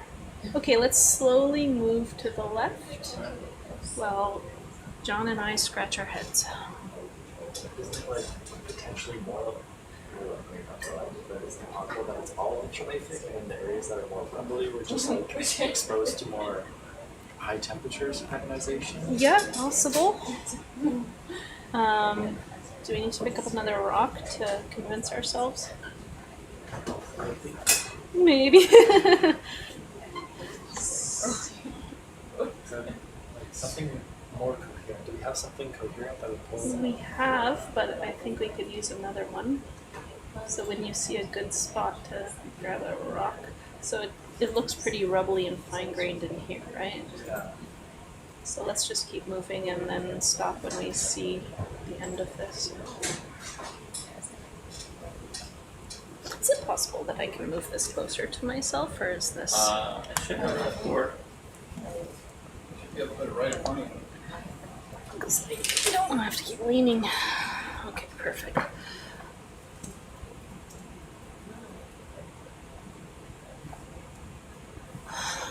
That looks pretty coherent. Okay. Can we get up right to this little cliff face thing and see if there's a little piece of rock that we can grab? So not from over here where you can see the orangey stuff, but you see this nice big blocky face. Maybe there's a little piece at the base of that. I don't see a good one. Let's keep going to the left. Yeah, there's definitely green exposed there. Though. Yeah, not there. And right here. Okay. And that looks like pretty blocky, doesn't it? And it looks like there's something going through there. This is very coherent. It does seem very coherent. This really does look like a hillside of serpentinite. Yeah. In some sense. Okay. Can we hop right up there and in this area where we see this big, massive, blocky stuff, let's see if we can get a piece. I think it's entirely serpentinite, yeah. But it's just, it's very, like, on that sheet face there, is that all? So like, the way it's catching the light, that yeah, I mean, it just looks like the mountainsides that are like that I've seen.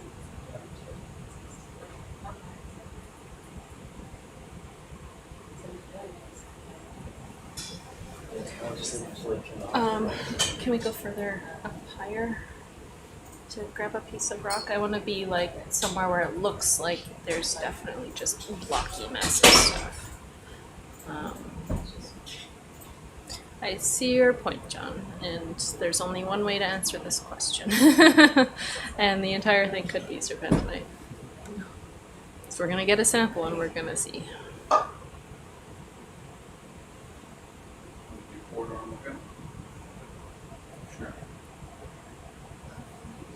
Oh yeah, look how coherent this is. Okay, do you see the little tiny pieces right in there? Do you think you could grab one of those?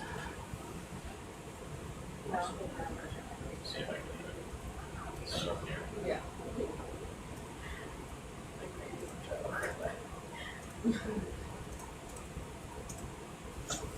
When you look at it like this, it definitely looks sheety, yeah. Yeah, and like when the light catches it, right, you can see like it looks fairly green, but that might just be color.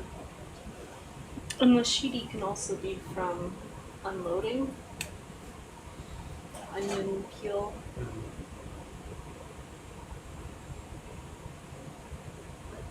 I think there's definitely areas that look more gabbro-like. Like when we were going up the slope, where we stopped, it definitely looked like gabbro, but I don't know.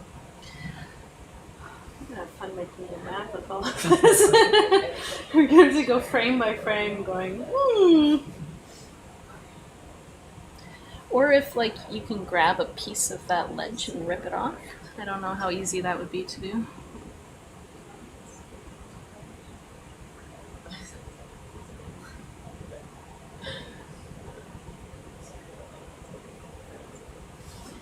Yeah, the different cameras are tricky. Like that one is so super green.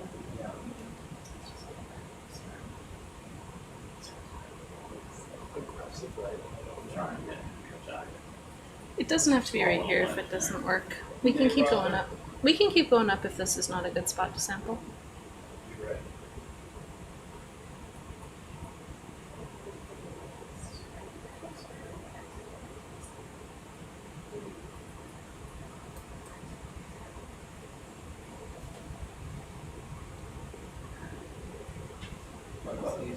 Mm-hmm.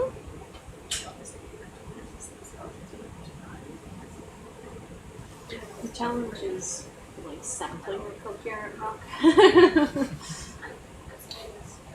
It's an interesting surface right underneath.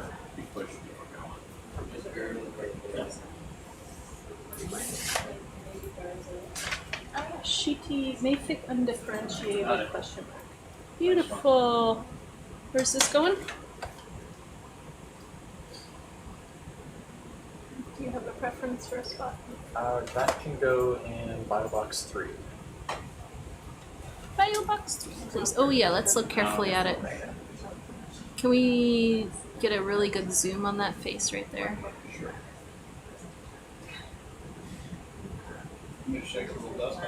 Let's just zoom first and then we can shake.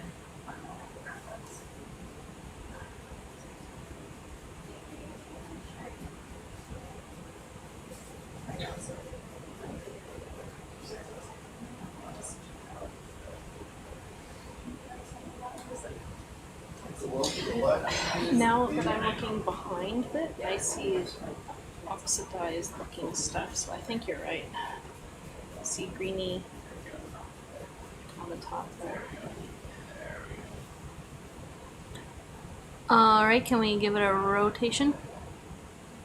See what the other side looks like.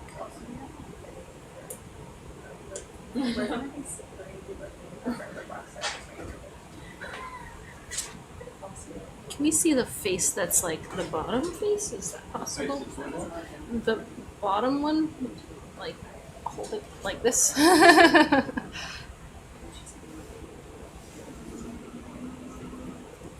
Oh yeah, okay, I see. It's just coated in manganese oxide, I can't see anything. Say file box 3? Yeah, the big one.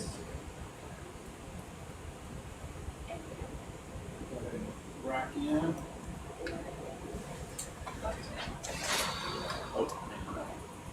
Once we get the rocks and we know what everything is, then we have to like go back.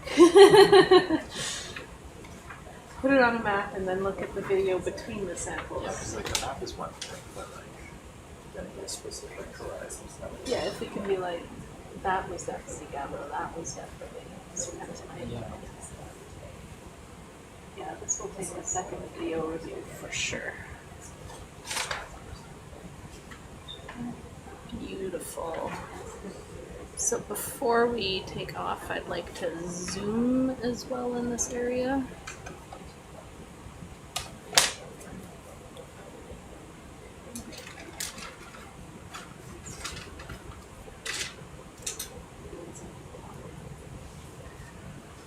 Tell me when I can take control of the camera when you're done.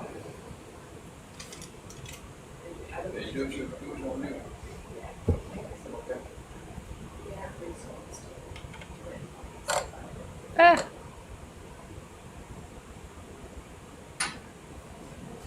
There we go.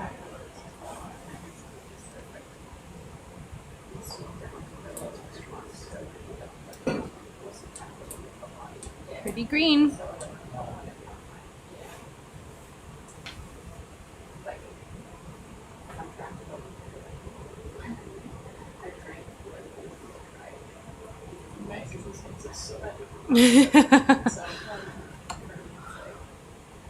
But it definitely looks sheety, so maybe that's the key. Maybe the difference is just between the deformed serpentinite and the undeformed serpentinite. I want a rock hammer and I want to go smash that wall. Because serpentinite can be pretty massive. Yeah. Well, Massive fibrous sheet. Where do you want to go? Where do I want to go? Mhm. What are the chances we could get a tiny little zoom on the things on the rock? Yeah, the little Biore strip looking. Yeah, exactly. Whoa! I'm really bad at this. How's that? I'm sorry if I've made everyone at home sick. Maybe we move up a little bit. My other up, okay. I'm really glad that I didn't try to pursue my dream of being a jet fighter pilot, because I think I would have crashed and died a long time ago. Oh. I'm fully zoomed here, so... Yeah, just keep on working your way up. You're doing great. Thank you. What's that? Maybe a little bit to the right. I would say to the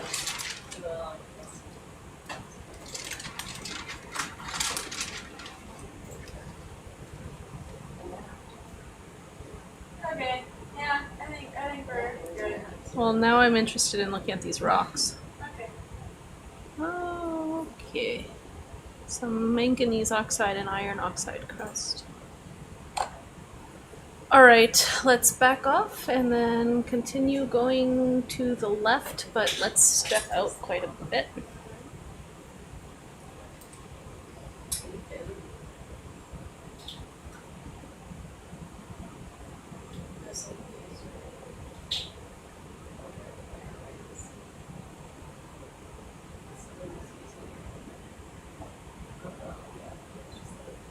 So like on the right hand side there with like this kind of texture. That's a good distance. If we can maintain this distance and just keep going. Oh. I also feel like the things that I'm seeing now would inform what I saw earlier in the dive. Like and my brain is like overwhelmed. You think there were like serpentines up over here? Yeah, maybe. Well, I don't know, like it was pretty gabbro-like looking there, but I'm wondering like when we first came up if like my instinct of sheeted dikes was way off. I don't know, I feel like just looking at the map and I can see this being a sheeted dikes with them like trending alleyways like towards Yeah. the other. Thank you, then. We'll go with that. It's very important to have another scientist next to you to bounce ideas off of. Are you seeing what I'm seeing? Butterfield video again? Yeah. Alright. Yes. I'm just gonna camera if you don't mind. It does make more sense to have like veins going through the massive serpentinite rather than veins going through the gabbro, obviously. Yeah. And I see a lot of those veins right going through all this stuff. Yeah, and like the veins started shortly before we started seeing like the really good green serpentinite. Yeah. Now the challenge is that sometimes they're not veins, they're just cracks with sediment in it. So There's a little more to a while ago. It really reminded me of just the texture of it. That's sorry, if you don't mind, I'm just gonna zoom quick. Oh, cool. Nope. That's cool. Yeah, I think so. As best I understand it. Yeah, when you start to zoom in and look at the little tiny chunks and broken off faces. So that means looking for contact relationships in one coherent outcrop. It's a bit of a useless exercise. I feel like just looking at the map, just the Draw lines. And making a comment from earlier section. Not like draw them right on your eyes. And then you can have like the two layers. Yeah, it's like the texture, like the road Pause for cut, 1 second. I would want near Santa Lucas stuff. It's also got by Cool. the slope of Let's those keep going. by the waterfalls. Fragments. Fragment, Yeah. No, it's Big Sur, the southern Big Sur. It's closer to San Simeon than it is to Lyford.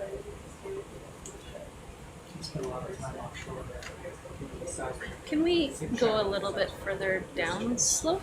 Like straight backwards a little bit here? I feel like we have a nice scarp right below us.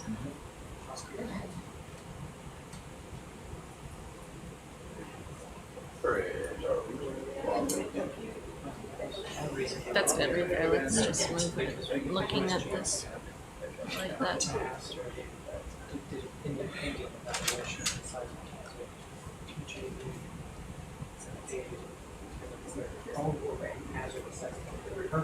Here's the question: where are the lost changes? This is this left. Yeah. I mean, that's more. If we have some we did 80. There's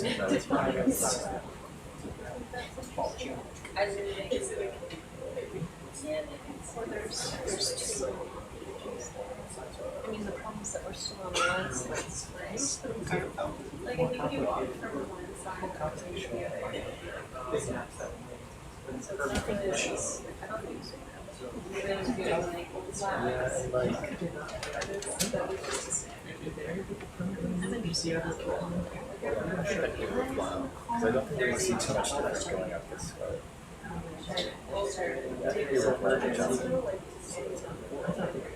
I mean, at some point we should transition to sheet ice, but it's just going to be much thinner. Well, I mean, we don't know how much it's going to move. So the challenge will be noticing when it changes. And this is all pretty rubbly still, so I'm happy to keep thinking about. So what do you think that we're currently looking at? Serpentinite. And that's been true for a long all time. the way since you went up and came back down? Yeah, John has convinced me. So let's just do a quick zoom right here. We just need to find some broken faces. So everything that looked veiny, that I thought was massive gabbro, like that's green, that's serpentinite. You see?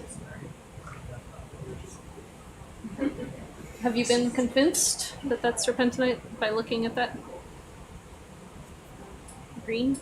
You see the green in the top left there?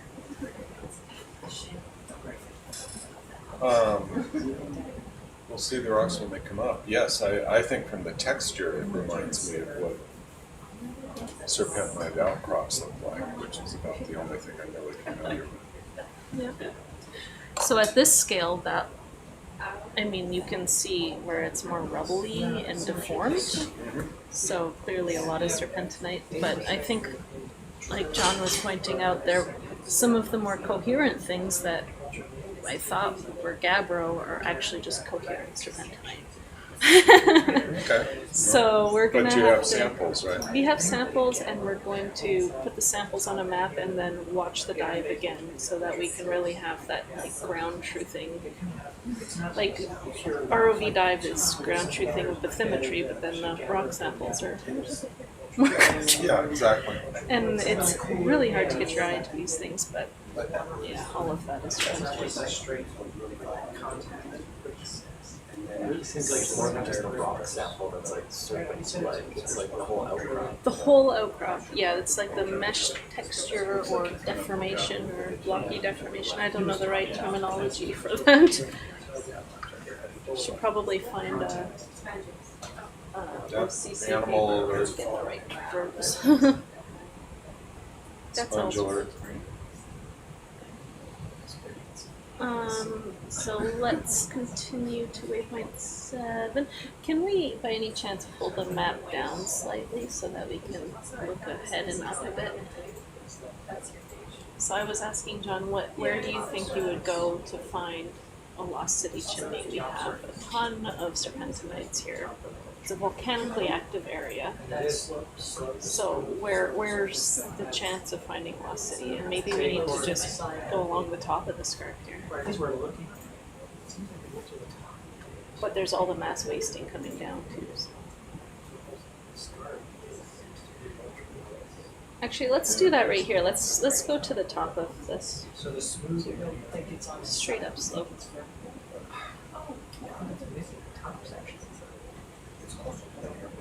It's interesting. And like now that we have gotten our eye into it, like that would really inform earlier interpretations too that could have been way off. So, and I don't even remember what things look like. Yeah, very veiny there. When you have an outcrop like this, If I can get one, do you see one? You can probably grab one piece there. Okay, we're gonna grab a sample. Can you? Yeah, you have to go down. Just Okay, down a little bit. Really low. Can you come and point it to them on the screen so that they can see?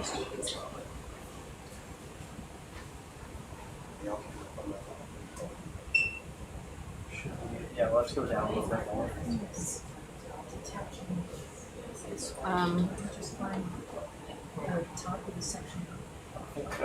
to our left. To the left. So up and to the left, please. Up and to the left? Yeah. Just to the left. Just to the left. I love that texture. Yeah, we have to go left a little bit more. Would we be able to get a zoom on those coral shapes? In a minute. We will. Yep. Trying to hunt a rock at the moment. If you go up a little bit, there are some coral-shaped animals on the edge of the outcrop. We will. Just give us 1 second. It's on my list.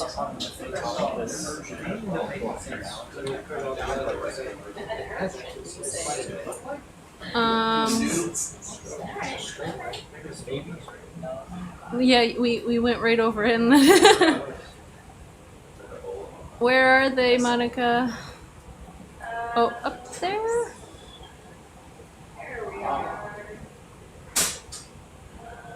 That's as zoomy as I can get, and we're moving. Ah! Okay. Yeah.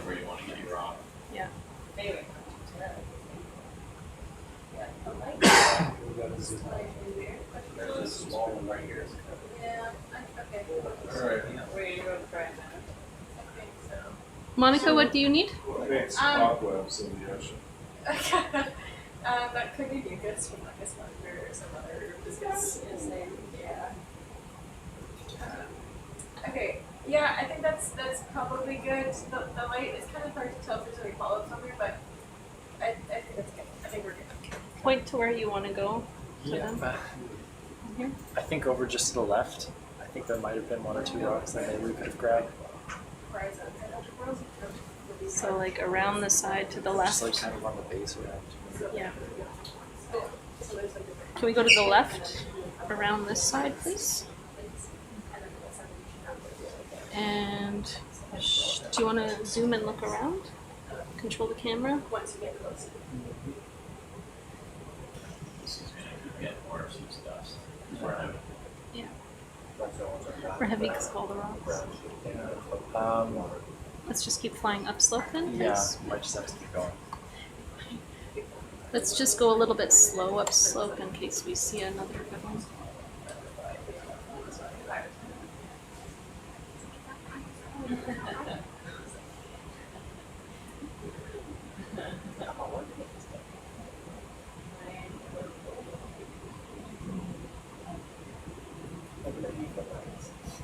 This is the same.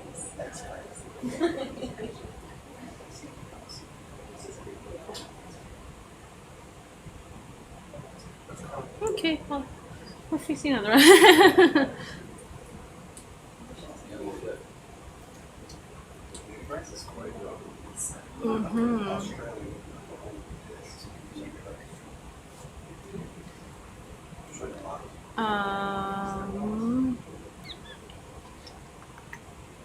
So, I mean, we've seen the serpentinite on this whole face. Do we want to navigate to something that might be chimney-like at the top? I just don't see it on here. I think that might be worthwhile.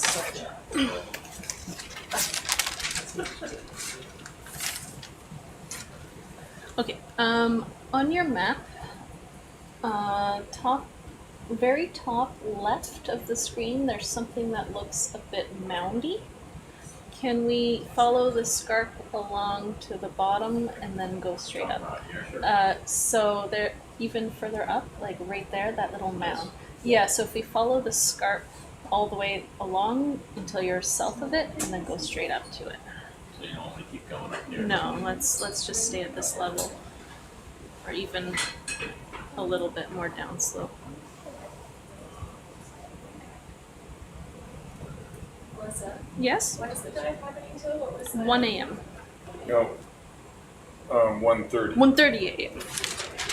So, Melissa, you can see that the steep part of the scarp is going to kind of fade away here just past waypoint 7. Yep. Could we make sure that we drop down to the bottom and validate what it is as it pinches out? Yeah. And validate that that's in fact what happens? Yeah, that's a good point.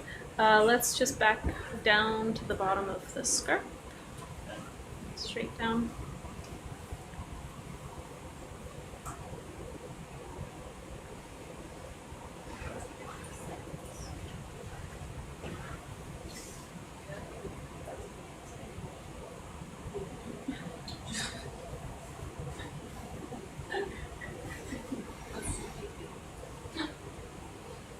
Pretty rubbly.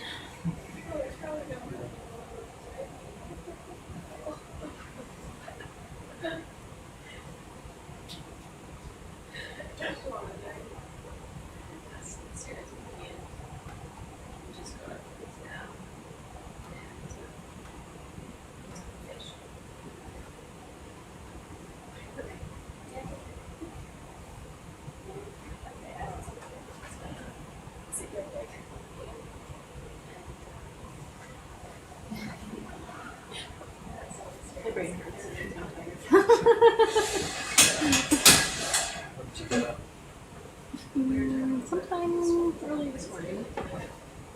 Very specific. I don't remember. It was after breakfast. Yeah, I forget which day today is. Like when I think I took a nap, but I can't remember. It was all over the place.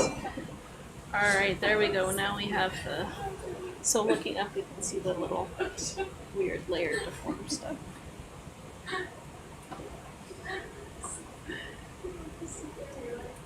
All the cool little sheets.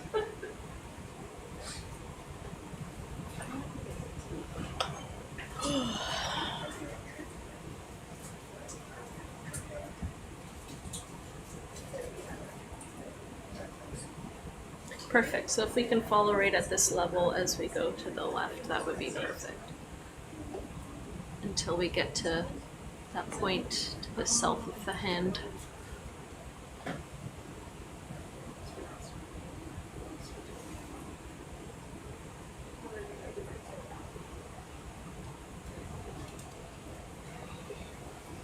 Watch you get every rock back in every single one of the apart from the pillow. Yeah. So we definitely change from the texture of the rock here.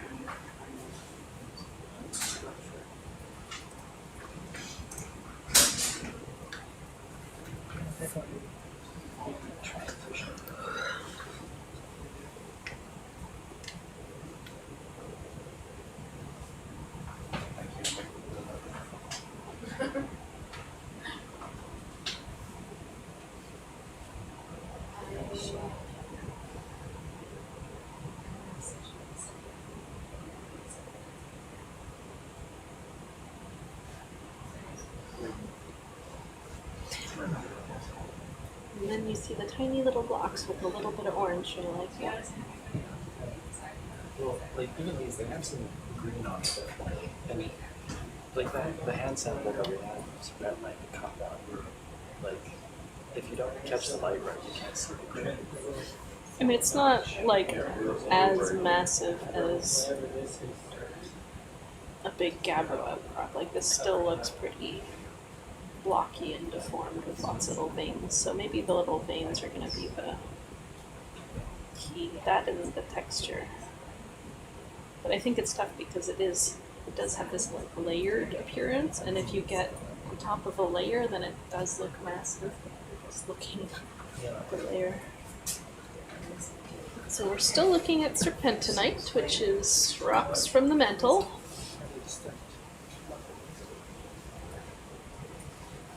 What we were hoping to find, this is the rocks that feed our Lost City type alkalic systems. Quite a huge exposure of it here. Uh-oh. Uh-oh. There we go. Do you think all the white is tremolite? Do you think there's any calcite? Don't know. That's a good question. The challenge is getting a piece with a vein in there, right? But we did sample the tremolite stuff, so maybe some of that. It would be cool if it's calcite, because then we have serpentine and we have fluids moving, ingredients that we need, right? Yeah.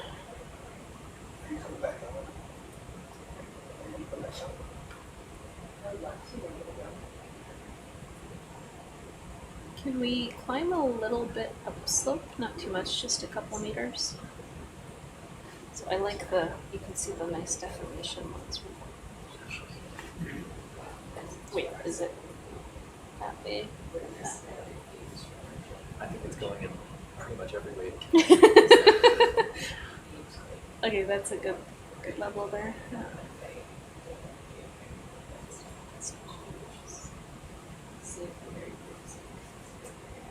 A couple months from now, we're gonna go back and listen to our conversation about this dive, and we're like, we knew nothing.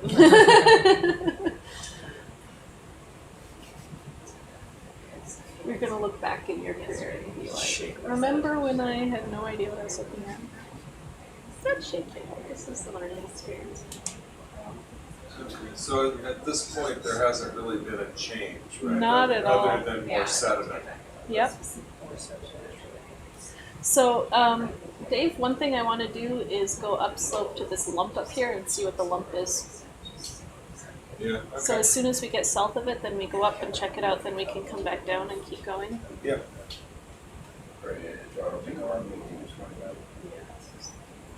So we're asking ourselves right now, like if we have all this serpentinite, we're in an area that's very volcanically active with lots of fluids moving in veins.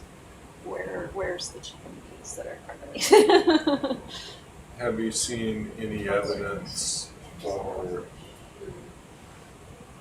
what would be the subsurface expression of that kind of venting, or is the serpentinite itself the expression of that? I'm going to answer in 1 second. Can we go straight north now? Sure. Straight up the slope?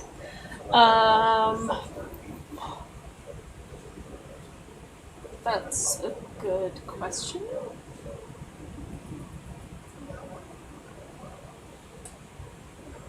I mean, I would assume it would be the serpentinite itself.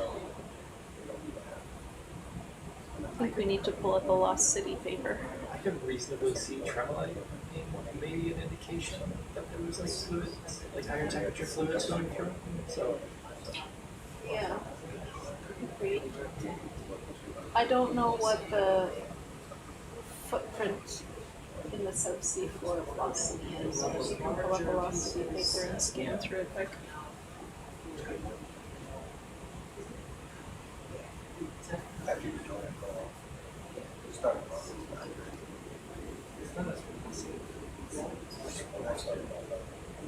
Something I've been asking myself. Serpentine? Carbonate? Like I would imagine that Are the these veins rocks different or just broken up? This is just talus. I don't Right. know if it's different or not.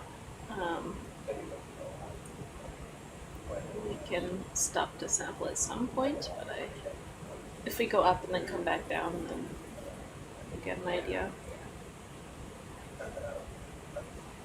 the serpentines are locally cut by several generations of veins with a certain chloride and tremolite talent. Name is ferrochromite. several generations of core and tremolite. Calcite represents the last vein generation and are related to the formation. Ah, if we get calcite veins, then we are getting close. Unfortunately, we can't just test with that, so we do need to pick up some rocks with veins. That needs to be the priority as soon as we check this out. Can we have a very northerly heading from here? I think this might be what everything's made of, when the sediment is just covering it up. Could be that this pile is actually over here too, but it's just covered with sediment. I still don't know all the Can you tell me if there's something else? but it may not be a contact route. There's a segment coming up to it very. It's like if there's some diagram that shows a real core section through or like the outcrop of the rock below Lost City.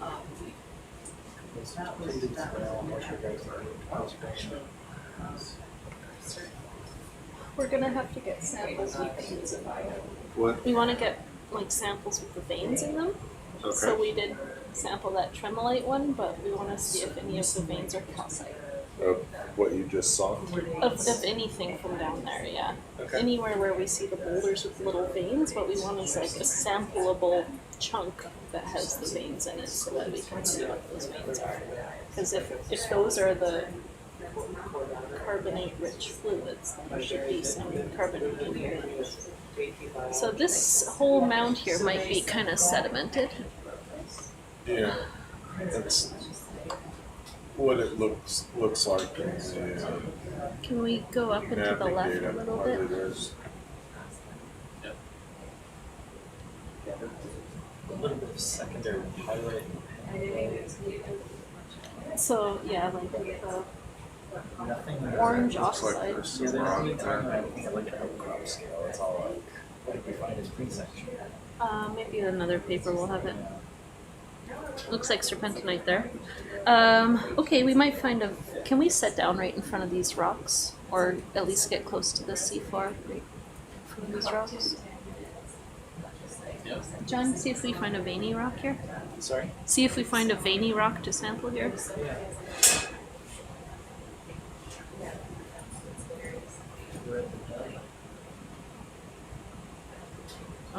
Okay, can we fly slowly? Oh, what about that one? Yeah. Yeah, this I'm looking right in front of the veiny one on the right. Yeah, let's sit down. We're gonna sample one of these guys.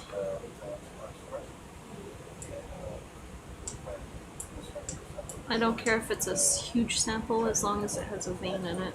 Put a drop facet on it, that's all we need. Yeah. So is that one, you see the big one? Right below it, there's two rocks. The bottom one, is that huge? Looks big. Looks big, okay. Do you mind if I scan around? I mean, there's so much manganese crust on that, I don't see a vein now. I think this sediment keeps tricking me. There's also sometimes like biological.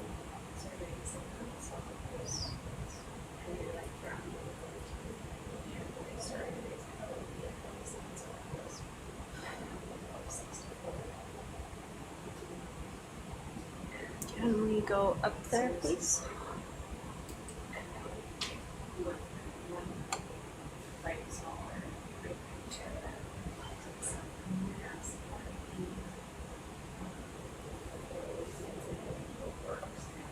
If you don't mind, tell me if this is screwing with you as you drive.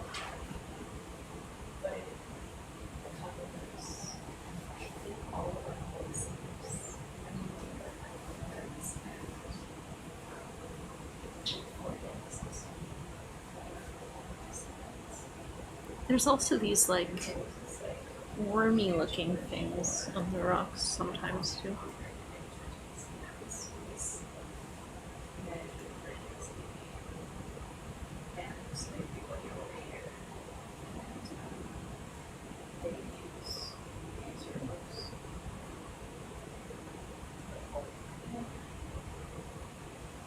Okay, I don't see anything that's really veiny, so if you see one of these pieces of rocks that's a good fist size somewhere in there, then I'd like to grab it.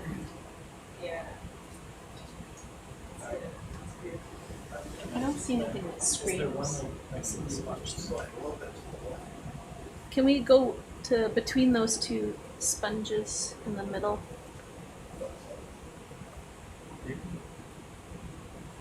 I think that, yeah, I want a rock from in there.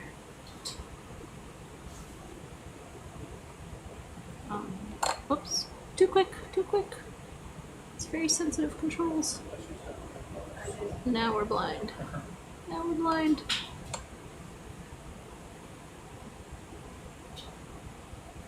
I am not convinced that this is still serpentinite, but we'll find out.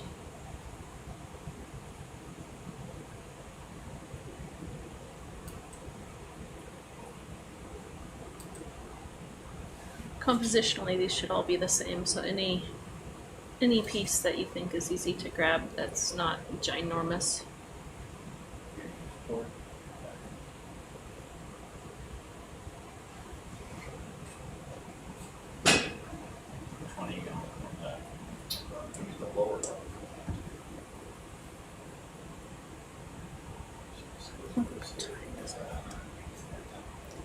We don't have much time left, so after we grab a rock, we gotta go back down and see if we can find a vein.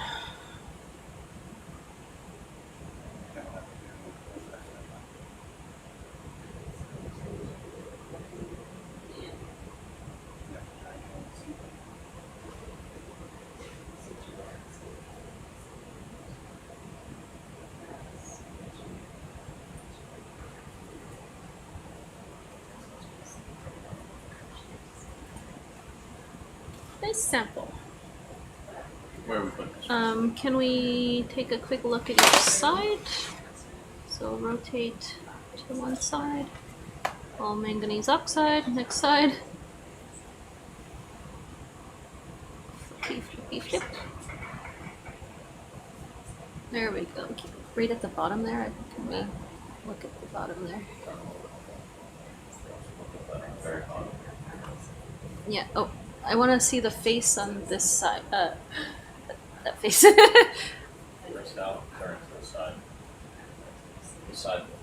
Yeah. Now 90 degrees. Other way.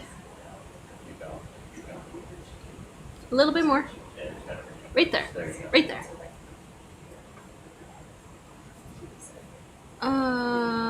It's deceiving because there's iron oxide that's kind of yellow. Okay. Which box, John? Put that in firebox 2.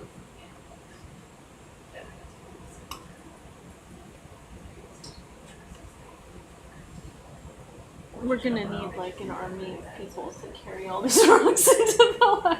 You're gonna have to clear out a lot of lab space. Might have a few on the floor for a little bit, but yeah, that's great. Yeah.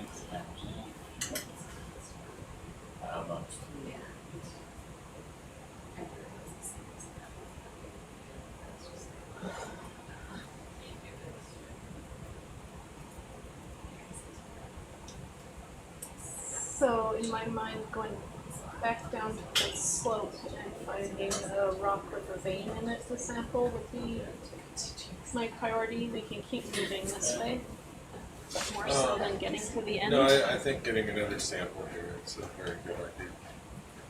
A veiny sample would be Yeah. really great. Yeah. So far, it's been hard to find anything like that.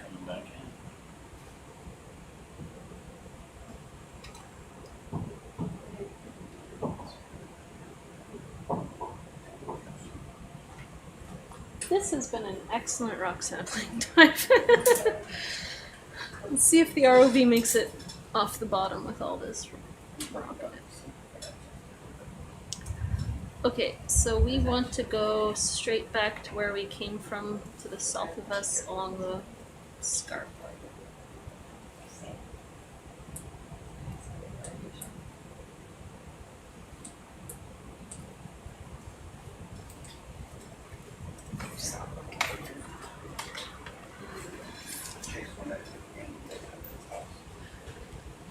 I love your mapping, this is so beautiful.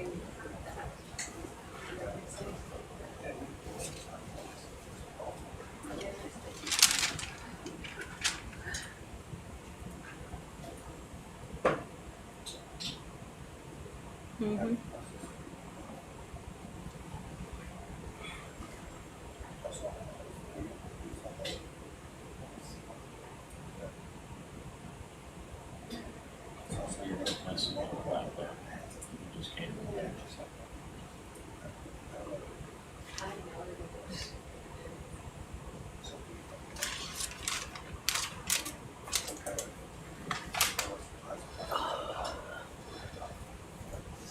I'm getting tired.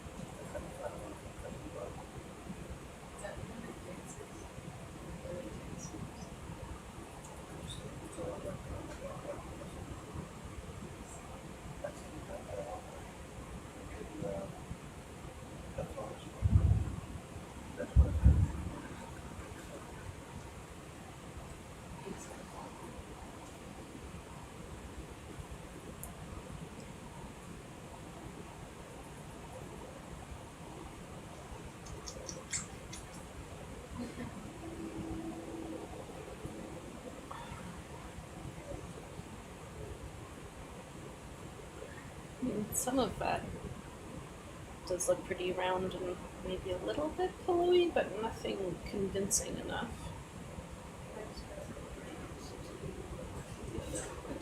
Cut open that rock and it's fine grade mafic, I won't be that surprised.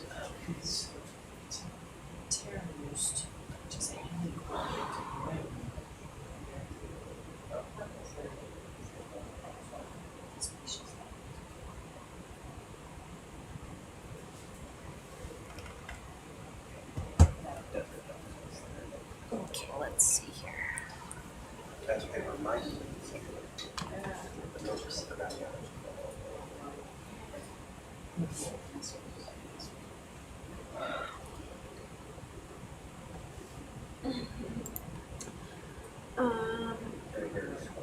Is my computer cord here?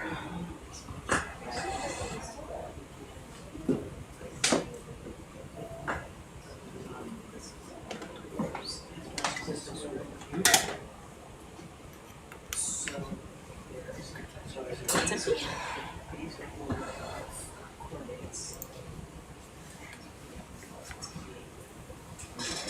Okay, so we are searching for a rock that is a size we can sample that looks like it has little white veins cutting across it.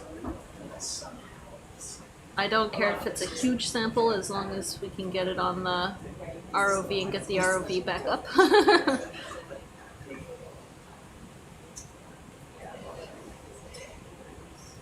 So we're all gonna keep our eyes peeled for a rock with some veins that we can pick up.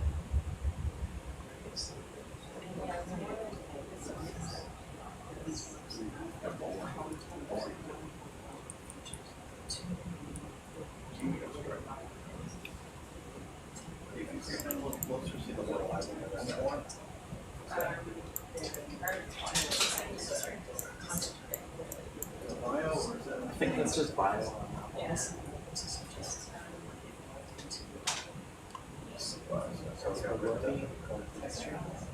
Sorry? here we have the most like kind of roots on this. That's just Yeah, we don't want like rooty looking things. It should be pretty straight, light colored veins.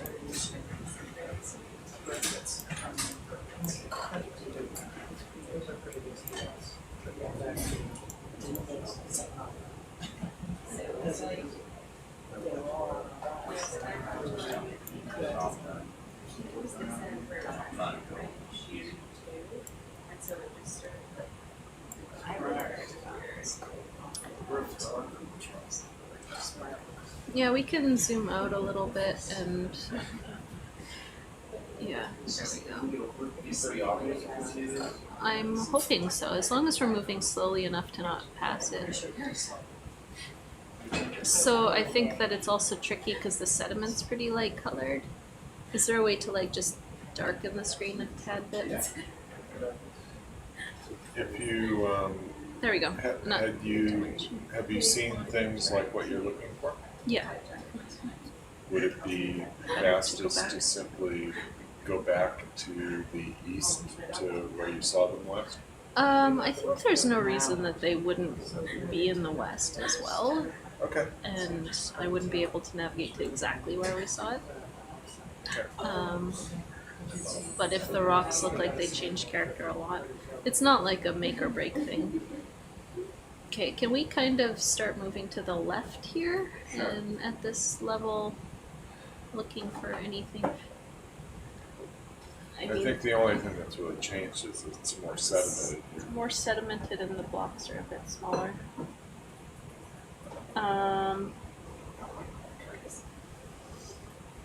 You do have a good point. I'm too indecisive, John. What do you think? Continue west or go back? I don't think we're going to find anything different northwest, so I think we might as well go east where we know things are. Okay, to the east. What? Sorry? That's your 1 o'clock alarm. Okay. Can we go to the right?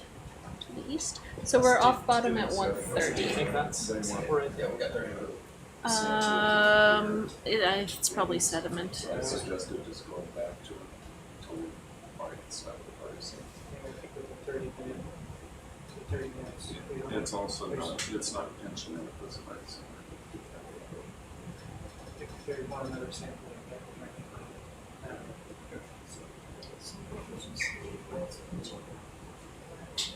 Well, I wanted to document the end of the outcrop that exists. And what's happened is it's continued, but now it's getting cut. Yeah, there's this. And at the same time, the one that was sort of kind of sample that you've seen back away, so it seems best to go back away and get the rock with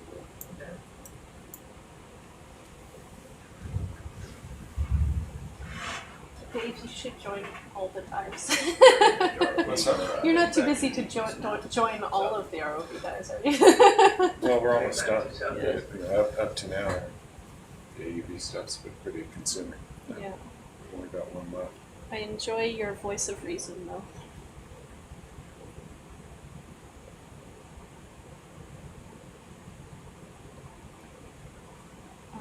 Can we move a little bit quicker to the right, or is this our top speed? We can, but just started a little bit. Okay. So then we're gonna catch up a little bit. Cool.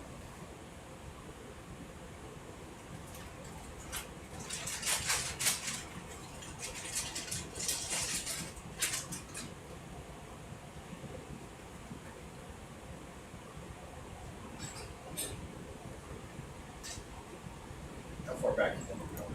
Until we see what we want to see, I don't know. Probably past waypoint 7, though. Oh, it's right here. Yeah.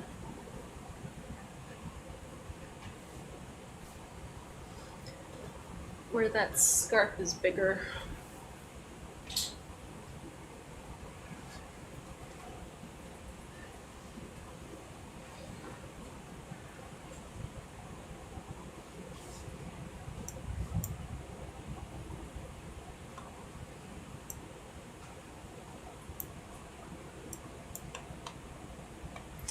Probably would have been cool to go along this scarp here too. Yeah.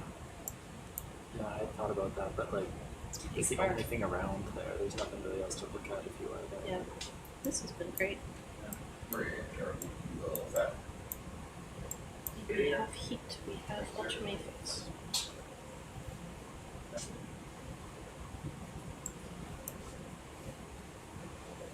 Does the vein matter more than just like zooming over here?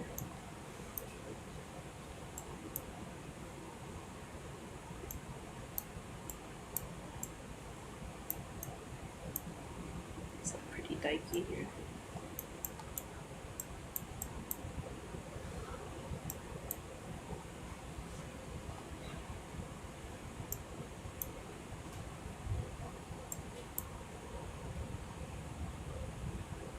Can we go downslope a little bit?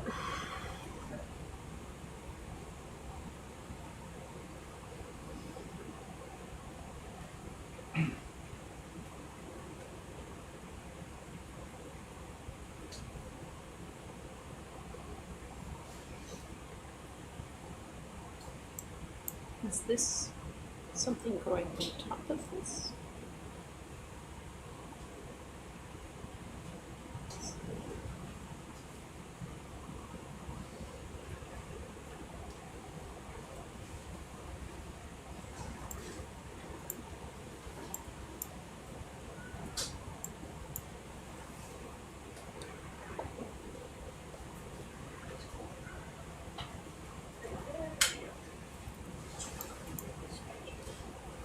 Okay, can we just stop our motion and just go straight backwards, straight down slope?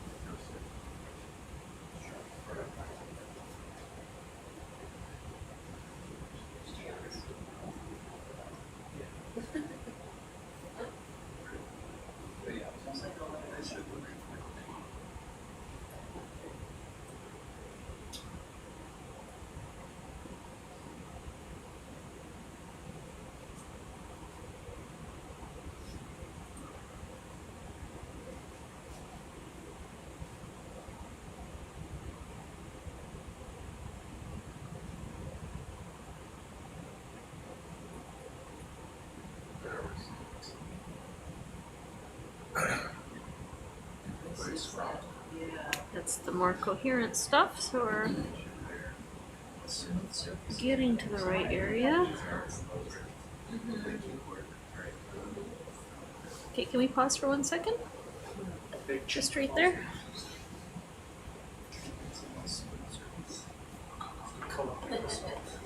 Ah, whoops. I'm very bad at this. So are those cracks or are those veins? Looks kind of like cracks to me. Okay. Can we keep going down?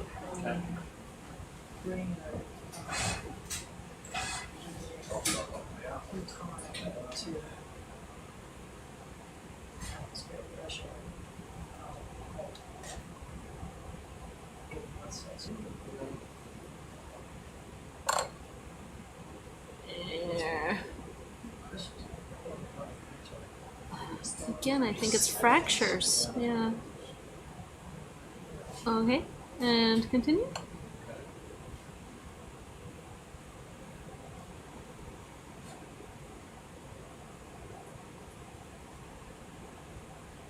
It might be quite a ways back that we had reliable veins.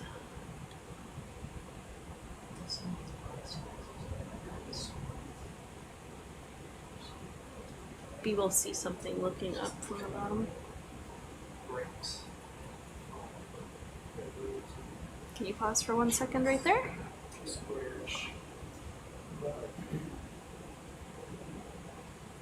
Is it a crack or is it a vein?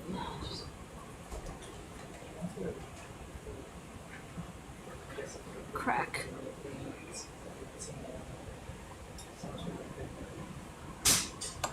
Okay, and keep going.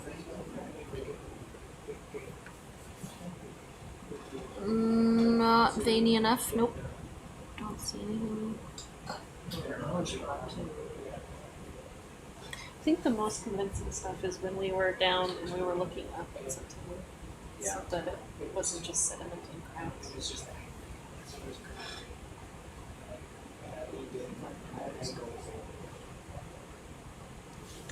Okay, can we pause for 1 second right there?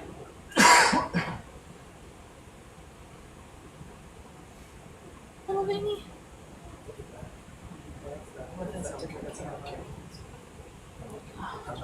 No, it's the white animals in the sediment. Okay, I am happy to give up my quest for you. Iris down. Here, Jenny, do you want to come and control the zoom? Well, I was kind of blown out. I was wondering if we iris down if so up in the upper. Here, can you just zoom to it? Twisting is zooming in, and then pulling back is looking up. All right, let's look up a tiny bit, and then twisting is zooming in. Twist to the right, just the top bit. Right. Yeah. The top bit. Oh, okay. There we go. Very difficult to control. Yes. So over here, and up. It's now close to center. Yeah. But we're still irised open too far to see. But I was thinking, yeah. I think that a lot That of might it be- is that's just cracks with sediment. sediment Yeah, in that it, yeah. could just be sediment and crack. I Never haven't mind. seen. I know, it keeps tricking me too. Can we, as quickly as possible, head to the northwest? Can I show you on my map where I really would love to get to? It's probably way too far. Back out. If you zoom out in your map a little bit more. Like waypoint 8, let's get there, and I'm hoping to get a little bit to the west of waypoint 8 on that moundy looking feature.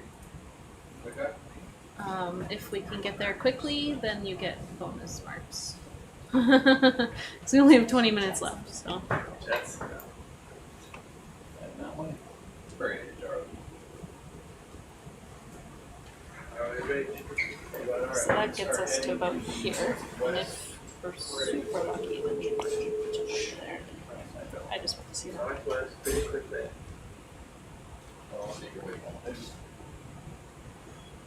So if you want to back out from the cliff a little bit, then we can see as we go. I think I referenced it when I was watching, but it really interesting. Is it okay if he faces that way? Yeah, yep. One of the people in the chat was the different color cast. Video,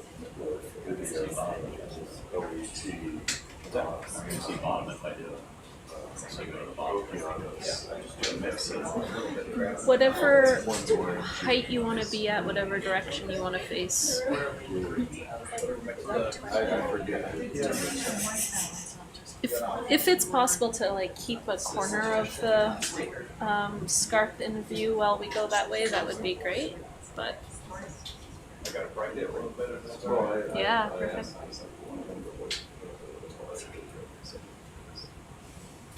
Ours is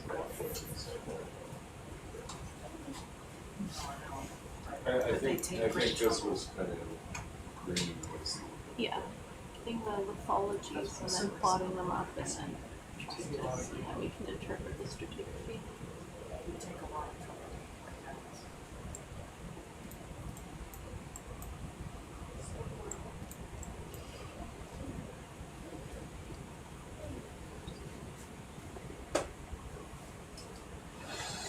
Dave, up here, is this real? These little lumps here? Likely. So I'm starting to wonder, like, if we have this much ultramafic, so mass wasting, and an intense amount of volcanism, is there anything here that looks like a lost city chimney? Something like that?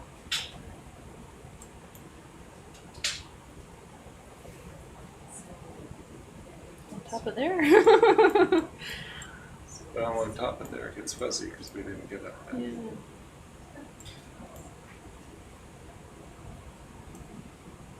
That's all volcanic. I'm kind of liking this little mound, but we're pretty far away from any heat source by the time we're over here. It would have been great if that was.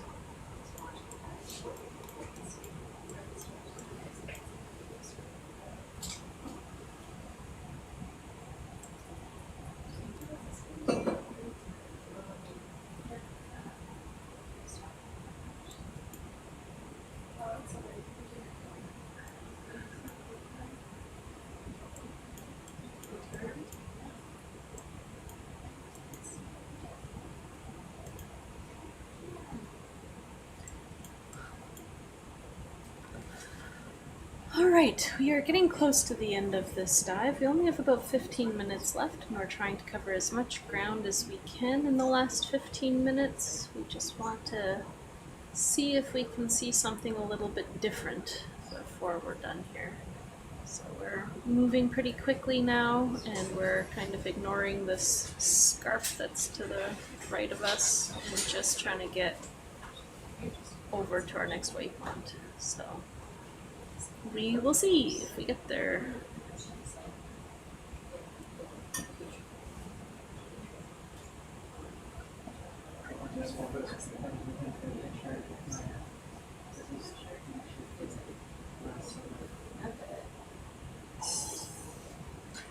So this presumably is this material here. Sorry? We're crossing this material here, so we might be climbing up. This might be, if this is a down drop rock, this might be the same as the top of Yeah. that mound that we were talking about. Yeah. And if it's just talus, it's pretty hard to follow the same textures and stuff. But if we can get to this guy right here, I'd be really happy. Or even this guy right here. I want to see something that looks like a dike or looks like an extrusive volcanic. That looks like a pillow. And up here it did kind of look like a little bit of pillow mounds, but There was definitely one piece that looked very pillowy. very pillowy.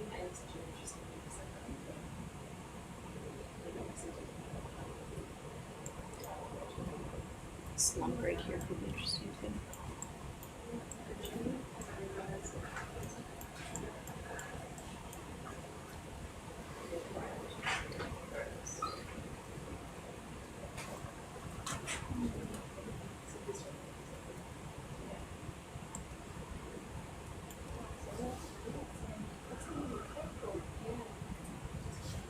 Can I do the camera thing while you go?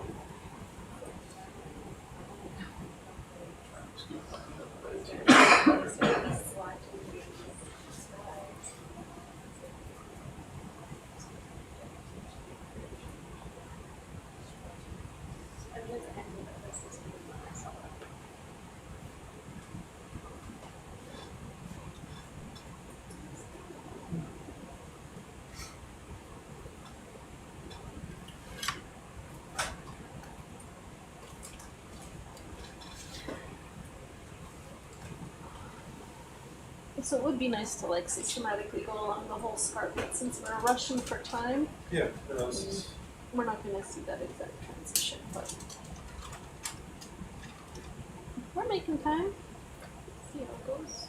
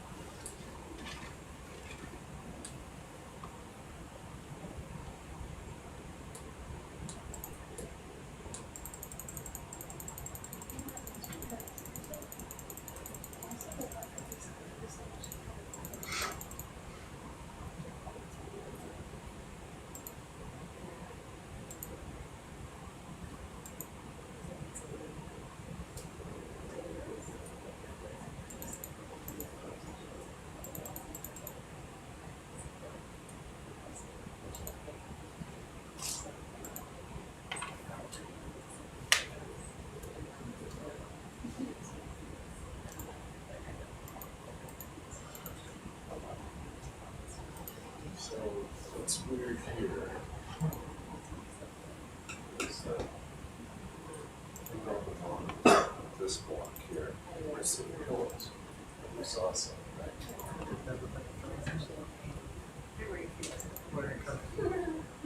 Do you know? Well, I saw a couple.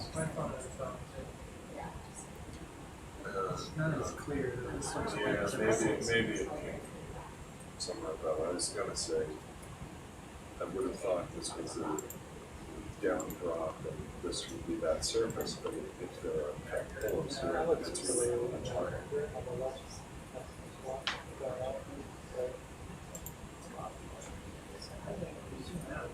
This is still landslides. Things are moving down this way. It's just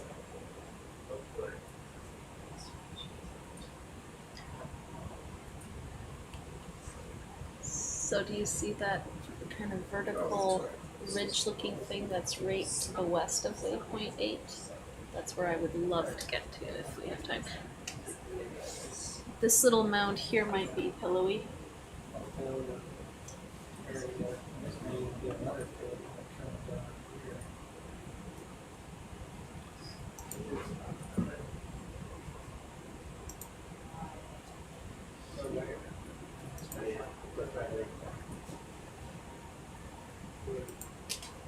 Yeah. Little mound of pillows. Do you see the little tiny mound on the bathymetry? This is this little mound here. Oh yeah. Because I see a lot of those radial fractures. I mean, it doesn't look like a totally consistent pillow features, but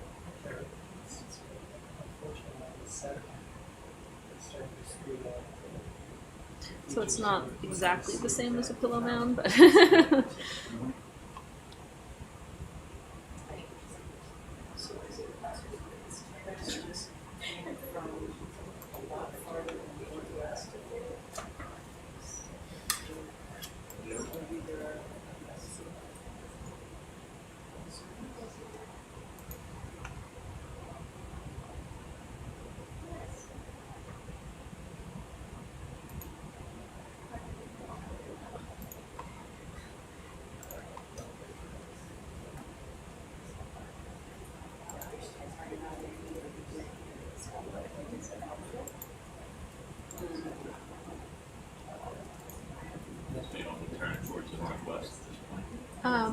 yeah, kind of going, no, just in the exact direction that you're going. I want to hit that little ridgy thing there. Oh, okay.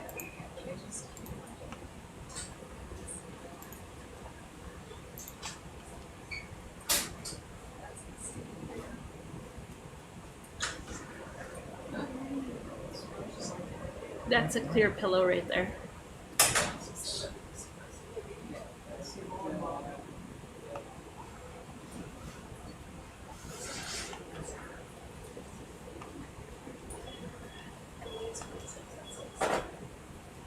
On the bridge, they got hot mic now.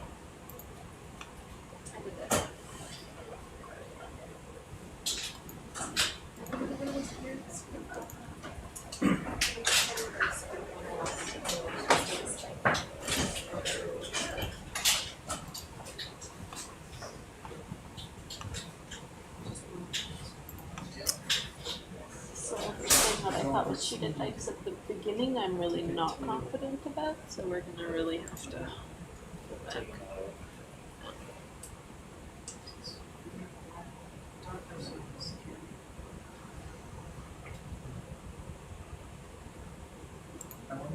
Yeah, I mean, that makes sense then from gabbros on top of that, if that's just all the peridotite, that's just the... And it's, we're in like fissure territory here. So we're like at or near the paleo seafloor at this point. Okay. So like you have the dikes injecting and then you have a volcanic ridge on top. So this is extrusive. Right here was ultramafic. So between there and there, whatever that. Well, we're not looking at the scarp, we're looking at the top of Yeah. the So block. what I'm thinking here, since we're seeing pillows and stuff, we're basically, it's not like an eroded, now we have the sheet flows, but this is the dikes and the volcanic ridges. So actual paleo seafloor. Probably all of this, we'll find out as soon as we get here, but this was all pillows. So the difference between where you would have paleo seafloor and where we have ultramafics is extraordinarily thin. And here we have pillows. So this, let's just pick up a quick sample here. And then we will be done the dive. We have 5 minutes left. Anything that looks a little bit round, round and sampleable, I'm not picky. Yeah, I'm just gonna let them pick. We want that nice glassy surface on the outside, so instead of blocky, having that kind of bulbous shape. There's maybe some in the bottom left there.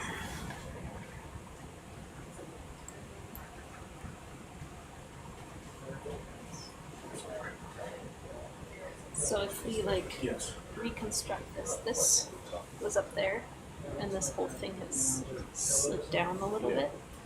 So if this was extrusive 3100, 3183,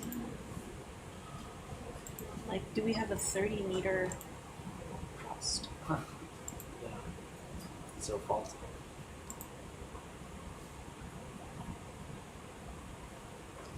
It's gonna have to be a raft of volcanic material on top of this detachment. It can't be.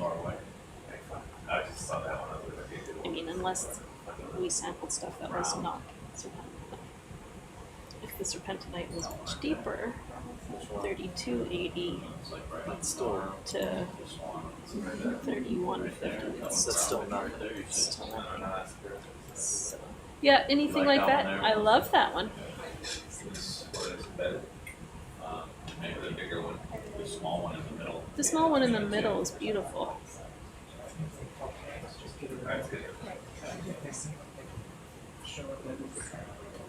Yeah. So, yeah, a raft of volcanic material on top of the detachment. We see the small part, or right there. How far do the ultrametrics go? It's loose. I need to plot it. I think if we went down here, would it look different than up here?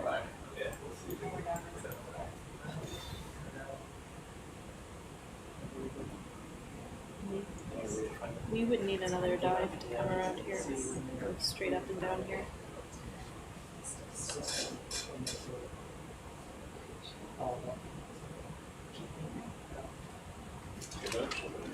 And like the crazy thing is that there's a new generation of pillows right here. So could it be that instead of having a raft of volcanic material, we have a detachment fault and then younger volcanism still somehow on top?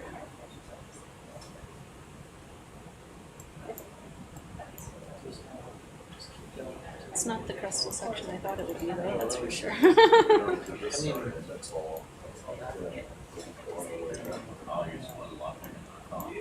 That's alright. Where's this going? That one is going into, let's do BioBox 1A. Sure.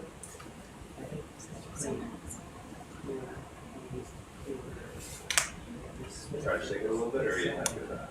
We're happy with that. It's fine, we'll know what it is. It's mostly the shape of it that we're looking at. Okay. Is that round enough? It's very round and beautiful. There's going to be some nice glass there. Alright. Yeah. Working out. This was exposing gabbros that ought to be above. So that was near the underlying structure.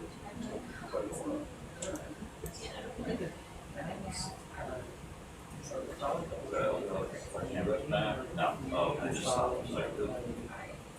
Constant. You have to get back to that dialogue. Oh. Yeah, so you're saying now, so I don't want to get too much further. I say with the logical way instead of back way. What's that? With the logical way instead of back way. Yeah, I did. That's done. That was being placed, and now it's like that. Right. Maybe it's that it slid on.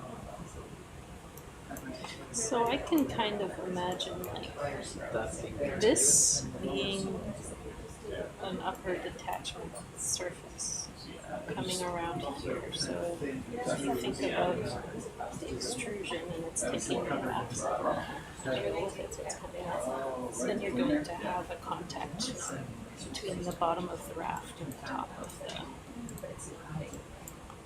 alternating material. Perfect, thank you.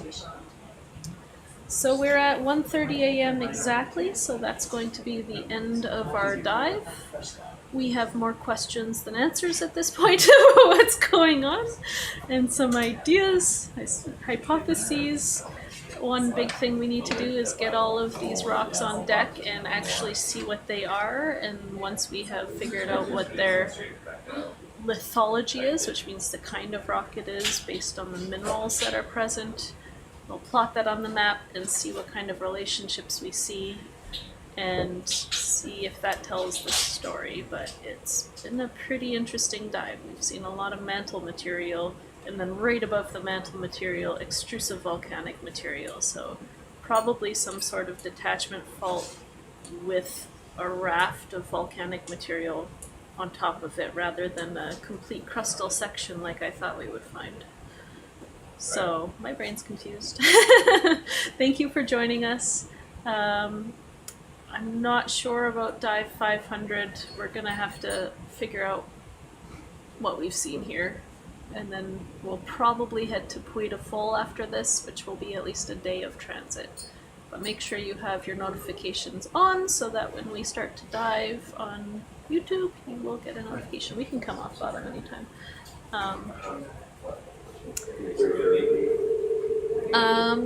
Can we leave the live stream on for the ascent?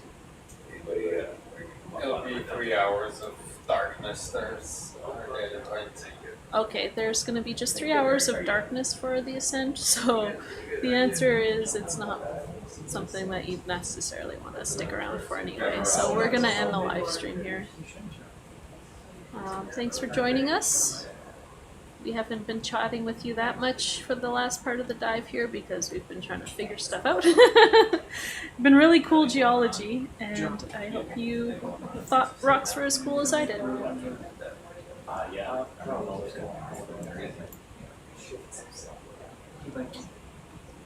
All the two threads.